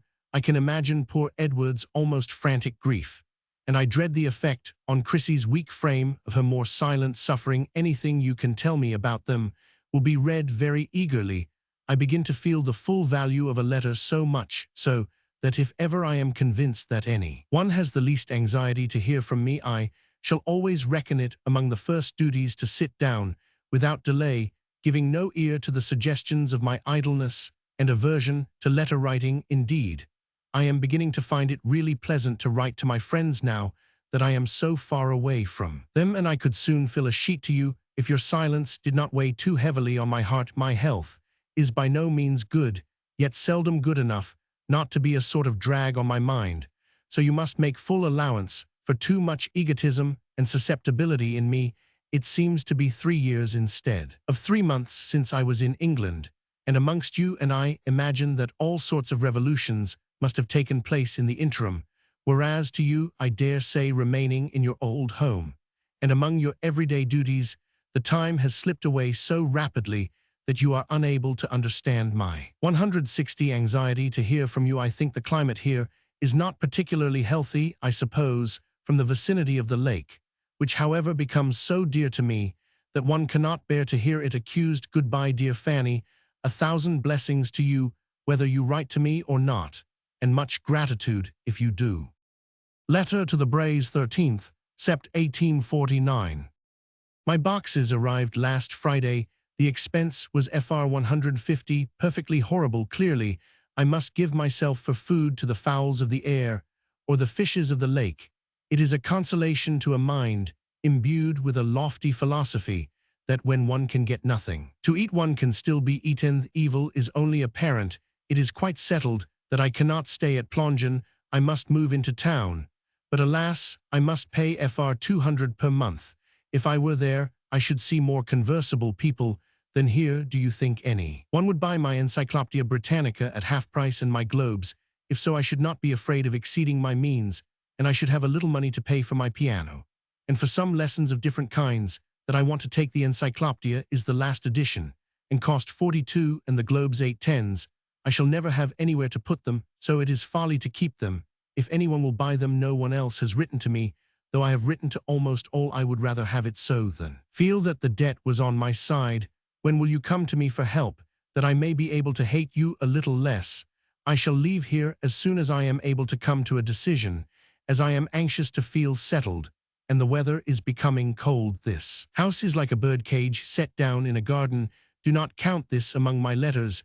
I am good for nothing today, and can write nothing well but bitterness, so that I will not trust myself to say another 161 word. The Baron de Ludwigsdorff seems to have begun to like me very much, and is really kind, so you see heaven sends kind souls, though they are by no means kindred ones. Poor Mrs. Locke is to write to me, has given me a little ring, says take care of yourself, my child, have some tea of your own. I'll be quite another person. If you get some introductions to clever people, I'll get on well among a certain set. That's true. It is her way to say that's true, after all her affirmations. She says you won't find any kindred spirits at Plongeon, might. Letter to the Braes, 20th, Sept. 1849. I am feeling particularly happy, because I have had very kind letters from my brother and sisters. I am ashamed to fill sheets about myself, but I imagine that this was precisely what you wished. Pray correct my mistake, if it be one, and then I will look over the Calvin manuscripts, and give you some information of really general interest, suited to our mutual capacities. Mme Ludwigsdorff is so good to me, charming creaturess, anxious to see me comfortably settled, pitying me in all sorts of ways. She sends me tea when I wake in the morning, gorengeflower water when I go to bed, grapes, and her maid to wait on me. She says if I like she will spend the winter after this at Paris with me, and introduce me to her friends there. But she does not mean to attach herself to me, because I shall never like her long. I shall be tired of her when I have sifted her, etc. She says I have more intellect than morale, and other things more true than agreeable. However, she is greatly interested in me, has told me her troubles and her feelings, she says, in spite of herself, for she has never been able before in her life to say so much even to her old friends. It is a mystery she cannot unravel. She is a person 162 of high culture, according to the ordinary notions of what feminine culture should be. She speaks French and German perfectly, plays well, and has the most perfect polish of manner, most thorough refinement both socially and morally. She is tall and handsome, a striking-looking person, but with a sweet feminine expression. When she is with those she likes, dresses exquisitely. In fine, is all that I am not. I shall tire you with all this, but I want you to know what good creatures there are here, as elsewhere. Miss F. tells me that the first day she sat by my side at dinner, she looked at me and thought to herself, that is a grave lady. I do not think I shall like her much. But as soon as I spoke to her, and she looked into my eyes, she felt she could love me. Then she lent me a book written by her cousin, a religious novel in which there is a fearful infidel who will not believe and hates all who do, etc. Then she invited me to walk with her, and came to talk in my room, then invited me to go to the oratoire with them, till I began to be uncomfortable under the idea that they fancied I was evangelical, and that I was gaining their affection under false pretenses. So I told Miss F. that I was going to sacrifice her good opinion, and confess my heresies. I quite expected from their manner and character that they would forsake me in horror, but They are as kind as ever, they never go into the salon in the evening, and I have almost forsaken it, spending the evening frequently in Mme de Ludwigsdorff's room, where we have some delightful tea. The tea of the house here is execrable, or rather, as Mrs. A says, how glad we ought to be that it has no taste at all. It might have a very bad one. I like the as they are very good-natured Mrs.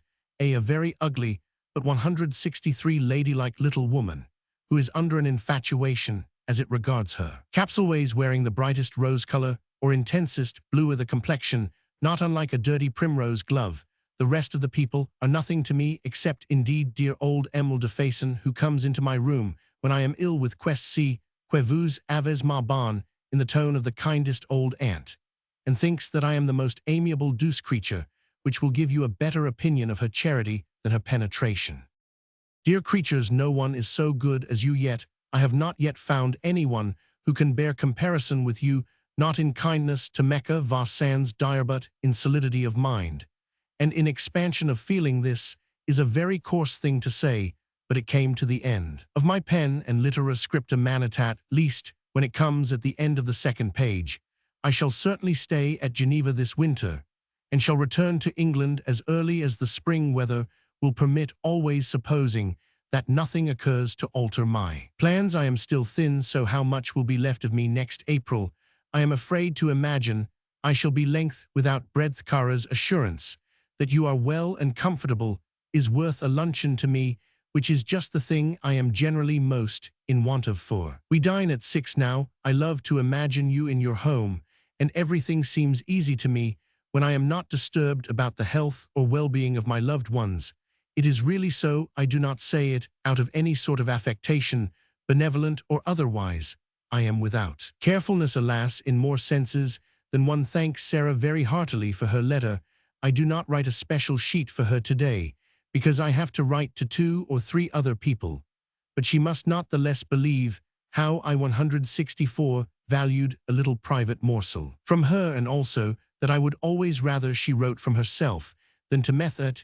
Is my theory of letter writing. Your letters are as welcome as Elijah's ravens. I thought of saying the dinner bell, only that would be too gross. I get impatient at the end of the 10 days which it takes for our letters to go to and fro, and I have not the least faith in the necessity for keeping the sheet 3 or 4 days before Mr. Bray can find time to write his meager bit.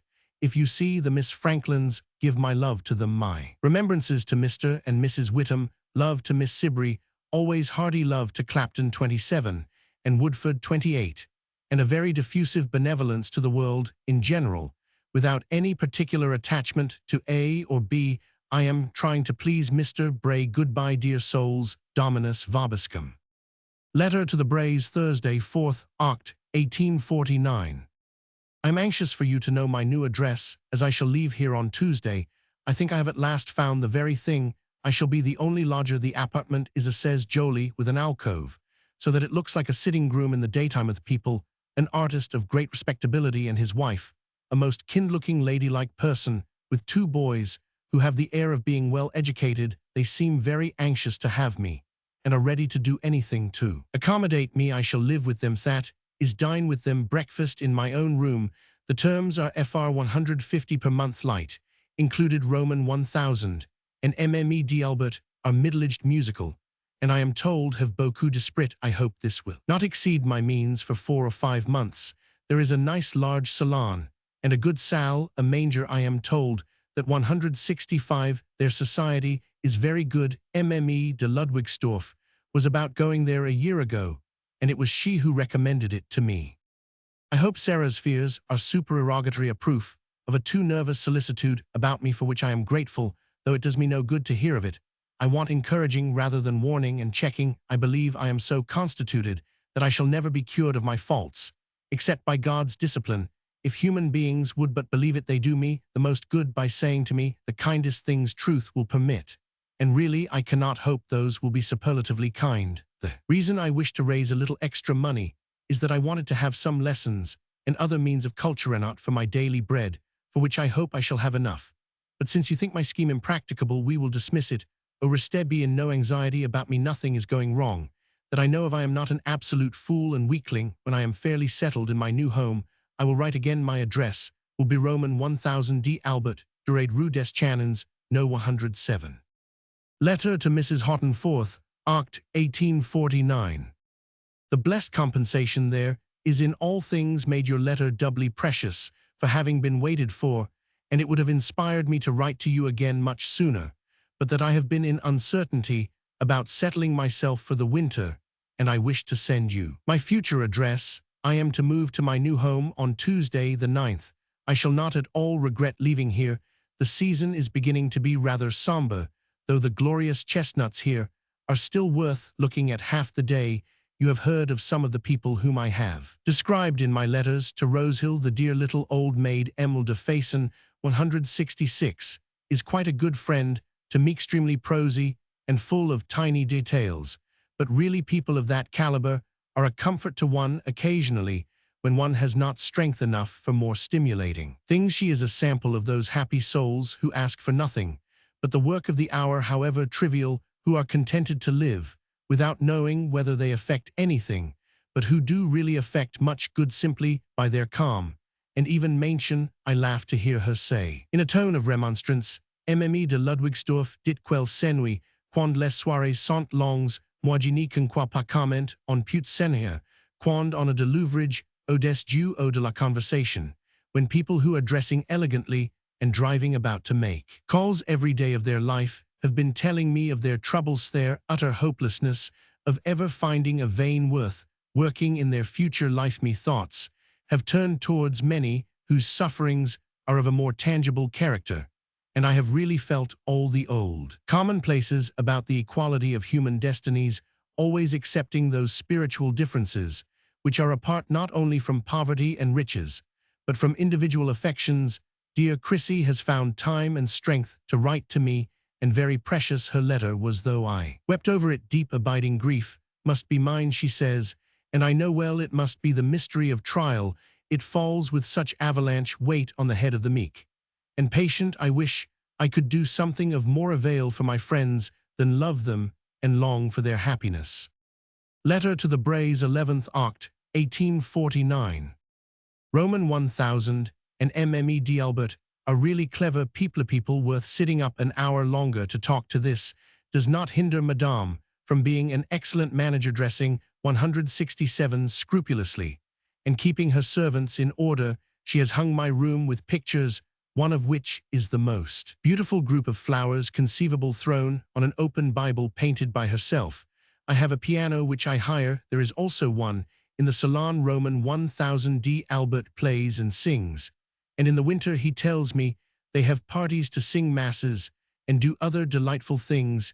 In fact, I think I am just in the right place. I breakfast in my own room at 8:30, lunch at 12:30, and dine at 4 or a little after, and take tea at 8 from the tea table. I have gone into the salon and chatted until bedtime. It would really have been a pity to have stayed at Plongeon, out of reach of everything, and with people so little worth talking to. I have not found out the disagreements here, yet it is raining horribly, but this just saves me from the regret I should have felt at having quitted the chestnuts of Plongeon. That Campagny looked splendid in its autumn dress.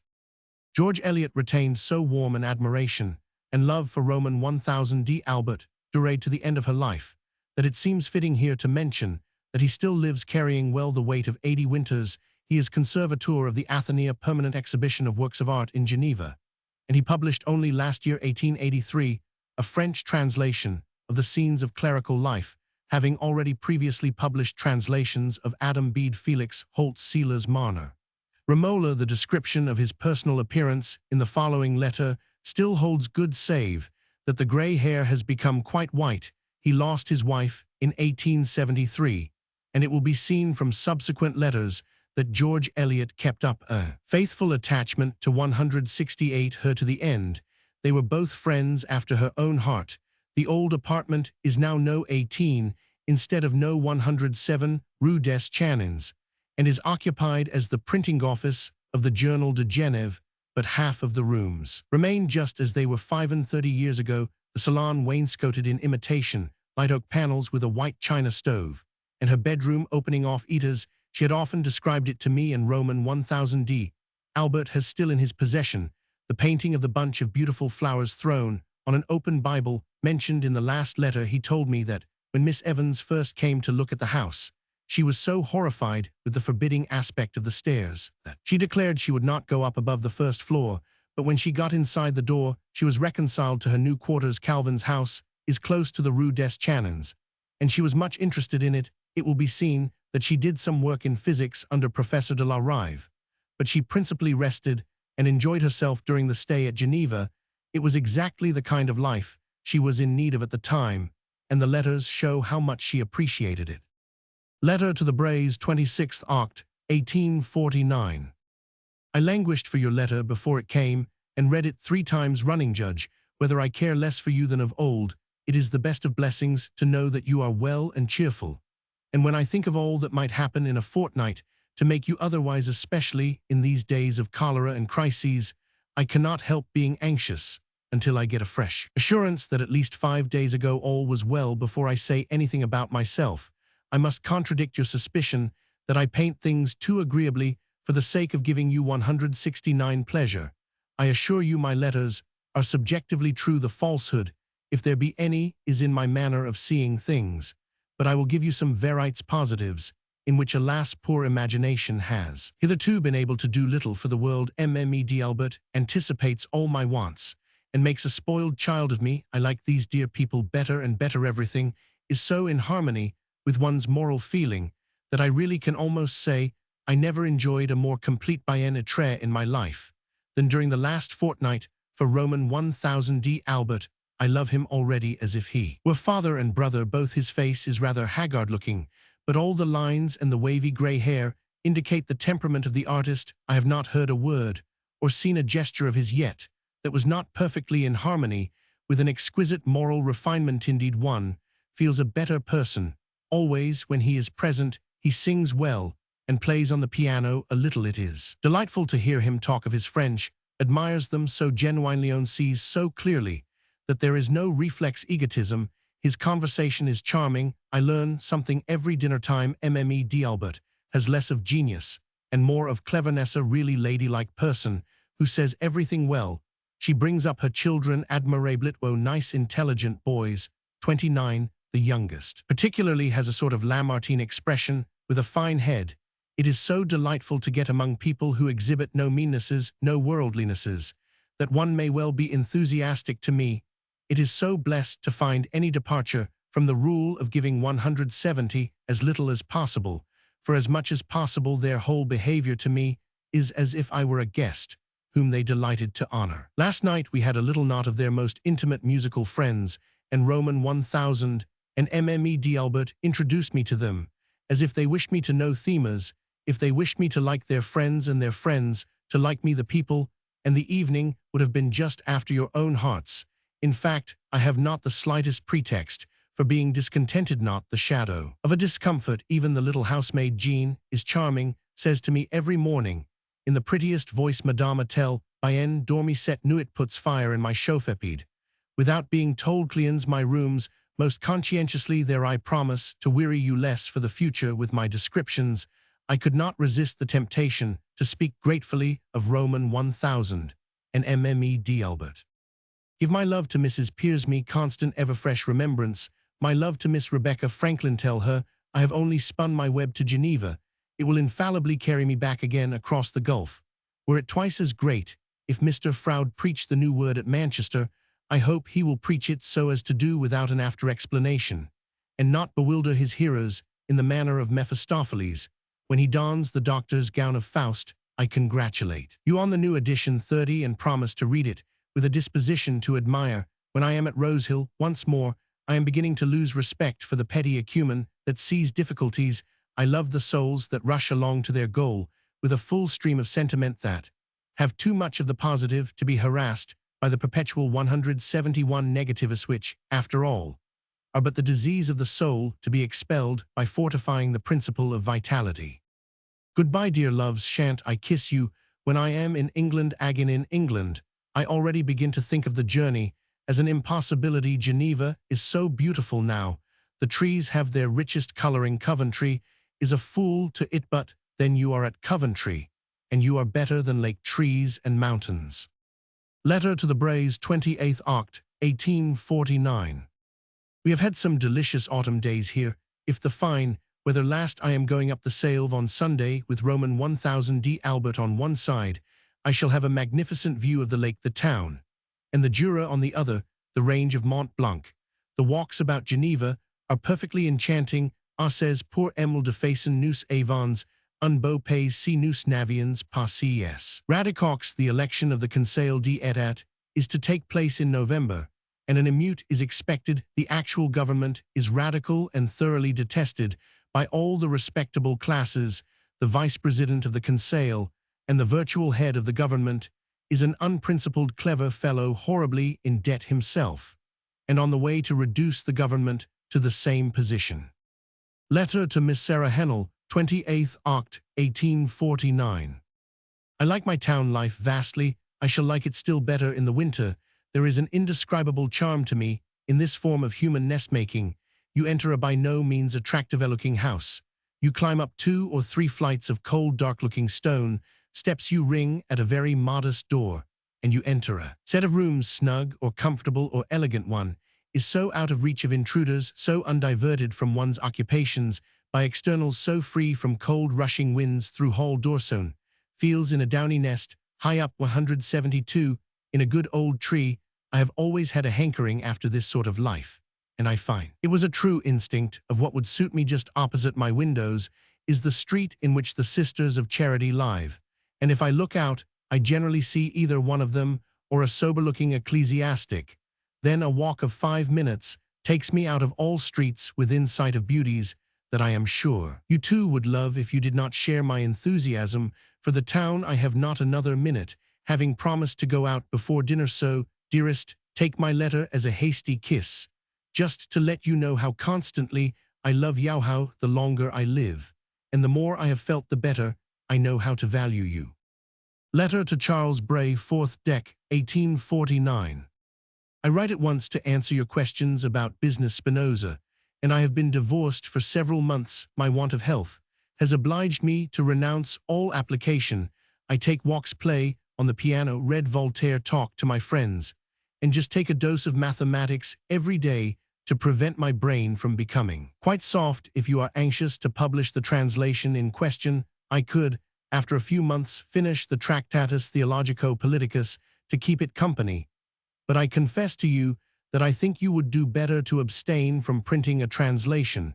What is wanted in English is not a translation of Spinoza's works, but a true estimate of his life and system. After one has rendered his Latin faithfully into English, one feels that there is another, yet more difficult process of translation for the reader to effect, and that the only mode of making Spinoza accessible to a larger number is to study his books, then shut them, and give an analysis for those who read the very words Spinoza wrote. There is the same sort of interest in his style as in the conversation of a person of great capacity, 173, who has led a solitary life, and who says from his own soul what all the world is saying by rote, but this interest hardly belongs to a translation.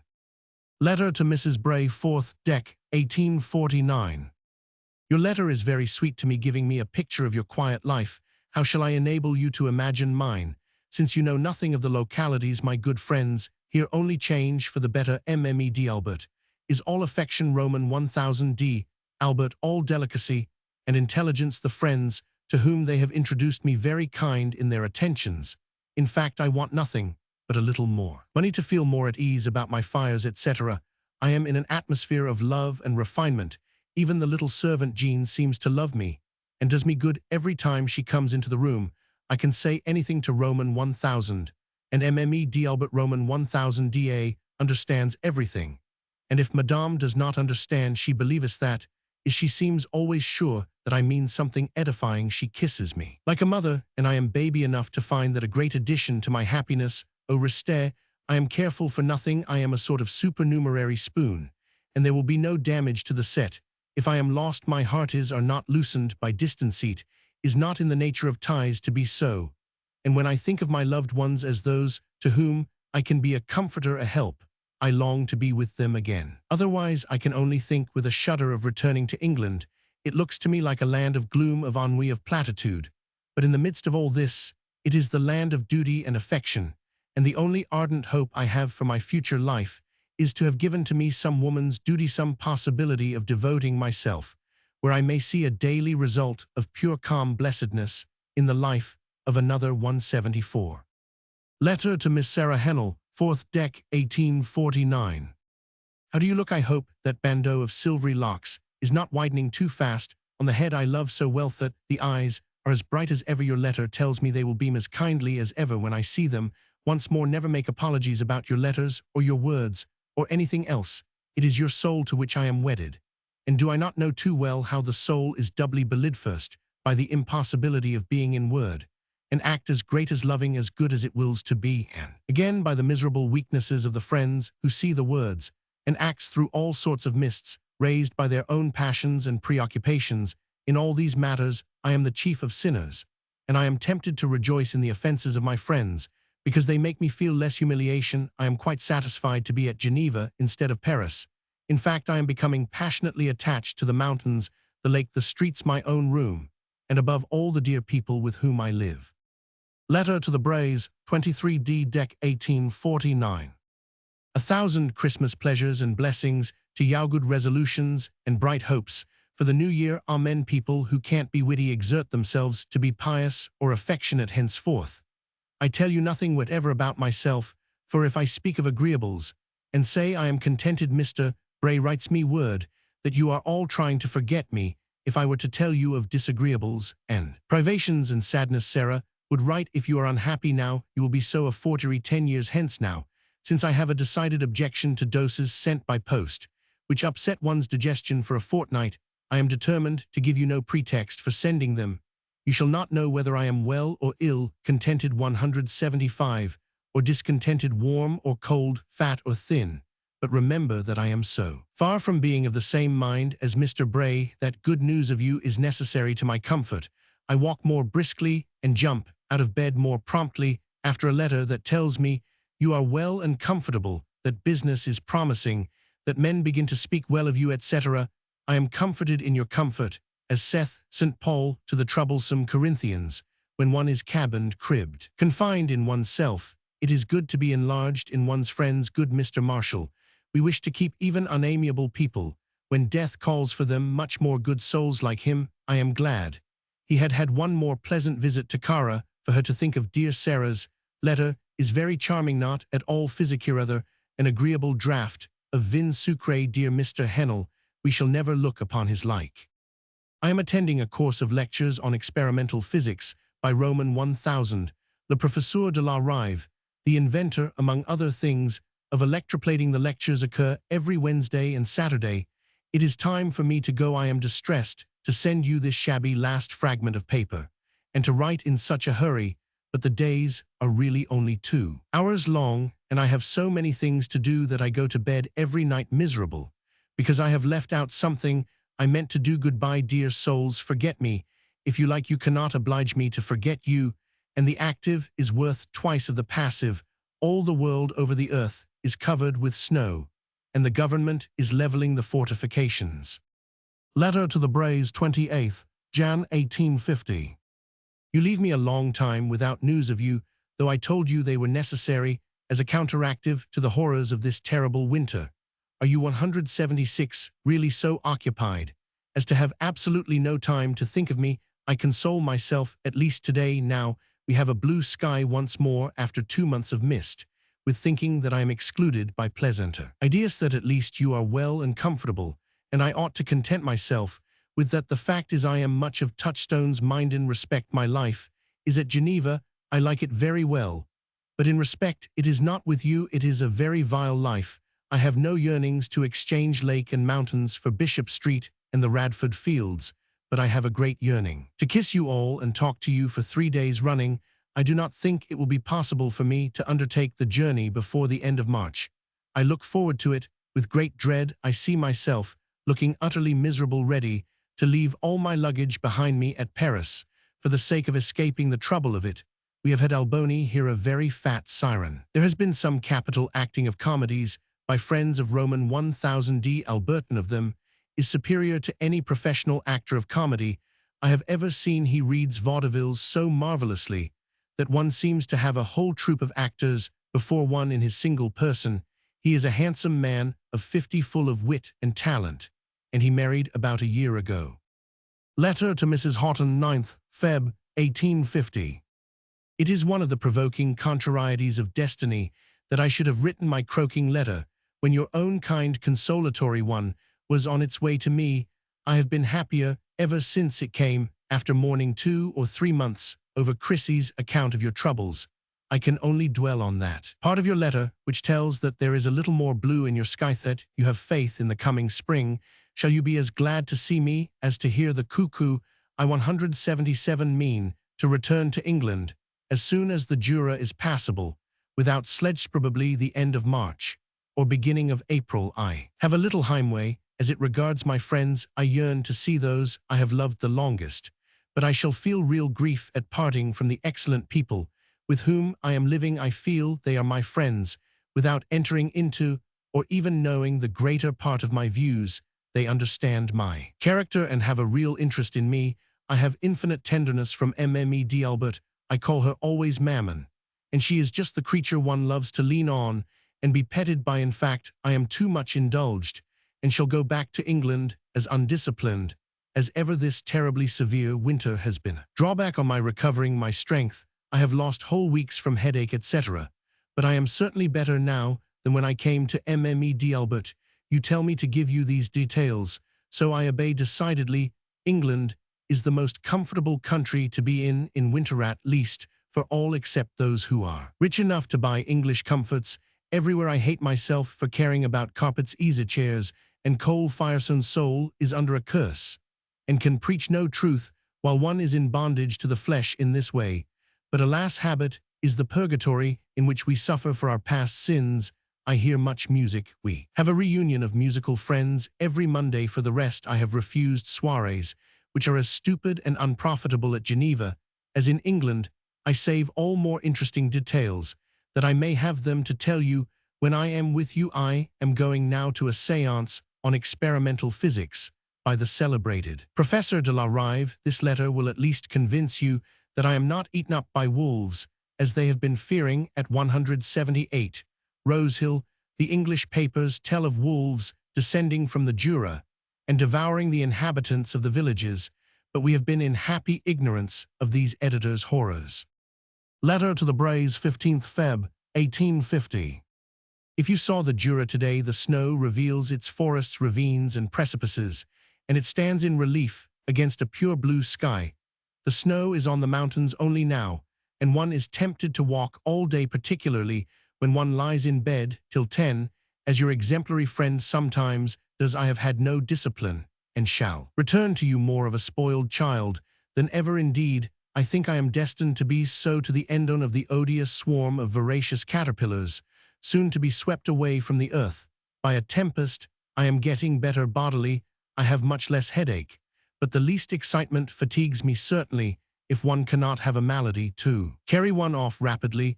The only sensible thing is to get well and fat, and I believe I shall be driven to that alternative. You know that George Sand writes for the theatre. Her François Le Champion comédie is simplicity and purity itself. The 7 devils are cast out. We are going to have more acting here on Wednesday. Roman 1000 Chamel's talent makes Mammon's soirees quite brilliant. You will be amused to hear that I am sitting for my portrait at Roman 1000 D. Albert's request, not mine. If it turns out well, I shall long to steal it to give to you, but Roman 1000 D. Albert talks of painting a second, and in that case, I shall certainly beg one. The idea of making a study of my visage is droll enough. I have the kindest possible letters from my brother and sisters, promising me the warmest welcome. This helps to give me courage for the journey, but the strongest magnet of all is a certain little group of 179 persons, whom I hope to find together at Rosehill. Something has been said of Roman 1000 D. Albert accompanying me to Paris. I am saddened when I think of all the horrible anxieties of trade. If I had children, I would make them carpenters and shoemakers. That is the way to make them messiahs and Jacob Boehms. As for us, who are dependent on carpets and easy chairs, we are reprobates, and shall never enter into the kingdom of heaven. I go to the Genevese churches every Sunday and nourish my heterodoxy with orthodox sermons. However, there are some clever men here in the church, and I am fortunate in being here at a time when the very cleverest is giving a series of conferences. I think I have never told you that we have a long German lad of 17 in the house, most taciturn and awkward of lads, he said very naively, when I reproached him for not talking to a German young lady at a soirée, when he was seated next her at table je ne savais que faire de mes jambes. They had placed the poor Garcon against one of those card tables all legs like himself. Letter to the Braes, 1st March 1850. The weather is so glorious that I think I may set out on my journey soon after the 15th.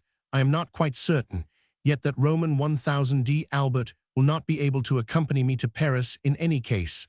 A package of so little value will get along safely enough. I am so excited at the idea of the time being so near when I am to leave Geneva, real grief, and see my friends in England. Perfectly overwhelming joy that I can do nothing. I am frightened to think what an idle wretch I am become. And you all do not write me one word to tell me you long for me. I have a great mind to elope to Constantinople and never see anyone any more. 180. It is with a feeling of regret that we take leave of the pleasant town of Geneva, its lake and mountains, and its agreeable little circle of acquaintance. It was a peacefully happy episode in George Eliot's life, and one she was always fond of recurring to in our talk up to the end of her life. Summary. June 1849 to March 1850. Goes abroad with Mr. and Mrs. Bray. Geneva life at Campagny Plongeon. Letters to Brays describing surroundings. Mrs. Locke, the St. Germain family anxiety about her boxes with books, etc. Here's Roman 1000 Munir preach patriotism. The first of virtues, Mme. Cornelius Mme. de Ludwigsdorff, fate of navigation on the Lake Demand, for letters prophetic anticipation of position.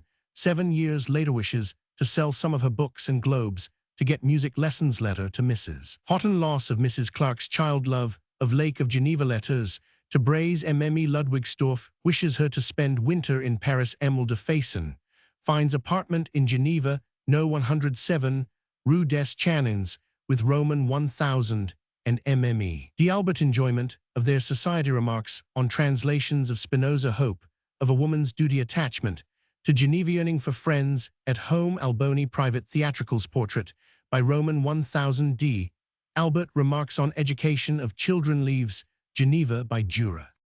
Chapter Roman 5. Roman 1000 D. Albert and his charge left Geneva towards the end of March, and as the railway was not yet opened all the way to France, they had to cross the Jura in sledges and suffered terribly from the cold. They joined the railway at Tonnerre and came through Paris, arriving in England on the 23rd of March after a day in London.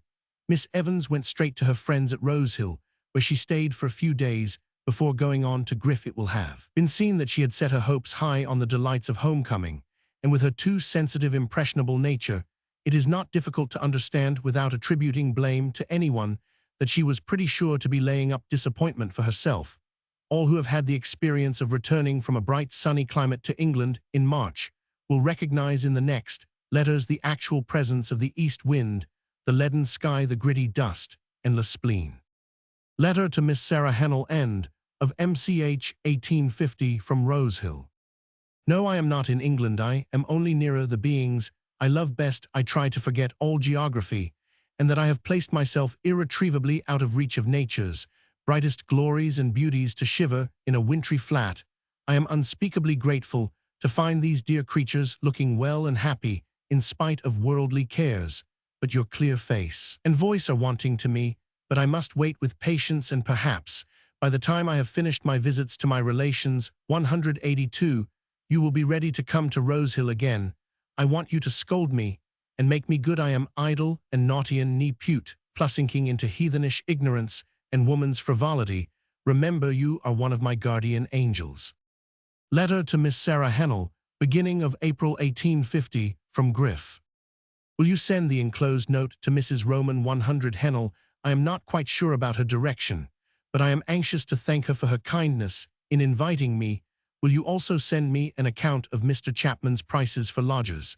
And if you know anything of other boarding houses, etc., in London, will you tell me what you can? I am not asking you merely for the sake of giving you trouble. I am really anxious to know. Oh, the dismal weather and the dismal country, and the dismal people. It was some envious demon that drove me across the Jura. However, I am determined to sell everything I possess, except a portmanteau and carpet-bag and the necessary contents, and be a stranger and a foreigner on the earth for evermore. But I must see you first. That is a yearning I still have in spite of disappointments. From Griff, she went to stay with her sister Mrs. Clark at Meriden, whence she writes. Letter to Mrs. Bray, 24th April 1850. Have you any engagement for the week after next? If not, may I join you on Saturday the 4th, and invite Roman 1000 D. Albert to come down on the following Monday. It appears he cannot stay in England longer than until about the second week in May. I am uncomfortable at the idea of burdening even your friendship with the entertainment of a person purely for my sake. It is indeed the greatest of all the great kindnesses you have shown me. Write me 2 or 3 kind words, dear Cara. I have been so ill at ease ever since I have been in England that I am quite discouraged. 183. Dear Chrissy is generous and sympathizing and really cares for my happiness. Rose Hill. On the 4th of May, Miss Evans went to Rose Hill, and on the 7th Roman 1000 D. Albert joined the party for a 3 days visit. The strong affection existing between Mr. and Mrs. Bray and their guest, and the more congenial intellectual atmosphere surrounding them, led Miss Evans to make her home practically at Rose Hill for the next 16 months. She stayed there continuously till the 18th November, and among other things wrote a review of Mackay's Progress of the Intellect. In October, Mr. Mackay and Mr. Chapman, the editor of the Westminster Review, came to stay at Rose Hill, and there was probably some talk then about her assisting in the editorial work of the review, but it was not until the following spring that any definite understanding on this subject was arrived at. Meantime, the article on Mackay's Progress of the Intellect came out in the January 1851 number of the Westminster. It contains the following remarkable passages. Our civilization, and yet more our religion, are an anomalous blending of lifeless barbarisms, which have descended to us, like so many petrifactions from distant ages, with living ideas, the offspring of a true process of development. We are in bondage to terms and conceptions, which, having had their roots in conditions of thought no longer existing, have ceased to possess any vitality, and are for us as spells which have lost their virtue. The endeavor to spread enlightened ideas is perpetually counteracted by these idolatry, which have allied themselves on the one hand with men's better sentiments, and on the other with institutions. 184, in whose defense are arrayed the passions and the interests of dominant classes. Now, although the teaching of positive truth is the grand means of expelling error, the process will be very much quickened. If the negative arguments serve as its pioneer, if by a survey of the past, it can be shown how each age and each race has had a faith and a symbolism suited to its need and its stage of development, and that for succeeding ages to dream of retaining the spirit along with the forms of the past is as futile as the embalming of the dead body in the hope that it may one day be resumed by the living soul. It is Mr. Mackay's faith that divine revelation is not contained exclusively or preeminently in the facts and inspirations of any one age or nation, but is coextensive with the history of human development, and is perpetually unfolding itself to our widened experience and investigation as firmament upon firmament becomes visible to us in proportion to the power and range of our exploring instruments. The master key to this revelation is the recognition of the presence of undeviating law in the material and moral world, of that invariability of sequence, which is acknowledged to be the basis of physical science, but which is still perversely ignored in our social organization, our ethics, and our religion. It is this invariability of sequence which can alone give value to experience and render education, in the true sense possible, the divine yea and nay. The seal of prohibition and of sanction are effectually impressed on human deeds and aspirations, not by means of Greek and Hebrew, but by that inexorable law of consequences, whose evidence is confirmed instead of weakened, as the ages advance, and human duty is comprised in the earnest study of this law, and patient 185 obedience to its teaching, while this belief sheds a bright beam of promise on the future career of our race. It lights up what once seemed the dreariest region of history with new interest. Every past phase of human development is part of that education of the race, in which we are sharing. Every mistake, every absurdity into which poor human nature has fallen, may be looked on as an experiment of which we may reap the benefit, a correct generalization gives significance to the smallest detail, just as the great inductions of geology demonstrate. In every pebble the working of laws by which the earth has become adapted for the habitation of man. In this view, religion and philosophy are not merely conciliated, they are identical, or rather religion is the crown and consummation of philosophized delicate corolla, which can only spread out its petals in all their symmetry and brilliance to the sun when root and branch exhibit the conditions of a healthy and vigorous life. Miss Evans seems to have been in London from the beginning of January till the end of March 1851, and Mr. Chapman made another fortnight's visit to Rose Hill at the end of May and beginning of June. It was during this period that, with Miss Evans' assistance, the prospectus of the new series of the Westminster Review was determined on and put in shape. At the end of July, she went with Mrs. Bray to visit Mr. and Mrs. Robert Noel at Bishop Stainton in Devonshire. Mrs. Bray had some slight illness there, and Miss Evans writes. Letter to Miss Sarah Hennell, 5th Aug. 1851. I am grieved indeed if anything might have been written which has not been written to allay your anxiety about Cara. Her letter yesterday explained what has been the matter. I knew her own handwriting would 186 be pleasanter to you than any other. I have been talking to her this morning about the going to London. To Rosehill, she seems to prefer London. A glance or two at the exposition she thinks would do her no harm. Today we are all going to Teignmouth. She seems to like the idea of sitting by the waves. The sun is shining gloriously, and all things are tolerably promising. I am going to walk on before the rest and have a bath. They went to London on the 13th of August, saw the Crystal Palace, and returned to Rosehill on the 16th. At the end of that month, Mr. George Combe, the distinguished phrenologist, arrived on a visit, and he and Mrs. Combe became good friends to Miss Evans. As will be seen from the subsequent correspondence, they came on a second visit to Rosehill the following month, Mr. Chapman being also in the house at the same time, and at the end of September, Miss Evans went to stay with the Chapmans at No. 142 Strand as a boarder and as assistant editor of the Westminster Review. A new period now opens in George Eliot's life, and emphatically the most important period, for now she is to be thrown in contact with Mr. Lewes, who is to exercise so paramount an influence on all her future, with Mr. Herbert Spencer, and with a number of writers then representing the most fearless and advanced thought of the day. Miss Frederica Bremer, the authoress, was also boarding with the Chapmans at this time, as will be seen from the following letters. Letter to the Brays End of Sept. 1851.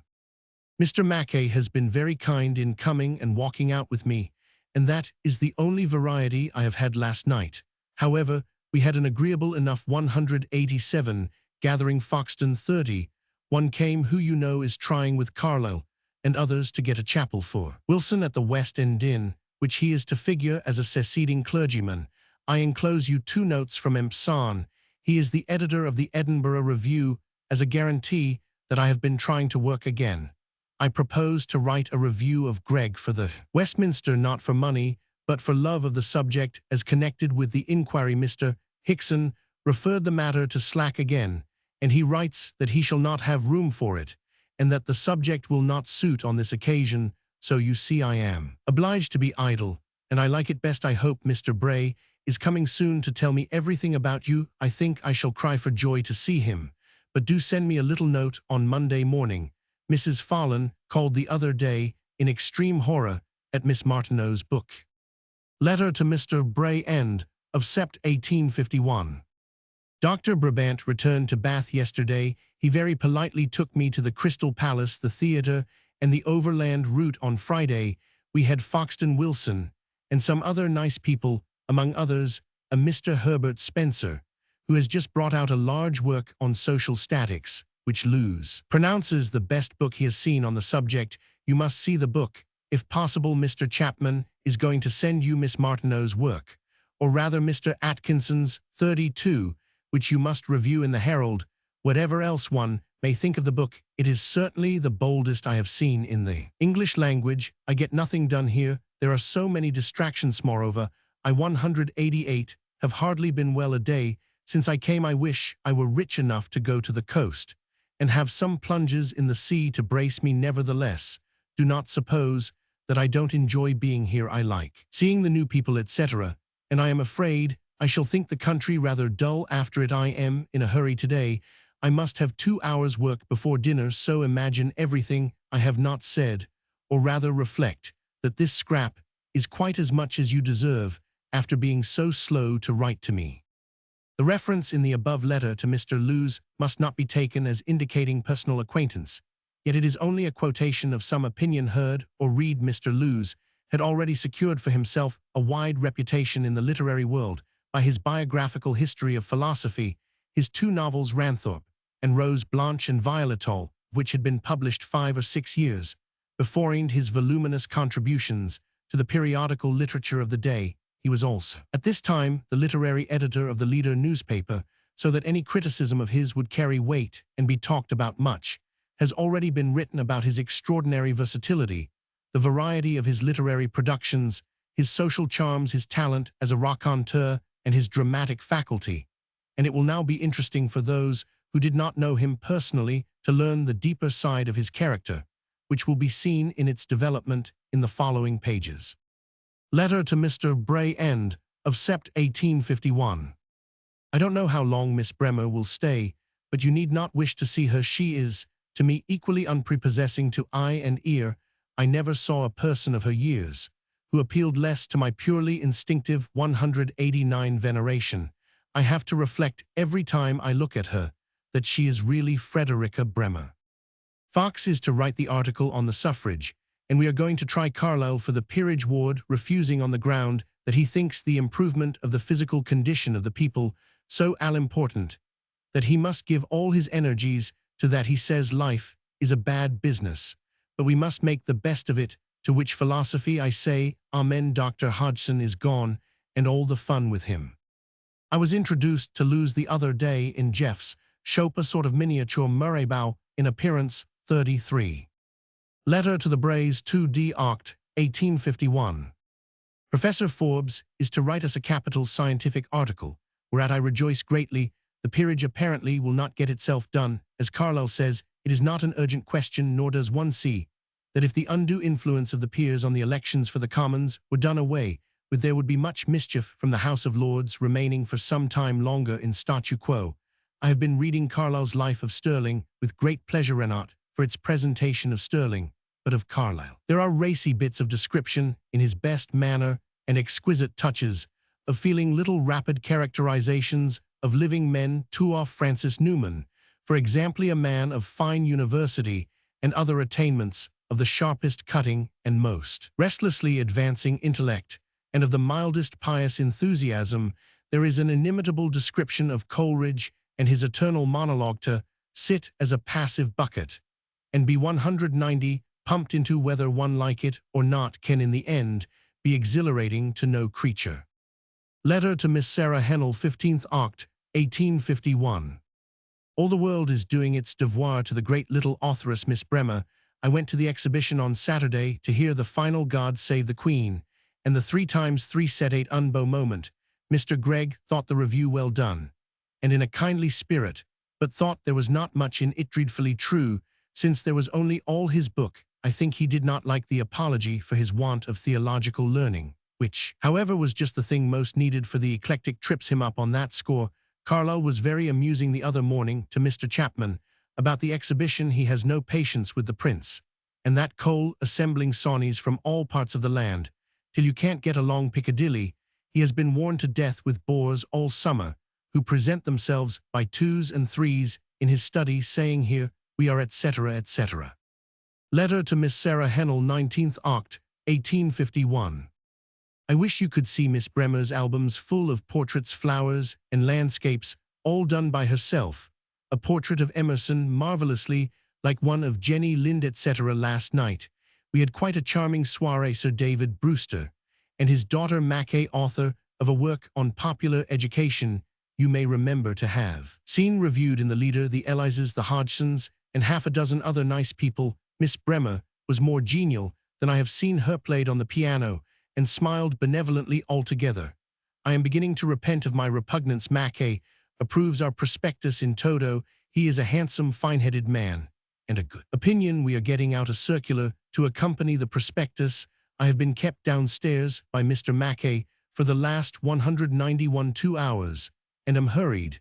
But it was a necessity to write ein paar Wort to you. Mr. Mackay has written an account of his book for the catalogue. I have been using my powers of eloquence, flattery this morning to make him begin an article on the development of Protestantism. Mr. Ellis was agreeable, really witty. He and Mrs. Ellis particularly cordial to me, inviting me to visit them without ceremony. I love you all better every day, and better the more I see of other people. I am going to one of the Birkbeck schools. Letter to Miss Sarah Hennell, 3rd, Nov. 1851.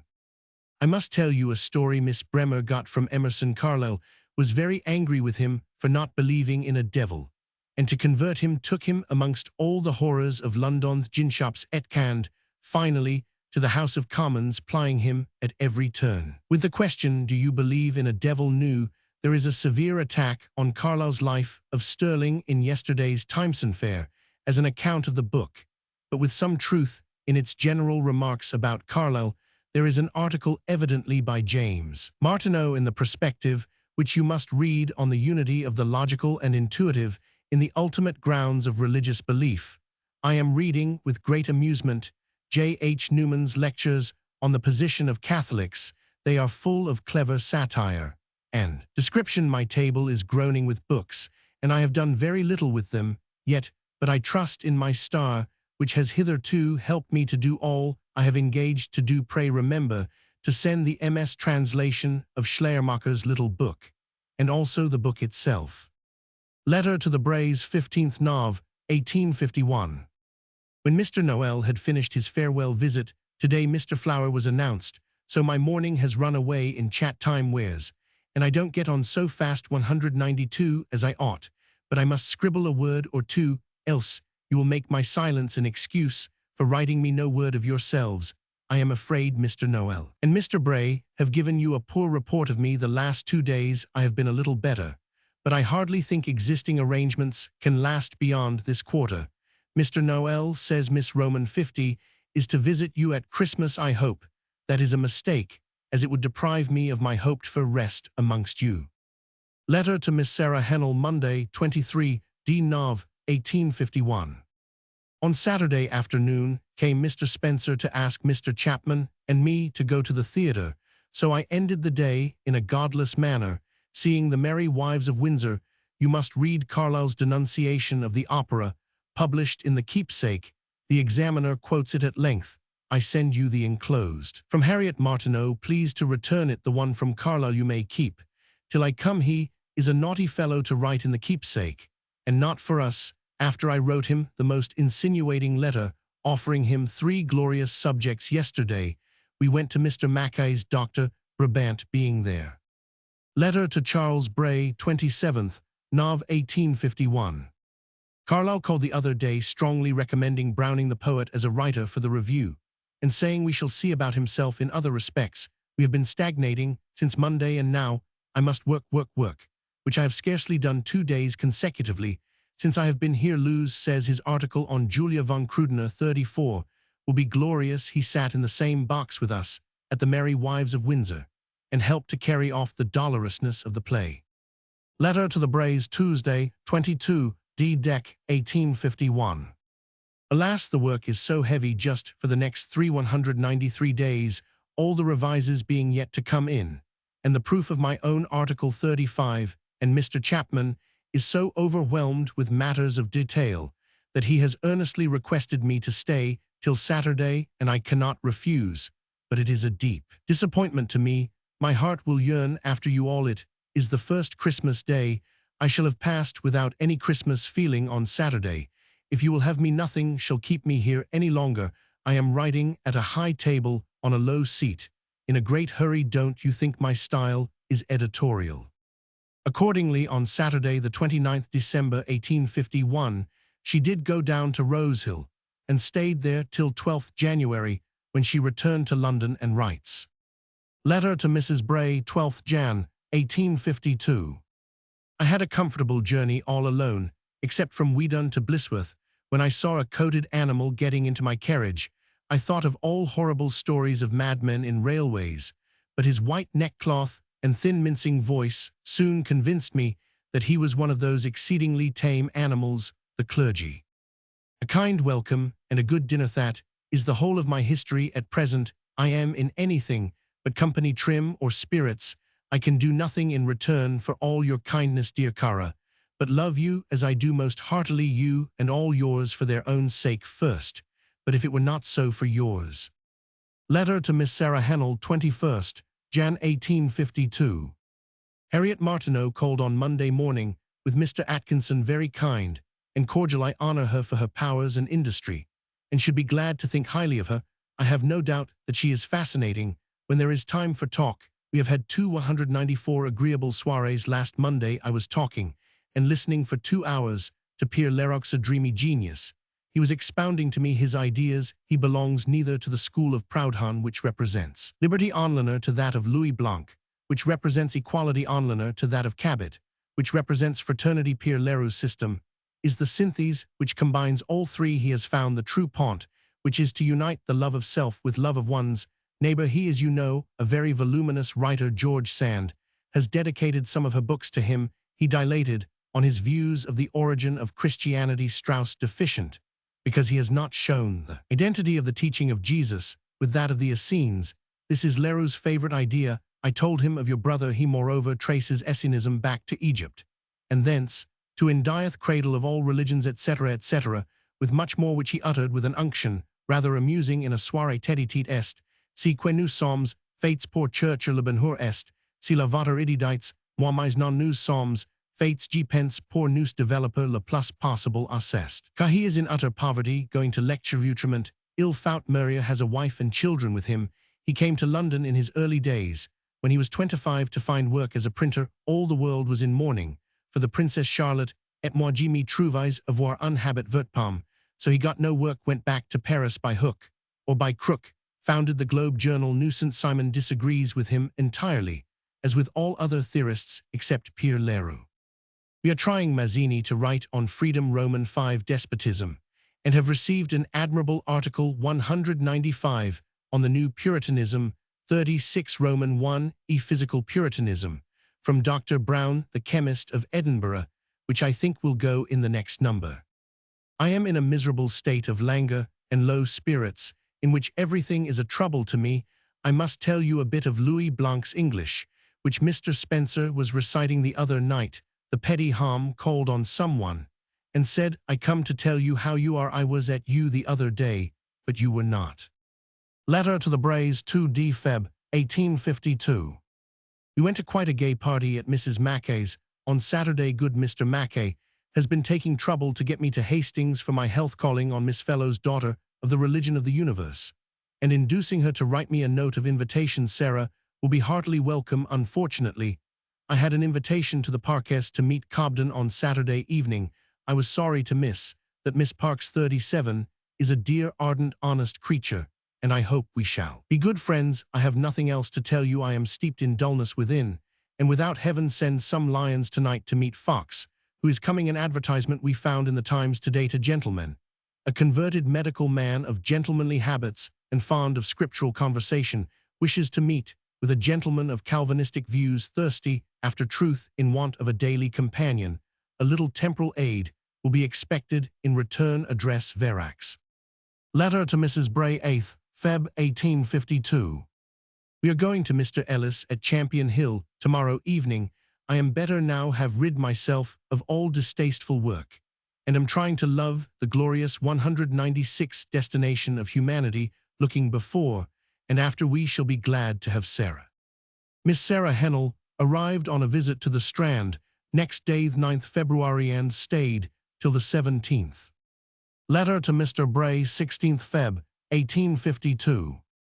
I have not merely had a headache, I have been really ill and feel very much shattered. We, Miss Evans and Miss Sarah Hennell, dined yesterday at Mrs. Peter Taylor's, 38, at Sydenham.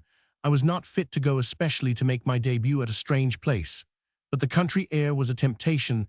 The thick of the work is just beginning, and I am bound in honor not to run away from it, as I have shirked all labor but what is strictly editorial this quarter. Letter to Mrs. Bray, 20th Feb. 1852.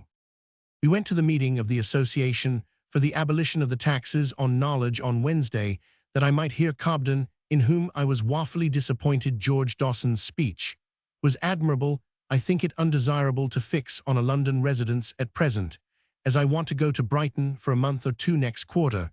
I am seriously concerned at my languid body, and feel the necessity of taking some measures to get vigor. Lewes inquired for Sarah last Monday in a tone of interest. He was charmed with her, as who would not be that has any taste. Do write to me, dear Cara. I want comforting. This world looks ugly just now. All people rather worse than I have been used to think them. Put me in love with my 197 kind again, by giving me a glimpse of your own inward self, since I cannot see the outer one. Letter to Mrs. Peter Taylor, 6th, MCH, 1852.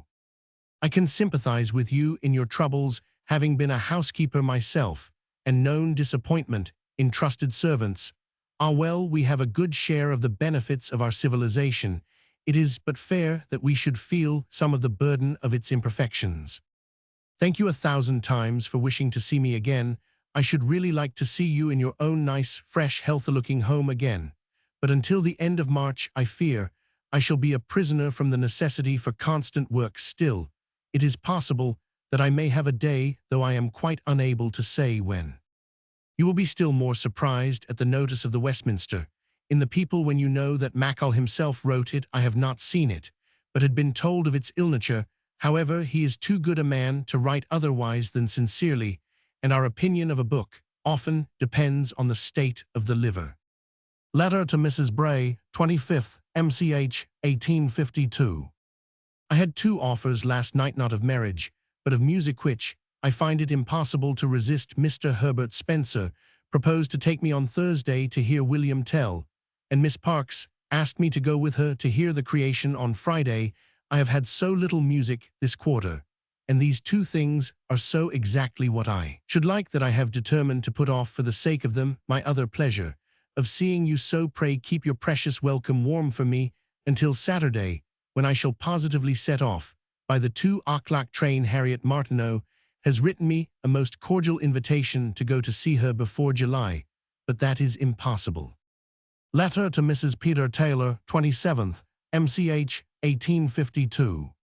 I am grieved to find that you have to pay for that 198 fine temperament of yours in attacks of neuralgia. Your silence did not surprise me after the account you had given me of your domestic circumstances, but I have wished for you on Monday evenings. Your cordial assurance that you shall be glad to see me sometimes is one of those pleasant things, those life-preservers which relenting destiny sends me now and then to buoy me up. For you must know that I am not a little desponding now and then, and think that old friends will die off, while I shall be left without the power to make new ones. You know how sad one feels when a great procession has swept by one and the last notes of its music have died away, leaving one alone with the fields and sky. I feel so about life. Sometimes it is a help to read such a life as Margaret Fuller's. How inexpressibly touching that passage from her journal! I shall always reign through the intellect, but the life, oh my God, shall that never be sweet? I am thankful as if for myself that it was sweet at last, but I am running on about feelings when I ought to tell you facts. I am going on Wednesday to my friends in Warwickshire for about 10 days or a fortnight. When I come back, I hope you will be quite strong and able to receive visitors without effort. Mr. Taylor, too. I did go to the Conversazioni, but you have less to regret than you think. Mazzini's speeches are better read than heard. Proofs are come demanding my immediate attention, so I must end this hasty scribble. On the 3d April, Miss Evans went to Rosehill and stayed till the 14th. On her return, she writes. Letter to Mr. Bray, 17th April, 1852. There was an article on the bookselling affair in the Times of yesterday, which must be the knell of the 199 Association. Dickens is to preside at a meeting in this house on the subject some day next week. The opinions on the various articles in the review are as before ridiculously various. The Economist calls the article on Quakerism admirably written. Gregg says the article on India is very masterly, while he calls Mazzini's sad stuff mere verbiage. Letter to Miss Sarah Hennell, 21st April 1852. If there is any change in my affection for you, it is that I love you more than ever, not less. I have as perfect a friendship for you as my imperfect nature can feel a friendship in which deep respect and admiration are sweetened by a sort of flesh and blood sisterly feeling, and the happy consciousness that I have your affection, however undeservedly. In return, I have confidence that this friendship can never be shaken, that it must last while I last, and that the supposition of its ever being weakened by a momentary irritation is too contemptibly absurd for me to take the trouble to deny it. As to your whole conduct to me, from the first day I knew you, it has been so generous and sympathetic that if I did not heartily love you, I should feel deep gratitude. But love excludes gratitude. It is impossible that I should ever love two women better than I love you, and Cara, indeed, it seems to me that I can never love any so well, and it is certain that I can never have any friend, not even a husband, who would supply the loss of those associations with the past which belong to you. Do believe in my love for you, and that it will remain as long as I have my senses, because it is interwoven with my best nature, and is dependent not on any accidents of manner, but on long experience, which has confirmed the instinctive attraction of earlier days.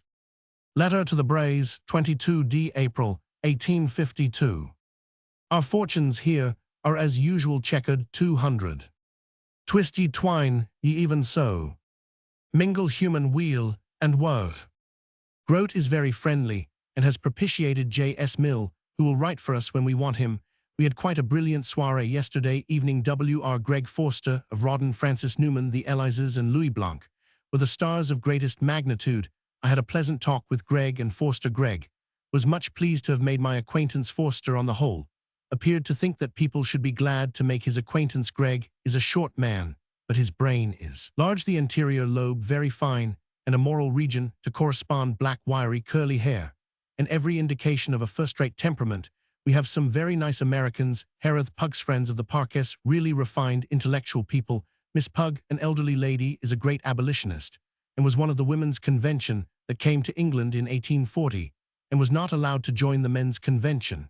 But I suppose we shall soon be able to say nous avons changed tout cela. I went to the opera on Saturday I Martyri at Covent Garden with my excellent friend Herbert Spencer.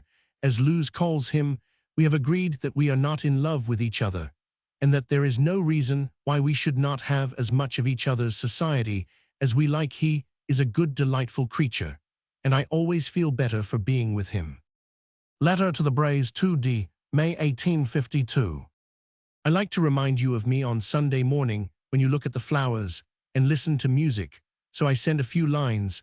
Though I have not much time to spare today, after Tuesday I will write you a longer letter and tell you all about everything. I am going 201 to the opera tonight to hear the Huguenots. See what a fine thing it is to pick up people who are short-sighted enough to like one.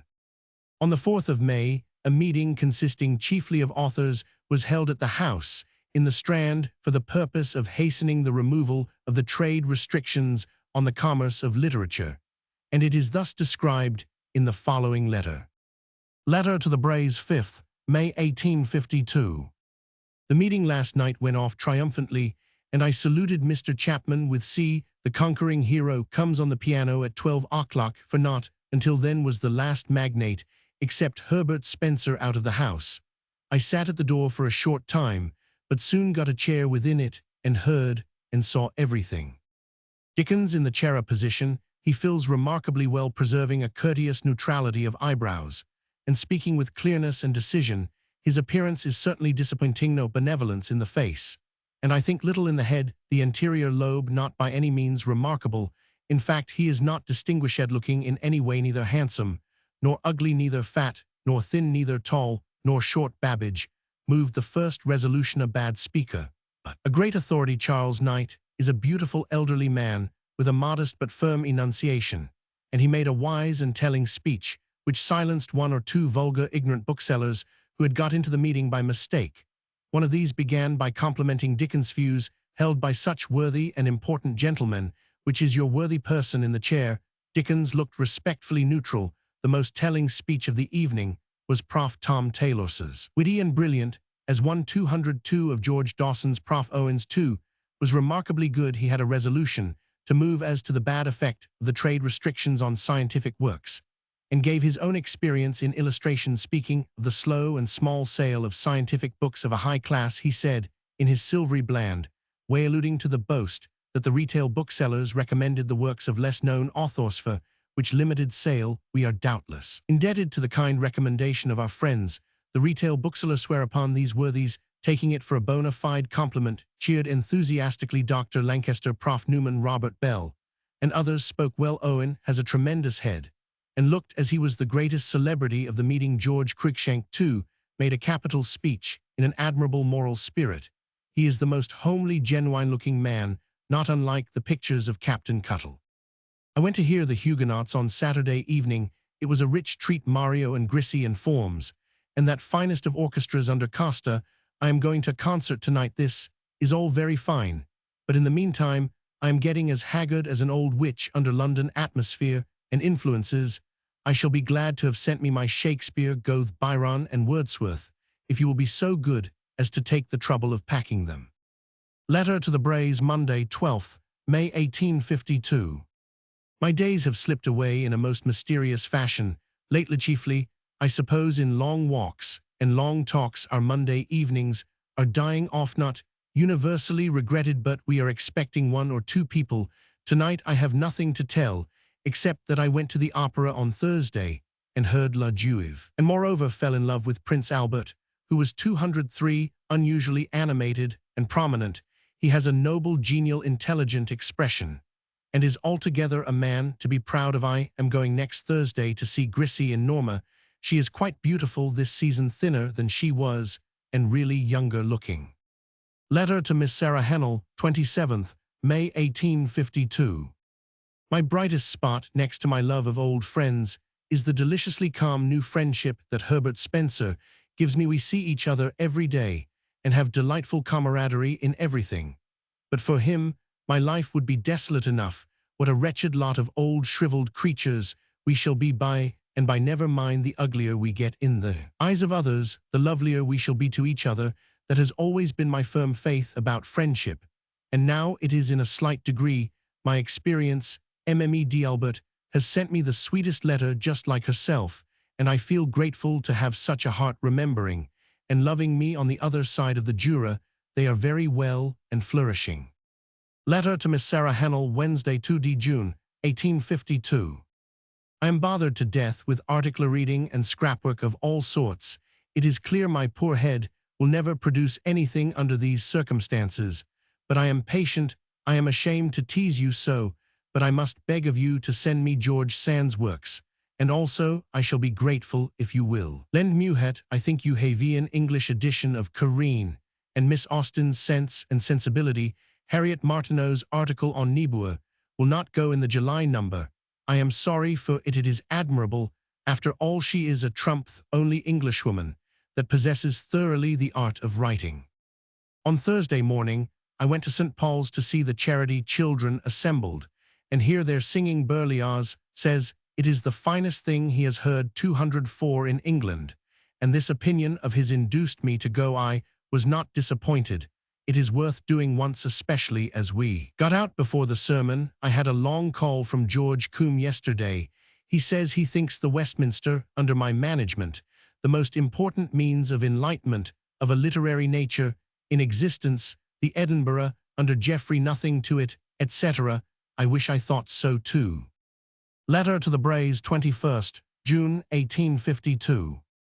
Your joint assurance of welcome strengthens the centripetal force that would carry me to you, but on the other hand sundry considerations are in favor of the centrifugal force, which I suppose will carry me to Broadstairs or Ramsgate. On the whole, I prefer to keep my visit to you as a bonnebauch, when I am just in the best physical and mental state. For enjoying it, I hope to get away on Saturday or on Wednesday at the latest. I think the third number of the Review will be capital, thoroughly readable, and yet not frothy. Letter to Charles Bray, 23d June, 1852. I have assured Herbert Spencer that you will think it a sufficiently formal answer to the invitation you sent him through Mr. Lewes, if I tell you that he will prefer waiting for the pleasure of a visit to you until I am with you. If you will have him, Then I spent the evening at Mr. Parkes. On Monday yesterday Herbert Spencer brought his father to see me, larger-brained, highly informed man, with a certain quaintness and simplicity altogether very pleasing. Letter to Miss Sarah Hennell, 25th June 1852. After all, I begin to hope that our next number will be the best yet. Forbes is good. Frau Ditto and James Martineau, if I may judge from a glance at a few of his pages. Admirable Lewes has written us an agreeable article on lady novelists. There is a mysterious contribution to the Independent section 205. We are hoping that an article on Edinburgh literary men yet to come will be very good. If not, we shall put in Niebuhr, it is capital. Letter to the Brays, end of June 1852. The opera Chiswick Flowers show, the French play, and the Lyceum all in 1 week brought their natural consequences of headache and hysteric soul yesterday at 5 o'clock. I felt quite sure that life was unendurable this morning. However, the weather and I are both better, having cried ourselves out and used up all our clouds, and I can even contemplate living 6 months longer. Was there ever anything more dreary than this June? Letter to Miss Sarah Hennell, Friday morning, 2 July 1852. I am busy packing today, and am going to Mr. Parkes to dinner. Miss Parkes has introduced me to Barbara Smith, 39, whose expression I like exceedingly and hope to know more of her. I go to Broadstairs on Saturday.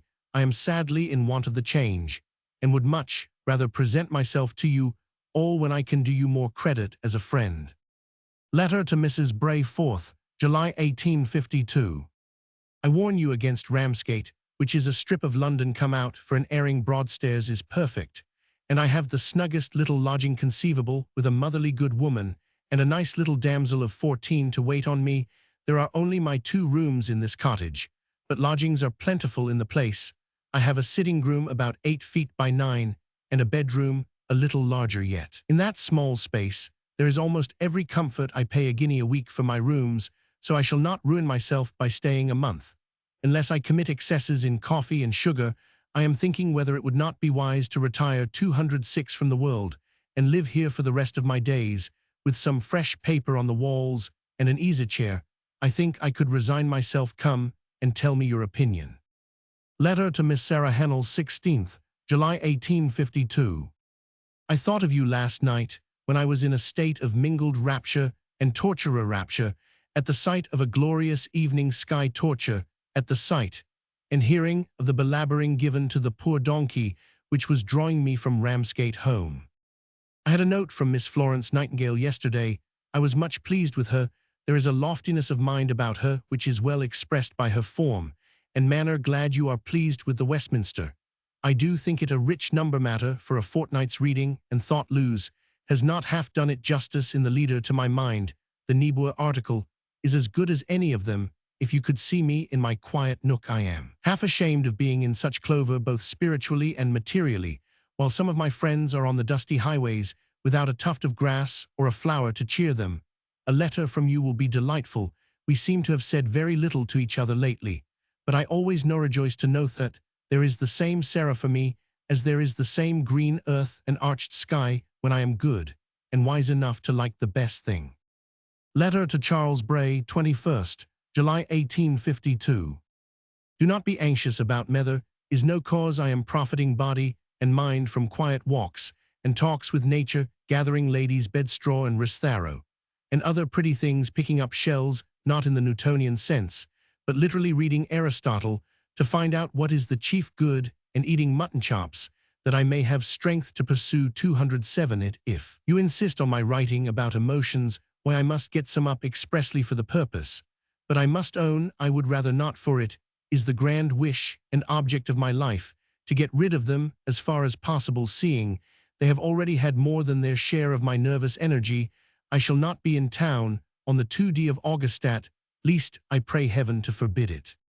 Mrs. Bray paid a visit to Broadstairs from the 3d to the 12th August, and the next letter is addressed to her. Letter to Mrs. Bray, Thursday, 14th Aug. 1852.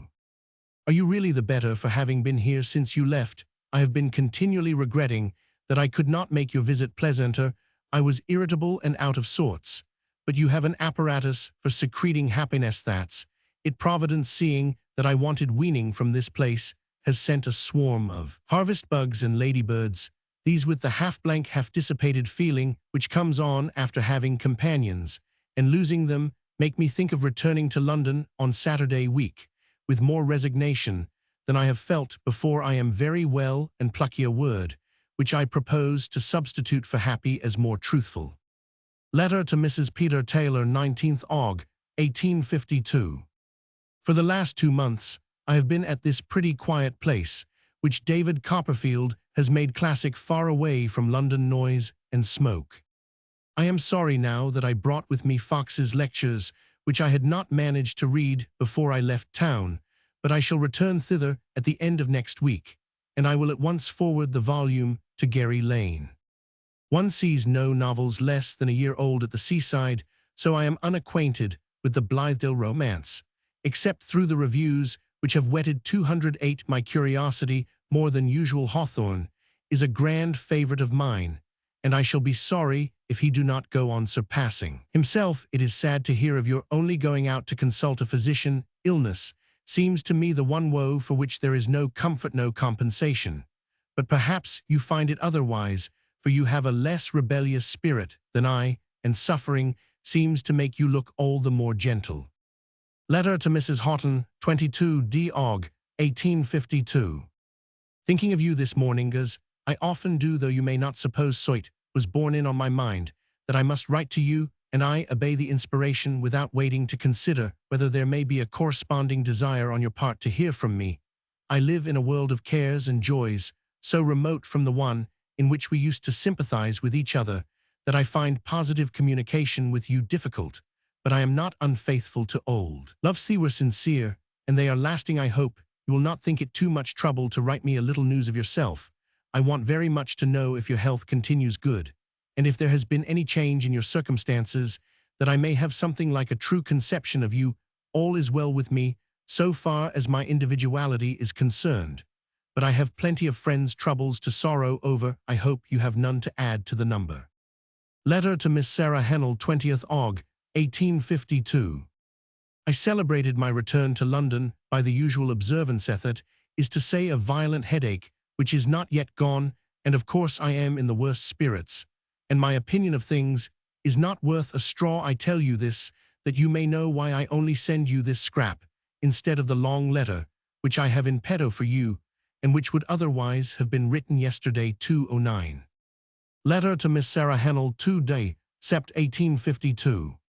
Somehow my letters, except those which come under the inexorable imperative, must the aught I manage well enough to shirk will not get written. The fact is, I am in a croaking mood, and I am waiting and waiting for it to pass by. So, if my pen croaks, in spite of my resolutions to the contrary, please to take no notice of it. Ever since I came back, I have felt something like the madness which imagines that the four walls are contracting and going to crush one. Harriet Martineau, in a private letter shown to me, with incomprehensible ignorance, jeers at Lewes for introducing psychology as a science in his Kant papers. Why, Kant himself holds psychology to be a necessary link in the chain of science. Lewes only suggests a change in its relations. There is a great dreary article on the colonies by my side asking for reading and abridgment, so I cannot go on scribbling. Indeed, my hands are so hot and tremulous this morning that it will be better for you if I leave off. Your little loving notes are very precious to me, but I say nothing about matters of feeling till my good genius has returned from his excursions. The evil one has possession just now. Letter to Mrs. Bray, 11th Sept. 1852. The week has really yielded nothing worth telling you. I am a few degrees more wizened and muddle-headed, and the articles for the review are on the whole unsatisfactory. I fear a discerning public will think this number a sad falling off. This is the greater pity that said public is patronizing us well at present. Scarcely a day passes that someone does not write to order the review as a permanent subscriber.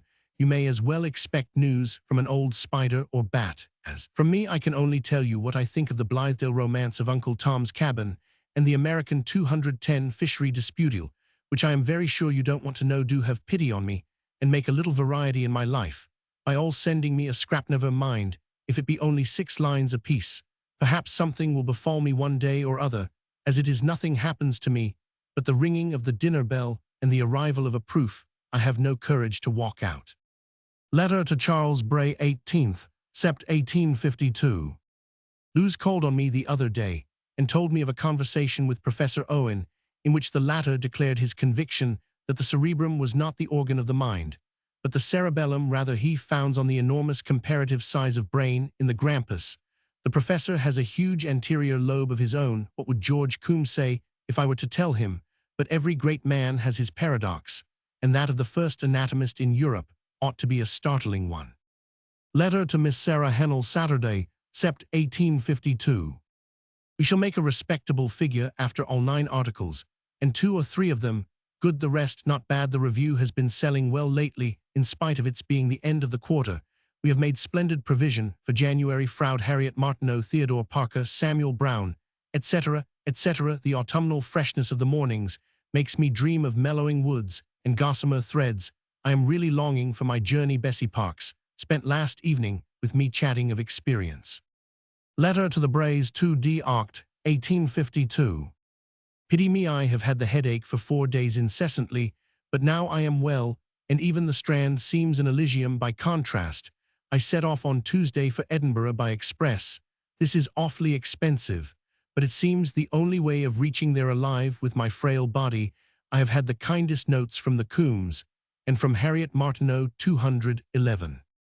Letter to the Brays, 7th Oct. 1852. Here I am in this beautiful old Reekie, once more hardly recognizing myself for the same person as the damozel who left it by the coach, with a heavy heart some 6 years ago.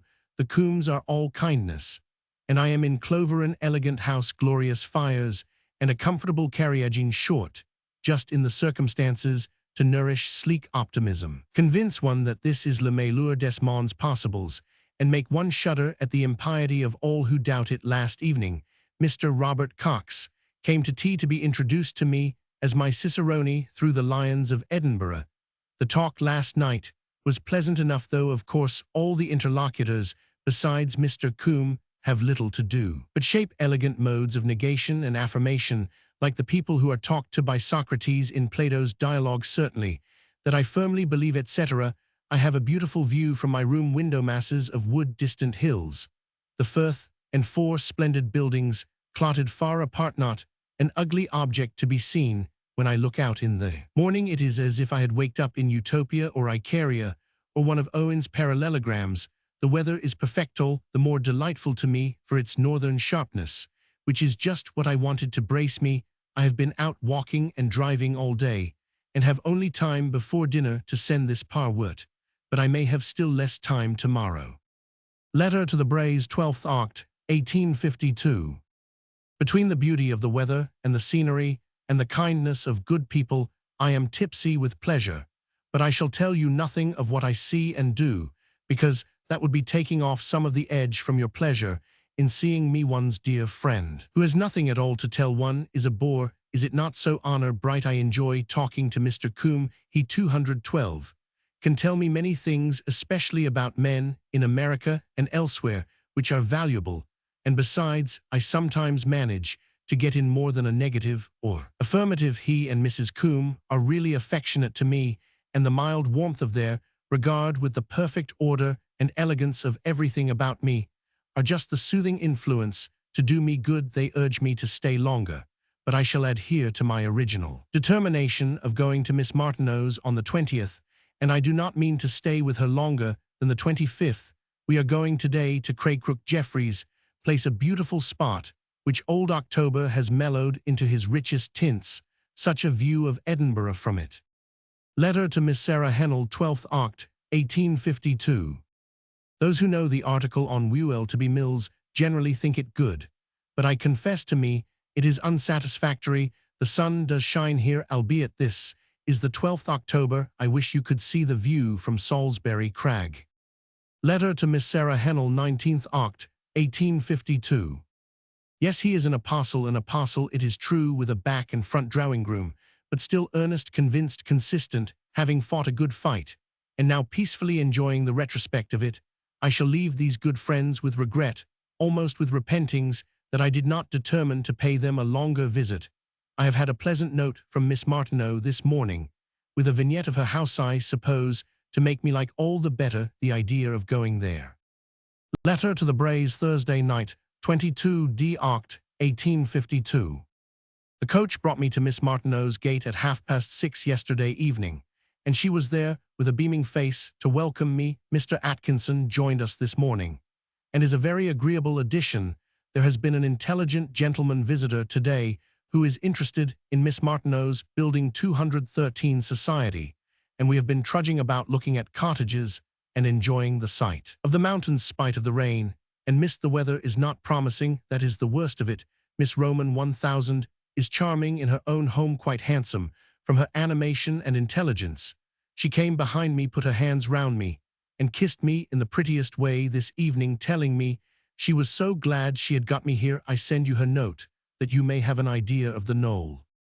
Letter to the Braes, 24th Oct, 1852. We had a fine day yesterday, and went to Borrowdale.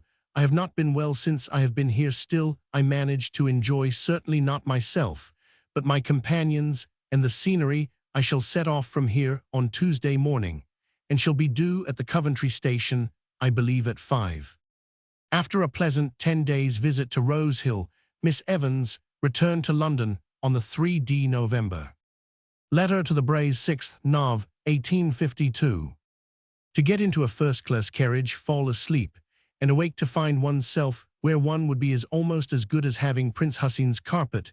This was my easy way of getting to London on Thursday. By 5 o'clock I had unpacked my boxes and made my room tidy, and then I began to feel some satisfaction in being settled down. Where I am of most use just now. After dinner came Herbert Spencer, and spent the evening yesterday morning. Mr. Gregg called on his way to Paris to express his regret that he did not see me at Ambleside. He is very pleasing, but somehow or other he frightens me dreadfully.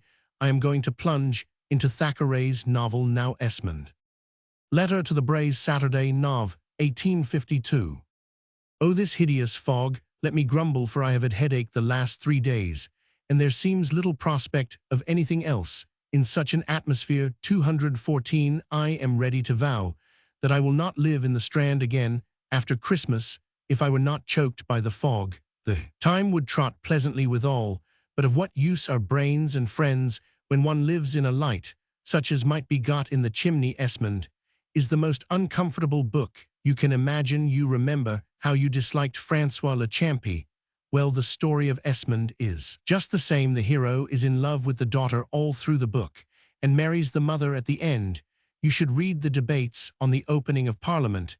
In the Times, Lord Brougham, the greatest of English orators, perpetrates the most delicious non sequitur I have seen for a long time. My lords, I believe that any disturbance of the repose of the world is very remote, because it is our undeniable right and an unquestionable duty to be prepared with the means of defense should such an event occur.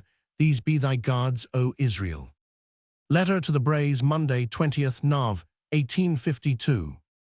I perceive your reading of the Golden Rule is due as you are done by, and I shall be wiser than to expect a letter from you another Monday morning, when I have not earned it by my Saturday's billet. The fact is, both callers and work thickened, former sadly interfering with the latter. I will just tell you how it was last Saturday, and that will give you an idea of my days. My task was to read an article of Gregg's in the North British on taxation, a heap of newspaper articles, and all that J.S. Mill says on the same subject. When I had got some way into this magnum mare, in comes Mr. Chapman with a thick German volume. Will you read enough of this to give me your opinion of it? Then, of course, I must have a walk after lunch, and when I had sat down again, thinking that I had 2 clear hours before dinner, rap 215 at the door. Mr. Lewes, who of course sits talking till the second bell rings. After dinner another visitor, and so behold me at 11 p. Roman 1000, still very far at sea on the subject of taxation, but too tired to keep my eyes open. We had Bryant, the poet, last evening, a pleasant, quiet, elderly man. Do you know of this second sample of plagiarism by Disraeli, detected by the Morning Chronicle 40? It is worth sending for its cool impudence. Write me some news about trade at all events. I could tolerate even Louis Napoleon, if somehow or other he could have a favorable influence on the Coventry trade. Letter to the Brays, 4th Dec, 1852. Another week almost with the years beyond the flood. What has it brought you to me? It has brought articles to read, for the most part satisfactory, no callers and letters to nibble at my time, and a meeting of the Association for the Abolition of Taxes on Knowledge. I am invited to go to the Lee Smiths on Monday evening to meet Mr. Robert Noel. Herbert Spencer is invited too, because Mr. Noel wants especially to see him. Barbara Smith speaks of Mr. R. Noel as their dear German friend. So the budget is come out, and I am to pay income tax. All very right, of course. An enlightened personage like me has no ignorant impatience of taxation. I am glad to hear of the lectures to young men, and the banquet of the Labourers' Friends Society. Be not weary in well-doing. Thanks to Sarah for her letter. She must not mind paying the income tax. It is a right principle that Dizzy is going upon, and with her great conscientiousness, she ought to enjoy being flayed on a right principle. Letter to the Brays, 10th Dec, 1852. I'm not well all out of sorts, and what do you think I am minded to do? Take a return ticket and set off by the train tomorrow, 12 o'clock, have a talk with you and a blow over the hill, and come back relieved on Monday. I rather indulge myself in this, because I think I shall not be able to be with you until some time after Christmas. Pray forgive me for not sending you word before. I have only just made up my mind. This visit to Rose Hill lasted only from the 11th to 13th December, and the following short note is the next communication. Letter to Charles Bray, 19th Dec, 1852. I am very wretched today on many accounts, and am only able to write you 2 or 3 lines. I have heard this morning that Mr. Clark is dangerously Roman 99. Poor Chrissy and her children, thank you for your kind letter. Letter to Charles Bray, 21st Dec, 1852. I dare say you will have heard before you receive this that Edward Clark is dead. I am to go to the funeral, which will take place on Friday. I am debating with myself as to what I ought to do now for poor Chrissy, but I must wait until I have been on the spot and seen my brother. If you hear no more from me, I shall trust to your goodness to give me a bed on Thursday night. Letter to the Brays, Christmas Day, 25th Dec, 1852, from Meriden. Your love and goodness are a comforting presence to me everywhere, whether I am 90 or only 9 miles away from you. Chrissy bears her trouble much better than I expected. We hope that an advantageous arrangement may be made about the practice, and there is a considerable sum in debts to be collected. I shall return to town on Wednesday. It would have been a comfort to see you again before going back, but there are many reasons for not doing 217, so I am satisfied now that my duties do not lie here, though the dear creatures here will be a constant motive for work and economy. Letter to the Brays, 31st Dec, 1852. I arrived here only yesterday. I had agreed with Chrissy that, all things considered, it was wiser for me to return to town, that I could do her no substantial good by staying another week, while I should be losing time as to other matters. Letter to the Brays, 7th Jan, 1853. I am out of spirits about the review. I should be glad to run away from it altogether, but one thing is clear, that it would be a great deal worse if I were not here. This is the only thought that consoles me. We are thinking of sending Chrissy's eldest boy to Australia. A patient of his father's has offered to place him under suitable protection at Adelaide, and I strongly recommend Chrissy to accept her offer. That is, if she will let it be available a year hence. So I have bought Sydney's book on Australia, and am going to send it to Chrissy to enlighten her about matters there, and accustom her mind to the subject. You are jolly, I dare say, as good people have a right to be. Tell me as much of your happiness as you can, that I may rejoice in your joy, having none of my own. Letter to the Brays, Jan, 1853. I begin to feel for other people's wants and sorrows a little more than I used to do. Heaven help us, said the old religion. The new one, from its very lack of that faith, will teach us all the more to help one another. Tell Sarah she is as good as a group of spiceslins to me. She wafts the pleasantest influences, even from a distance. Letter to Miss Sarah Hennell, 10th Jan, 1853. Pray do not lay the sins of the article on the atomic theory to poor Louis' charge. How you could take it for his, I cannot conceive. It is as remote from his style both of thinking and writing as anything can be. 218. Letter to the Brays, 18th Jan, 1853. This week has yielded nothing to me but a crop of very large headaches. The pain has gone from my head at last, but I am feeling very much shattered and find it easier to cry than to do anything else. Letter to Mrs. Peter Taylor, 1st Feb 1853. My complaint, of which I am now happily rid, was rheumatism in the right arm, a sufficient reason you will see for my employing a scribe to write that promise which I now fulfill. I am going into the country perhaps for a fortnight, so that if you are kind enough to come here on Wednesday evening, I shall not have the pleasure of seeing you. All the more reason for writing to you, in spite of cold feet and the vilest pens in the world. Francis Newman is likely to come once or twice in the season, not more. He has, of course, a multitude of engagements, and many more attractive ones than a soiree in the Strand. Never mention me to him in the character of editress. I think, at least I am told, that he has no high estimate of woman's powers and functions, but let that pass. He is a very pure, noble being, and it is good only to look at such.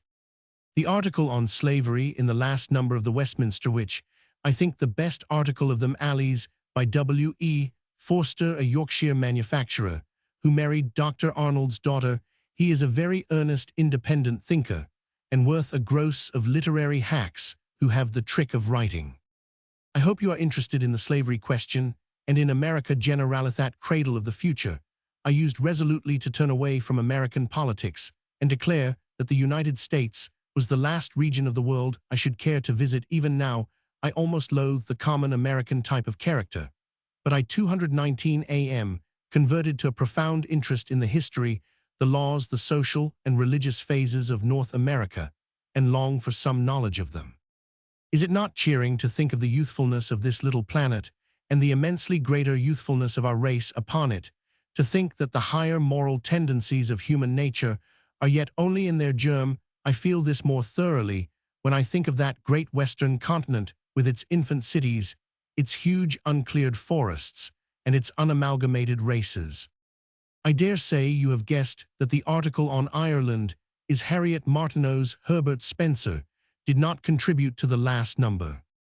Apropos of articles, do you see the Prospective Review? There is an admirable critique of Kingsley's Phaethon in it by James Martineau, but perhaps you may not be as much in love with Kingsley's genius, and as much riled by his faults as I am. Of course you have read Ruth by this time.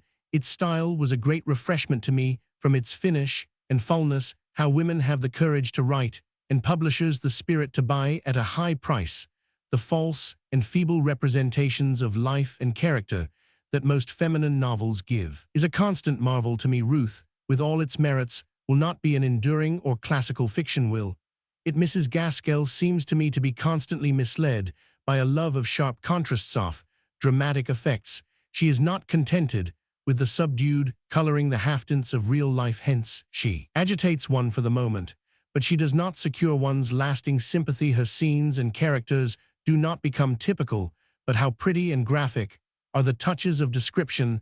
That little attic in the minister's house, for example, which 220, with its pure white dimity bed curtains, its bright green walls, and the rich brown of its stained floor, remind one of a snowdrop springing out of the soil.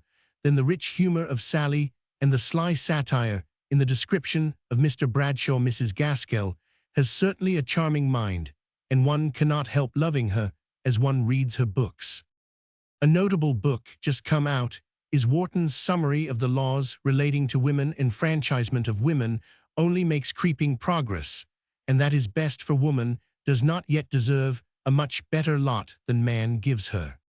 I am writing to you the last thing, and am so tired that I am not quite sure whether I finish my sentences, but your divining power will supply their deficiencies. The first half of February was spent in visits to the Brays and to Mrs. Clark at Attleborough, and on returning to London, Miss Evans writes. Letter to Mrs. Bray, 15th Feb. 1853. I am only just returned to a sense of the real world about me, for I have been reading Villette, a still more wonderful book than Jane Eyre. There is something almost preternatural in its power. Letter to the Brays, 19th Feb. 1853. Mrs. Follen showed me a delightful letter which she has had from Mrs. Stowe, telling all about herself. She begins by saying I am a little bit of a woman, rather more than 40, as withered and dry, as a pinch of snuff, never very well worth looking at in my best days, and now a decidedly used-up article. The whole letter is most fascinating and makes one love her. Valette Villatehave, you read it. Letter to the Brays, 25th Feb. 1853. We had an agreeable evening on Wednesday, Mr. Huxley being the centre of interest. Since then I have been headachy and in a perpetual rage over an article 221 that gives me no end of trouble and will not be satisfactory. After all, I should like to stick red-hot skewers through the writer, whose style is as sprawling as his handwriting. For the rest, I am in excellent spirits, though not in the best health or temper. I am in for loads of work next quarter, but I shall not tell you what I am going to do. Letter to the Brays, 19th MCH, 1853. I have been ready to tear my hair with disappointment about the next number of the review. In short, I am a miserable editor. I think I shall never have the energy to move it. Seems to be of so little consequence where I am or what I do. Letter to Miss Sarah Hennell, 28th MCH, 1853. On Saturday, I was correcting proofs literally from morning till night. Yesterday ditto. The review will be better than I once feared, but not so good as I once hoped. I suppose the weather has chilled your charity as well as mine. I am very hard and Mephistophelian just now, but I lay it all to this second winter. We had a pleasant evening last Wednesday. Lewes, as always genial and amusing. He has quite won my liking in spite of myself, of course. Mr. Bray highly approves the recommendation of the commissioners on divorce. I have been to Blandford Square, Lee Smith's, to an evening party.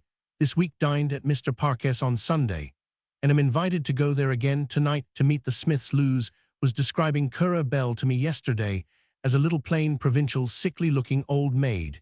Yet what passion, what fire in her, quite as much as in George Sand, only the clothing is less voluptuous.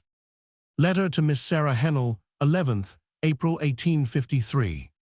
What do you think of my going to Australia with Chrissy and all her family to settle them, and then come back? I am just going to write to her and suggest the idea.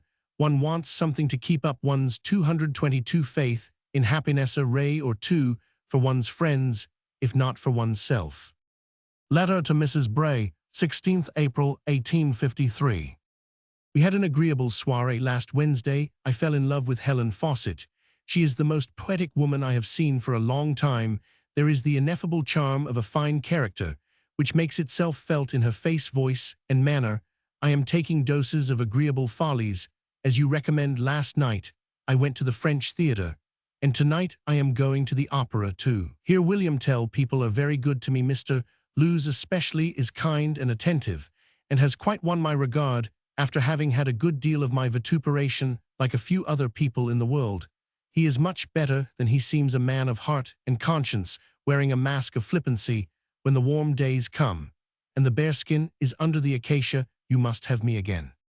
6th May. Went to Rosehill and returned on 23d to Strand. Letter to Mrs. Bray, 17th June 1853. On Wednesday I dined at Sir James Clark's, where the Coombes are staying, and had a very pleasant evening. The Coombes have taken lodgings in Oxford Terrace, where I mean to go. It is better than the strand trees waving before the windows, and no noise of omnibuses. Last Saturday evening I had quite a new pleasure. We went to see Rachel again, and sat on the stage between the scenes. When the curtain fell, we walked about, and saw the green room, and all the dingy, dusty paraphernalia that make up theatrical splendor. I have not yet seen the Vashti of Currer Bell in Rachel, though there was some approach to it in Adrian Lecouvreur. Letter to Miss Sarah Hennell, 28th June 1853. On Saturday we will go to Ockley near Dorking, where are staying Miss Julia Smith, Barbara Smith, 223, and Bessie Parks. I shall write to the Ockley party today, and tell them of the probability that they will see you. Letter to Mrs. Bray, 3d Aug. 1853, from St. Leonard's. I never felt the delight of the thorough change that the coast gives one so much as now, and I shall be longing to be off with you again in October. I am on a delightful hill, looking over the heads of the houses, and having a vast expanse of sea and sky for my only view. The bright weather and genial air, so different from what I have had for a year before, make me feel as happy and stupid As a well-conditioned cow, I sit looking at the sea, and the sleepy ships with a purely animal biennitre. Letter to Mr. Bray 9th Aug. 1853.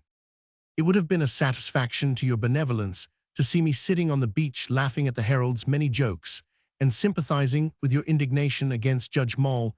It always helps me to be happy when I know that you are so, but I do not choose to vindicate myself against doubts of that, because it is unworthy of you to entertain them. I am going on as well as possible physically really getting stout. I should like to have a good laugh with you immensely. How nice it would be to meet you and Kara on the beach this evening. And instead of sending you such a miserable interpreter of one's feelings as a letter give you the look and the hand of warm affection, this British Channel really looks as blue as the Mediterranean today. What weather.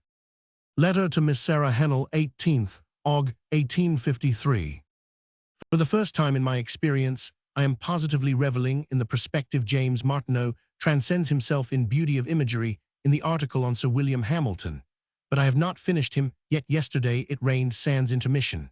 And of course I said cui bono, and found my troubles almost more than 224 I could bear. But today the sun shines, and there is blue above and blue below. Consequently, I find life very glorious, and myself a particularly fortunate Diavolesser. The landlord of my lodgings is a German, comes from Saxe-Weimar, knows well the Duchess of Orleans, and talked to me this morning of Mr. Schiller and Mr. Goethe. Apropos of Goethe, there is a most true discriminating passage about him in the article on Shakespeare in the Perspective. Mr. Goethe is one of my companions here, and I had felt some days before reading the passage the truth which it expresses. Subjoined is the passage from the Perspective Review of August 1853. Goethe's works are too much in the nature of literary studies. The mind is often deeply impressed by them, but one doubts if the author was he saw them, as he saw the houses of Weimar and the plants in the act of metamorphosis. He had a clear perception of their fixed condition and their successive transitions, but he did not really, at least so it seems to us, comprehend their motive power. In a word, he appreciated their life, but not their liveliness, and we trace this not to a defect in imaginative power, a defect which it would be a simple absurdity to impute to Goethe, but to the tone of his character and the habits of his mind. He moved hither and thither through life, but he was always a man apart. He mixed with unnumbered kinds of men, with courts and academy students and women camps and artists, but everywhere he was with them, yet not of them. In every scene he was there, and he made it clear that he was there with a reserve, and as a stranger he went there to experience, as a man of universal 225 culture and well skilled in the order and classification of human life. The fact of any one class or order being beyond his reach or comprehension seemed an absurdity, and it was an absurdity, he thought, that he was equal to moving in any description of society, and he was equal to it, but then on that account he was absorbed in none. Letter to Miss Sarah Hennell 19th Sept. 1853. As for me, I am in the best health and spirits. I have had a letter from Mr. Combe today urging me to go to Edinburgh, but I have made an engagement with Mr. Chapman to do work which will oblige me to remain in London. Mrs. P. is a very bonny, pleasant-looking woman, with a smart drawing-room and liberal opinions. In short, such a friend as self-interest, well understood, would induce one to cultivate. I find it difficult to meet with any lodgings at once tolerable and cheap. My theory is to live entirely, that is, pay rent and find food out of my positive income, and then work for as large a surplus as I can get. The next number of the Review will be better than usual. Froude writes on the Book of Job. He at first talked of an article on the three great subjective poems of Faust and Hamlet, an admirable subject, but it has shrunk to the Book of Job alone. Letter to Miss Sarah Hennell 1st Oct. 1853. I have been busied about my lodgings all afternoon. I am not going to Albion Street, but to 21 Cambridge Street, Hyde Park Square. I hope you will be pleased with our present number. If you don't think the universal postulate first-rate, I shall renounce you as a critic. Why don't you write grumbling letters to me when you are out of humor with life, instead of making me ashamed of myself for ever having grumbled to you? I have been a more good-for-nothing correspondent than usual lately. This affair of getting 226 lodgings added to my other matters has taken up my time and thoughts. I have promised to do some work tonight, and tomorrow for a person 41 who is rather more idle than myself, so I have not a moment to spare. Letter to Miss Sarah Hennell d. Oct, 1853.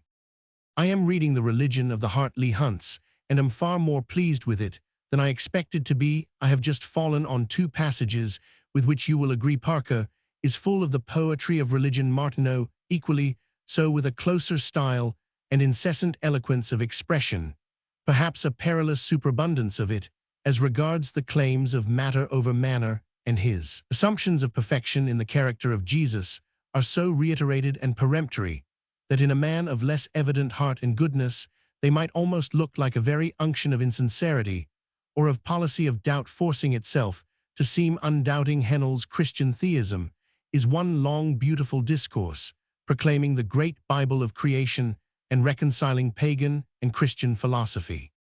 Good Sir James Clark stopped me in the park yesterday as I was sauntering along with eyes on the clouds, and made very fatherly inquiries about me, urging me to spend a quiet evening with him and Lady Clark next week, which I will certainly do, for they are two capital people, without any snobbery. I like my lodgings, housekeeper cooks charming little dinners for me, and I have not one disagreeable to complain of at present save such as are inseparable from a ground floor. Letter to Mr. Bray, 29th Oct, 1853. Last night I saw the first fine specimen of a man in 227, the shape of a clergyman, that I ever met with Dawes, the Dean of Hereford. He is the man who has been making the experiment of mingling the middle and lower classes in schools. He has a face so intelligent and benignant that children might grow good by looking at it. Harriet Martineau called yesterday. She is going to her brother's at Birmingham soon. Letter to Miss Sarah Hennell, 3d Nov, 1853. Mr. Lewes was at Cambridge about a fortnight ago, and found that Herbert Spencer was a great deal talked of there for the article on the universal postulate, as well as other things. Mr. Lewes himself has a knot of devotees there, who make his history of philosophy a private textbook. Miss Martineau's Kant is out now. Do you mean to do it, or Mr. Lewis? We can get no one to write an article on Kant for the next number of the Westminster Bane, our last hope refusing. Letter to Mr. Bray, 5th Nov, 1853. I think you would find some capital extracts for the Herald Coventry in the article on church parties in the Edinburgh. The Record is attempting a reply to it, in which it talks of the truculent infidelity of Voltaire and Robespierre. Has A sent you his book on the Sabbath? If ever I write a book, one will make a present of it to nobody. It is the surest way of taking off the edge of appetite for it. If no more, I am as well as possible, and certainly when I put my head into the house in the Strand, I feel that I have gained, or rather escaped, a great deal physically by my change. Have you known the misery of writing with a tired steel pen, which is reluctant to make a mark? If so, you will know why I leave off. Letter to Mrs. Houghton, 7th Nov, 1853. Chrissy has just sent me a letter which tells that you have been suffering severely, and that you are yet very Roman 99. I must satisfy my own feelings by telling you 228 that I grieve at this, though it will do you little good to know it. Still, when I am suffering, I do care for sympathy, and perhaps you are of the same mind. If so, think of me as your loving sister, who remembers all your kindness to her, all the pleasant hours she has had with you, and every little particular of her intercourse with you, however long and far she may have been removed from you. Dear Fanny, I can never be indifferent to your happiness or sorrow, and in this present sad affliction, my thoughts and love are with you. I shall tease you with no words about myself. No, perhaps by and by it will amuse you to have a longer letter. Letter to Mr. Bray, 8th Nov, 1853. Hitherto I have been spending 9 per month at least after that rate, but I have had frequent guests. I am exceedingly comfortable and feel quite at home. Now Harriet Martineau has been very kind, called again on Tuesday, and yesterday sent to invite me to go to Lady Compton's, where she is staying on Saturday evening. This too, in spite of my having vexed her by introducing Mr. Lewes to her, which I did as a desirable bit of peacemaking. Letter to Miss Sarah Hennell d. Nov, 1853, 31st birthday. I begin this year more happily than I have done most years of my life. Not a vrai destiny, says Kant. C. composed a resignation et dactivite, and I seem more disposed to both than I have ever been before. Let us hope that we shall both get stronger by the year's activity, by its resignation. I know it may be just the contrary. Don't suspect me of being a canting optimist. We may both find ourselves at the end of the year, going faster to the hell of conscious moral and intellectual weakness. Still, there is a possibility, even a probability, other way I have not seen. Harriet Martineau's Kant, Yech 229, is going to give me a copy, but Mr. Lewes tells me it seems to him admirably well done. I told Mr. Chapman yesterday that I wish to give up my connection with the editorship of the Westminster. He wishes me to continue the present state of things until April. I shall be much more satisfied on many accounts to have done with that affair, but I shall find the question of supplies rather a difficult one this year, as I am not likely to get any money either for Feuerbach or for the idea of a future life, 42, for which I am to have half profits, 00. I hope you will appreciate this bon mot, as I do cest unham admirable c tate n sept long 43. Letter to Mrs. Bray 2d Dec, 1853. I'm going to detail all my troubles to you. In the first place, the door of my sitting room doesn't quite fit, and a draught is the consequence. Secondly, there is a piano in the house, which has decidedly entered on its second childhood, and this piano is occasionally played on by Miss P. with a really enviable aplomb. Thirdly, the knocks at the door startle mean annoyance inseparable from ground floor room. Fourthly, Mrs. P. scolds the servants stringendo e fortissimo while I am dressing in the morning. Fifthly, there is no fifthly. I really have not another discomfort when I am well, which alas, I have not been for the last 10 days. So, while I have been up to the chin in possibilities of enjoyment, I have been too sick and headachy to use them. One thing is needful, a good digestion. Letter to Mrs. Bray 28th Dec, 1853. Spent Christmas Day alone at Cambridge Street 230. How shall I thank you enough for sending me that splendid barrel of beetroot so nicely packed? I shall certainly eat it and enjoy it, which I fancy is the end you sought, and not thanks. Don't suppose that I am looking miserable contraire. My only complaints just now are idleness and dislike tojting upinthy morningness, whereby the day is made too short for what I want to do. I resolve every day to conquer the flesh the next, and of course am a little later. In consequence, I dined with Arthur Helps yesterday at Sir James Clarksbury, Snoogunley, he and myself. He is a sleek man with close-snipped hair, has a quiet, humorous way of talking like his books.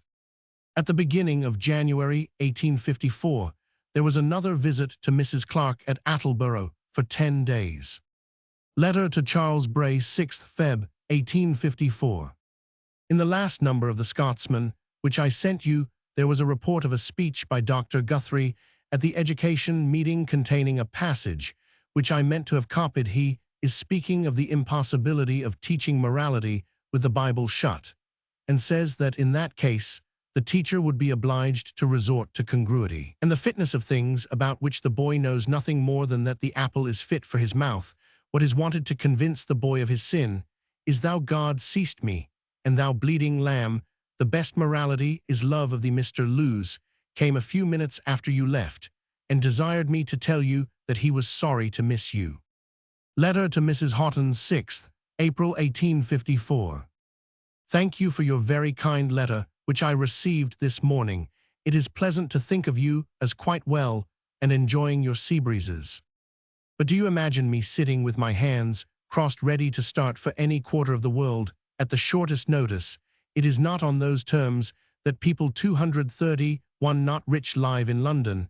I shall be deep in proof sheets till the end of May, and shall only dismiss them to make material for new ones. I dare say you will pity me, but as one of Balzac's characters says, after maturity la vinest, quel exercice d'une habitude dans un milieu prefer, and I could no more live out of my milieu than the haddocks I dare say you are often having for dinner.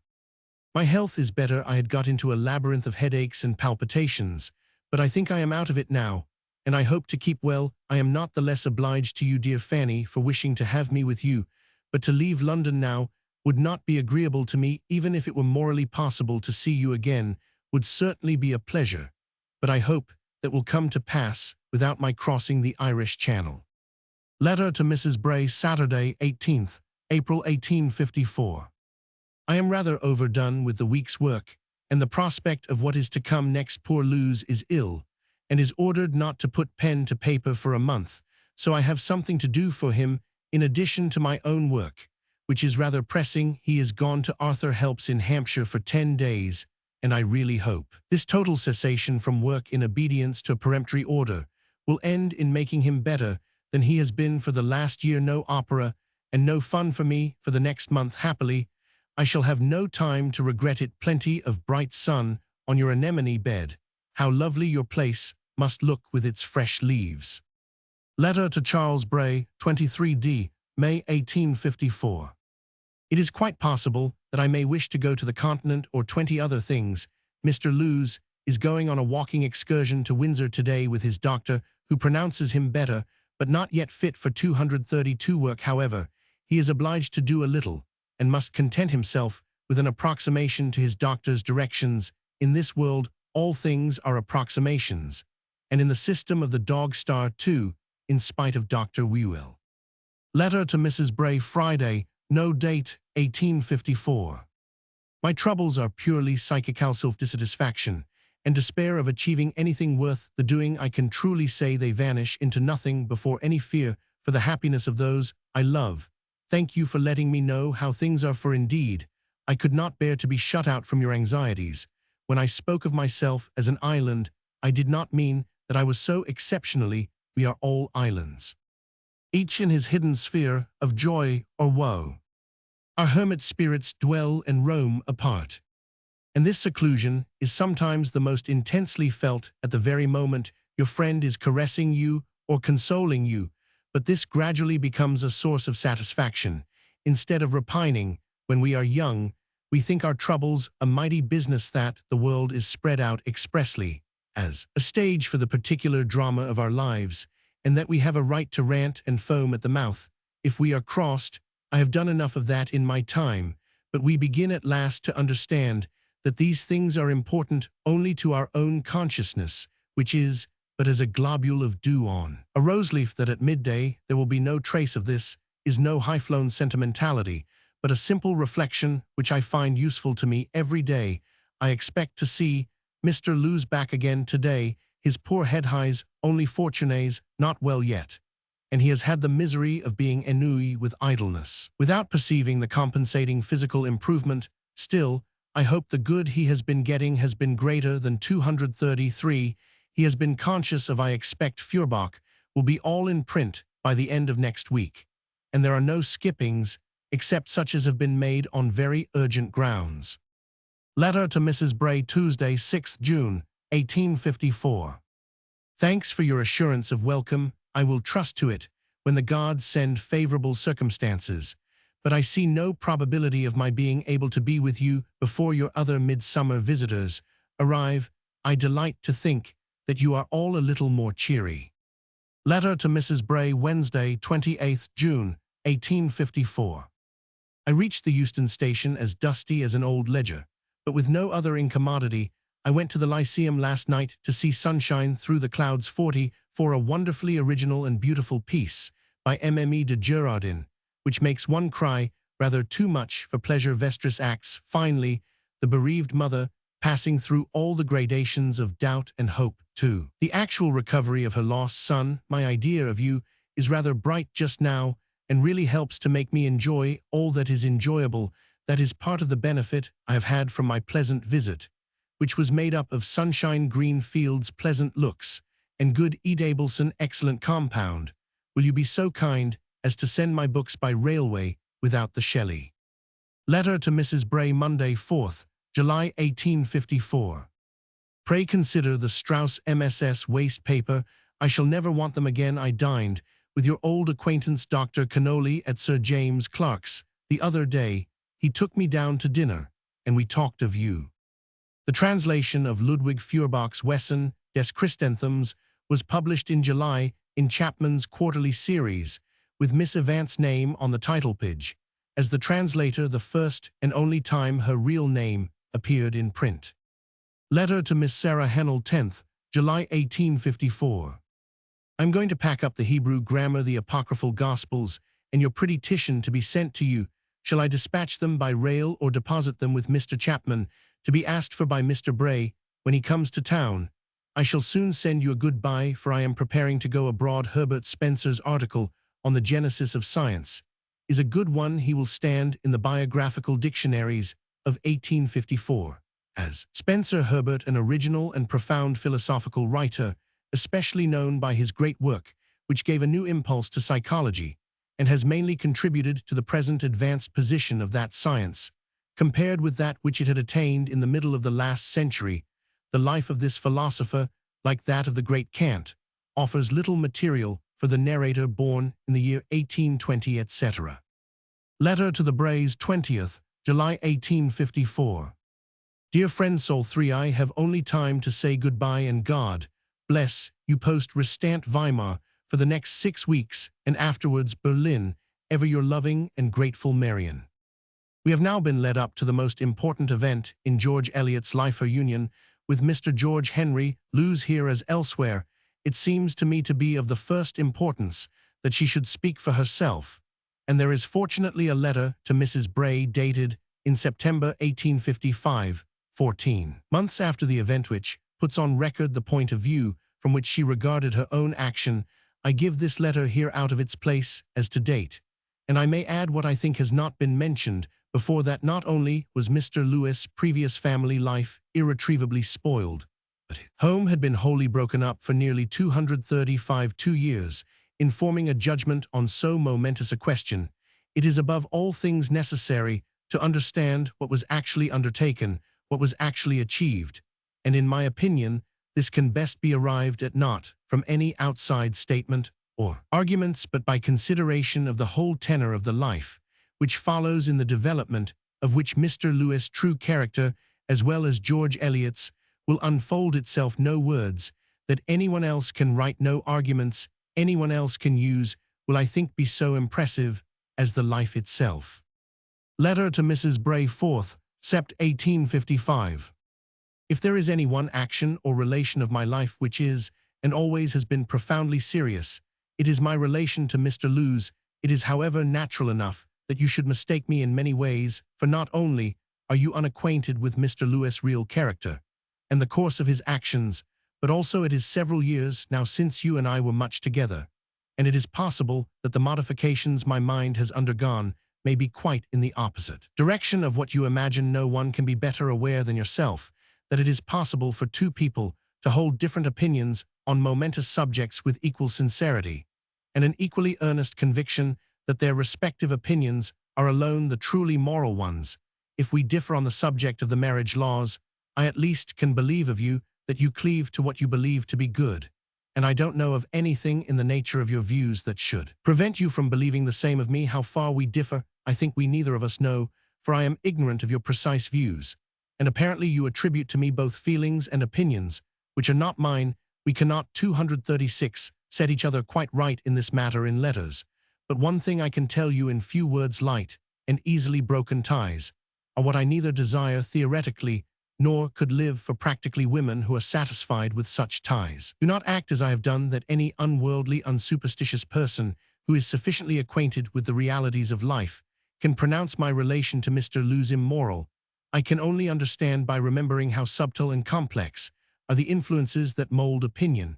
But I do remember this, and I indulge in no arrogant or uncharitable thoughts about those who condemn us, even though we might have expected a somewhat different verdict from the majority of persons. Of course, we never looked for anything but condemnation. We are leading no life of self-indulgence, except indeed that, being happy in each other, we find everything easy. We are working hard to provide for others better than we provide for ourselves, and to fulfill every responsibility that lies upon us. Levity and pride would not be a sufficient basis for that. Pardon me if in vindicating myself from some unjust conclusions I seem too cold and self-asserting. I should not care to vindicate myself if I did not love you and desire to relieve you of the pain which you say these conclusions have given you. Whatever I may have misinterpreted, before I do not misinterpret your letter this morning, but read in it nothing else than love and kindness towards me, to which my heart fully answers yes. I should like never to write about myself again.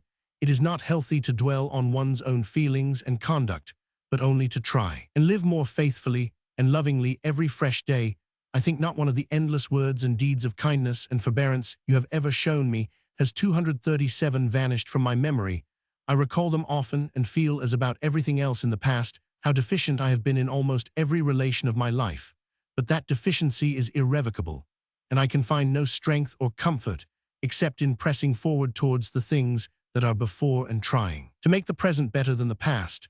But if we should never be very near each other again, dear Cara, do bear this faith in your mind, that I was not insensible or ungrateful to all your goodness, and that I am one among the many for whom you have not lived in vain. I am very busy just now, and have been obliged to write hastily. Bear this in mind, and believe that no meaning is mine which contradicts my assurance that I am your affectionate and earnest friend. Summary. March 1850 to July 1854. Return to England with Roman 1000 D. Albert depressing effect of change. Visit to Rosehill. Visit to brother and sister at Griff and Meriden. Deeper depression to Rosehill again with Roman 1000 D. Albert makes a home there for 16 months. Reviews Mackay's Progress of the Intellect in Westminster. Meets Mr. Chapman, the editor of the Westminster. Helps to settle prospectus of new series of the review. Visits Robert Noel at Bishop Stainton with Mrs. Bray. Visit to London Crystal Palace. Returns to Rosehill and meets Mr. and Mrs. George Combe. Goes to London as assistant editor of the Westminster Review. Letters to Bray's Review. Writing Dr. Brabant Foxton. Wilson meets Mr. Herbert Spencer. Miss Martineau. Distractions of London Low Health. Miss Bremer. Introduction to Mr. Lewes. Opinion of House of Lords. Carlyle's Life of Sterling Carlyle. Anecdotes Mackay. James Martineau. J. H. Newman's Lectures. Translation of Schleiermacher. Letter from Carlyle. Intimacy begins with Mr. Lewes. Reviews Carlyle's Sterling in Westminster. Visit to Rosehill. Returns to Strand. Harriet Martineau. Pierre Leroux. Louis Blanc. Miss Bessie Parks. Mrs. Peter Taylor. Margaret Fuller's Life. Description of Westminster Reviewers. Growing intimacy with Mr. Herbert Spencer. Meeting of authors and booksellers at Mr. Chapman's. Admiration of Prince Albert. Grissy Hack. Work of review. Appreciation of Miss Martineau's writing. Singing of Charity Children at St. Paul's. George Combes. Opinion of Westminster. Editing Barbara Lee Smith. Visit to Broadstairs. Florence Nightingale. Return to Strand. Depression. Professor Owen on the cerebellum. Visit to Combes at Edinburgh and to Harriet Martineau at Ambleside. Return to London. Reading Esmond Lord Brougham's speechwork in Strand. Bryant. Visit to Rosehill. Death of Edward Clarke. Visit to widowed sister at Meriden. Return to Strand. Letter to Mrs. Peter Taylor. Views on America. Ruth. Visit to Rosehill and to Mrs. Clarke at Attleborough. Return to Strand. Reading Villette. Letter from Mrs. Stowe to Mrs. Follen. Meets Huxley. Thinks of going to Australia to settle. Mrs. Clarke. Admiration of Helen Fawcett. Growing regard for Mr. Lewes. Kindness of Sir James Clarke. Visit to Ockley. Change to St. Leonard's. Improvement in health. Return to Strand. Spencer's Universal Postulate. Removal to 21 Cambridge Street. Leigh Hunt's Religion of the Heart. Dawes. Dean of Hereford. Harriet Martineau. Kant contemplates publishing the idea of a future life. Meets Arthur. Helps intimate relations with Mr. Lewes. Translation of Feuerbach. Visit to Rosehill. Return to London. Feuerbach. Completed estimate of Herbert Spencer. Goodbye to Bray's Union with Mr. Lewes. Letter to Mrs. Bray thereon. Chapter Romans 6. Journal 20th July 1854. I said a last farewell to Cambridge Street on 20th July 1854, and found myself on board the Ravensbourne bound for Antwerp. The day was glorious, and our passage perfect. The sunset was lovely, but still lovelier the dawn, as we were passing up the Scheldt between 2 and 3 in the morning. The crescent moon, the stars, the first faint blush of the dawn reflected in the glassy river. The dark mass of clouds on the horizon, which sent forth flashes of lightning, and the graceful forms of the boats and sailing vessels painted in jet black on the reddish gold of the sky and water, made up an unforgettable picture. Then the sun rose and lighted up the sleepy shores of Belgium with their fringe of long grass, their rows of poplars, their church spires and farm buildings. 21st July. The great treat at Antwerp was the site of the descent from the cross, which with its pendant, the elevation of the cross, has been undergoing restoration in the latter. The face of Jesus is sublime in its expression of agony and trust in the divine. It is certainly the finest conception of the suffering Christ I have ever seen. The rest of the picture gave me no pleasure, but in the descent from the cross, color, form, and expression alike impressed me with the sense of grandeur and beauty. A little miserable copy of the picture placed near it served as an admirable foil. 22 July. We went to the museum and saw Rubens' Crucifixion, even more beautiful to me than the Descent 240 from the Cross. These two pictures profoundly impressed me with the miserable lack of breadth and grandeur in the conceptions of our living artists. The reverence for the old masters is not all humbug and superstition. 30th July. We breakfasted in the public room at the hotel at Cologne and were joined there by Dr. Brabant and Strauss. After a short interview with them, we went on board the steamboat, which was to take us to Koblenz. Weimar description, August 1854. It was very pretty to look out of the window when dressing on a garden that reminded one of an English village. The town is more like a huge village or market town than the precincts of a court. He called on Skal, and in the afternoon Skal came and took us to the Schloss, where we saw the Dichter Zimmer, a suite of rooms dedicated to Goethe, Schiller, and Wieland. In each room there is the bust of the poet, who is its presiding genius, and the walls of the Goethe and Schiller rooms are decorated with frescoes representing scenes from their works. The Wieland room is decorated with arabesques. Only the idea of these rooms is a very pretty one, but the frescoes are badly executed. I am delighted with Skal. He is a bright-looking, well-made man with his head finely set on his shoulders, very little like a German. We discovered, after we had known him some time, that he is an Austrian, and so has more southern blood in his veins than the heavy Thuringians. His manners are hearty and cordial, and his conversation really instructive. His ideas are so thoroughly shaped and so admirably expressed. Sopp is also a Geliator, director of the gymnasium and editor of a series of classics which are being brought out, and he is evidently 241. Thought a great deal of in Weimar. We went with the Skals and Sopps to Twyford and saw the queer little Schloss, which used to be Amalia's residence. Twyford was a favorite resort of ours, for the walk to it is a very pleasant one, and the Twyford Park is a little paradise. The Ilm is seen here to the best advantage. It is clearer than at Weimar and winds about gracefully among fine trees. One of the banks is a high, steep declivity, which shows the trees in all their perfection in autumn, when the yellow and scarlet were at their brightest. These banks were fairy-like in their beauty. It was here that Goethe and his court friends got up the performance of Die Fischerin by torchlight. About 10 days after our arrival at Weimar, we made an excursion to Ettersburg, one of the Duke's summer residences, interesting to us beforehand, as the scene of private theatricals and sprees in the Goethe days. We carried provisions with us and Keats' poems. The morning was one of the brightest and hottest that August ever bestowed, and it required some resolution to trudge along the shadeless chaussee, which formed the first 2 or 3 miles of our way. One compensating pleasure was the sight of the beautiful mountain ashes, full berry, which alternately with cherry trees border the road for a considerable distance. I felt a child's love for the bunches of coral standing out against the blue sky. The Schloss is a house of very moderate size, and no pretension of any kind. 2 flights of steps lead up to the door, and the balustrades are ornamented with beautiful creepers. A tiny sort of piazza under the steps is ornamented with creepers too, and has pretty earthenware vases filled with plants hanging from the ceiling. We felt how much beauty 242 might be procured at small expense. In looking at these things, a beautiful walk through a beech wood took us to the Muschat, before which stands the beech whereon Goethe and his friends cut their names, and from which Goethe denounced Waldemar. We could recognize some of the initials with Ettersburg. I shall always associate Arthur Helps, for he was with us on the second and last time we saw it. He came to Weimar quite unexpectedly on the 29th August, and the next evening we all 3 drove to Ettersburg. He said the country just round Weimar reminded him of Spain. This led him to talk of his Spanish travels, and he told us some delightful stories in a delightful way. At one inn, he was considerably embarrassed in eating his dinner by the presence of a handsome woman who sat directly opposite to him, resting on her elbows and fixing her dark eyes on him with a fearful intensity of interest. This woman was the cook, anxious to know that her dishes were acceptable to the stranger. under this terrible surveillance.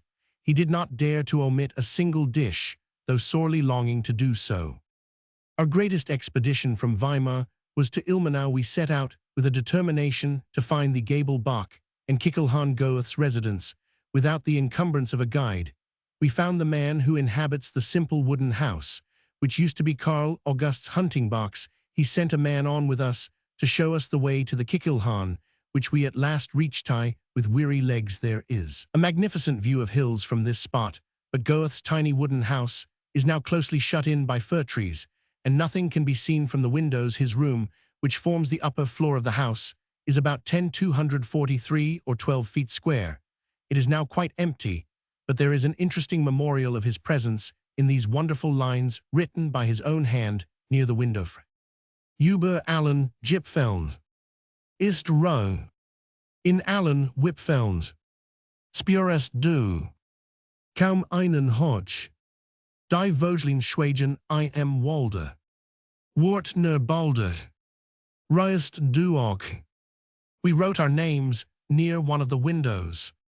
About the middle of September, the theater opened, and we went to hear Ernani Liszt. Looked splendid. As he conducted the opera, the grand outline of his face and floating hair were seen to advantage, as they were thrown into dark relief by the stage lamps. We were so fortunate as to have all three of Wagner's most celebrated operas, while we were at Weimar. However, had not patience to sit out more than 2 acts of Lohengrin, and indeed I too was weary. The declamation appeared to be monotonous, and situations in themselves trivial or disagreeable were dwelt on fatiguingly, without feeling competent to pass a judgment on this opera. As music, one may venture to say that it fails in one grand requisite of art, based on an unchangeable element in human nature. Need. For contrast with the Fliegende Holländer, I was delighted. The poem and the music were alike charming. The Tannhäuser, too, created in me a great desire to hear it again. Many of the situations and much of the music struck me as remarkably fine, and I appreciated these operas all the better retrospectively when we saw Der Freischütz 244, which I had never before heard and seen on the stage. The effect of the delicious music, with which one is so familiar, was completely spoiled by the absence of recitative, and the terrible lapses from melody to ordinary speech. The Bacchanalian song seemed simply ridiculous, sung at a little pothouse table at a party of 2, one of whom was sunk in melancholy, and the absurdity reached a ne plus ultra when Caspar climbed the tree, apparently with the sole purpose of being shot apropos of the theater.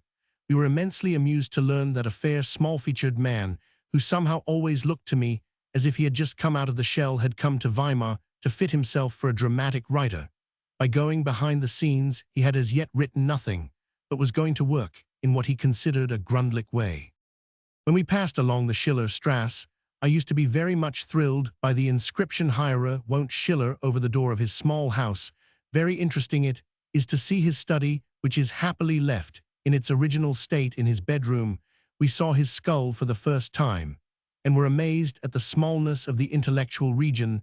There is an intensely interesting sketch of Schiller lying dead, which I saw for the first time in the study, but all pleasure in thinking of Schiller's portraits and bust is now destroyed to me by the conviction of their untruthfulness. Roch told us that he had a miserable stern 45. Wagen says that Tieck the sculptor told him there was something in Schiller's whole person which reminded him of a camel. Goethe's house is much more important looking, but 245 to English eyes far from being the palatial residence which some German writers think it. The entrance hall is certainly rather imposing, with its statues in niches and broad staircase. The latter was made after his own design, and was an aftershine of Italian tastes. The pictures are wretched, the casts not much better indeed. I remember nothing which seemed intrinsically worth looking at. The MS of his Romish Elegion, written by himself in the Italian character, is to be seen here, and one likes to look at it better than at most of the other things. G had obtained permission from Frau Roman 5 Goethe to see the studio and Schlafzimmer, which are not open to the public, and here our feelings were deeply moved. We entered first a small room containing drawers and shelves devoted to his mineralogical collections. From these, we passed into the study. It is rather a dark room, for there are only 2 small windows, German windows.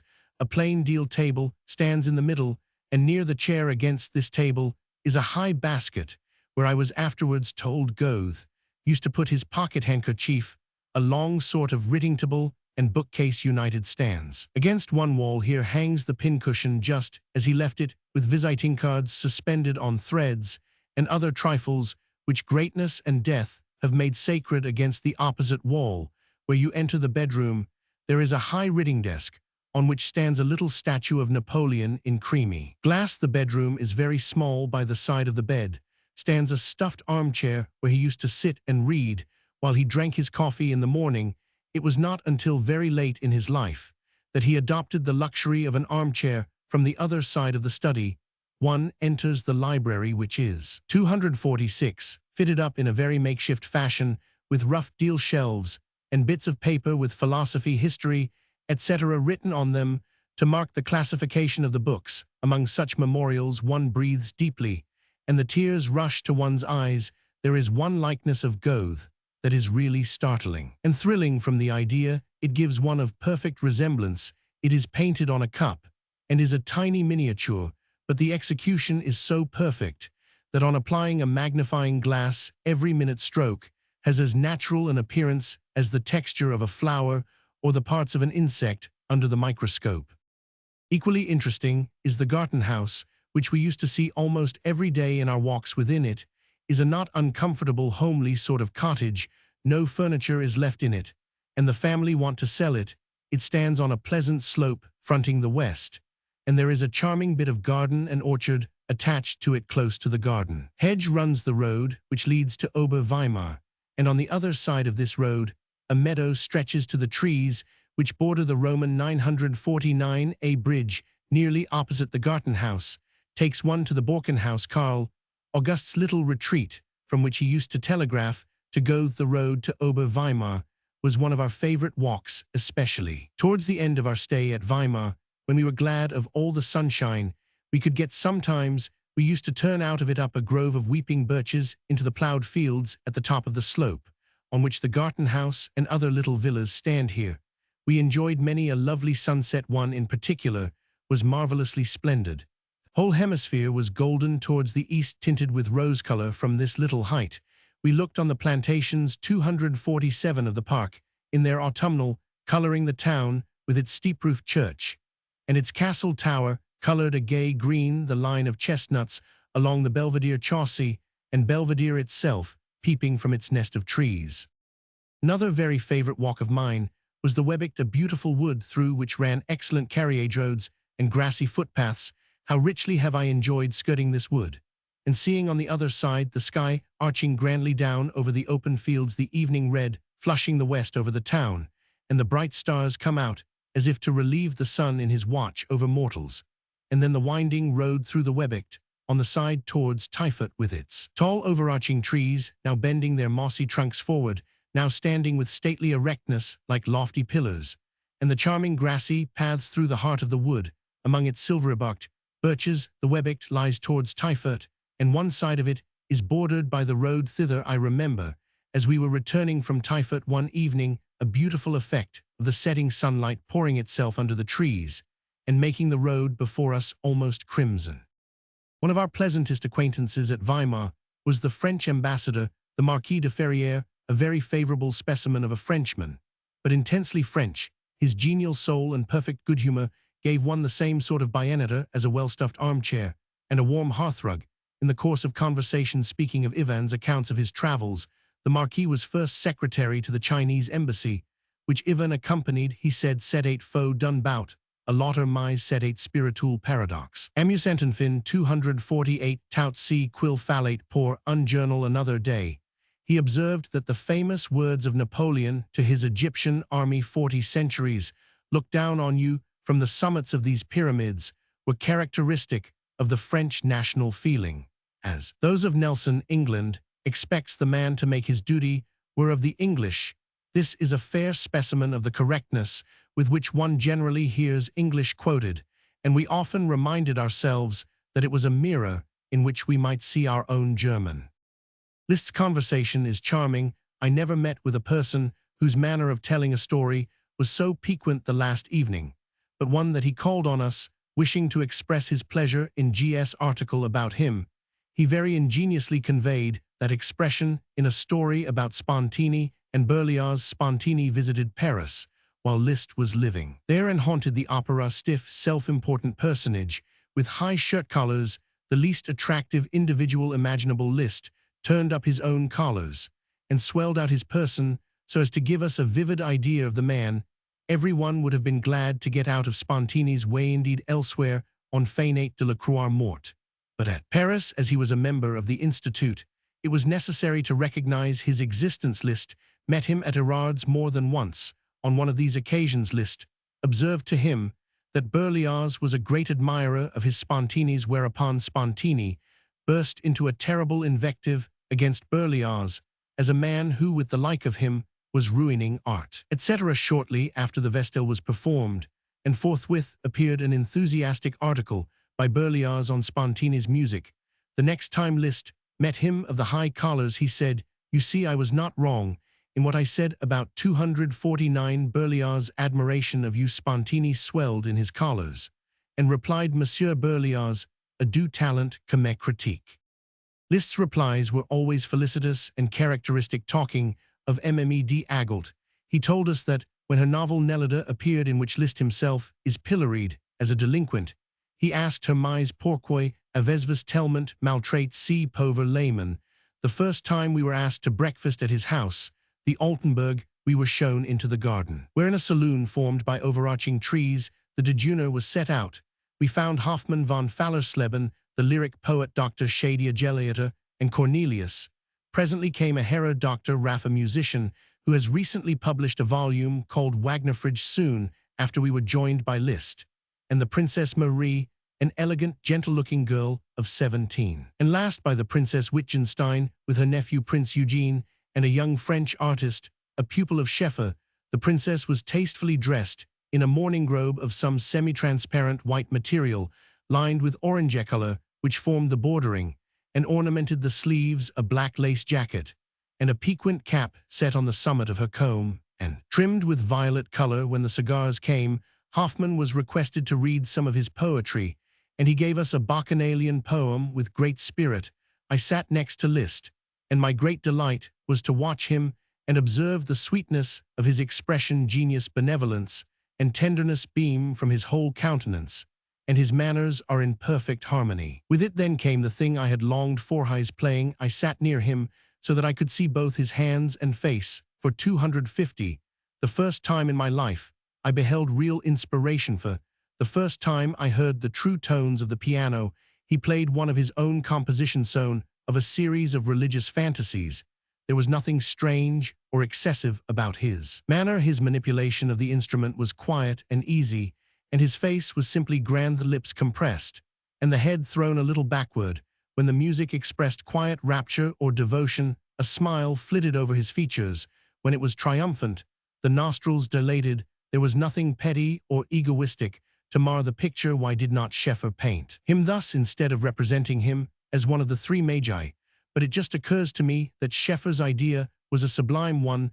There are the two aged men who have spent their lives in trying to unravel the destinies of the world, and who are looking for the deliverer, for the light from on high. Their young fellows having the fresh inspiration of early life, is the first to discern the herald star, and his ecstasy reveals it to his companions. In this young magus, Scheffer has given a portrait of Liszt, but even here, where he might be expected to idealize unrestrainedly, he falls short of the original. It is curious that Liszt's face is the type that one sees in all Scheffer's pictures, at least in all I have seen. In a little room which terminates the suite at the Altenburg, there is a portrait of Liszt, also by Scheffer, same of which the engraving is familiar to everyone. This little room is filled with memorials of Liszt's triumphs, and the worship his divine talent has won. It was arranged for him by the princess in conjunction with the Arnhems in honor of his birthday. There is a medallion of him by Schwanthaler, a bust by an Italian artist, also a medallion by Richevery Finind, 251 cabinets full of jewels and precious things.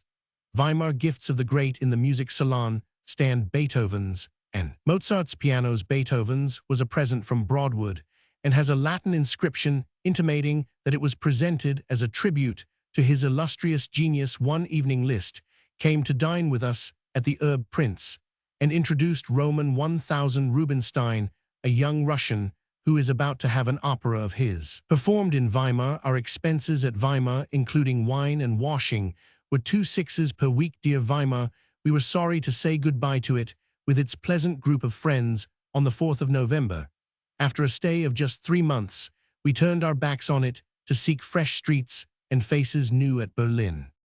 Berlin Recollections, Nav 1854 to MCH 1855. There are certain persons, without any physiognomy, the catalogue of whose features as item, a Roman nose, item, a pair of black eyes, etc., gives you the entire contents of their faces.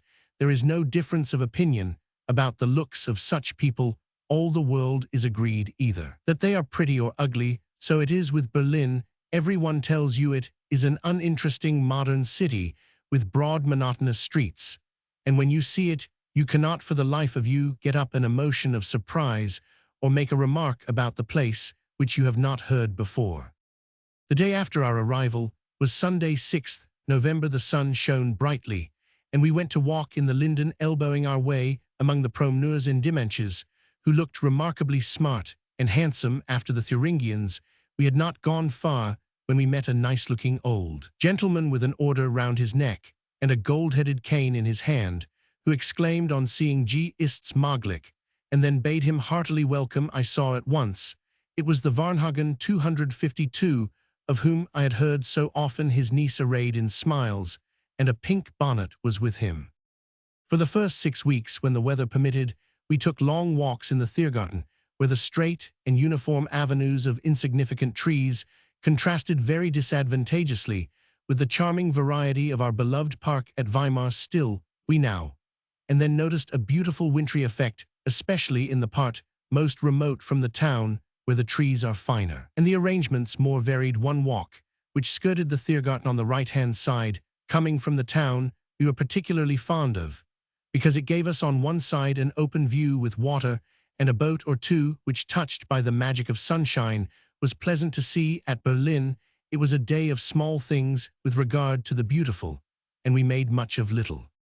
Our little circle of acquaintances was very agreeable and varied. Varnhagen was a real treasure to G, for his library supplied all the deficiencies of the public one, where to ask for books was generally like sinking buckets into empty wells.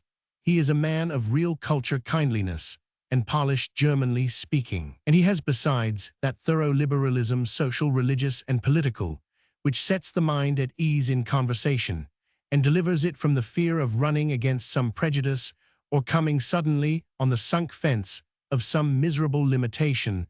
The first morning he called on us, he talked of his terrible disappointment in Carlyle, a subject to which he often returned.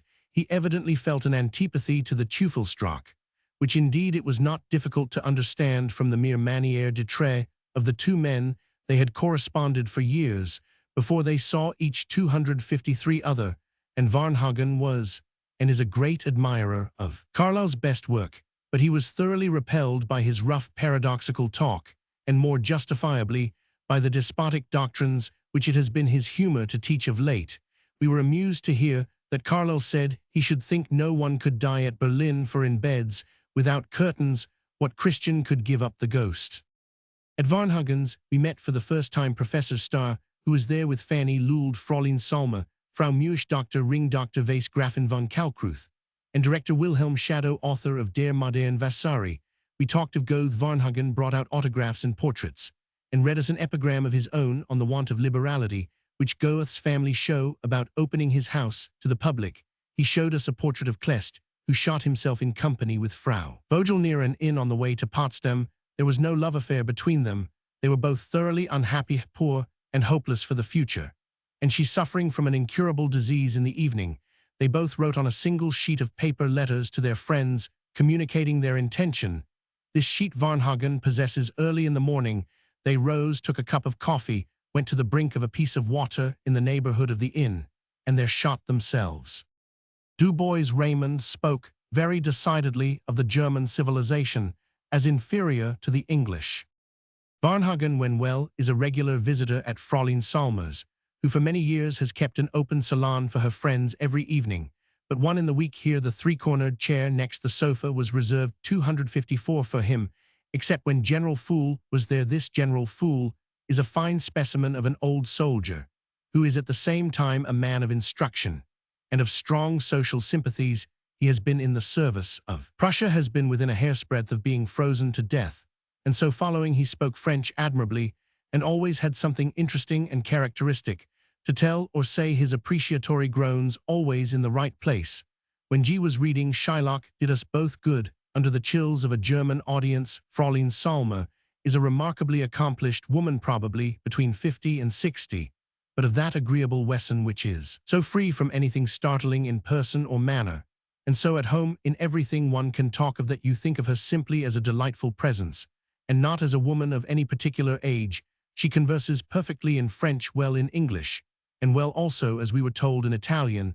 There is not the slightest warmth of manner or expression in her, but always the same even cheerfulness and intelligence. In fact, she is the true type of the mistress of the salon. During the first half of our stay in Berlin, we went about once a week to her house, but bad health and bad weather kept us away during the last 6 weeks. Except for 1 or 2 evenings, Baron Sternberg, the novelist, used frequently to glide in when we were there, and cast strange, cold glances around, talking quietly to Fraulein Assing or some other lady who sat in a distant parallel of latitude. One evening, a Frenchman there amused us by saying that he found in Meyerbeer's Huguenots the whole spirit of the epic of Charles Roman IX. Lyces, les chroniques froissart, suggested Emile Salmer. We quelques chose Cameco by N. les chroniques 255, de Brantôme ou de Mérimée, et vous trouverez que Meyerbeer parfaitement exprime tout cela du moins cest, si que j'y trouve moi. I said, mais peut-être monsieur c'est votre génie à vous qui a fait entre les idées dans la musique. He answered with complacent deprecation. G looked immovably serious, but was inwardly tickled by the audacity of my compliment and the evident acceptance of it.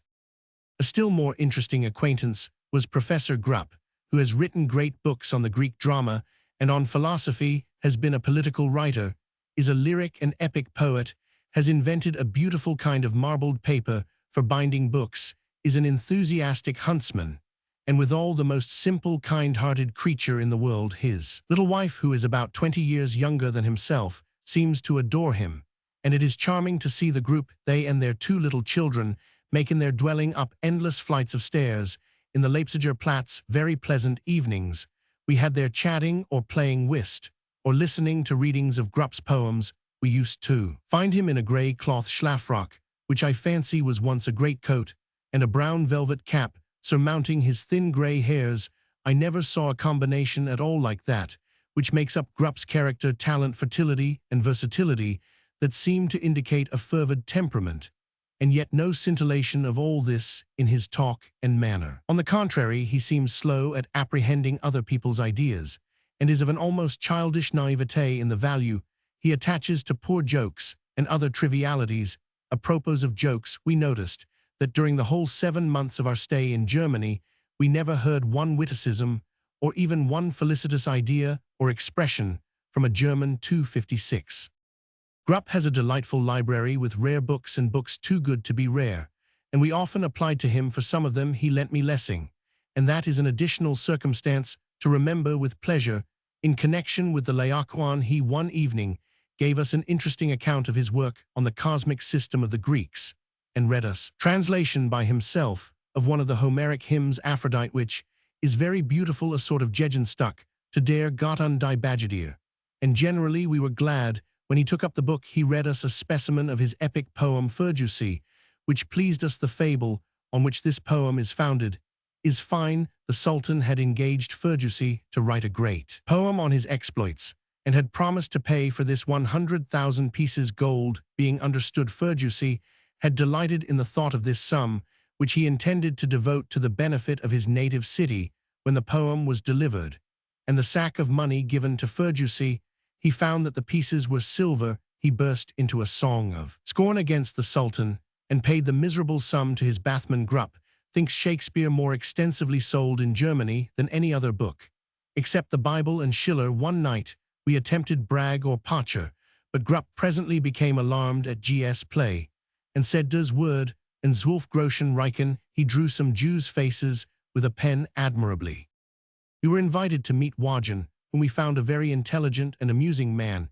He told us a story about Goethe, who said of someone, "I thank the Almighty God that thou hast produced no second edition of this man," and an amusing judgment passed on Goethe himself, that he was kein dummer man 257, also a story of a lady who went to see him as an intellectual adorer, and began to spout to him as his masterpiece fest Gemort in der Erden 46, etc.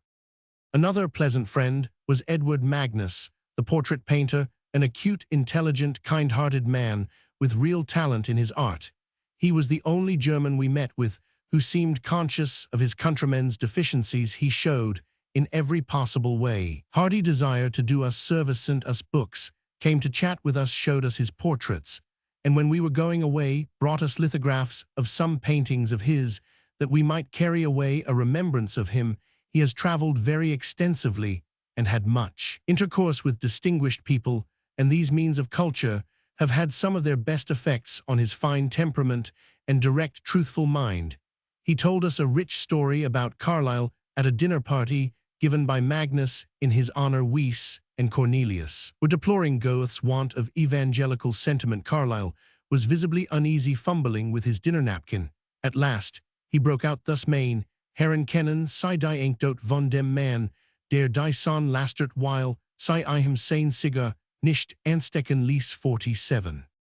In the little room where we used to be ushered to wait for him, there was a portrait of Thorwaldsen and one of Mendelssohn, both of whom he knew well. I was surprised to find in his atelier the original of the portrait of Jenny Lind, with which I was so familiar. He was going to send it together with Sontag's portrait to the exhibition at Paris. His brother, the chemist, was also a bright, good-natured-looking man. 258. We were invited to a large evening party at his house, and found very elegant rooms with a remarkable assemblage of celebrated men: Johannes Muller, Du Bois, Raymond, Rose, Ehrenberg, etc. Some of the women were very pretty and well dressed. The supper, brought round on trays, was well appointed, and altogether the party was well managed. We spent one evening with Professor Starr and his wife Fanny Lewald. After their marriage, Starr has a copy of the charming miniature of Schiller taken when he was about 30, a miniature in the possession of a certain Madame von Kalb. There are the long Gansehels. 48. The aquiline nose, the blue eyes, and auburn hair. It is a most real and striking portrait. I saw also a portrait and bust of Madame d'Agoult, here both rather handsome. The first evening, Starr told us some of the grievances which the Prussians have to bear from their government, and among the rest, the vexatious necessity for a concession or license before any the simplest vocation can be entered on. He observed with justice that the English are apt to suppose the German Revolution of 48 was mere restlessness and aping of other nations, when in fact there were real oppressions which the Germans had to bear, and which they had borne with a patience that the English would not imitate for a month. By far the most distinguished-looking man we saw at Berlin, and indeed next to Liszt in Germany, was Roch the sculptor. Schall had given G a letter for him, and soon after it had been left at his house, he called on us in the evening, and at once won our hearts by his beautiful person and the benignant and intelligent charm of 259. His conversation. He is indeed the finest old man I ever saw, more than 76, I believe, but perfectly upright, even stately in his carriage. His features are harmonious, his complexion has a delicate freshness, his silky white hair waves gracefully round his high forehead, and his brown eyes beam with benevolence and intelligence. He is above the common height, and his stature and beauty together ennoble the grey working surtout and cap which he wears in his atelier into a picturesque and distinguished costume. The evening he was with us, he talked delightfully of Goethe, dwelling especially on his lovable nature. He described very graphically Goethe's way of introducing subjects, showing plates, etc., bringing in the cast of Schiller's skull and talking of it, and other little particulars of interest. We went one morning to his atelier, and found him superintending his pupils' work at a large group, representing Moses with his hands held up by Aaron and her. It was extremely interesting to me to see Roch's original little clay model of this group, for I had never seen statuary in that first stage before. The intense expression of entreaty in the face of the Moses was remarkable, but the spirit of this group is so alien to my sympathies that I could feel little pleasure in the idea of its production. On the other hand, my heart leaped at the sight of old Kant's quaint figure, of which Roch is commissioned to produce a colossal statue for Königsberg in another atelier. The work is in a different stage. We saw a splendid marble monument, nearly completed, of the late King of Hanover. Pitiable that genius and spotless white marble should be thrown away on such human trash. Our second visit to Roch's atelier was paid shortly before we left Berlin. The group of Moses Aaron and her 260 was clothed up, and the dark-eyed olive-complexioned pupil was at work on a pretty little figure of Hopia child stepping forward with upturned face. Bunch of flowers in her hand. In the other atelier, we saw a bust of Schleiermacher, which with the equestrian statue of Fritz and its pedestal Roch was going to send to the Paris exhibition. Schleiermacher's face is very delicately cut and indicates a highly susceptible temperament. The colossal head of Fritz, seen on a level with one's eye, was perfectly startling from its living expression. One can't help fancying that the head is thinking and that the eyes are seeing. Dissoir, the actor, was another pleasant variety in our circle of acquaintance. He created in us a real respect and regard for him, not only by his sincere devotion to his art, but by the superiority of feeling which shone through all the little details of his conduct and conversation. Of lowly birth and entirely self-taught, he is by nature a gentleman without a single physical gift. As an actor, he succeeds by force of enthusiasm and conscientious study in arriving at a representation which commands one's attention and feelings. I was very much pleased by the simplicity with which he one day said, "Shakespeare ist mein Gott, ich habe keinen anderen Gott," and indeed, one saw that his art was a religion to him. He said he found himself inevitably led into sing-song declamation by Schiller, but with Shakespeare it was impossible to be declamatory. It was very agreeable to have him as a companion now and then in our walks, and to have him read or discuss Shakespeare for an hour or two in the evening. He told us an amusing story about his early days when he was a youth of 16 or 17 acting at Spandau. He walked to Berlin about 9 miles and back 261 in the evening, accompanied by a watchmaker named Nondorf, an enthusiast for the theater. On their way, Dissoir declaimed at the top of his voice and was encouraged by the applause of his companion to more and more exertion of lungs and limbs, so that people stared at them and followed them as if they thought them two madmen. This watchmaker was Louis Roman 17. Dissoir also imitated admirably Aldrich's mode of advancing to kill Duncan like a wild Indian lurking for a not much wilder beast. He paid us the very pretty attention of getting up a dinner for us at Dietz and inviting Rocher and Forster to meet us, and he supplied us with tickets for the theater, which, however, was a pleasure we used sparingly.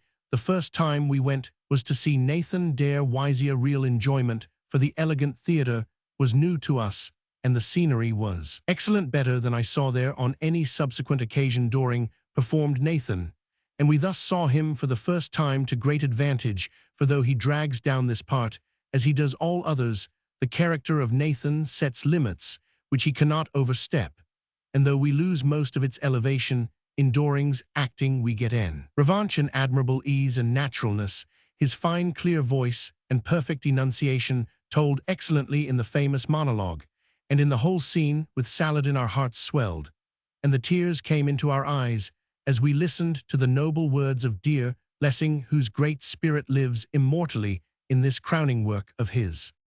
Our great anxiety was to see and hear Johanna Wagner, so we took tickets for the Orpheus, which Emil Salmer told us she thought her best part. We were thoroughly delighted, both with her and her music, the caricatures of the Furies, the ballet girls, and the 262 butcher-like Greek shades in Elysium, the ugly screaming Eurydice, and the droll appearance of Timzek as Amer, in which she looked like a shop girl who has donned a masquerade dress impromptu without changing her headdressal. These absurdities were rather an amusement than a drawback to our pleasure, for the Orpheus was perfect in himself and looked like a noble horse among mules and donkeys. Letter to Miss Sarah Hennell, 9th Jan 1855. Our days are so accurately parceled out that my time for letter writing is rather restricted, and for every letter I write I have to leave out something which we have learned to think necessary. We have been to hear Fidelio this evening, not well executed, except so far as the orchestra was concerned, but the divine music positively triumphs over the defects of execution. One is entirely wrapped in the idea of the composer. Last week we had Orpheus and Eurydice, and I heard for the first time at once an opera of Gluck's and Johanna Wagner. It is one of the glories of Berlin to give Gluck's operas, and it is also something of a glory to have Die Wagner. She is really a fine actress and a fine singer. Her voice is not ravishing, but she is mistress of it. I thought of you that evening, and wished you could hear, and see what I know would interest you greatly. I refer rather to Gluck's opera than to Johanna. Wagner. The scene in which Orpheus Johanna Wagner enters Tartarus is met by the awful shades, and charms them into ecstatic admiration, till they make way for him to pass on, is very fine. The voice except in the chorus are all women's voices, and there are only three characters, Orpheus, Amma, and Eurydice. One wonders that Pluto does not come as a basso, and one would prefer Mercury as a tenor to Amma in the shape of an ugly German 263 soprano, but Gluck wished it otherwise, and the music is delightful. I am reading a charming book by Professor Starr, who is one of our acquaintances here. Tors, Kunstler und Kunstwerk der Alten.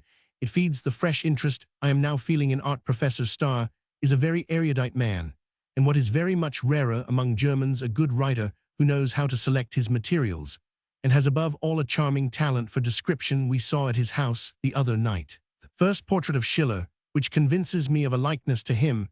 It is the copy of a miniature which has never been engraved. The face is less beautiful than that of the ordinary busts and portraits, but is very remarkable. The eyes blue, the complexion very fair. The picture was taken in his youth, and the hair sunny. He has the long gooseneck, which he describes as belonging to Karl Moore in The Robbers, and the forehead is fiant in correspondence with the skull. The piteous contrast there is between the anxiety poor Schiller is constantly expressing about a livelihood, about the thalers he has to pay for this, and the thalers he has to receive for that, and Goethe's perfect ease in that respect. For the history of the Netherlands, he got little more than 15 shillings per sheet.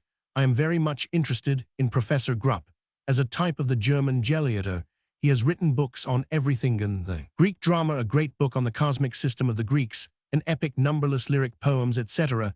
He has a philosophical work and a history of literature in the press, is professor of philosophy at the university, is enthusiastic about boar hunting, and has written a volume of hunting poems. And Ich weiß nicht, was withal he is as simple as a child.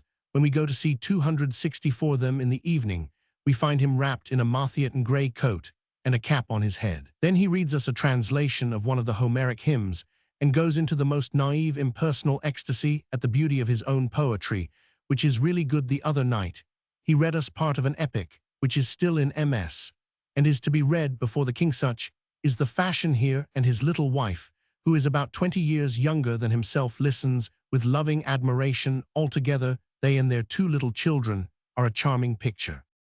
Berlin Recollections, 185,455. We went to only one concert, for which Vivier was kind enough to send us tickets. It was given by him and Roger, assisted by Arabella Goddard and Johanna Wagner. Roger's singing of the Earl King was a treat not to be forgotten. He gave the full effect to Schubert's beautiful and dramatic music, and his way of falling from melody into awestruck speech in the final words, "War tot abides with one." I never felt so thoroughly the beauty of that divine ballad before the king was present in all his toothlessness and blinkingness, and the new princess from Anhalt-Dessau, young and delicate-looking, was there too. Arabella Goddard played the harmonious blacksmith charmingly, and then Wagner sang badly 2 ineffective German songs and Halevey's duet from the Rieni de Chippa with Roger. Vivier is amusing. He says Germans take off their hats on all possible pretexts, not for the sake of politeness, but pour etre embarrassance. They have wide streets simply to embarrass you by making it impossible to descry a shop or a friend. A German always has 3 gloves on, ne sait pas pourquoi. There is a dog tax in order to maintain a narrow trottoir. 265 in Berlin, and everyone who keeps a dog feels authorized to keep the trottoir and move aside for no one. If he has 2 dogs, he drives out of the trottoir. The man who has only one, the very dogs begin to be aware of it. If you kick one when he is off the trottoir, he will bear it patiently, but on the trottoir he resents it vehemently. He gave us quite a bit of Molière in a description of a mystification at a restaurant. He says to the waiter, "Vous voyez, si monsieur la ceste, le pauvre Roman 1000 Calignan, il faut qu'il soit quelqu'un qui prenne très peu taste. Café au commet, que qui ne dépense pas trop, je suis son ami, il est fugi le garde combien doit-il payer, un franc voilà." Then Vivier goes out presently. The so-called Roman 1000 Calignan asks how much he has to pay, and is driven to exasperation by the reiterated assurance of the waiter, "Cest, pay Roman 1000 Calignan." The first work of art really worth looking at that one sees at Berlin is the Rossebandiger in front of the palace. It is by a sculptor named Coates, who made horses his especial study, and certainly to us, they eclipsed the famous colossi at Monte Cavallo casts, of which are in the new museum. The collection of pictures at the old museum has 3 gems, which remain in the imagination: Titian's daughter, Correggio's Jupiter and Io, and his head of Christ on the handkerchief. I was pleased also to recognize among the pictures the one by Jan Steen, which Goethe describes in the Wolverwandschriften as the model of a tableau vivant presented by Lucien and her friends.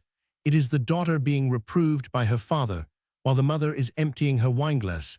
It is interesting to see the statue of Napoleon 266, the worker of so much humiliation to Prussia, placed opposite that of Julius Caesar. They were very happy months we spent at Berlin, in spite of the bitter cold, which came on in January and lasted almost till we left. How we used to rejoice in the idea of our warm room and coffee as we battled our way from dinner against the wind and snow. Then came the delightful long evening in which we read Shakespeare, Goethe, Heine, and Macaulay, with German Pfefferkuchen and Semmels at the end, to complete the Nacht Sankt Diem. We used often to turn out for a little walk in the evening, when it was not too cold, to refresh ourselves by a little pure air, as a change from the stoveheated room. Our favorite walk was along the Linden in the broad road between the trees. We used to pace to old Fritz's monument, which loomed up dark and mysterious against the sky once or twice. We went along the gaslighted walk towards Kroll's one evening in our last week. We went on to the bridge leading to the Wilhelmstadt, and there by moon and gaslight saw the only bit of picturesqueness Berlin afforded us. The outline of the Schloss towards the water is very varied, and a light in one of the windows near the top of a tower was a happy accident. The row of houses on the other side of the water was shrouded in indistinctness, and no ugly object marred the scene. The next day, under the light of the sun, it was perfectly prosaic. Our table d'hôte at the Hotel de l'Europe was so slow in its progress from one course to another, and there was so little encouragement to talk to our neighbors, that we used to take our books by way of beguiling the time. Lessing's Hamburgisch Brief, which I am not likely to take up again, will thus remain associated 267 in my memory with my place at the table d'hôte. The company here, as almost everywhere else in Berlin, was sprinkled with officers. Indeed, the swords of officers threaten one's legs at every turn in the streets, and one sighs to think how these unproductive consumers of worst, with all their blue and scarlet broadcloth, are maintained out of the pockets of the community. Many of the officers and privates are startlingly tall. Indeed, some of them would match, I should think, with the longest of Friedrich Wilhelm's Lange curl.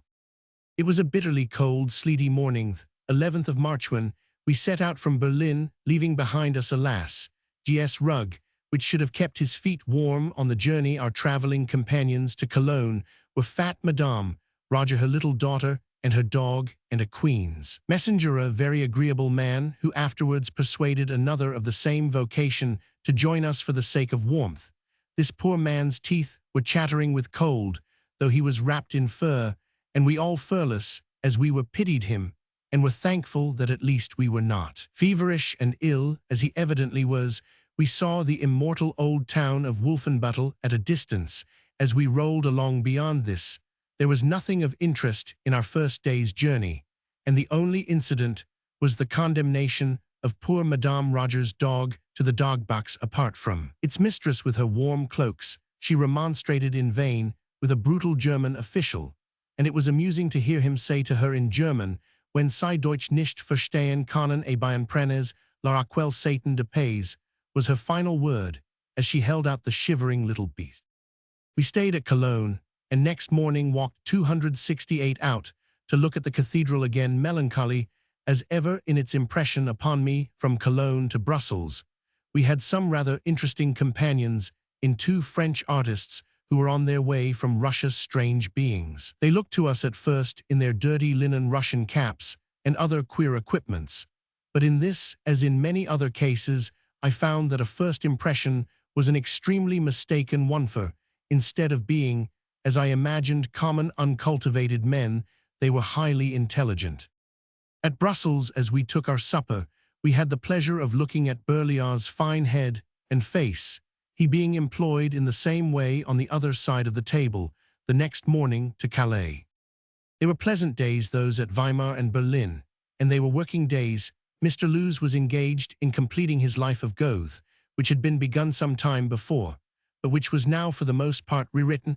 At Weimar, George Eliot wrote the article on Victor Cousin's Madame de Sable for the Westminster Review. It was begun on 5th August and sent off on 8th September. At Berlin, she nearly finished the translation of Spinoza's Ethics, begun on 5th November, and wrote an article on Wace's Court of Austria, which was begun on 23d January and finished 4th March 1855. Besides this writing, I find the following among the books that were engaging their attention, and in collecting the names from George Eliot's journal, I have transcribed any remarks she makes on them.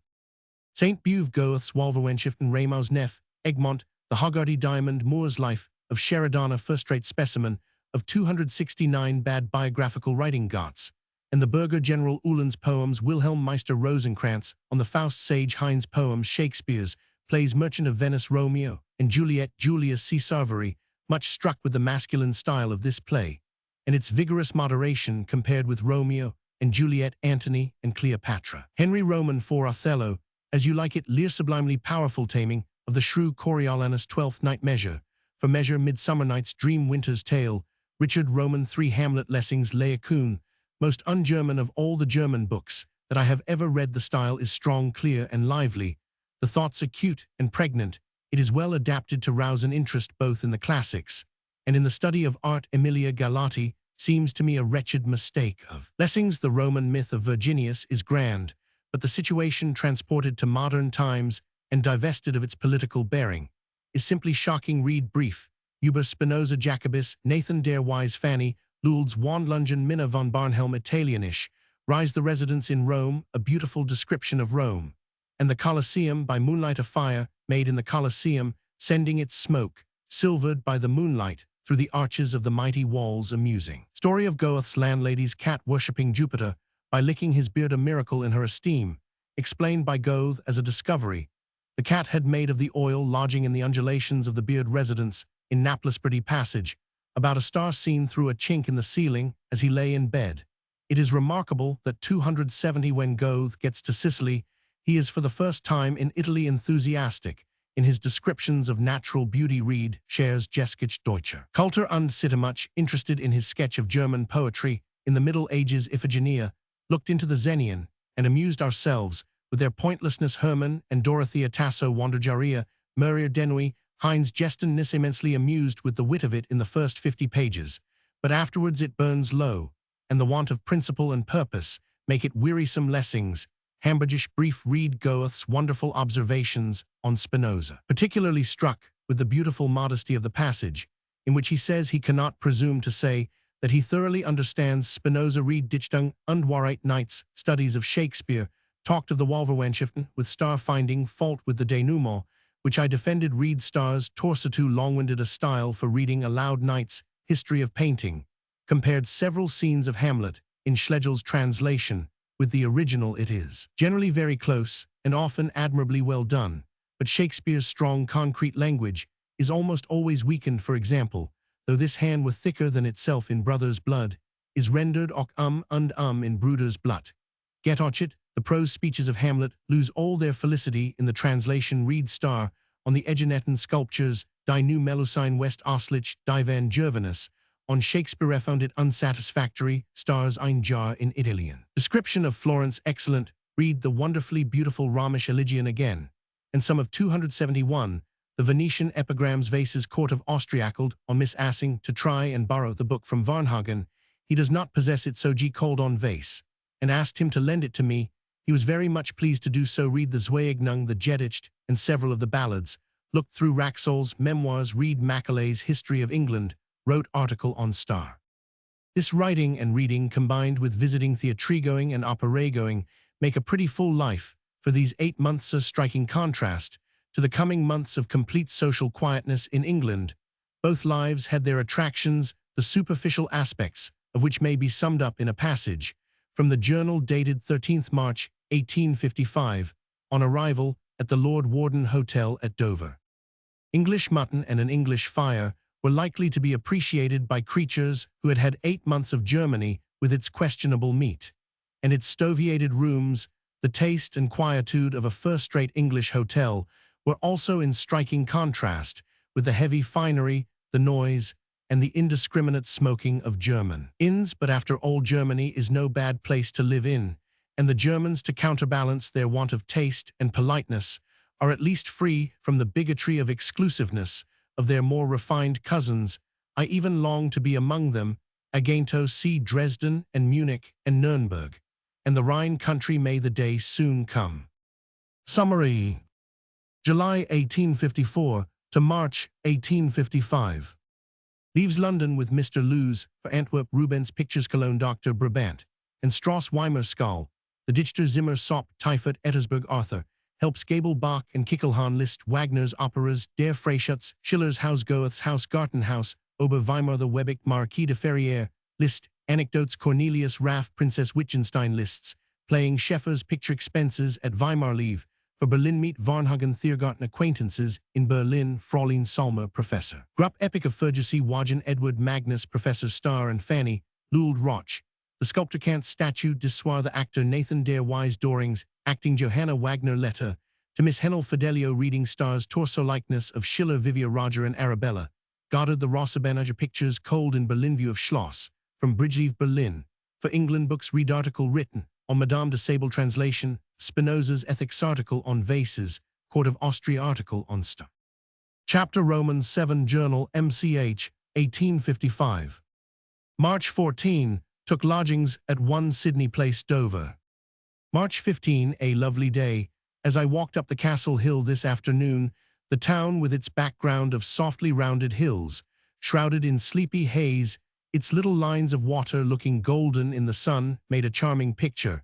I have written the preface to the third book of Ethics. Red Share and Shakespeare's Venus and Adonis.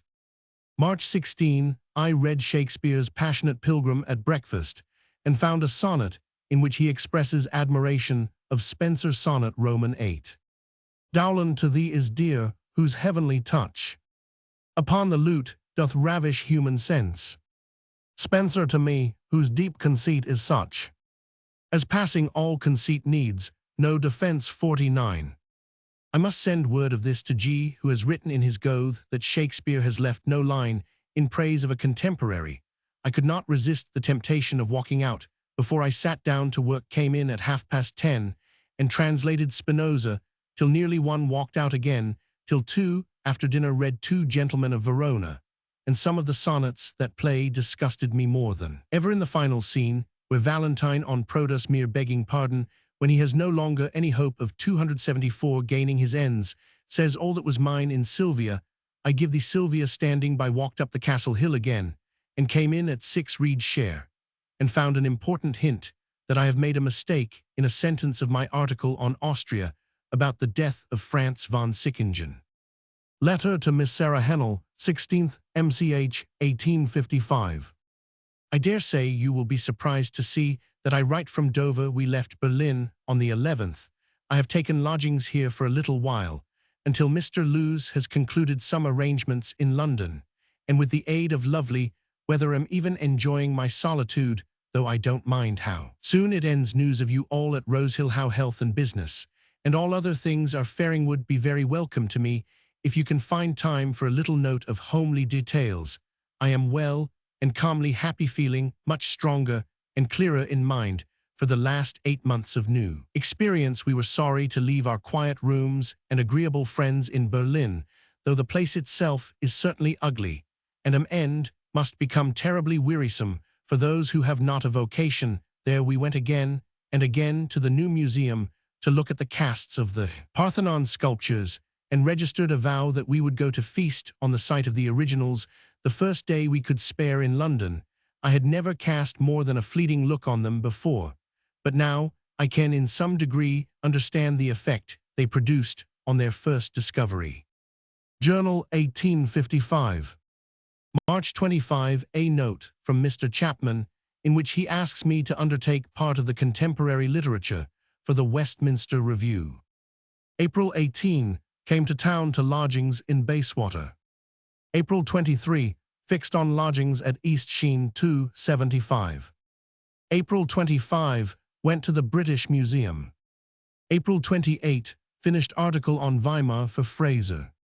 During this month, George Eliot was finishing the translating and revising of Spinoza's Ethics, and was still reading Scher's book Schrader's German Mythologia, poor book The Tempest, Macbeth, Nibelungenlied, Romeo, and Juliet article on Dryden, in the Westminster Rheinecker Futz Genesis of Science, Gibbon Henry Roman 5, Henry Roman 8 first, 2nd, and 3rd parts of Henry Roman 6, Richard Roman 2. May 2 came to East Sheen, and settled in our lodgings. May 28 sent Bellis Letters section to Westminster Review. During May several articles were written for the leader. June 13 began part Roman 4 of Spinoza's Ethics, began also to read Cumming for article in the Westminster. We are reading in the evenings, now Sidney Smith's Letters, Boswell Whewell's History of Inductive Sciences, The Odyssey, and occasionally Heinz Reisebilder. I began the 2nd book of the Iliad in Greek this morning. June 21, finished article on Brougham's Lives of Men of Letters. June 23, read Lucrezia Floriani. We are reading White's History of Selborne in the evening with Boswell and the Odyssey. Letter to Miss Sarah Hennell, 23 June 1855. I have good hope that you will be deeply interested in the life of Goethe. It is a book full of feeling as well as of thought and information, and I even think will make you love Goethe as well as admire him. Eckermann's is a wonderful book, but only represents Goethe at 80. We were fortunate enough to be in 276 time to see poor Eckermann before his total death. His mind was already half gone, but the fine brow and eyes harmonized entirely with the interest we had previously felt in him. We saw him in a small lodging, surrounded by singing birds, and tended by his sonen intelligent youth of 16, who showed some talent in drawing. I have written a castigation of Brougham for the leader, and shall be glad if your sympathy goes along with it. Varnhagen has written Denkwerkdigkeit and all sorts of literature, and is, or rather, was the husband of Rahel, the greatest of German women. Letter to Miss Sarah Hennell, 21st July 1855. It was surely you who wrote the notice of the Westminster in the Herald Coventry, which we received this morning. I am very much pleased with your appreciation of Mr. Lewis' article. You hardly do justice to Froude's article on Spinoza. I don't at all agree with Froude's own views, but I think his account of Spinoza's doctrines admirable. Mr. Lewes is still sadly ailing, tormented with tooth and face ache. This is a terrible trial to us poor scribblers, to whom health is money as well as all other things worth having. I have just been reading that Milton suffered from indigestion, quite an affecting fact to me. I send you a letter which I have had from Barbara Smith. I think you will like to see such a manifestation of her strong, noble nature. On 1st August 1855, Mr. Lewes went down to Ramsgate for change, taking his 3 boys with him for a week's holiday. Meantime, George Eliot was continuing her article writing, and in this week wrote an article for the leader, having written one for the same journal 3 weeks before. On 22 August, she wrote another article for the leader 277, and on the 24th, she finished the one on Cumming for the Westminster, Mr. Roman 100. Lewes tells me that he remembers it was after reading this article that his father was prompted to say to George Eliot, while walking one day with her in Richmond Park, that it convinced him of the true genius in her writing. Mr. Lewes was not only an accomplished and practiced literary critic, but he was also gifted with the inborn insight, accompanying a fine artistic temperament, which gave unusual weight to his judgment. Up to this time, he had not been quite sure of anything beyond great talent in her productions. The first 3 weeks in September were again busily occupied in article writing. She contributed 3 papers to the leader, as well as the Bellis Letters section for the October number of the Westminster. On the 19th September, they left East Sheen, and after spending a couple of weeks at Worthing for a sea change, they took rooms at 8 Park Shot, Richmond, which remained their home for more than 3 years here. Some of George Eliot's most memorable literary work was accomplished. Both she and Mr. Lewes were now working very hard for what would bring immediate profit, as they had to support not only themselves, but his children and their mother. They had only one sitting room between them, and I remember in a walk on St. George's Hill near Weybridge in 1871, she told me that the scratching of another pen used to affect her nerves, to such an extent that it nearly drove her wild. On the 9th October, she finished an article on Margaret Fuller and Mary Wollstonecraft, and on the 12th October one on Carlyle 278 for the Leader, and began an article on Heine for the January number of the Westminster. In October, there are the following letters to the Brays. Letter to Charles Bray, Monday, Oct. 1855. Since you have found out the coming, I write by today's post, just to say that it is mine, but also to beg that you will not mention it, as such, to anyone likely to transmit the information to London. As we are keeping the authorship a secret, the article appears to have produced a strong impression, and that impression would be a little counteracted if the author were known to be a woman. I have had a letter addressed to the author of article No. 4 begging me to print it separately for the good of mankind in general. It is so kind of you to rejoice in anything I do at all. Well, I am dreadfully busy again, for I am going to write an article for the Westminster Review again, besides my other work. We enjoy our new lodgings very much. Everything is the pink of order and cleanliness. Letter to Miss Sarah Hennell, 16th Oct. 1855. Why you should object to Herbert Spencer speaking of Sir William Hamilton's contributions to a theory of perception as valuable, I am unable to conceive. Sir William Hamilton has been of service to him as well as to others, and instead of repressing acknowledgments of merit in others, I should like them to be more freely given. I see no dignity or anything else that is good in ignoring one's fellow beings. Herbert Spencer's views, like every other man's views, could not have existed without the substratum laid by his predecessors. But perhaps you mean something that I fail to perceive. Your bit of theology is very fine. Here is a delicious hibernicism in return, in a treatise on consumption sent yesterday. The writer says there is now hardly any difference on this subject, at least I feel none. Our life has no incidents, except 279, such as take place in our own brains, and the occasional arrival of a longer letter than usual. Yours are always read aloud, and enjoyed. Nevertheless, our life is intensely occupied, and the days are far too short. We are reading Gall's Anatomy et Physiology du Cerveau and Carpenter's Comparative Physiology aloud in the evenings, and I am trying to fix some knowledge about plexuses and ganglia in my soft brain, which generally only serves me to remember that there is something I ought to remember, and to regret that I did not put the something down in my notebook. For live and learn, we should sometimes read live and grow stupid. Letter to Charles Bray, 21st Nov. 1855. You will receive by rail tomorrow a copy of the Life and Works of Goethe, published on 1st November, which I hope you will accept as a keepsake from me. I should have been glad to send it you earlier, but as Mr. Lewes has sold the copyright of the first edition, he has only a small number of copies at his disposal, and so I doubted whether I ought to ask for one. I think you will find much to interest you. In the book I can't tell you how I value it as the best product of a mind, which I have every day more reason to admire and love. We have had much gratification in the expression of individual opinion. The press is very favorable, but the notices are for the most part too idiotic to give us much pleasure.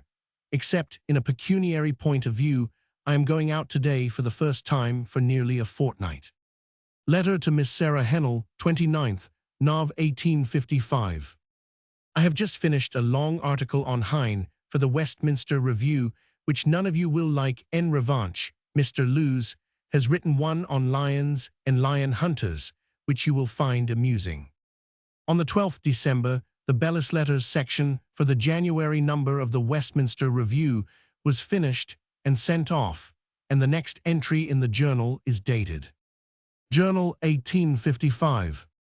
Dec 24, 1855. For the last 10 days, I have done little owing to headache and other ailments. Began the Antigone, read von Bohlen on Genesis, and Swedenborg. Mr. Chapman wants me to write an article on missions and missionaries for the April number of the Westminster, but I think I shall not have it ready till the July number. In the afternoon, I set out on my journey to see my sister, and arrived at her house about 8 o'clock, finding her and her children well. Dec 29, 1855. Returned to Richmond. G. away at Vernon Hill. Arthur helps, having gone thither on Wednesday. Dec 30, 1855. Read The Shaving of Shagpat. George Meredith's. Dec 31, 1855. Wrote a review of Shagpat. Journal 1856. Jan 1, 1856, read Kingsley's Greek Heroes, and began a review of von Bohlen. Jan 5, 1856, G. came home. Jan 6, 1856, began to revise Book Roman 4 of Spinoza's Ethics, and continued this work through the week, being able to work, but slowly finished Kahne's History of German Protestantism. Jan 16, 1856, received a charming letter from Barbara Smith with a petition to Parliament that women may have a right to their earnings. Letter to Miss Sarah Hennell, 18th, Jan 1856. I believe there have been at least 1,000 copies of The Goethe sold, which is a wonderfully good sale in less than 3 months. For a 30-shilling book, we have a charming collection of letters, both from remarkable acquaintances and remarkable non-acquaintances, expressing enthusiastic delight in the 281 book letters, all the more delightful because they are quite spontaneous and spring from a generous wish to let the author know how highly the writers value his work. If you want some idle reading, get The Shaving of Shagpat, which I think you will say deserves all the praise I gave it. Journal 1856. Feb 19, 1856. Since the 6th January, I have been occupied with Spinoza, and except a review of Griswold's American Poets, have done nothing else but translate the 5th book of the Ethics, and revise the whole of my translation from the beginning this evening. I have finished my revision. Letter to Miss Sarah Hennell, 19th Feb. 1856.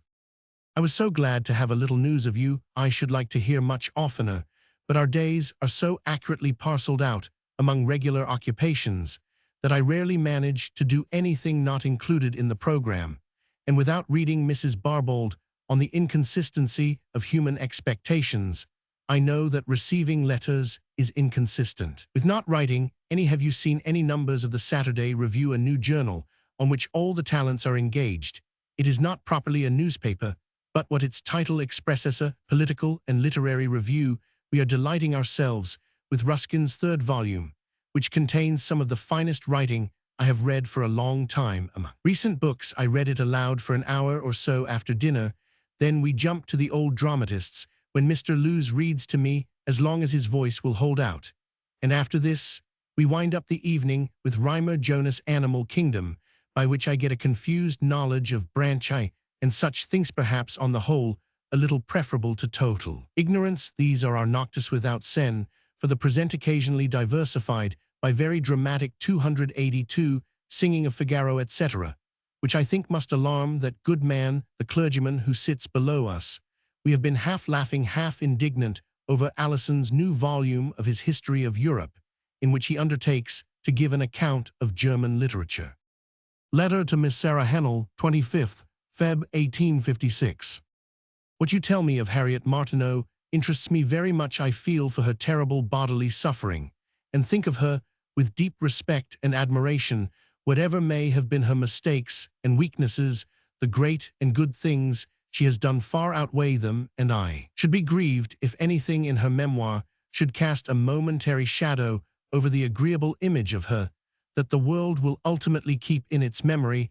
I wish less of our piety were spent on imaginary perfect goodness, and more given to real imperfect goodness. Letter to Miss Sarah Hennell, end of Feb. 1856. I'm very happy for you to keep the sheets, and to get signatures for the women's petition that they should have legal right to their own earnings. Miss Barbara Smith writes that she must have them returned to her before the 1st of March. I am glad you have taken up the cause, for I do think that with proper provisos and safeguards, the proposed law would help to raise the position and character of women. It is one round of a long ladder stretching far beyond our lives. During March, George Eliot wrote only the Bellis Letters section for the April number of the Westminster, having resigned the subject of missions to Harriet Martineau. She also wrote 2 articles for the Saturday Review and 2 for the Leader, and there are the following letters in March to the Brays, in which allusion is made to 283, their leaving the old home at Rosehill owing to the unsatisfactory state of the Coventry business. Letter to Charles Bray, 26th MCH, 1856. We are flourishing in every way, except in health. Mr. Lewes' head is still infirm, but he manages nevertheless to do twice as much work.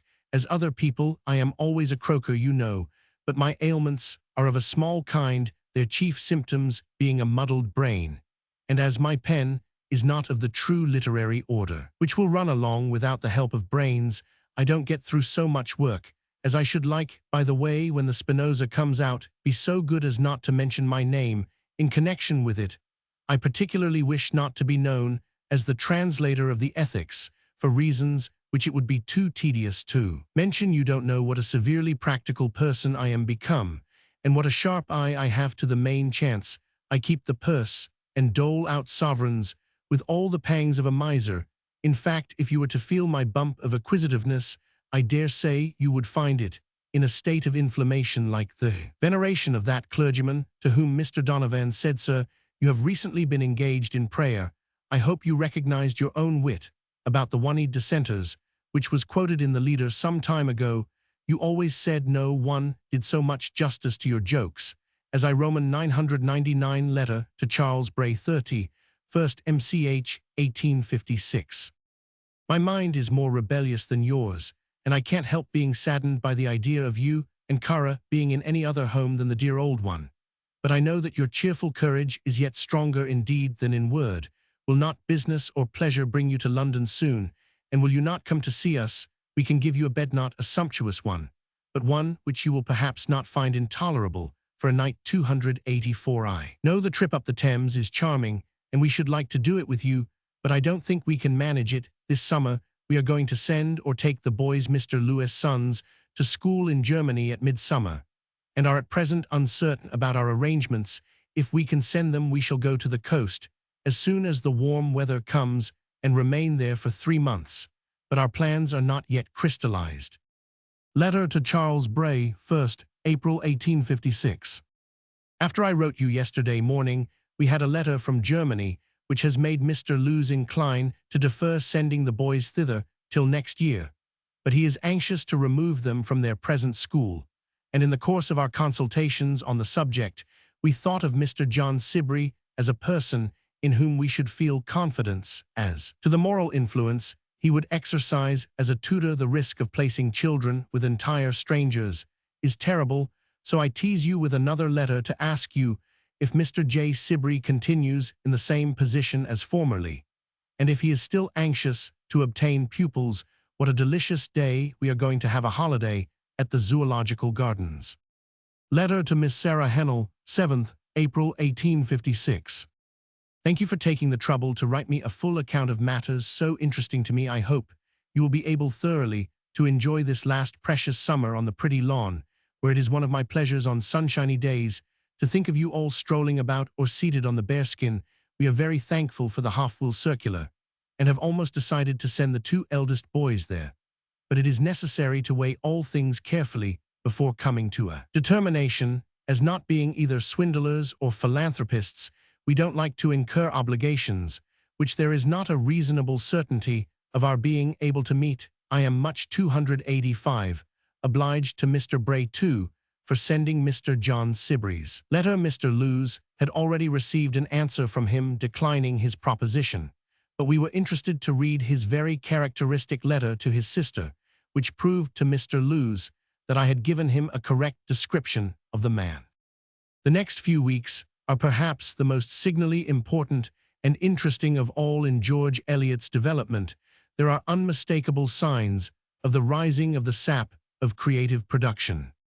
In the middle of April, Mr. Herbert Spencer, who had been abroad for some time, returned to England and dined with them at Park Shot on the 15th, and on the 18th they went with him to Sydenham. On the 22nd April George Eliot began her article on Young, and on the 29th she began to read Reel's Book 50, on which she was to write another article for the Westminster. On the 8th of May they set off for Ilfracombe, and we have the following recollections of that place. Ilfracombe Recollections, 1856. It was a cold, unfriendly day, the 8th of May, on which we set out for Ilfracombe with our hamper of glass jars, which we meant for our seaside vivarium. We had to get down at Windsor, and were not sorry that the interval was long enough to let us walk round the castle, which I had never seen before, except from a distance, the famous slopes, the avenues in the park, and the distant landscape looked very lovely in the fresh and delicate greens of spring. And the castle is surely the most delightful royal residence in the world. We took our places from Windsor all the way to Exeter, and at Bristol, where we had to wait 286 hours. The misery of my terrible headache was mitigated by the interest we felt in seeing the grand old church of St. Mary Redcliffe, forever associated with the memory of Chatterton. It stands the maestry of a human hand, the pride of Bristow and the western land. It was cheering the next morning, after our arrival at Ilfracombe, to get up with a head rather less aching, and to walk up and down the little garden of Runnymede Villa in the bright sunshine. I had a great deal of work before writing of an article on Reel's book, which I had not half read, as well as the article on Bellis letters, but my head was still dizzy, and it seemed impossible to sit down to writing at once in these new scenes, so we determined to spend the day in explorations. From our windows, we had a view of the higher part of the town, and generally it looked uninteresting enough. But what is it that light cannot transfigure into beauty one evening after a shower, as the sun was setting over the sea behind us, some peculiar arrangement of clouds through a delicious evening light on the irregular cluster of houses, and merged the ugliness of their forms in an exquisite flood of colors. A stupid person is made glorious by a noble deed, a perfect rainbow arched over the picture from one end of the capstone. We have an admirable bit for a picture. In the background rises old Hellisborough jutting out far into the sea, rugged and rocky, as it fronts the waves, green and accessible landward. In front of this stands Lantern Hill, a picturesque mass of green and grey, surmounted by an old bit of building that looks as if it were the habitation of some mollusk that had secreted its shell from the material of the rock, and 287 quite in the foreground, contrasting finely in color with the rest, are some lower perpendicular rocks of dark brown tints, patched here and there with vivid green in hilly districts, where houses and clusters of houses look so tiny against the huge limbs of Mother Earth. One cannot help thinking of man as a parasitic animal epizoan, making his abode in the skin of the planetary organism. In a flat country, a house or a town looks imposing. There is nothing to rival it in height, and we may imagine the earth a mere pedestal for us. But when one sees a house stuck on the side of a great hill, and still more a number of houses looking like a few barnacles clustered on the side of a great rock, we begin to think of the strong family likeness between ourselves and all other building, burrowing, house-appropriating, and shell-secreting animals. The difference between a man with his house and a mollusk with its shell lies in the number of steps or phenomena interposed between the fact of individual existence and the completion of the building. Whatever other advantages we may have over mollusks and insects in our habitations, it is clear that their architecture has the advantage of ours in beauty, at least considered as the architecture of the species. Look at man in the light of a shellfish, and it must be admitted that his shell is generally ugly, and it is only after a great many more steps or phenomena that he secretes here and there a wonderful shell in the shape of a temple or a palace.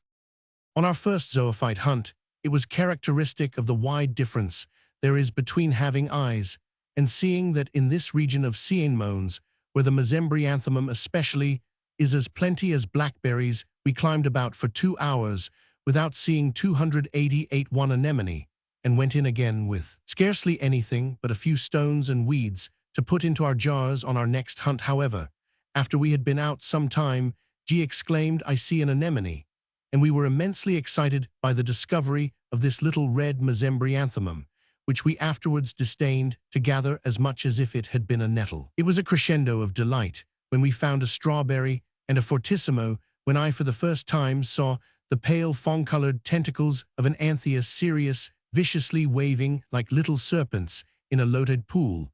But not a polyp for a long, long while could even G detect, after all his reading so necessary. Is it for the eye to be educated by objects as well as ideas? Every day I gleaned some little bit of naturalistic experience, either through G.S. calling on me to look through the microscope, or from hunting on the rocks, and this, in spite of my preoccupation with my article, which I worked at considerably. Contre despairing of it ever being worth anything, when at last, by the 17th of June, both my articles were dispatched, I felt delightfully at liberty and determined to pay some attention to seaweeds, which I had never seen in such beauty as at Ilfracombe, for hitherto I had been chiefly on chalky and sandy shores where there were no rock pools to show off the lovely colors and forms of the algae.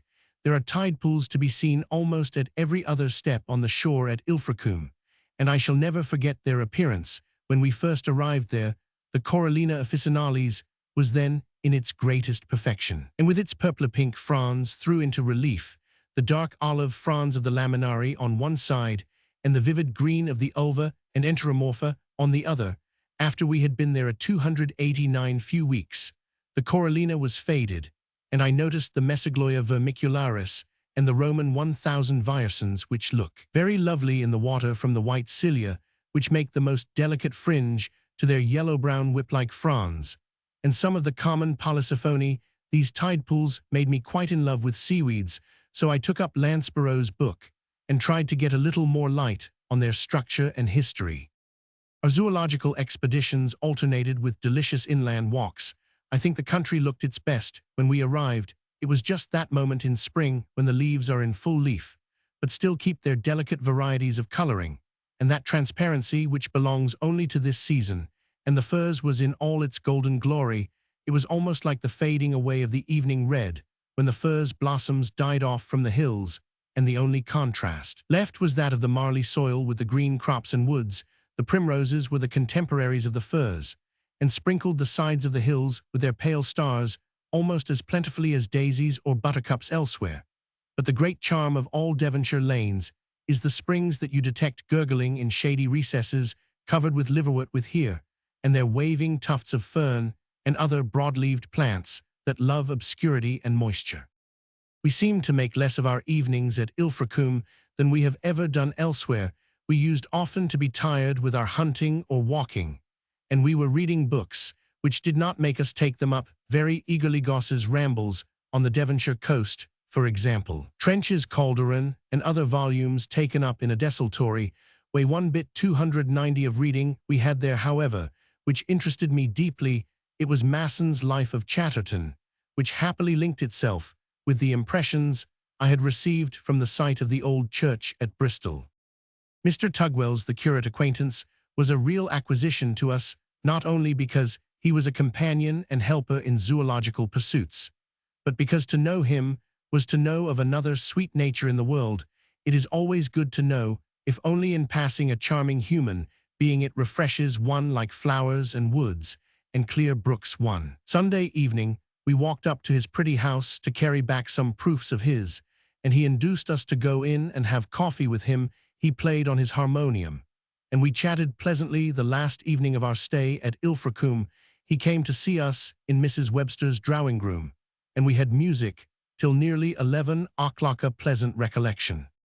We only twice took the walk beyond Watermouth towards Barronarbour. The road lies through what are called the meadows, which look like a magnificent park. A stream fringed with wildflowers and willows runs along the valley 2 or 3 yards from the side of the road.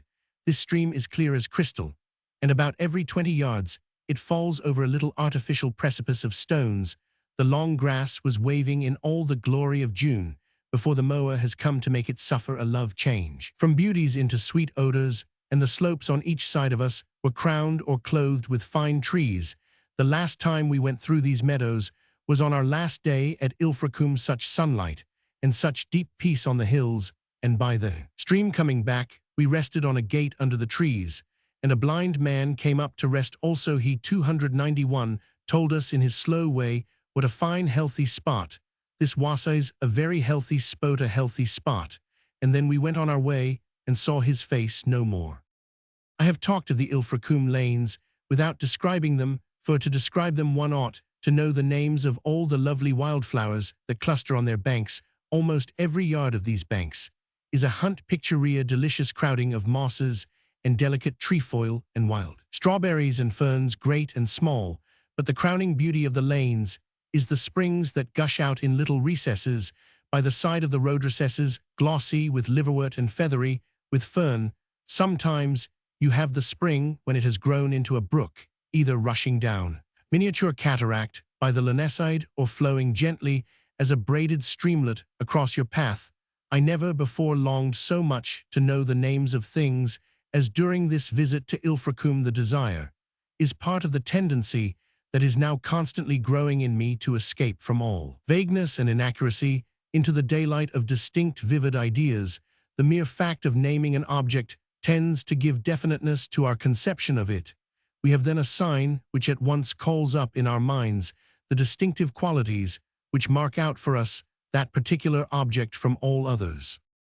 We ascended the tors only twice, for a tax of 3d per head was demanded on this luxury, and we could not afford a sixpenny walk very frequently, yet the view is perhaps the very finest to be had at Ilfracombe Bay behind bay, fringed with foam, and promontory behind promontory, each with its peculiar shades of purple light, sweep of the Welsh coast faintly visible in the distance, and the endless expanse of sea, flecked with ships, stretching on our left. 292. Ilfracombe Recollections, June 1856. One evening we went down to the shore through the tunnels to see the sunset. Standing in the Ladies' Cove we had before us the sharp fragments of rock jutting out of the waves, and standing black against the orange and crimson sky, how lovely to look into that brilliant distance and see the ship on the horizon seeming to sail away from the cold and dim world behind it right into the golden glory. I have always that sort of feeling when I look at sunset. It always seems to me that there in the west lies a land of light and warmth and love. On the 26th of June, we said goodbye to Ilfracombe. The sight of the Cockluimen at Swansea, where we had to wait, would make a fine subject for a painter. One of them was the grandest woman I ever saw, 6 feet high, carrying herself like a Greek warrior, and treading the earth with unconscious majesty. Her face was weather-beaten and wizened, but her eyes were bright and piercing, and the lines of her face, with its high cheekbones, strong and characteristic. The guard at the railway station told us that one of the porters had been insolent the other day to a Cockluiman, and that she immediately pitched him off the platform into the road below.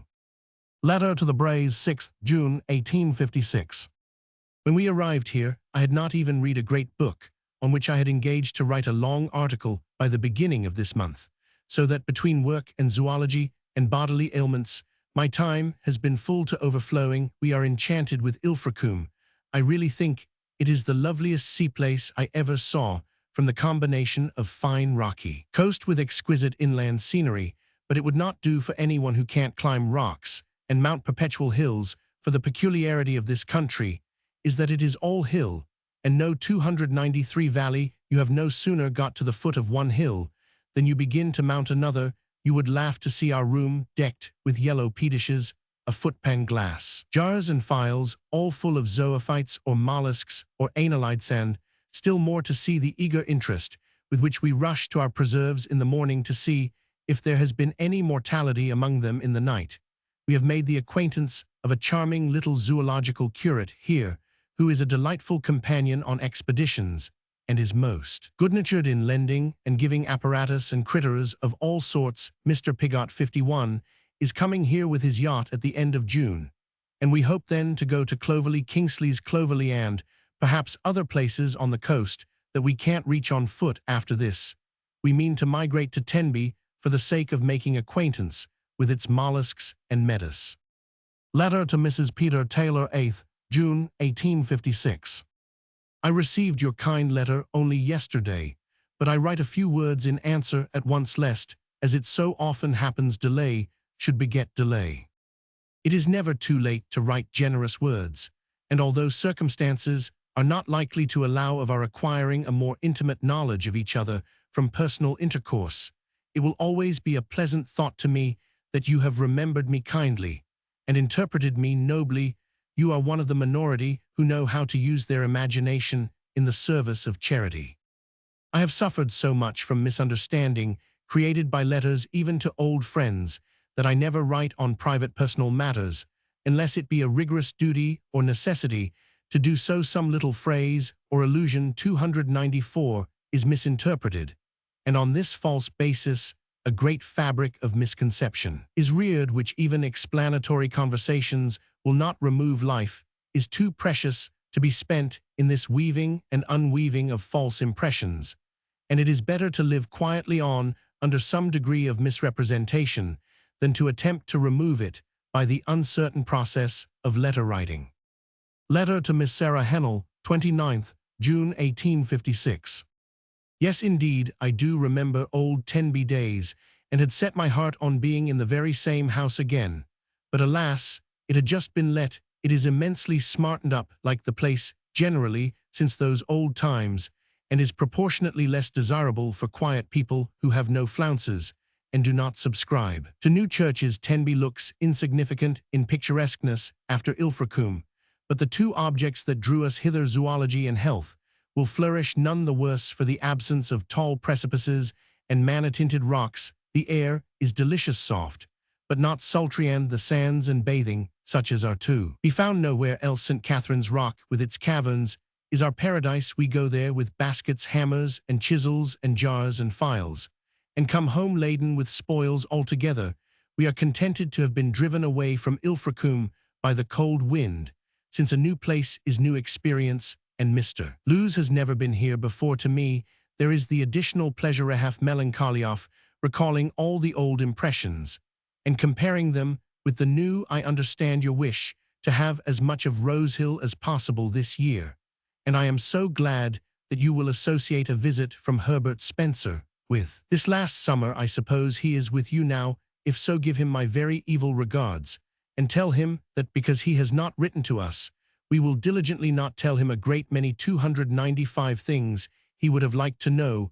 We have a project of going into St. Catherine's Caverns with lanterns some night, when the tide is low, about 11, for the sake of seeing the zoophytes preparing for their midnight revels. The actini, like other belles, put on their best faces on such occasions. Two things we have lost by leaving Ilfracombe, for which we have no compensation: little zoological curate Mr. Tugwell, who is really one of the best specimens of the clergyman species I have seen, and the pleasure of having Miss Barbara Smith there for a week, sketching the rocks, and putting our love of them into the tangible form of a picture. We are looking out now for Mr. Piggott in his yacht, and his amiable face will make an agreeable variety on the sands. I thought Walden 52, you mean Life in the Woods, don't you? A charming book from its freshness and sincerity, as well as for its bits of description. It is pleasant to think that Harriet Martineau can make so much of her last days. Her energy and her habit of useful work are admirable. During the stay at Ilfracombe and Tenby, not much literary work was done, except the articles on Young and on Reel's book. There was a notice of Masson's essays, and the Bellis Letters section for the July number of the Westminster, and a review for the Leader. There is mention, too, of the reading of Beaumarchais' memoirs, Milne Edwards' zoology, Harvey's seaside book, and Coriolanus. And then comes this significant sentence in her journal. Journal 1856. July 20, 1856. The fortnight has slipped away without 296, my being able to show much result. For it, I have written a review of the Lover's Seat, and jotted down some recollections of Ilfracombe besides these trifles, and the introduction to an article already written. I have done no visible work, but I have absorbed many ideas and much bodily strength. Indeed, I do not remember ever feeling so strong in mind and body as I feel at this moment. On Saturday, the 12th, Barbara Smith arrived and stayed here till Wednesday morning. We enjoyed her society very much, but were deeply touched to see that 3 years had made her so much older and sadder. Her activity for great objects is admirable, and contact with her is a fresh inspiration to work. While it is day, we have now taken up quatrophages again. The memoirs of Beaumarchais yielded me little fruit. Mr. Chapman invites me to contribute to the Westminster for this quarter. I am anxious to begin my fiction writing, and so am not inclined to undertake an article that will give me much trouble, but at all events, I will finish my article on Young. July 21, we had a delightful walk on the North Sands, and hunted with success. A sunny, happy day. Letter to Miss Sarah Hennell, 29th, July 1856. Glad to hear at last some news of your essay. Hoping to hear more and better by and by. I didn't like to think that your labor would be thrown away, except so far as it must do good to yourself, by clearing up your ideas. Not that your ideas were muddy, but the last degree of clearness can only come by writing. Mr. Piggott is with us just now, and we are meditating a nocturnal visit to St. Catherine's Caves with him. Our visit to Tenby has been very useful zoologically, but we are not otherwise greatly in love with the place. It seems tame and vulgar after Ilfracombe 297. Letter to Charles Bray, 6th Aug. 1856. Thank you for your kind note 53. So like yourself, such things encourage me and help me to do better. I never think what I write is good for anything, till other people tell me so, and even then, it always seems to me as if I should never write anything else worth reading. Ah, how much good we may do each other by a few friendly words, and the opportunities for them are so much more frequent than for friendly deeds. We want people to feel with us more than to act for us. Mr. Lewes sends his kind regards to you. He, too, was very pleased with your letter, for he cares more about getting approbation for me than for himself. He can do very well without it. On the 8th August, they left Tenby, and on 9th arrived at Richmond with terrible headache, but enjoyed the sense of being at home again. On the 18th, walked in Kew Park, and talked with G of my novel finished Cesar Birato aloud. On the 25th August, Mr.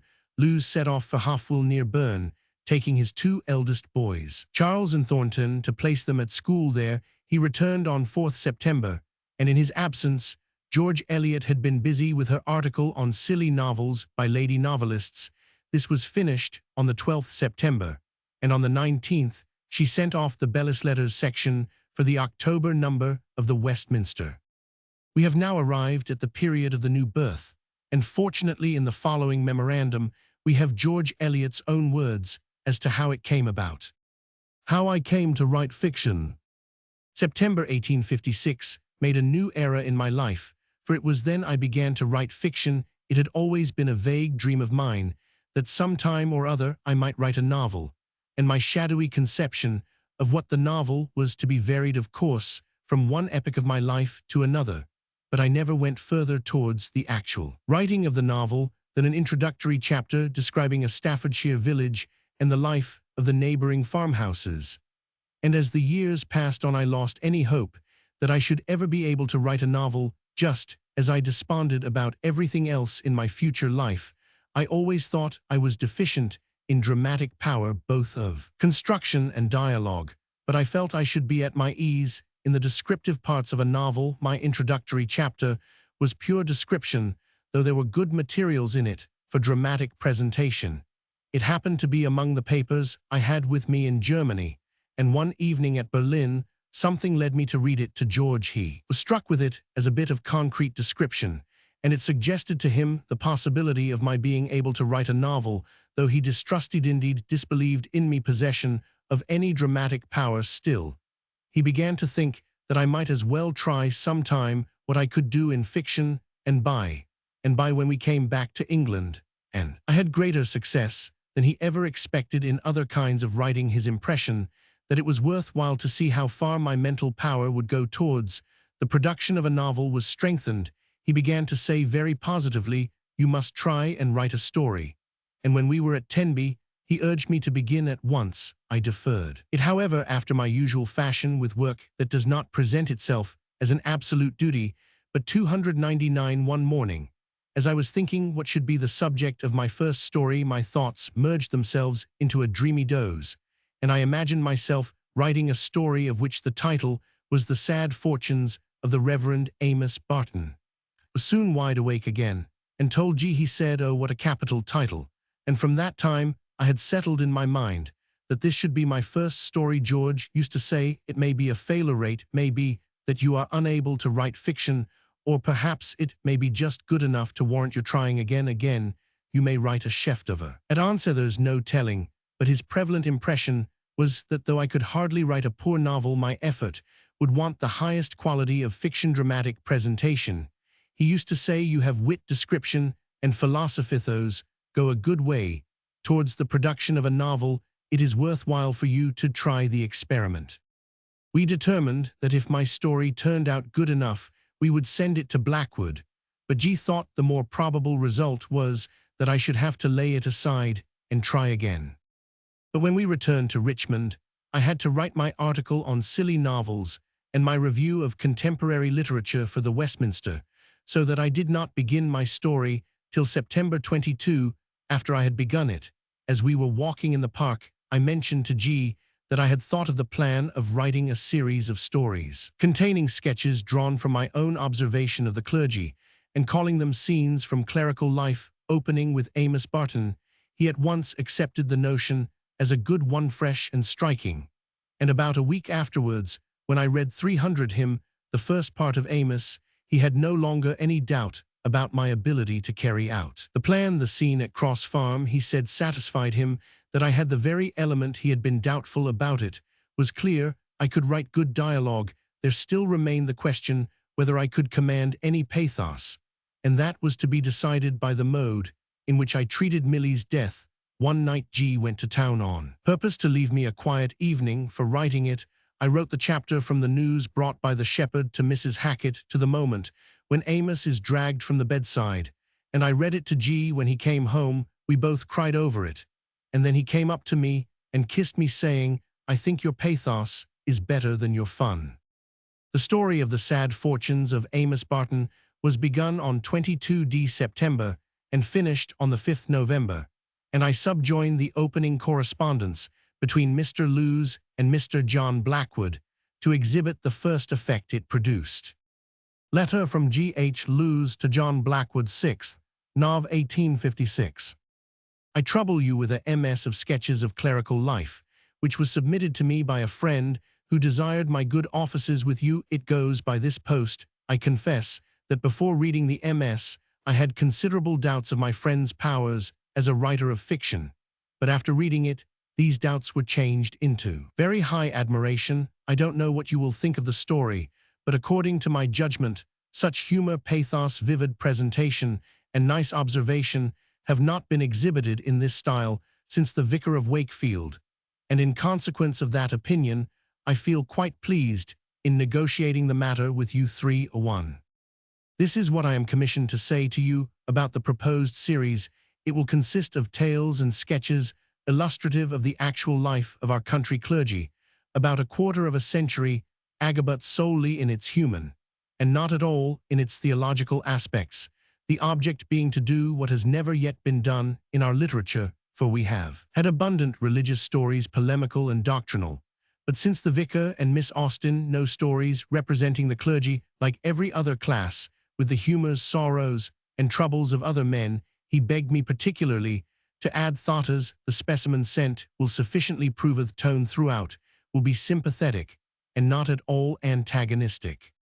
Some of these, if not all, you may think suitable for Maga. If any are sent of which you do not approve, or which you do not think sufficiently interesting, these he will reserve for the separate republication.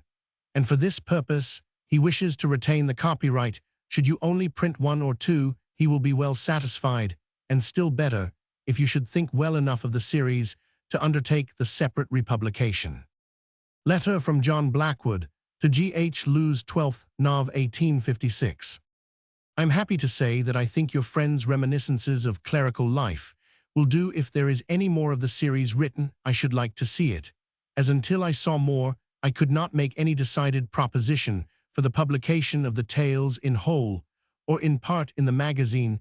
This first specimen, Amos Barton, is unquestionably very pleasant reading. Perhaps the author falls into the error of trying too much to explain the characters of his actors by description, instead of allowing 300 to them to evolve in the action of the story, but the descriptions are very humorous and good. The death of Millie is powerfully done and affected me much. I am not sure whether he does not spoil it a little by specifying so minutely the different children and their names. The wind-up is perhaps the lamest part of the story, and there too, I think the defect is caused by the specifications as to the fortunes of parties of whom the reader has no previous knowledge and cannot consequently feel much interest. At first I was afraid that in the amusing reminiscences of childhood in church, there was a want of some softening touch, such as the remembrance of a father or mother lends, in after years, to what was at the time considerable penance. I hate anything of a sneer at real religious feeling as cordially as I despise anything like cant, and I should think this author is of the same way of thinking, although his clergymen, with one exception, are not very attractive specimens of the body. The revulsion of feeling towards poor Amos is capitally drawn, although the asinine stupidity of his conduct about the Countess had disposed one to kick him. I dare say I shall have a more decided opinion as to the merits of the story when I have looked at it again and thought over it. But in the meantime, I am sure that there is a happy turn of expression throughout, also much humor and pathos. If the author is a new writer, I beg to congratulate him on being worthy of the honors of print and pay.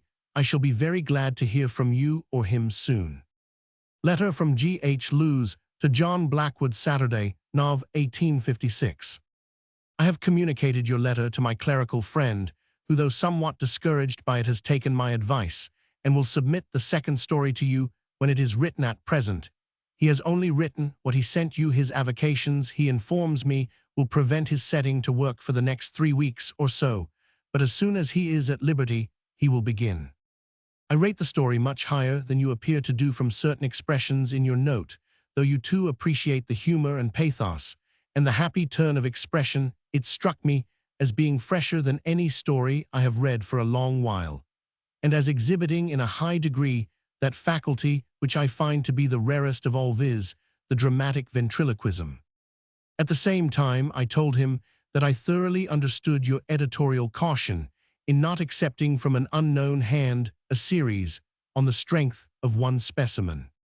Letter from John Blackwood to G.H. Lewes, 18th Nov. 1856. I was very far from intending that my letter should convey anything like disappointment to your friend. On the contrary, I thought the tale very good, and intended to convey as much, but I dare say I expressed myself coolly enough. Criticism would assume a much soberer tone were critics compelled seriously to act whenever they expressed an opinion. Although not much given to hesitate about anything, I always think twice before I put the decisive mark in type for the magazine on any MS from a stranger fancy. The intense annoyance, to say nothing of more serious considerations, of publishing month after month a series about which the conviction gradually forces itself on you that you have made a total blunder. 304. I am sorry that the author has no more written, but if he cares much about a speedy appearance, I have so high an opinion of this first tale that I will waive my objections and publish it without seeing more, not of course committing myself to go on with the other tales of the series. Unless I approved of them, I am very sanguine that will approve, as in addition to the other merits of Amos, I agree with you that there is great freshness of style. If you think also that it would stimulate the author to go on with the other tales with more spirit, I will publish Amos at once. He could divide into 2 parts. I am blocked up for December, but I could start him in January. I am glad to hear that your friend is, as I supposed, a clergyman. Such a subject is best in clerical hands, and some of the pleasantest and least prejudiced correspondents I have ever had are English clergymen. I have not read Amos Barton a second time, but the impression on my mind of the whole character, incidents, and feeling of the story is very distinct, which is an excellent sign. Letter from G.H. Lewes to John Blackwood, Saturday, Nov. 1856. Your letter has greatly restored the shaken confidence of my friend, who is unusually sensitive and, unlike most writers, is more anxious about excellence than about appearing in print. As his waiting so long before taking the venture proves, he is consequently afraid of failure, though not afraid of obscurity. And by failure he would understand that which I suspect most writers would be apt to consider as success. So high is his ambition. I tell you this, that you may understand the sort of shy, shrinking, ambitious nature you have to 305 deal with. I tried to persuade him that you really did appreciate his story, but were only hesitating about committing yourself to a series, and your last letter has proved me to have been right, although, as he never contemplated binding you to the publication of any portion of the series, to which you might object, he could not at first see your position in its true light. All is, however, clear now. He will be gratified if you publish Amos Barton in January, as it will give him ample time to get the second story ready so as to appear when Barton is finished. Should you wish it, he is anxious, however, that you should publish the general title of Scenes of Clerical Life, and I think you may do this with perfect safety, since it is quite clear that the writer of Amos Barton is capable of writing at least one more story suitable to Maga, and 2 would suffice to justify the general title. Let me not forget to add that, when I referred to my clerical friend, I meant to designate the writer of the clerical stories, not that he was a clericus, I am not at liberty to remove the veil of anonymity, even as regards social position. Be pleased, therefore, to keep the whole secret, and not even mention my negotiation, or in any way lead guessers, should any one trouble himself with such a guess, not very likely to jump from me to my friend.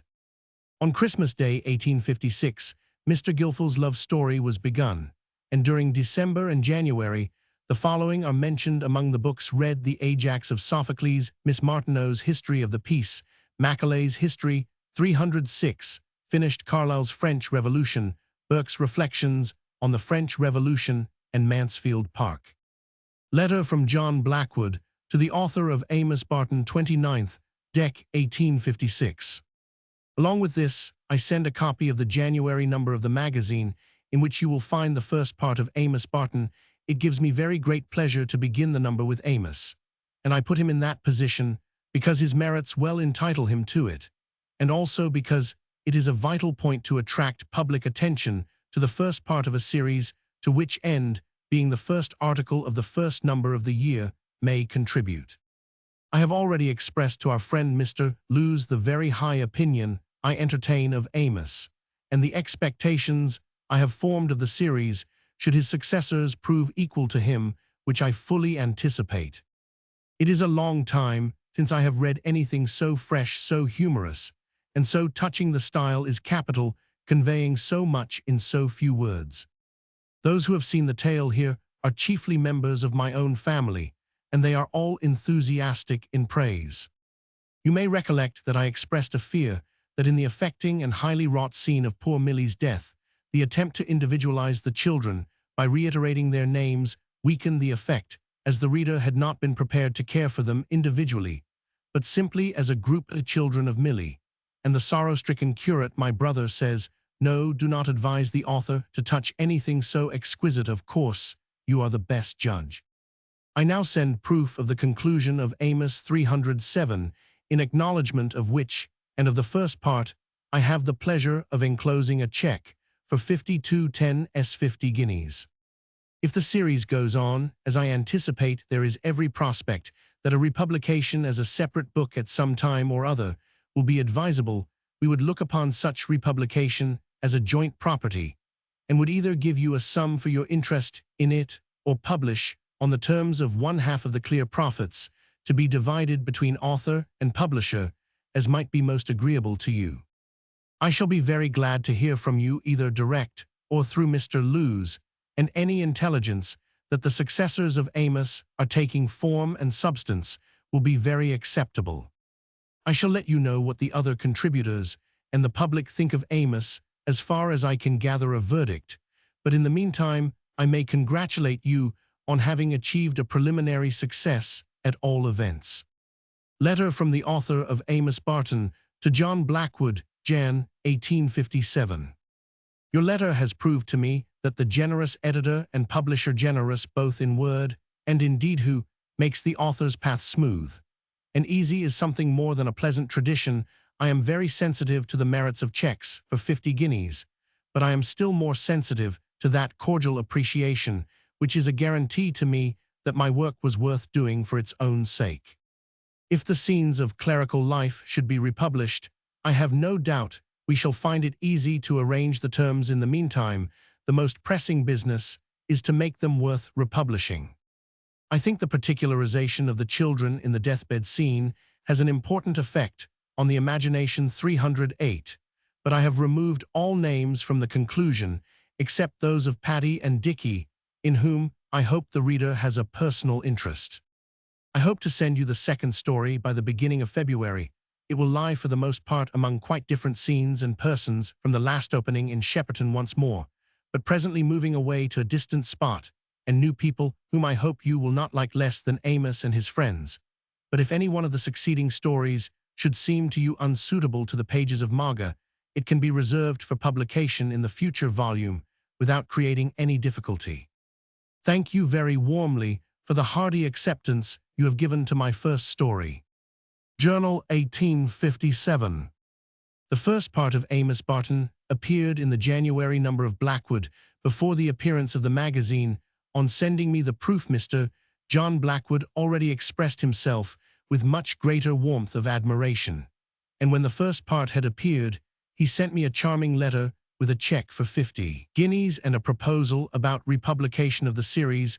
When the story was concluded, he wrote me word how Albert Smith had sent him a letter saying he had never read anything that affected him more than Millie's death, and added, Blackwood, the men at the club seem to have mingled their tears and their tumblers together. It will be curious if you should be a member and be hearing your own praises. There was clearly no suspicion that I was a woman. It is interesting as an indication of the value there is in such conjectural criticism generally to remember that when G read the first part of Amos to a party at Helps, they were all sure I was a clergyman at Cambridge, 309 man. Blackwood seemed curious about the author, and when I signed my letter, George Eliot hunted up some old letters from Eliot Warburton's brother to compare the handwritings, though he said Amos seems to me not in the least like what that good artilleryman would write. Letter to John Blackwood, 4th Feb. 1857. Thank you for fulfilling your promise to let me know something of the criticisms passed on my story. I have a very moderate respect for opinions of the press, but the private opinions of intelligent people may be valuable to me. In reference to artistic presentation, much adverse opinion will, of course, arise from a dislike to the order of art, rather than from a critical estimate of the execution. Anyone who detests the Dutch school in general will hardly appreciate fairly the merits of a particular Dutch painting, and against this sort of condemnation, one must steel oneself as one best can. But objections which point out to me any vice of manner or any failure in producing an intended effect will be really profitable. For example, I suppose my scientific illustrations must be at fault, since they seem to have obtruded themselves disagreeably on one of my readers. But if it be a sin to be at once a man of science and a writer of fiction, I can declare my perfect innocence on that head, my scientific knowledge being as superficial as that of the most practiced writers. I hope to send you a second story in a few days, but I am rather behindhand this time, having been prevented from setting to work for some weeks by other business. Whatever may be the success of my stories, I shall be resolute in preserving my incognito, having observed that a nom de plume secures all the advantages without the disagreeables of reputation. Perhaps, therefore, it 310 will be well to give you my prospective name as a tub to throw to the whale in case of curious inquiries, and accordingly I subscribe myself best and most sympathizing of editors, yours very truly, George Eliot. I may mention here that my wife told me the reason she fixed on this name was that George was Mr. Lewis' Christian name, and Eliot was a good mouth-filling, easily pronounced word. Letter to John Blackwood, 18th Feb. 1857. First, let me thank you very heartily for your letter of the 10th, accept your own very cordial appreciation, which is so much beyond a mere official acceptance. That little fact about Albert Smith has gratified me more than anything else in connection with the effect of Amos. If you should happen to hear an opinion from Thackeray, good or bad, I should like to know it. You will see that I have availed myself of your suggestions on points of language. I quite recognize the justice of your criticisms on the French phrases. They are not in keeping with my story. But I am unable to alter anything in relation to the delineation or development of character, as my stories always grow out of my psychological conception of the dramatis person. For example, the behavior of Katerina in the gallery is essential to my conception of her nature, and to the development of that nature in the plot. My artistic bent is directed not at all to the presentation of eminently irreproachable characters, but to the presentation of mixed human beings in such a way as to call forth tolerant judgment, pity, and sympathy, and I cannot stir a step aside from what I feel to be true in character.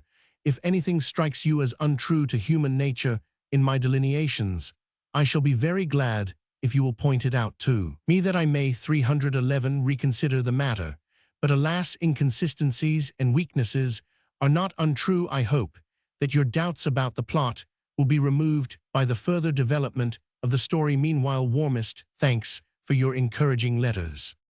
Letter to Miss Sarah Hennell, 24th Feb. 1857.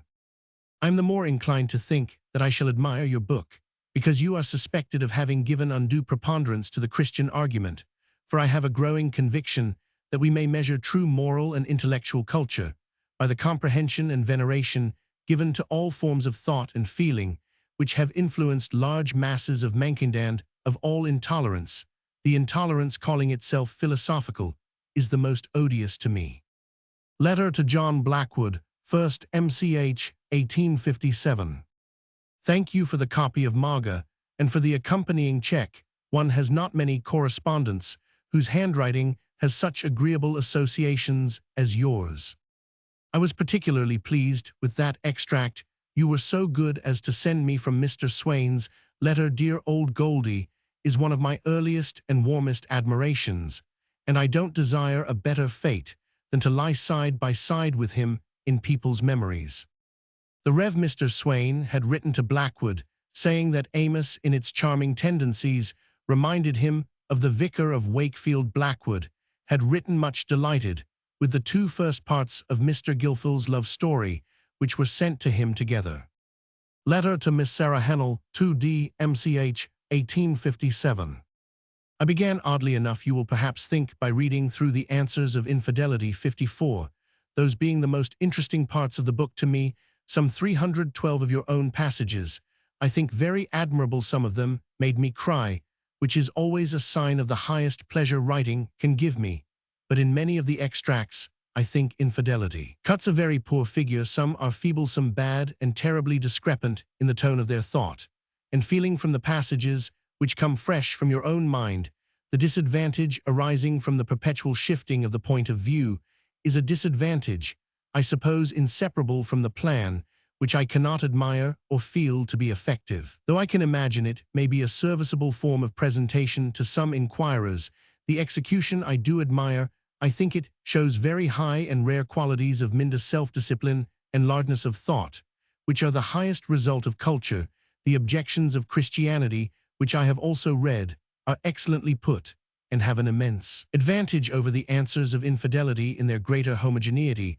The first part 1 have only begun and glanced through, and at present have no other observation to make than that I think you might have brought a little more artillery to bear on Christian morality, but nothing is easier than to find fault, nothing so difficult as to do some real work. Letter to Miss Sarah Hennell, 5th, MCH, 1857. I think I wrote very brusquely and disagreeably to you the other day, but the impertinence was altogether in the form, and not at all in the feeling. I always have uncomfortable sensations after writing objections and criticisms when they relate to things I substantially admire. It is inflicting a hurt on my own veneration. I showed the passage on the IP 157 to Herbert Spencer, and he agrees with us that you have not stated your idea so as to render it a logical argument against design. You appear to imply that development 313 and gradation in organs and functions are opposed to that conception, which they are not. I suppose you are aware that we all three hold the conception of creative design to be untenable. We only think you have not made out a good case against it. Thank you for sending me some news of Harriet Martineau. I have often said lately, I wonder how she is. Letter to John Blackwood, 14th, MCH, 1857. I am glad you retain a doubt in favor of the dagger, and wish I could convert you to entire approval, for I am much more satisfied when your feeling is thoroughly with me. But it would be the death of my story to substitute a dream for the real scene. Dreams usually play an important part in fiction, but rarely, I think, in actual life. So many of us have reason to know that criminal impulses may be felt by a nature, which is nevertheless guarded by its entire constitution from the commission of crime, that I can't help hoping that my Katerina will not forfeit the sympathy of all my readers. The answer you propose to give to curious inquirers is the best possible for several reasons. I am very anxious to retain my incognito for some time to come, and to an author not already famous, anonymity is the highest prestige. Besides, if George Eliot turns out a dull dog and an ineffective writer, a mere flash in the pan, I, for one, am determined to cut him on the first intimation of that disagreeable fact. The fates have willed that this shall be a very melancholy story, and I am longing to be a little merrier again. On the 16th March, Mr. Lewes and George Eliot started for Plymouth Penzance, and the Scilly Isles 314, and we have the following recollections of their stay there. Recollections, Scilly Isles, March-May 1857. I had never before seen a granite coast, and on the southern side of the island of St. Mary's one sees such a coast in its most striking and characteristic forms, rectangular, crevices the edges of which have been rounded by weather give many of the granite masses a resemblance to bales of wool or cotton heaped on each other. Another characteristic form is the mushroom-shaped mass, often lying poised on the summits of more cubical boulders or fragments. Another is the immense flat platform stretching out like a peak into the sea. Another, the oval basins formed by the action of the rainwater on the summits of the rocks and boulders. The coloring of the rocks was very various and beautiful, sometimes a delicate grayish green from the shaggy byssus, which clothes it chiefly high up from the water, then a light warm brown, then black, occasionally of a rich yellow, and here and there purplish. Below the rocks on the coast are almost everywhere heaps of white boulders, sometimes remarkably perfect ovals, and looking like huge eggs of some monstrous bird. Hardly any weed was to be seen on the granite, except here and there in a rockpool green with young ulva, and no barnacles encrust the rock, no black mussels, scarcely any limpets. The waves that beat on this coast are clear as crystal, and we used to delight in watching them rear themselves like the horses of a mighty sea god as they approached the rocks, in which they were broken into eddies of milky foam. Along a great part of this southern coast there stretch heathy or furzy downs over which I used to enjoy rambling immensely.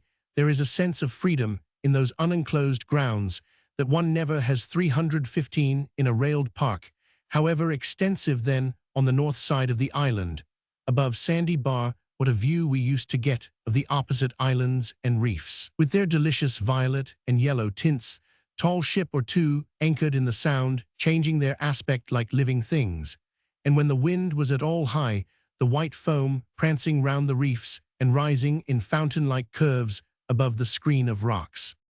Many a wet and dirty walk we had along the lanes, for the weather was often wet, and almost always blustering now and then. However, we had a clear sky and a calm sea, and on such days it was delicious to look up after the larks that were soaring above us, or to look out on the island and reef-studded sea. I never enjoyed the lark before as I enjoyed it at Scilly, never felt the full beauty of Shelley's poem on it before. A spot we became very fond of towards the close of our stay was Carn. Where between two fine jutting piles of granite there was a soft down gay with the pretty pink flowers of the thrift, which in this island carpets the ground like greensward. Here we used to sit and lie in the bright afternoons, watching the silver sunlight on the waves. Bright silver, not golden. It is the morning and evening sunlight that is golden. A week or two after our arrival, we made the acquaintance of Mr. Moyle, the surgeon, who became a delightful friend to us, always ready to help with the contents of his surgery or anything else at his command. We liked to have him come and smoke a cigar in the evening and look in now and then for a little lesson in microscopy, the little indications of the social life at Scilly that we were able to pick up were very amusing. I was repeatedly told, in order to make me aware who Mr. Hall was, that he married a Miss Lemon. The 316 people at St. Mary's imagine that the lawyers and doctors at Penzance are a sort of European characters that everyone knows. We heard a great deal about Mr. Quill, an Irishman, the controller of the customs, and one day, when we were making a call on one of the residents, our host said 2 or 3 times at intervals, "I wish you knew Quill." At last, on our farewell call, we saw the distinguished Quill with his hair plastered down his charming smile, and his trousers with a broad stripe down each leg. Our host amused us by his contempt for curs. "Oh, I wouldn't have a cur, there's nothing to look at in a cur." 55. Letter to Mrs. Bray, 5th April 1857. The smallest details written in the hastiest way that will enable me to imagine you, as you are just what I want, indeed all I care about in correspondence. We are more and more in love with these little islands. There is not a tree to be seen, but there are grand granite hills on the coast, such as I never saw before, and furze-covered hills with larks soaring and singing above them, and zoological wonders on the shore. To fill our bottles and our souls at once. For some time I have been unusually weak and noccupable. Our landlady is an excellent woman, but like almost all peculiarly domestic women, has not more than rudimentary ideas of cooking, and in an island where you can get nothing but beef, except by sending to Penzance, that supreme science, has its maximum value, she seems to think eating a purely arbitrary procedure and abnormal function of mad people who come to silly, and if we ask her what the people live on here is quite at a loss to tell us, apparently thinking the question relates to the abstruser portion of 317 natural history. But I insist and give her a culinary lecture every morning, and we do in the end get fed altogether. Our life here is so far better than the golden age that we work as well as play. That is the happy side of things. But there is a very sad one to me, which I shall not dwell upon, only tell you of. More than a week ago, I received the news that poor Chrissy had lost one of her pretty little girls of fever, that the other little one-thee were the only two she had at home, with her was also dangerously ill, and Chrissy herself, and her servant, apparently attacked by typhus too. The thought of her in this state is a perpetual shadow to me in the sunshine. Letter to Miss Sarah Hennell, 16th April 1857.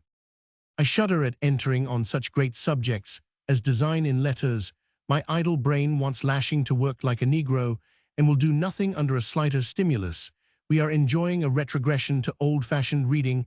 I rush, on the slightest pretext, to Sophocles, and am as excited about blind old Dippus as any young lady can be about the latest hero with magnificent eyes. But there is one new book we have been enjoying, and so I hope have youth life of Charlotte Brontë, deeply affecting throughout, in the early part romantic poetic, as one of her own novels, in the later years tragic, especially to those who know what sickness is. Mrs. Gaskell has done her work admirably, both in the industry and care with which she has gathered and selected her material, and in the feeling with which she has presented it. There is one exception, however, which I regret very much. She sets down Branwell's conduct entirely to remorse. Remorse may make sad work with a man, but it will not make such a life as Branwell's was in the last 3 or 4 years, unless the germs of vice had sprouted 318 and shot up long before, as it seems clear they had in him. What a tragedy that picture of the old father and the 3 sisters trembling day and night in terror at the possible deeds of their drunken, brutal son and brother. That is the part of the life which affects me most. Letter to Isaac P. Evans, 16th April 1857. I have been looking anxiously for some further tidings of Chrissy since your last letter, which told me that she and Kate were better though not out of danger. I try to hope that no news is good news, but if you do not think it troublesome to write, I shall be thankful to have that hope changed into certainty. Meanwhile, to save multiplying letter switch, I know you are not fond of I mention, now what will take no harm from being mentioned, rather prematurely.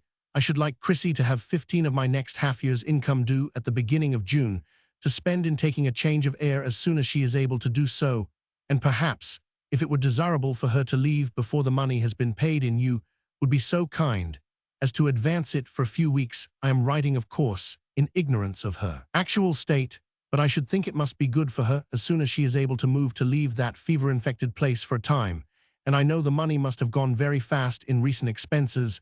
I only suggest the change of air as the thing that I should think best for Chrissy, but in any case, I should like her to have the money to do what she pleases with it. If she is well enough pleased to give her the enclosed note, in which I have suggested to her what I have just written to you. I am much obliged to you for your last letter, and shall be still more so if you will write me word of Chrissy's present condition. 319. Letter to John Blackwood, 1st May 1857. Thank you for the pleasant notes of impressions concerning my story sent to me through Luz. I will pay attention to your caution about the danger of huddling up my stories. Conclusions are the weak point of most authors, but some of the fault lies in the very nature of a conclusion, which is at best a negation. There must be something wrong in the winding up of Amos, for I have heard of 2 persons who are disappointed with the conclusion, but the story never presented itself to me as possible to be protracted. After Millie's death, the drama ends there.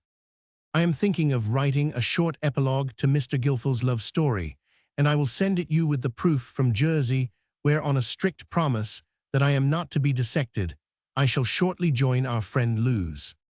The 3rd story will be very different from either of the preceding, which will perhaps be an advantage, as poor Tina's sad tale was necessarily rather monotonous in its effects. The epilogue to Mr. Gilfil was written sitting on the fortification hill, Scilly Isles, one sunshiny morning. Jersey Recollections, 1857. It was a beautiful moment, 12th May, when we came to our lodgings at Gorey. The orchards were all in blossom and this is an island of orchards. They cover the slopes, they stretch before you in shady, grassy, indefinite extent. Through every other gateway, by the roadside they flourish. In some spots, almost close to the sea, what a contrast to the Scilly Isles. There you stand on the hills like a sparrow on the housetop.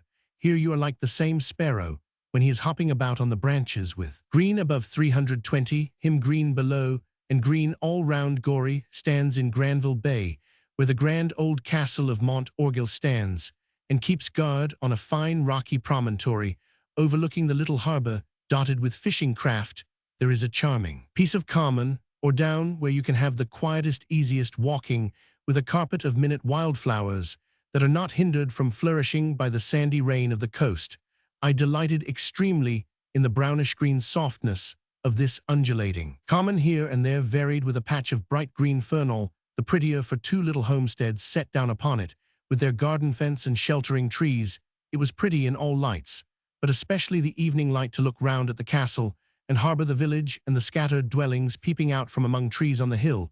The castle is built of stone, which has a beautiful pinkish-grey tint, and the bright green ivy hangs oblique curtains on its turreted walls, making it look like a natural continuation or outgrowth of the rocky and grassy height on which it stands. Then the eye wanders on to the right, and takes in the church standing halfway down the hill, which is clothed with a plantation, and shelters the little village with its cloud of blue smoke still to the right, and the village breaks off, leaving nothing but meadows in front of the slope that shuts out the setting sun, and only lets you see a hint of the golden glory that is reflected in the pink eastern clouds.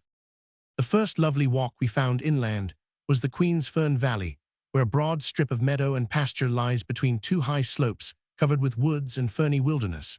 When we first saw this valley, it was in the loveliest springtime. The woods were a 321 delicious mixture of red and tender green and purple. We have watched it losing that spring beauty and passing into the green and flowery luxuriance of June, and now into the more monotonous summer tint of July. When the blossoms fell away from the orchards, my next delight was to look at the grasses mingled with the red sorrel.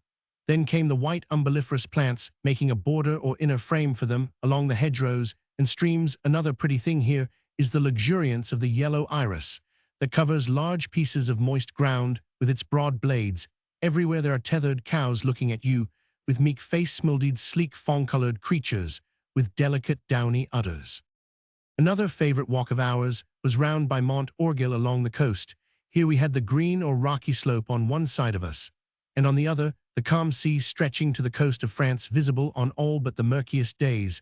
But the murky days were not many during our stay, and our evening walks round the coast usually showed us a peaceful, scarcely rippled sea, plashing gently on the purple pebbles of the little scalloped bays. There were two such bays within the boundary of our seaside walk in that direction, and one of them was a perpetual wonder to us, in the luxuriant verdure of meadows and orchards and forestries that sloped down to the very shore. No distressed look about the trees, as if they were ever driven harshly back by the winter windset, was like an inland slope suddenly carried to the coast.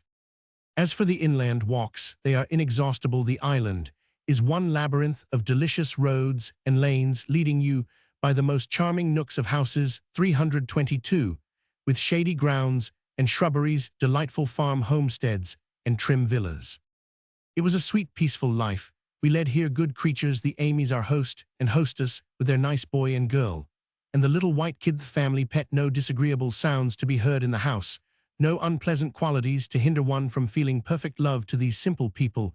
We have had long rambles and long readings, but our choice of literature has been rather circumscribed in this out-of-the-way place. The life of George Stephenson has been a real profit. Pleasure. I have read Draper's Physiology aloud for grave evening hours, and such books as Currer Bell's Professor Emile D'Aunay's Marriage en Provence, and Miss Ferrier's Marriage for lighter food.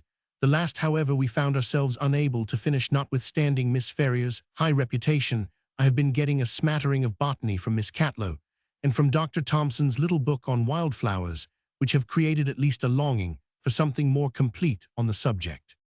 Letter to Miss Sarah Hennell, D. May, 1857.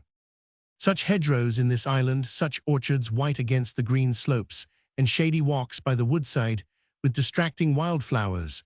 We enjoy the greenery and variety of this bushy island, all the better for our stay on Bear Silly, which we had gone to and fro upon, till we knew it by heart our little. Lodgings are very snoogunly 13s, a week a nice little sitting-room, with a workroom adjoining for Mr. Lewes, who is at this moment in all the bliss of having discovered a parasitic worm in a cuttlefish.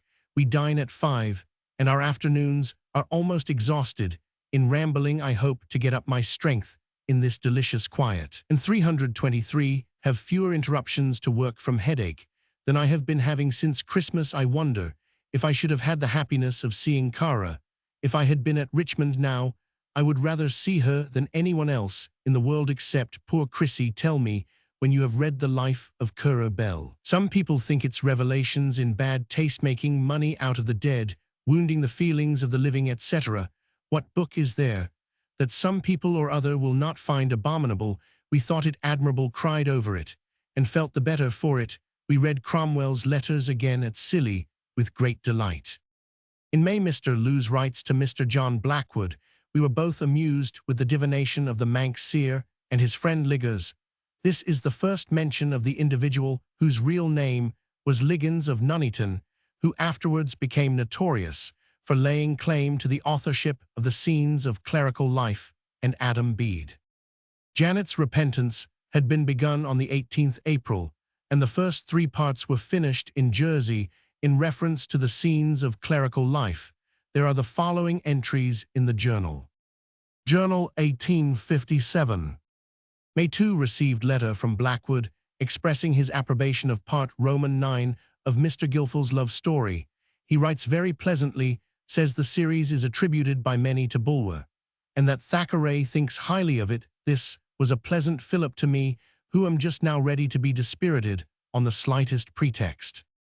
May 21, the other day, we had a pleasant letter from Herbert Spencer, saying that he had heard Mr. 324 Gilfil's love story discussed by Baines and Dallas, as well as previously by Pigott, all expressing warm approval and curiosity as to the author. May 26, received a pleasant letter from Blackwood, enclosing one from Archer Gurney to the author of Mr. Gilfil's love story.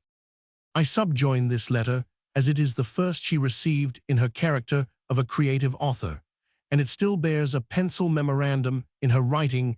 This letter he brought up to me at Jersey, after reading it, saying with intense joy her fame is beginning.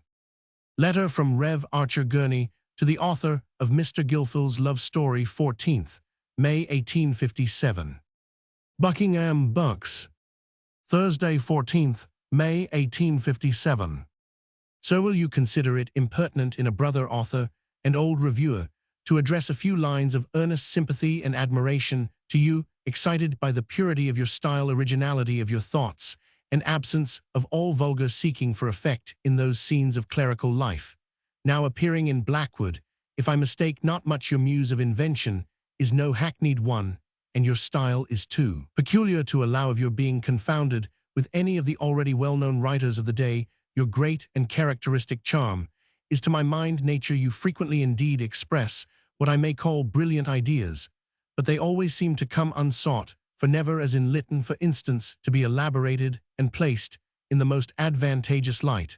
I allude to such brief aphoristic sayings as animals are such agreeable friends, they ask no questions, they pass no criticisms, all with that brisk and cheerful air which a sermon is often observed to produce. When 325, it is quite finished. By the by, I am one of the cloth, and might take exception to certain hints perhaps, but these are dubious. What I see plainly I admire honestly, and trust that more good remains behind. Will you always remain equally natural? That is the doubt. Will the fear of the critic, or the public, or the literary world, which spoils almost everyone, never master you? Will you always write to please yourself, and preserve the true independence, which seems to mark a real supremacy of intellect? But these questions are, I fear, impertinent. I will conclude, pardon this word of greeting, from one whom you may never see or know, and believe me, your earnest admirer, Archer Gurney, the author of Mr. Gilfil's love story. Journal 1857. June. Blackwood writes from London that he hears nothing but approval of Mr. Gilfil's love story. Lord Stanley, among other people, had spoken to him about the clerical scenes at Bulwer's, and was astonished to find Blackwood in the dark as to the author. Letter to John Blackwood, 2d June, 1857. I send you by the same post, with this, the first part of my third story, which I hope will not disappoint you. The part is, I think, rather longer than my parts have usually been, but it would have been injurious to the effect of the story to pause earlier. Pleasant letters like yours are the best possible stimulus to an author's powers, and if I don't write better and better, the fault will certainly not lie in my editor, who seems to have been created in pre-established harmony with the organization of a susceptible contributor. 326. This island, too, with its grassy valleys and pretty indented coast, is not at all a bad haunt for the muses, if, as one may suppose, they have dropped their too scanty classical attire, and appear in long dresses and brown hats, like decent Christian women, likely to inspire clerical scenes. Moreover, having myself a slight zoological weakness, I am less alarmed than most people at the society of a zoological maniac, so that altogether your contributor is in promising circumstances, and if he doesn't behave like an animal in good condition, is clearly unworthy of his keep. I am much gratified to have made the conquest of Professor Iton, but with a parent's love for the depreciated child, I can't help standing up for Amos as better than Gilfil. Lewes seems to have higher expectations from the third story than from either of the preceding, but I can form no judgment myself until I have quite finished a thing and see it aloof from my actual self. I can only go on writing what I feel and waiting for the proof that I have been able to make others feel. Letter to Mrs. Bray, 5th June, 1857. Richmond is not fascinating in the season or through the summer. It is hot, noisy, and haunted with cockneys, but at other times we love the park with an increasing love, and we have such a kind, good landlady there that it always seems like going home when we return to Park Shot. She writes to us, "I hope you will make your fortune, but you must always live with me," which, considering that she gets less out of us than other lodgers, is a proof of affection in a landlady. Yes, we like our wandering life at present, and it is fructifying and brings us material in many ways, but we keep in perspective the idea of a 327 cottage among green fields and cows where we mean to settle down after we have once been to Italy and buy pots and kettles, and keep a dog wherever we are. We work hard and at work, which brings present money, for we have too many depending on us to be dilettanti or idlers. I wish it to be understood that I should never invite anyone to come and see me who did not ask for the invitation. You wonder how my face has changed in the last 3 years. Doubtless, it is older and uglier, but it ought not to have a bad expression, for I never have anything to call out my ill humor or discontent, which you know were always ready enough to come on slight call, and I have everything to call out love and gratitude. Letter to Mrs. John Cash, Miss Mary Sibrey, 6th June, 1857. Your letter was very sweet to me. The sense of my deficiencies in the past often presses on me with a discouraging weight, and to know that anyone can remember me lovingly helps me to believe that there has been some good to balance the evil. I like to think of you as a happy wife and mother, and since Rosehill must have new tenants, I like to think that you and yours are there rather than anyone else, not only because of my own confidence in your nature, but because our dear friends love you so much as a neighbor. You know, I can never feel otherwise than sorry that they should not have ended their days in that pretty home, but the inevitable regret is softened as much as possible by the fact that the home has become yours. It is very nice to hear that Mrs. Sibrey can relish anything of my writing. She was always a favorite with me, and I remember very vividly many pleasant 328 little conversations with her 7 to 2. How happy you are to have a dear aged mother whose heart you can gladden. I was a good deal touched by the letter your brother wrote to you about accepting, or rather declining, more pupils. I feel sure that his sensitive nature has its peculiar trials and struggles in this strange life of ours, which some thick-skinned mortals take so easily. I am very happy in the highest blessing life can give us the perfect love and sympathy of a nature that stimulates my own to healthful activity. I feel, too, that all the terrible pain I have gone through in past years, partly from the defects of my own nature, partly from outward things, has probably been a preparation for some special work that I may do before I die, that is a blessed hope to be rejoiced in with trembling. But even if that hope should be unfulfilled, I am contented to have lived and suffered for the sake of what has already been. You see, your kind letter has made me inclined to talk about myself. But as we do not often have any communication with each other, I know it will be a gratification to your sympathetic nature to have a few direct words from me that will assure you of my moral well-being. I hope your little ones are just like you, just as fair and sweet-tempered. Journal, June 1857. I sent off the first part of Janet's Repentance, but to my disappointment, Blackwood did not like it so well, seemed to misunderstand the characters, and to be doubtful about the treatment of clerical matters. I wrote at once to beg him to give up printing the story if he felt uncomfortable about it, and he immediately sent a very anxious, cordial letter, saying the thought of putting a stop to the series gave him quite 329 a turn. He did not meet with George Eliot's every day, and so on. Letter to John Blackwood, 11th June, 1857.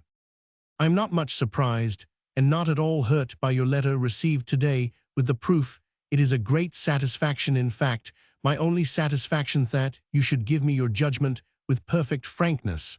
I am able, I think, to enter into an editor's doubts and difficulties, and to see my stories in some degree from your point of view as well as my own. My answer is written after considering the question as far as possible on all sides, and as I feel that I shall not be able to make any other than superficial alterations in the proof, I will first of all say what I can in explanation of the spirit and future course of the present story.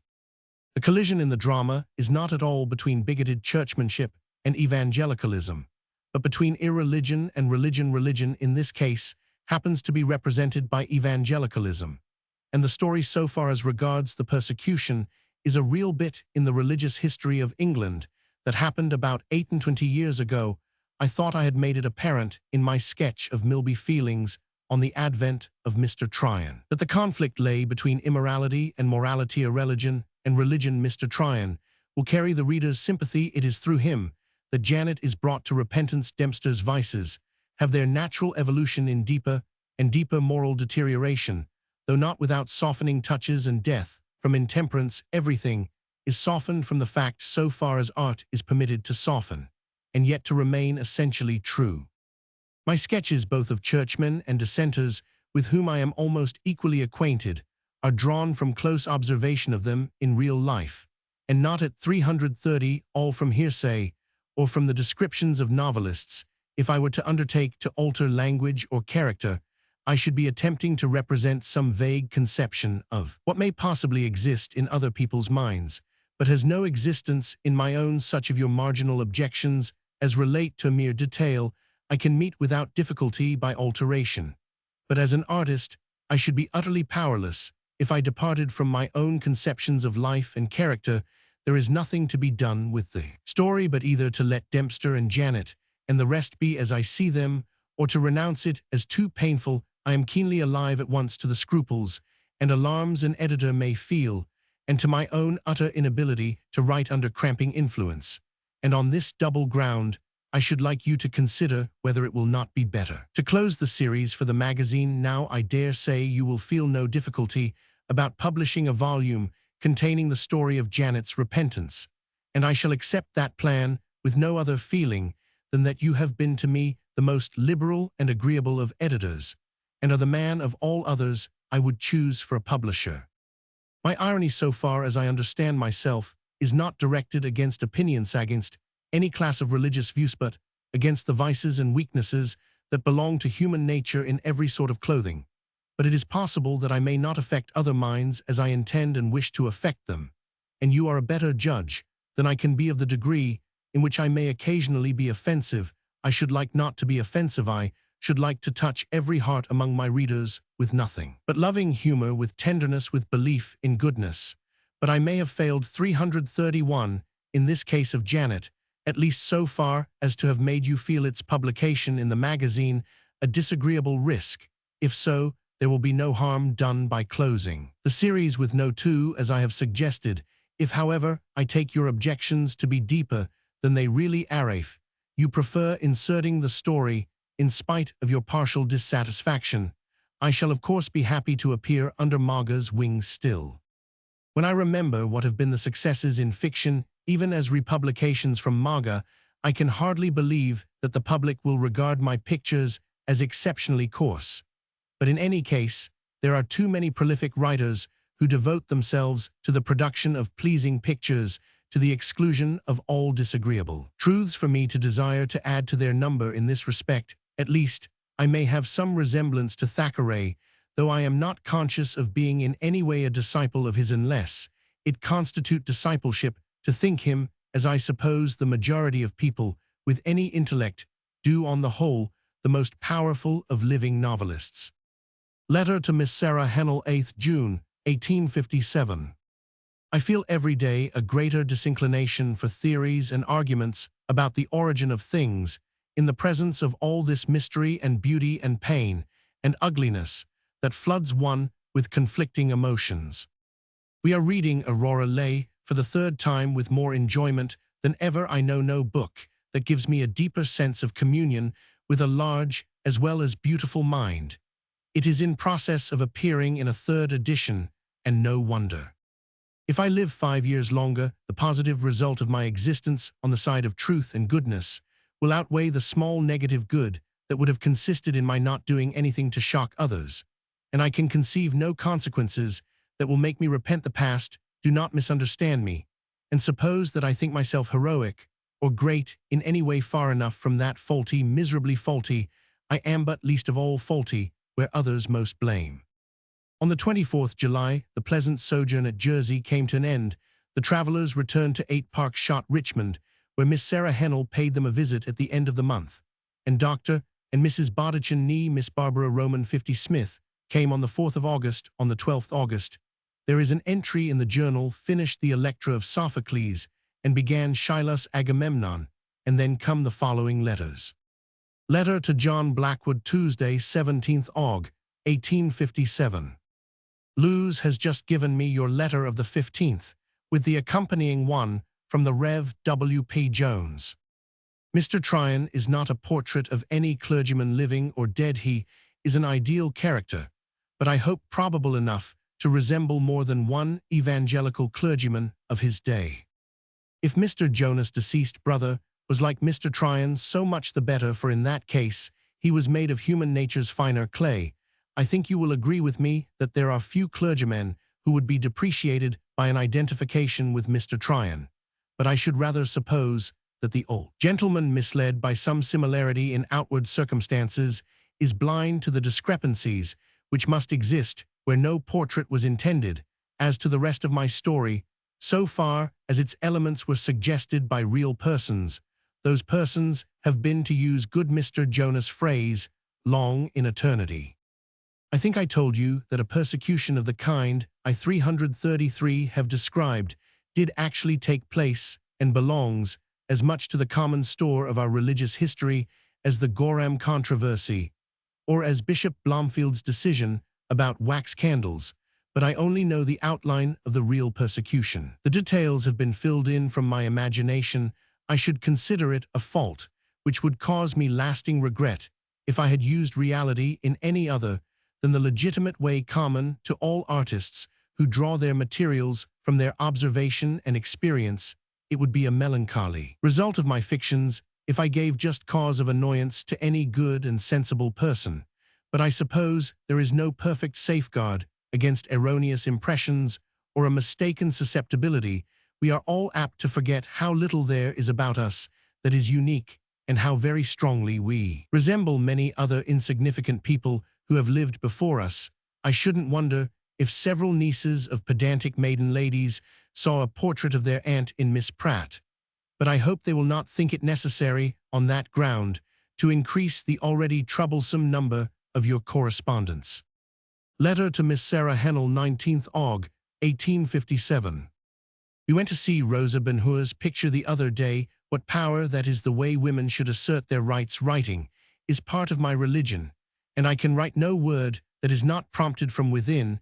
At the same time, I believe that almost all the best books in the world have been written with the hope of getting money for them. Letter to John Blackwood, 1st Sept. 1857. Unless there be any strong reason to the contrary, I should like to close the series with this story. According to my calculation, which however may be an erroneous one, the 3 stories will make 2 good volumes Roman 1 good as to bulk. I have a subject in my mind which will not come 334 under the limitations of the title Clerical Life, and I am inclined to take a large canvas for it and write a novel. In case of my writing fiction for Maga again, I should like to be considerably beforehand with my work, so that you can read a thoroughly decisive portion before beginning to print. Letter to Miss Sarah Hennell, 21st Sept. 1857. The days are very peacefully busy. One always feels a deeper calm as autumn comes on.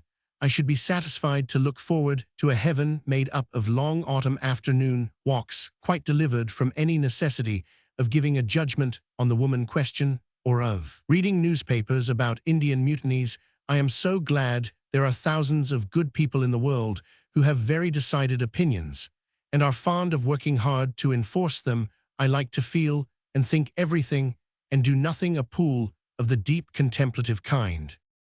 Some people do prosper, that is a comfort. The rest of us must fall back on the Beatitudes. Blessed are the poor, that is Luke's version, you know, and it is really on the whole more comforting than Matthew's. I am afraid there are few of us who can appropriate the blessings of the poor in spirit. We are reading one of the most wonderful books in French or any other literature, Montel's Histoire des Franchise des Divers et Arts, a history, written on an original plan. If you see any account of it, read that account. Letter to John Blackwood, Saturday, 17th Oct. 1857. I am very much gratified that my Janet has won your heart and kept up your interest in her to the end. My new story haunts me a good deal, and I shall set about it without delay. It will be a country story full of the breath of cows and the scent of hay, but 335. I shall not ask you to look at it till I have written a volume or more, and then you will be able to judge whether you will prefer printing it in the magazine or publishing it as a separate novel when it is completed. By the way, the sheets of the clerical scenes are not come, but I shall not want to make any other than verbal and literal corrections, so that it will hardly be necessary for me to go through the sheets and the proofs, which I must of course see. I enclose a title page with a motto, but if you don't like the motto, I give it up. I've not set my heart on it. I leave the number of copies to be published, and the style of getting up entirely to your discretion. As to the terms, I wish to retain the copyright, according to the stipulation made for me by Lewes when he sent Amos Barton, and whatever you can afford to give me for the first edition, I shall prefer having as a definite payment rather than as half profits.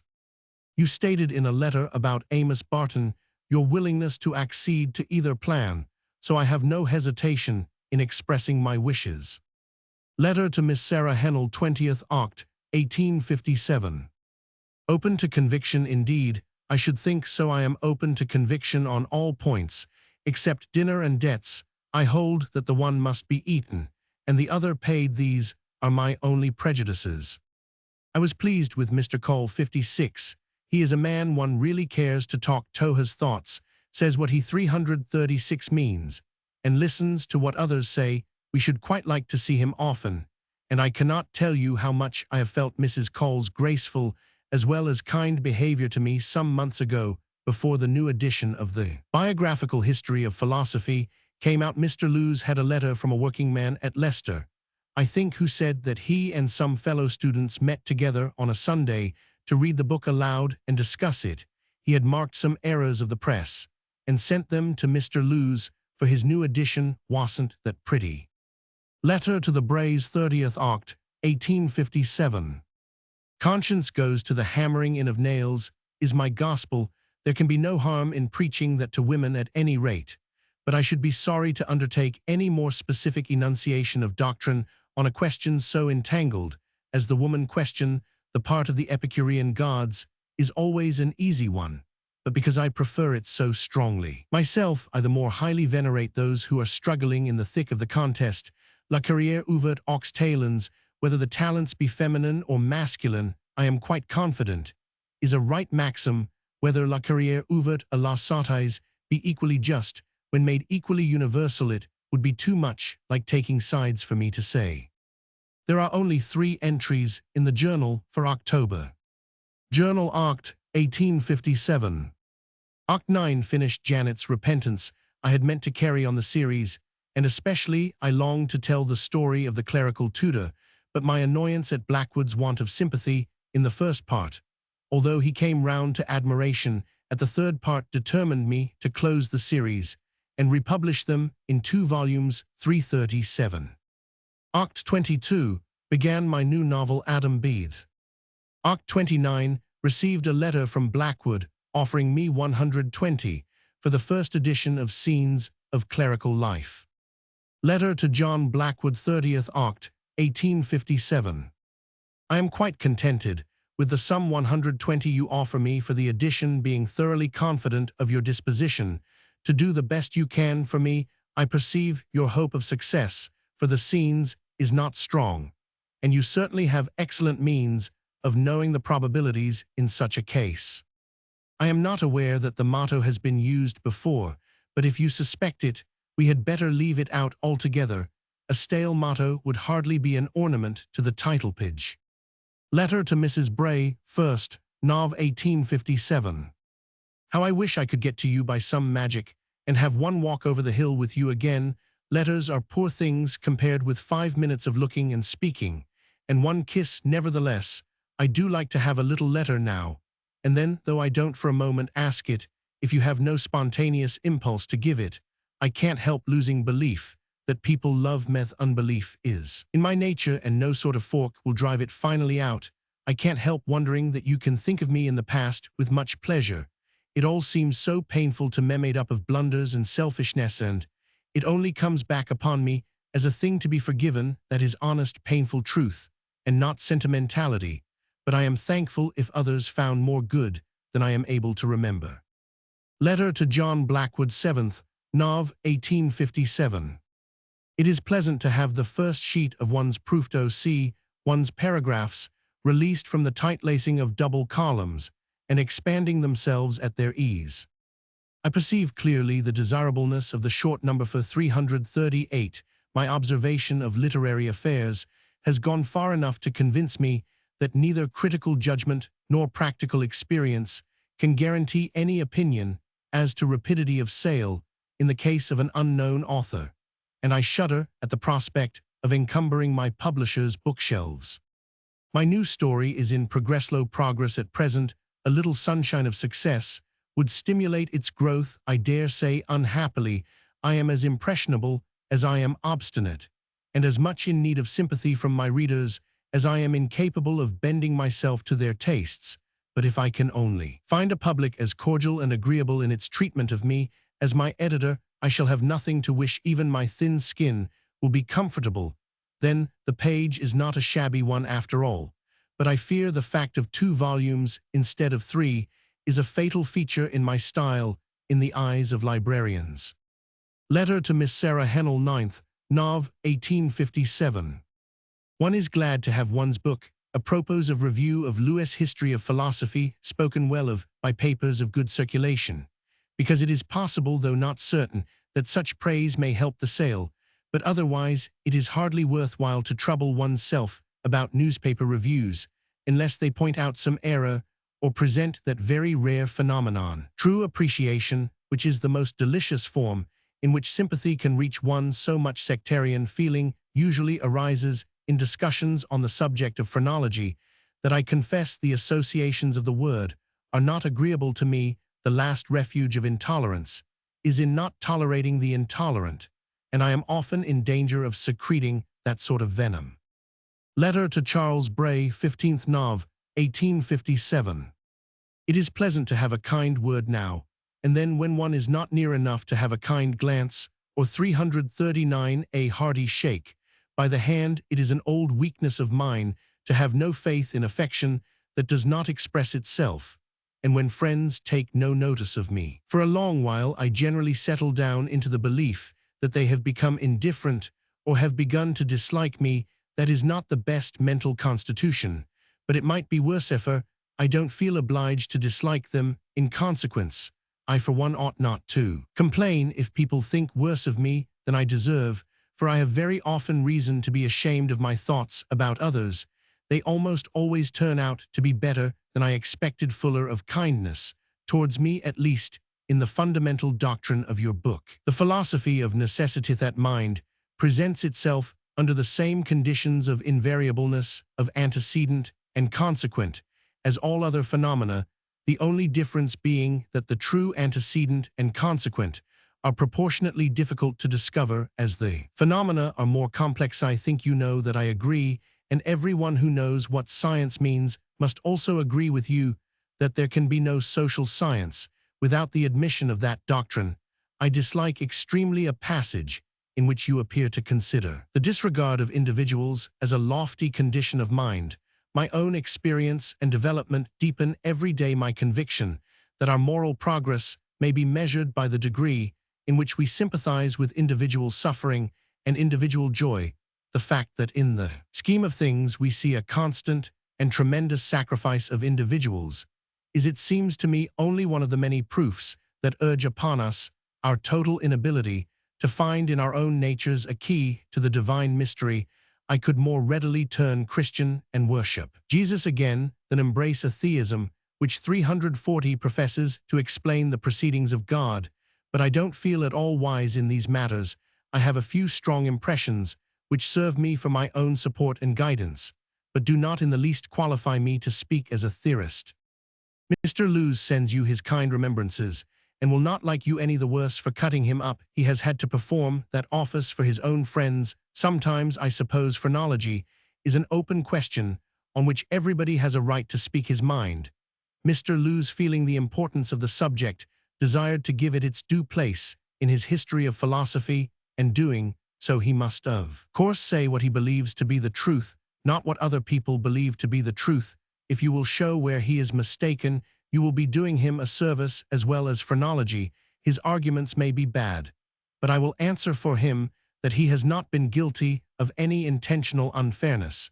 With regard to their system, phrenologists seem to me to be animated by the same sort of spirit as that of religious dogmatists, and especially in this, that in proportion as a man approximates to their opinions without identifying himself with them, they think him offensive and contemptible. It is amusing to read from the opposite side complaints against Mr. Lewes for giving too high a position to phrenology, and a confident opinion that phrenologists, by their ridiculous pretensions, merit all the contempt that has been thrown on them. Thus doctors differ, but I am much less interested in crusades for or against phrenology than in your happiness at Ivy Cottage 57. Happiness means all sorts of love and good feeling, and 341, that is the best result that can ever come out of science.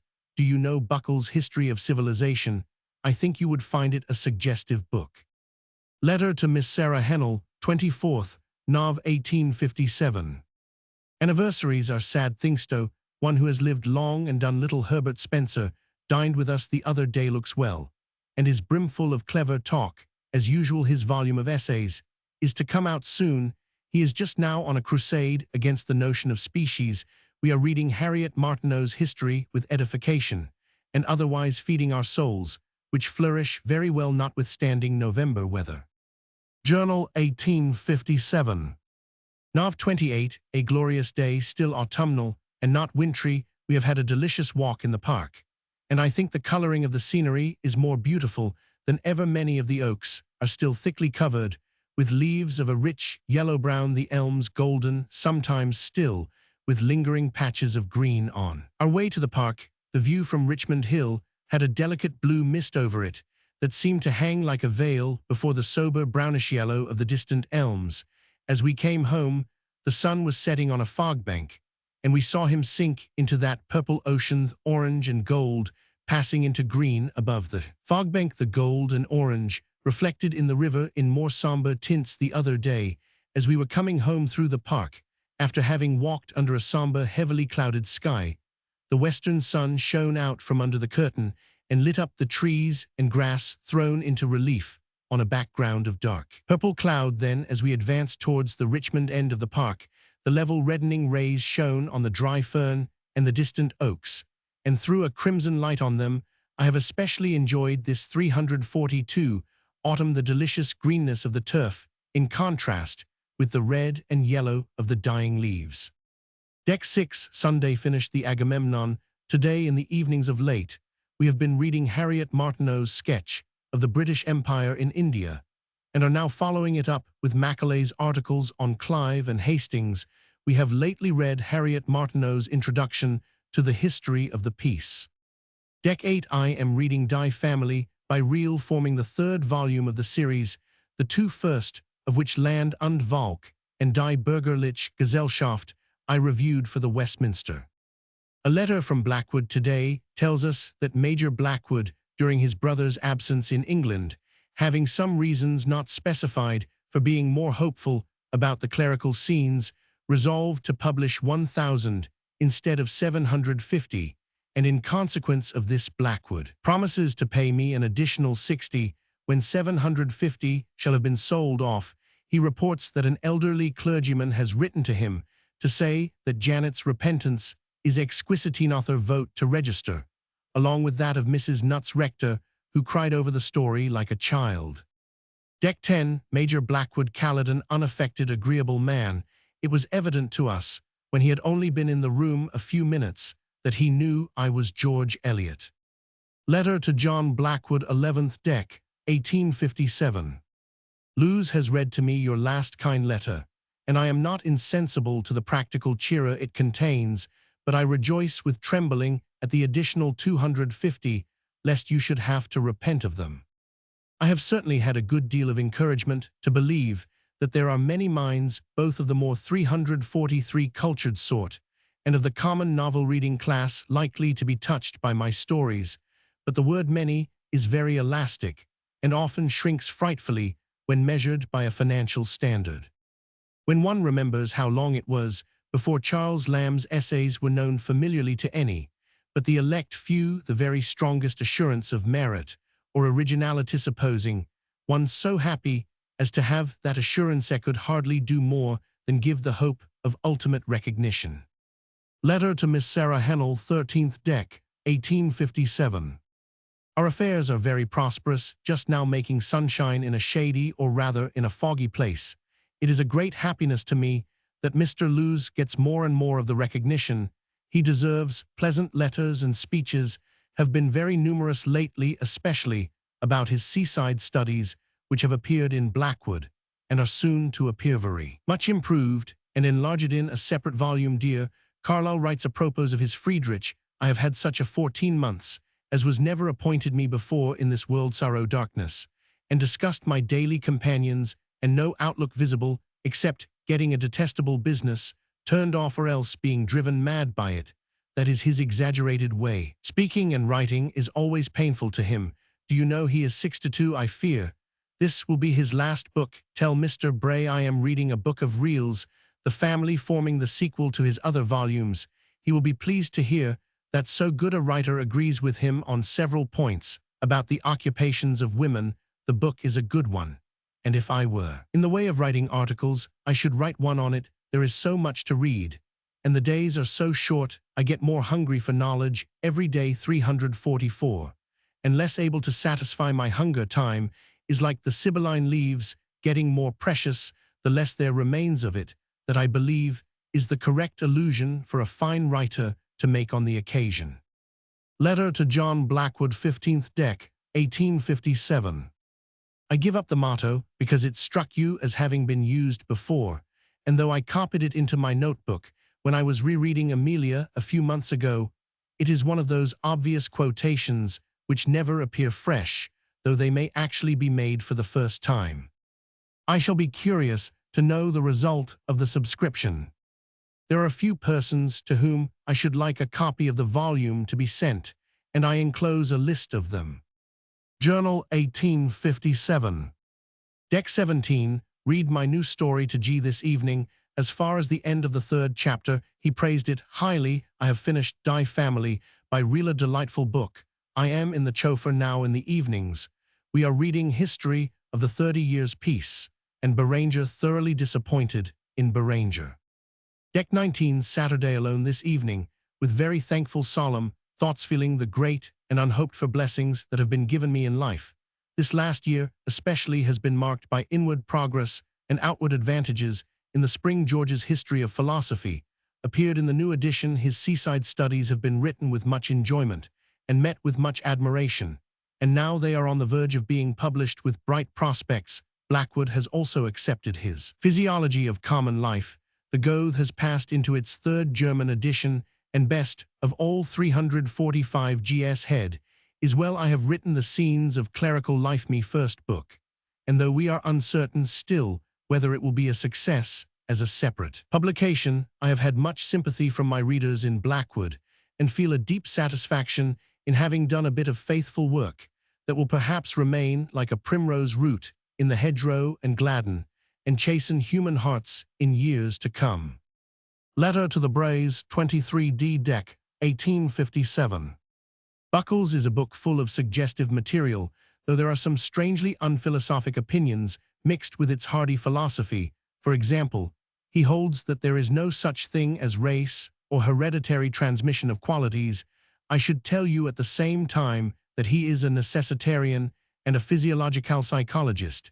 It is only by such negations as these that he can find his way to the position which he maintains at great length, that the progress of mankind is dependent entirely on the progress of knowledge, and that there has been no intrinsically moral advance. However, he presents that side of the subject which has perhaps been least adequately dwelt on. Journal, 1857. Deck 25, Christmas Day. George and I spent this lovely day, told the lovely as a clear spring day. We could see Hampstead from the park so distinctly that it seemed to have suddenly come nearer to us. We ate our turkey together in a happy solitude. Adieu. Deck 31, the last night of 1857. The dear old year is gone with all its Webben and Strebben, yet not gone either, for what I have suffered and enjoyed in it remains to me an everlasting possession, while my soul's life remains. This time last year I was alone, as I am now, and dear George was at Vernon Hill. I was writing the introduction to Mr. Gilfil's love story. What a world of thoughts and feelings! Since then my 346 life has deepened unspeakably. During the last year, I feel a greater capacity for moral and intellectual enjoyment, a more acute sense of my deficiencies in the past, a more solemn desire to be faithful to coming duties than I remember at any former period of my life, and my happiness has deepened to the blessedness of a perfect love and union grows daily. I have had some severe suffering this year from anxiety about my sister, and what will probably be a final separation from her. There has been no other real trouble. Few women, I fear, have had such reason, as I have to think the long, sad years of youth were worth living for the sake of middle age. Our prospects are very bright too.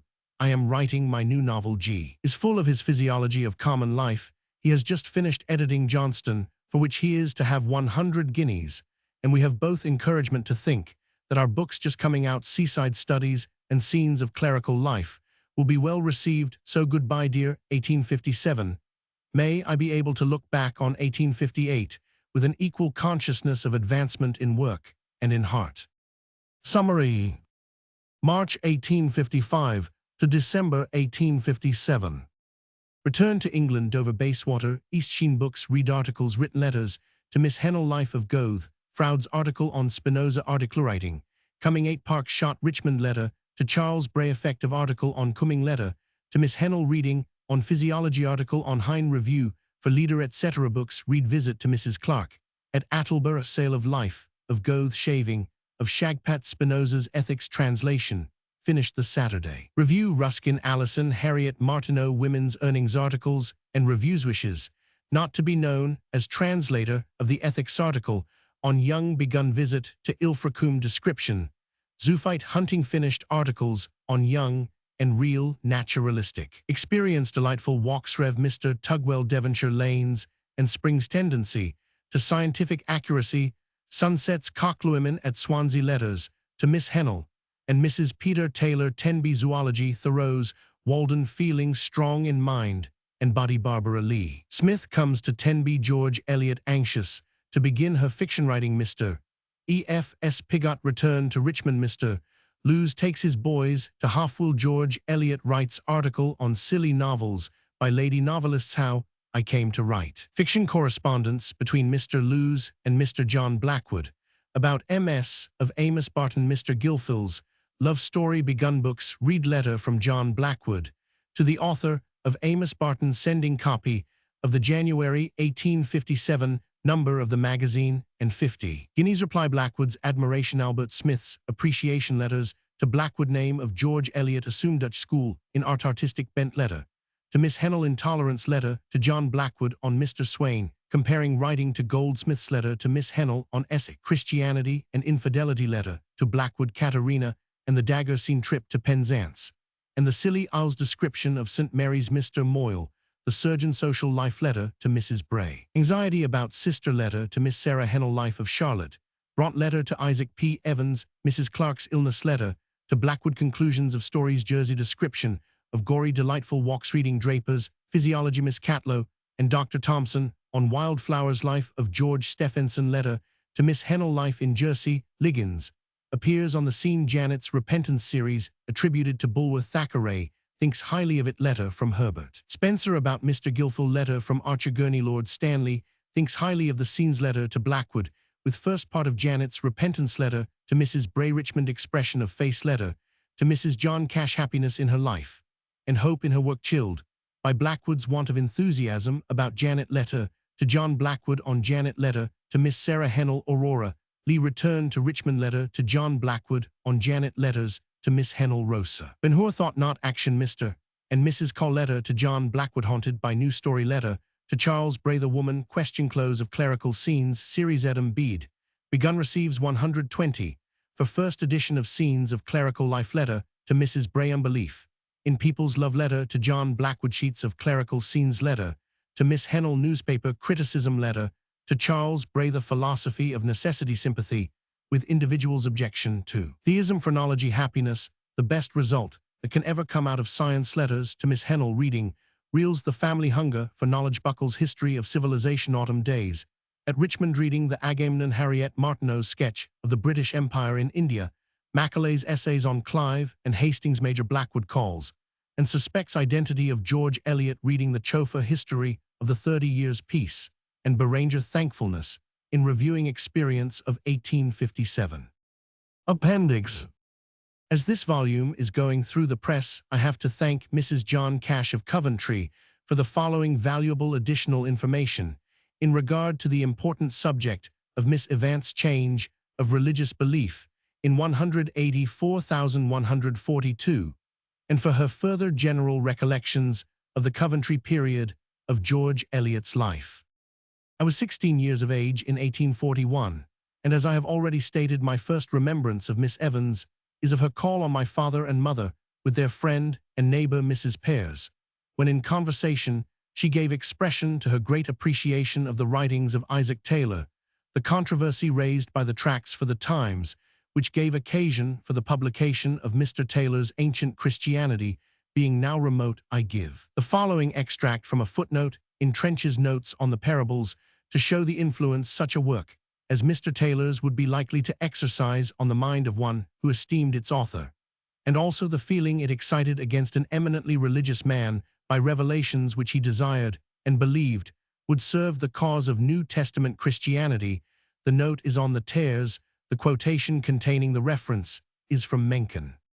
Many so-called church historians, authors of Ancient Christianity, and the like, ignorant of the purpose and of the hidden glory of the church, have their pleasure 350 in the tares, and imagine themselves wonderfully wise and useful when out of church history, which ought to be the history of the light and the truth, they have made a shameful history of error and wickedness. It was upon her first or second interview with my mother that Miss Evans told her how shocked she had been by the apparent union of religious feeling with a low sense of morality among the people in the district she visited, who were mostly Methodists. She gave as an instance the case of a woman who, when a falsehood was clearly brought home to her by her visitors, said, she did not feel that she had grieved the spirit much. Now those readers of the letters to Miss Lewis, who are acquainted with modern evangelicalism, even in its afterglow, especially as it was presented to the world by Church of England teaching and practice, will recognize its characteristics in the moral scrupulousness, the sense of obligation on the part of Christians to avoid the very appearance of evil, the practical piety which those letters reveal. Mrs. Evans, Miss Lewis tells me, was a very serious, earnest-minded woman, anxiously concerned for the moral and religious training of her children, glad to place them under the care of such persons as the Mrs. Franklin, to whose school, a mother of a different order, objected on the ground that it was where that Saint Mary Ann Evans had been. It is natural, then, that early awed by and attracted towards beliefs cherished by the best persons she had known, and advocated in the best books she had read, the mind of Miss Evans should have been stirred by exhibitions of a theoretic severance of religion from morality. Whether presented among the disciples of ancient 351 Christianity or by the subjects of its modern revivals, it is probable that she may thereby have been led, as others have been, to a reconsideration of the creeds of Christendom, and to further inquiry concerning their origin. On the same grounds, it is likely that the presentation of social virtues apart from evangelical motives would impress her, and I have authority for stating that, to the inquiry of a friend in after years, as to what influence she attributed the first unsettlement of her orthodox views, she quickly made answer, "O Walter Scott's." Now, I well remember her speaking to me of Robert Hall's confession that he had been made unhappy for a week by the reading of Miss Edgeworth's tales, in which useful, good, and pleasant lives are lived with no reference to religious hopes and fears, and her drawing my attention to the real greatness of mind and sincerity of faith, which this candid confession betokened. Such remarks, I think, throw light upon the way in which her own evangelical belief had been affected by works in which its dogmas are not enforced as necessary springs of virtuous action. I give these scattered reminiscences in evidence of the half-unconscious preparation of which Mr. Cross speaks for a change, which was in my judgment more gradual in its development, as well as deeper in its character, than might be inferred from the record of its abrupt, following upon Miss Evans' introduction to Mr. Hennell's inquiry concerning the origin of Christianity. The evening's discussion with my father, to which I have referred in my previous communication in the Life, is now vividly present to my mind. There was 352, not only on her part, a vehemence of tone, startling in one so quiet, but a crudeness in her objections, an absence of proposed solution of difficulties, which partly distressed and partly pleased me, siding, as I did mentally with my father, and which was in strange contrast to the satisfied calm which marked her subsequent treatment of religious differences.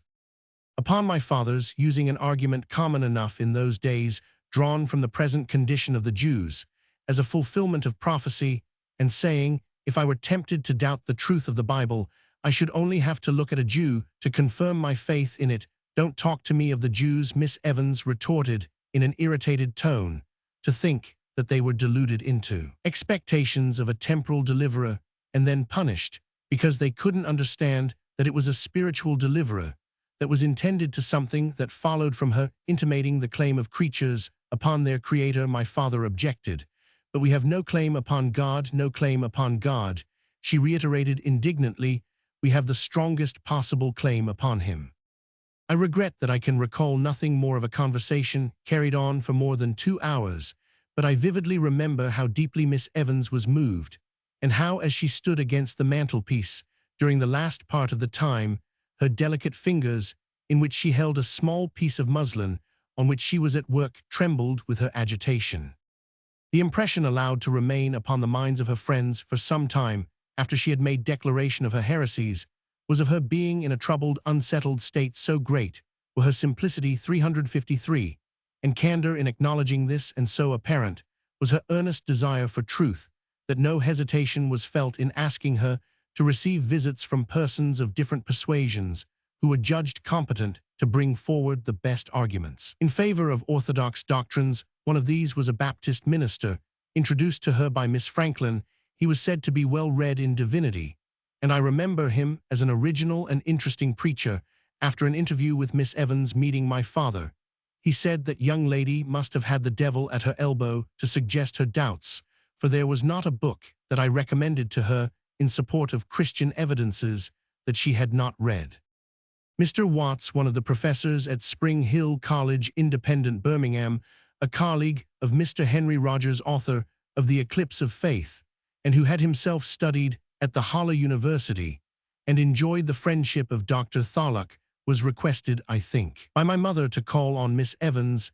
His acquaintance with German rationalism, rare in England in those days, qualified him to enter into, and it was hoped to meet difficulties raised by a critical study of the New Testament after his first or second interview. My brother remembers his observing with emphasis, "She has gone into the question," and I can recall a reference made by him at a later date in my hearing to Miss Evans' discontent with her own solution, sir, rather with her own standpoint at that time. This discontent, he said, was so far satisfactory, doubtless. It gave him hope of the reconversion of one who had, as he told my mother, awakened deep interest in his own mind, as much by the earnestness which characterized her inquiries as by her exceptional attainments. 354. From letters that passed between my brother and myself during his residence in Germany, I give the following extracts referring to this period. The first is from one of mine dated September 2, 1842. In my father's absence, my mother and I called on Miss Evans. She now takes up a different position. Her views are not altogether altered, but she says it would be extreme arrogance in so young a person to suppose she had obtained yet any just ideas of truth. She had been reading Dr. Tholuck's reply to Strauss' Life of Jesus, but said Mr. Watts had advised her not to read his Guido and Julius. In answer to this, my brother says, in a letter dated Halle, September 26, 1842, "You have given doubtless a very accurate account of Miss Evans' mode of stating her present sentiments. Mr. Watts' reason for advising that Dr. Tholuck's Guido and Julius be not read is perhaps that the reasoning is not satisfactory." In another letter addressed to my brother at Halle, and dated October 28, 1842, I tell him, "Last week, mother and I spent an evening with Miss Evans. She seemed more settled in her views than ever, and rests her objections to Christianity on this ground, that Calvinism is Christianity, and this granted that it is a religion based on pure selfishness. She occupied, however, a great part of the time in pleading for works of imagination, maintaining that they perform an office for the mind which nothing else can. On the mention of Shakespeare, she praised him with her characteristic ardor, was shocked at the idea that mother should disapprove the perusal of his writings, and quite distressed lest through her influence I 355 should be prevented from reading them. She could be content were she allowed no other book than Shakespeare, and in educating a child, this would be the first book she would place in its hands. She seems to have read a great deal of Italian literature, and speaks with rapture of Metastasio's novels.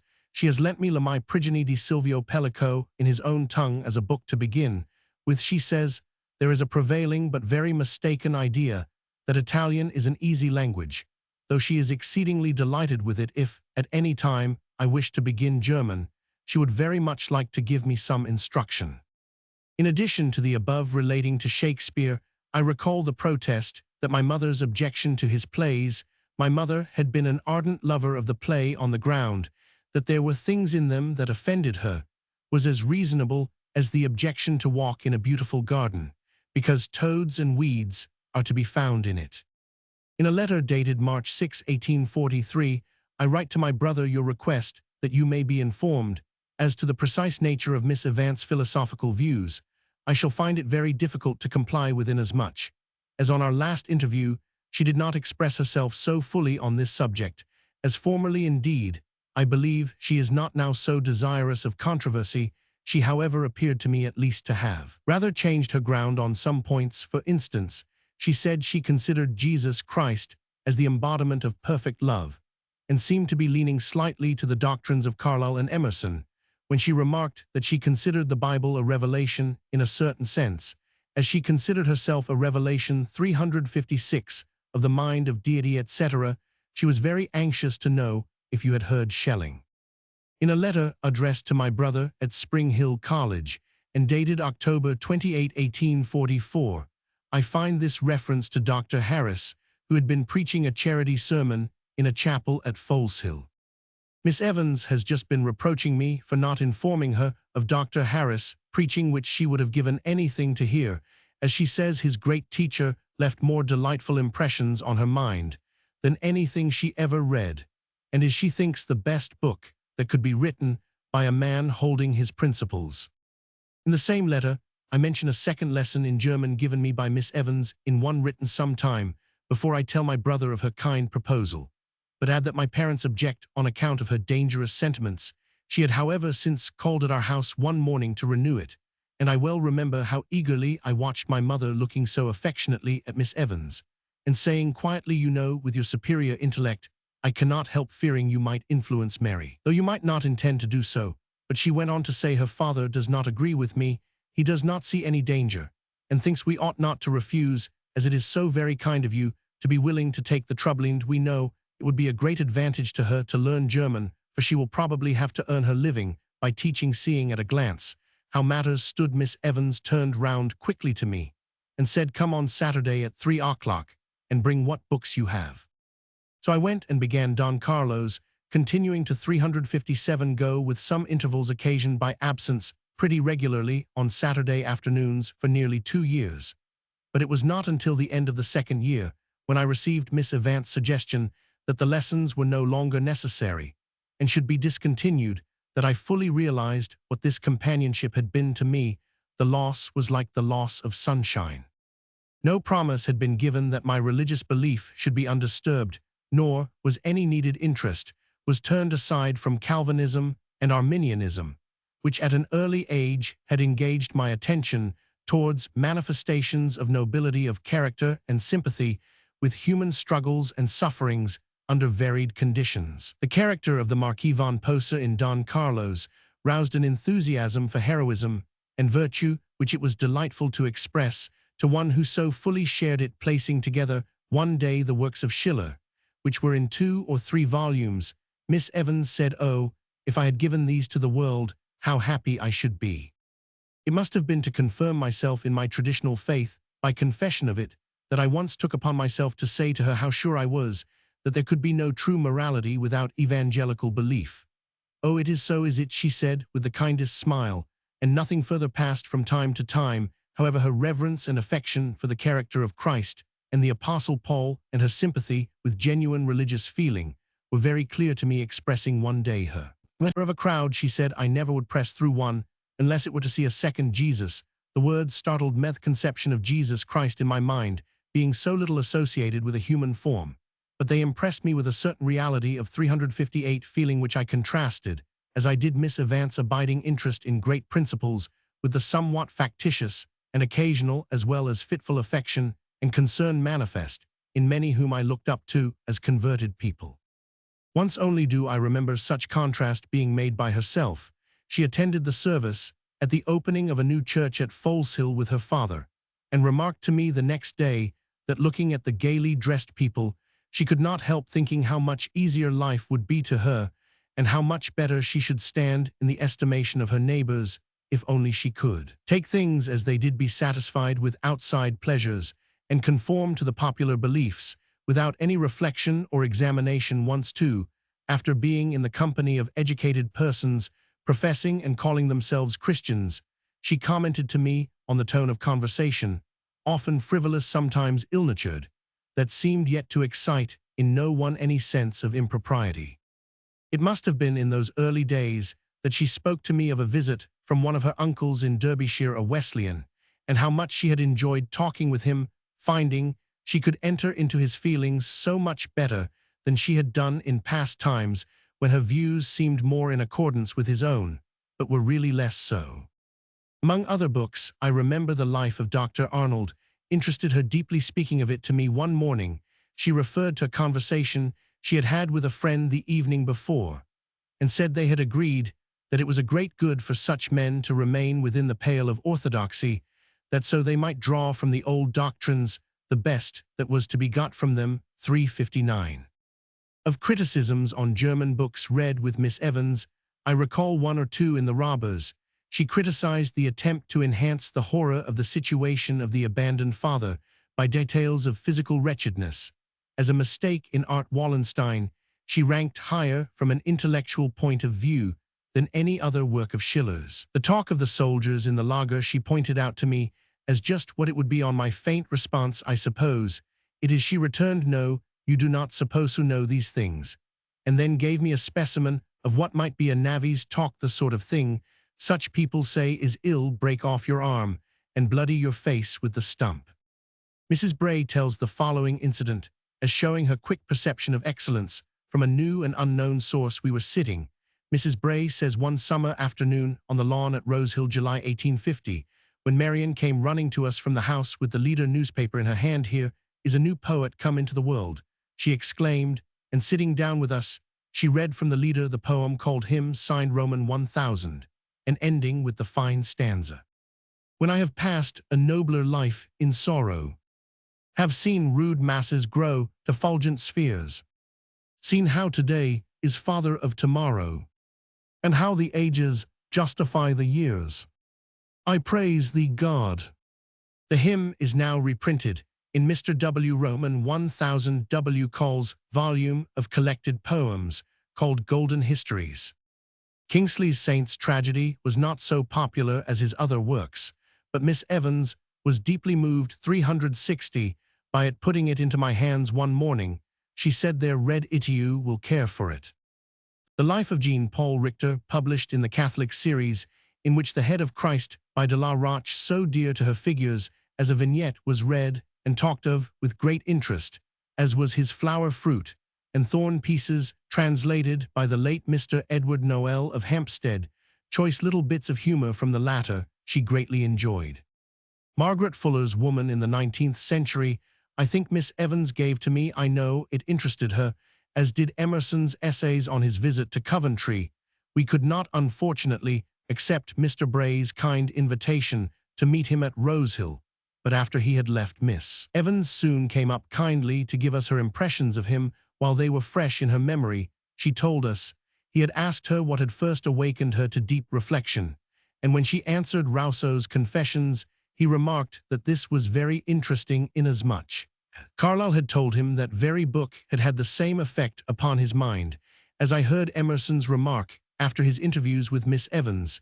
It was, that young lady has a calm, clear spirit. Intercourse, it will be seen, was kept up with my family otherwise than through the lessons by calls and in little gatherings of friends in evenings when we were favored to hear Miss Evans sing. Her voice was not strong, and I think she preferred playing on the piano, but her low notes were effective, and there was always an elevation in the rendering.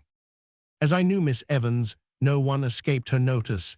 In her treatment of servants, for instance, she was most considerate. They come to me, she used to say, with all their troubles, as indeed did her friends. 361 Generalissime times she would confess, to an extent that quite oppressed her, when any object of charity came under her notice and power to help was within her reach, she was very prompt in rendering it. Our servant's brother or sister, or both of them, died, leaving children dependent on friends themselves. Poor Miss Evans at once offered to provide clothing and school fees for one of these, a chubby-faced little girl 4 or 5 years of age. Unexpectedly, however, an aunt at a distance proposed to adopt the child. I recollect taking her to say good-bye to her wood benefactress, and can see her now standing still and subdued in her black frock and cape, with Miss Evans kneeling down by her and saying, after giving her some money, "Then I suppose there is nothing else we can do for her." My husband's mother, who was a member of the Society of Friends, established with the help of her daughters and a few others, interested an industrial home for girls about the age of 14. It was in the year 1843, and was therefore one of the first institutions of the kind in England. The model was taken from something of the same order, attempted by a young girl in France. The girls were as far as practicable to maintain themselves, working under conditions of comfort and protection more attainable than in their own homes. The idea was new. The home could not be started without funds, and my mother undertook to collect for it in her own neighborhood. In a letter to me written at this time, she tells me she is not doing much to help dear Mrs. Cash, there being a prejudice against the scheme, but adds, "This morning Miss Evans called and brought me 2 guineas from her father. I tell of this as 362 among many indications of Miss Evans' ever-growing zeal to serve humanity in a broader way, motived, as she felt, by a higher aim than what she termed desire to save one's soul by making up coarse flannel for the poor. In these broad views, in this desire to bring her less advantaged neighbors nearer to her own level, to meet them on common ground, to raise them above the liability to eleemosynary charitish, had Mr. Bray's full sympathy to me. She dwelt frequently upon his genuine benevolence, upon his ways of advancing the interests of the working men, as being in her judgment wise and good. She visited periodically in turn with Mrs. Bray, myself, and a few others, an infant school, which Mr. Bray had helped to start, and although this sort of work was so little suited to her, yet so much did she feel the duty of living for others, especially the less privileged, that one morning she came to Mrs. Bray expressing strongly her desire to help in any work that could be given her. The only thing that could be thought of was the illustration of some lessons in natural history on sheets of cardboard, needed then, when prints of the kind were not to be procured for schools, the class of animals to be illustrated by Mrs. Bray on the sheet taken by Miss Evans was the rodenti, and at the top a squirrel was to figure, the which she undertook to draw. This I have seen Haffenish a witness to the willing mind, proof that its proper work lay other, where lectures at the Mechanics' Institute were matters of great interest to Miss Evans, and I remember the pleasure given her by the performance of the music of Camus, with lecture by Professor Taylor, at our old St. Mary's Hall. In that hall, too, we heard the first 363 lecture on total abstinence that I remember to have heard in Coventry, though of temperance societies we knew something. The lecturer was the Rev. Mr. Spencer, a clergyman at Hinton Charterhouse, near Bath, and uncle of Mr. Herbert Spencer. Miss Evans was present at the lecture with Mr. Bray, who told me afterwards he had some difficulty in restraining her from going up as soon as the lecture was over to take the pledge, he thought, without due consideration. I felt, she said, speaking to me afterwards of the lecturer, that he had got hold of a power for good that was of incalculable worth. I need scarcely say that I received, along with lessons in German, some rules and lessons for life from Miss Evans. One of the first was an injunction to be accurate enforced, with the warning that the tendency is to grow less and less, so as we get older. The other was tolerance. How well I can remember the remonstrance, "My dear child, the great lesson of life is tolerance." In the proverb "Live and let live," she saw a principle involved, harder to act upon, she would say, than the maxims of benevolence, I think, because bringing less credit with it. The reading of dramas and romances naturally gives rise to discussion of their main theme. In treating of love and marriage, Miss Evans' feeling was so fine as to satisfy a young girl in her teens with her impossible ideals, the conception of the union of two persons by so close a tie as marriage, without a previous union of minds as well as hearts, was to her dreadful. How terrible it must be, she once said to me, to find one's self tied to a being whose limitations you could see and must know were such as to prevent your ever being understood. She thought that though in England 364 marriages were not professedly arranges, they were so too often practically young people being brought together and receiving intimations that mutual interest was desired and expected, were apt to drift into connections on grounds not strong enough for the wear and tear of life, and this too among the middle, as well as in the higher classes. After speaking of these and other facts of how things were, and would be in spite of likelihood to the contrary, she would end by saying playfully, "Now remember, I tell you this, and I am 60. She thought the stringency of laws rendering the mariagity at that date irrevocable practically worked injuriously, the effect being that many wives took far less pains to please their husbands in behavior and appearance, because they knew their own position to be invulnerable. And at a later time, she spoke of marriages on the continent, where separations did not necessarily involve discredit, as being very frequently far happier. One claim, as she regarded it, from equals to each other, was this: the right to hear from the aggrieved, "You have ill-treated me. Do you not see your conduct is not fair looked at from my side?" Such frankness would, she said, bring about good understanding better than reticent endurance. Her own filial piety was sufficiently manifest, but of the converse obligation, that of the claim of child upon parent, she was wont to speak thus strongly. There may be, she would say, conduct, on the part of a parent, which should exonerate his child from further obligation to him, but there cannot be action conceivable which should absolve the parent from obligation to serve his child, seeing that for that child's existence he is himself 365 responsible. I did not at the time see the connection between this view and the change of a fundamental nature, marked by Miss Evant's earlier contention for our claim on God, the bearing of the above on orthodox religion.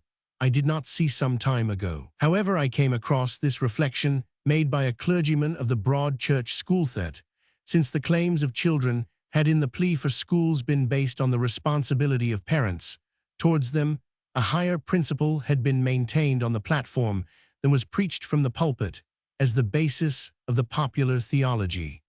In my previous communication in the Life, I have already made mention of Miss Evant's sympathy with me in my own religious difficulties, and my obligations to her were deepened by her seconding my resolve to acknowledge how much of the traditional belief had fallen away from me and left a simpler faith in this.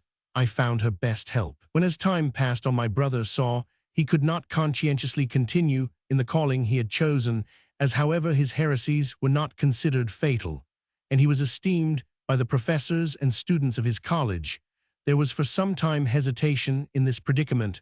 I wrote to him, a little favoring compromise. My mother also wrote. I took the letters to Miss Evans. Before posting them, she read mine first with no remark, and then began my mother's reading, until she came upon these words: in the meantime, let me entreat you not to utter any sentiments either in the pulpit or in conversation that you do not believe to be strictly true. On which she said, turning to me, look, this is the important point, what your mother says here. And I immediately put my own letter into the fire. 366. What are you doing? She quickly said. And when I answered, you are right, me mother's letter is to the point, and that only need go. She nodded assent, and keeping it, sent it enclosed with a few lines from herself. I knew what I had done, and so did she. The giving up of the ministry to a young man without other resources was no light matter, and as I rose to go, she said, these are the tragedies for which the world cares so little, but which are so much to me. More than 20 years elapsed before I had again the privilege of seeing George Eliot, and that on one occasion only after her final settlement in London. It touched me deeply to find how much she had retained of her kind interest in all that concerned me and mine, and I remarked on this to Mr. Lewes, who came to the door with my daughter and myself at parting. Wonderful sympathy, I said, is it not? Said he, and when I added inquiringly, the power lies there unquestionably. It does, was his answer. She forgets nothing that has ever come within the curl of her eyelash. Above all, she forgets no one who has ever spoken to her one kind word. End of Vol. Roman 1.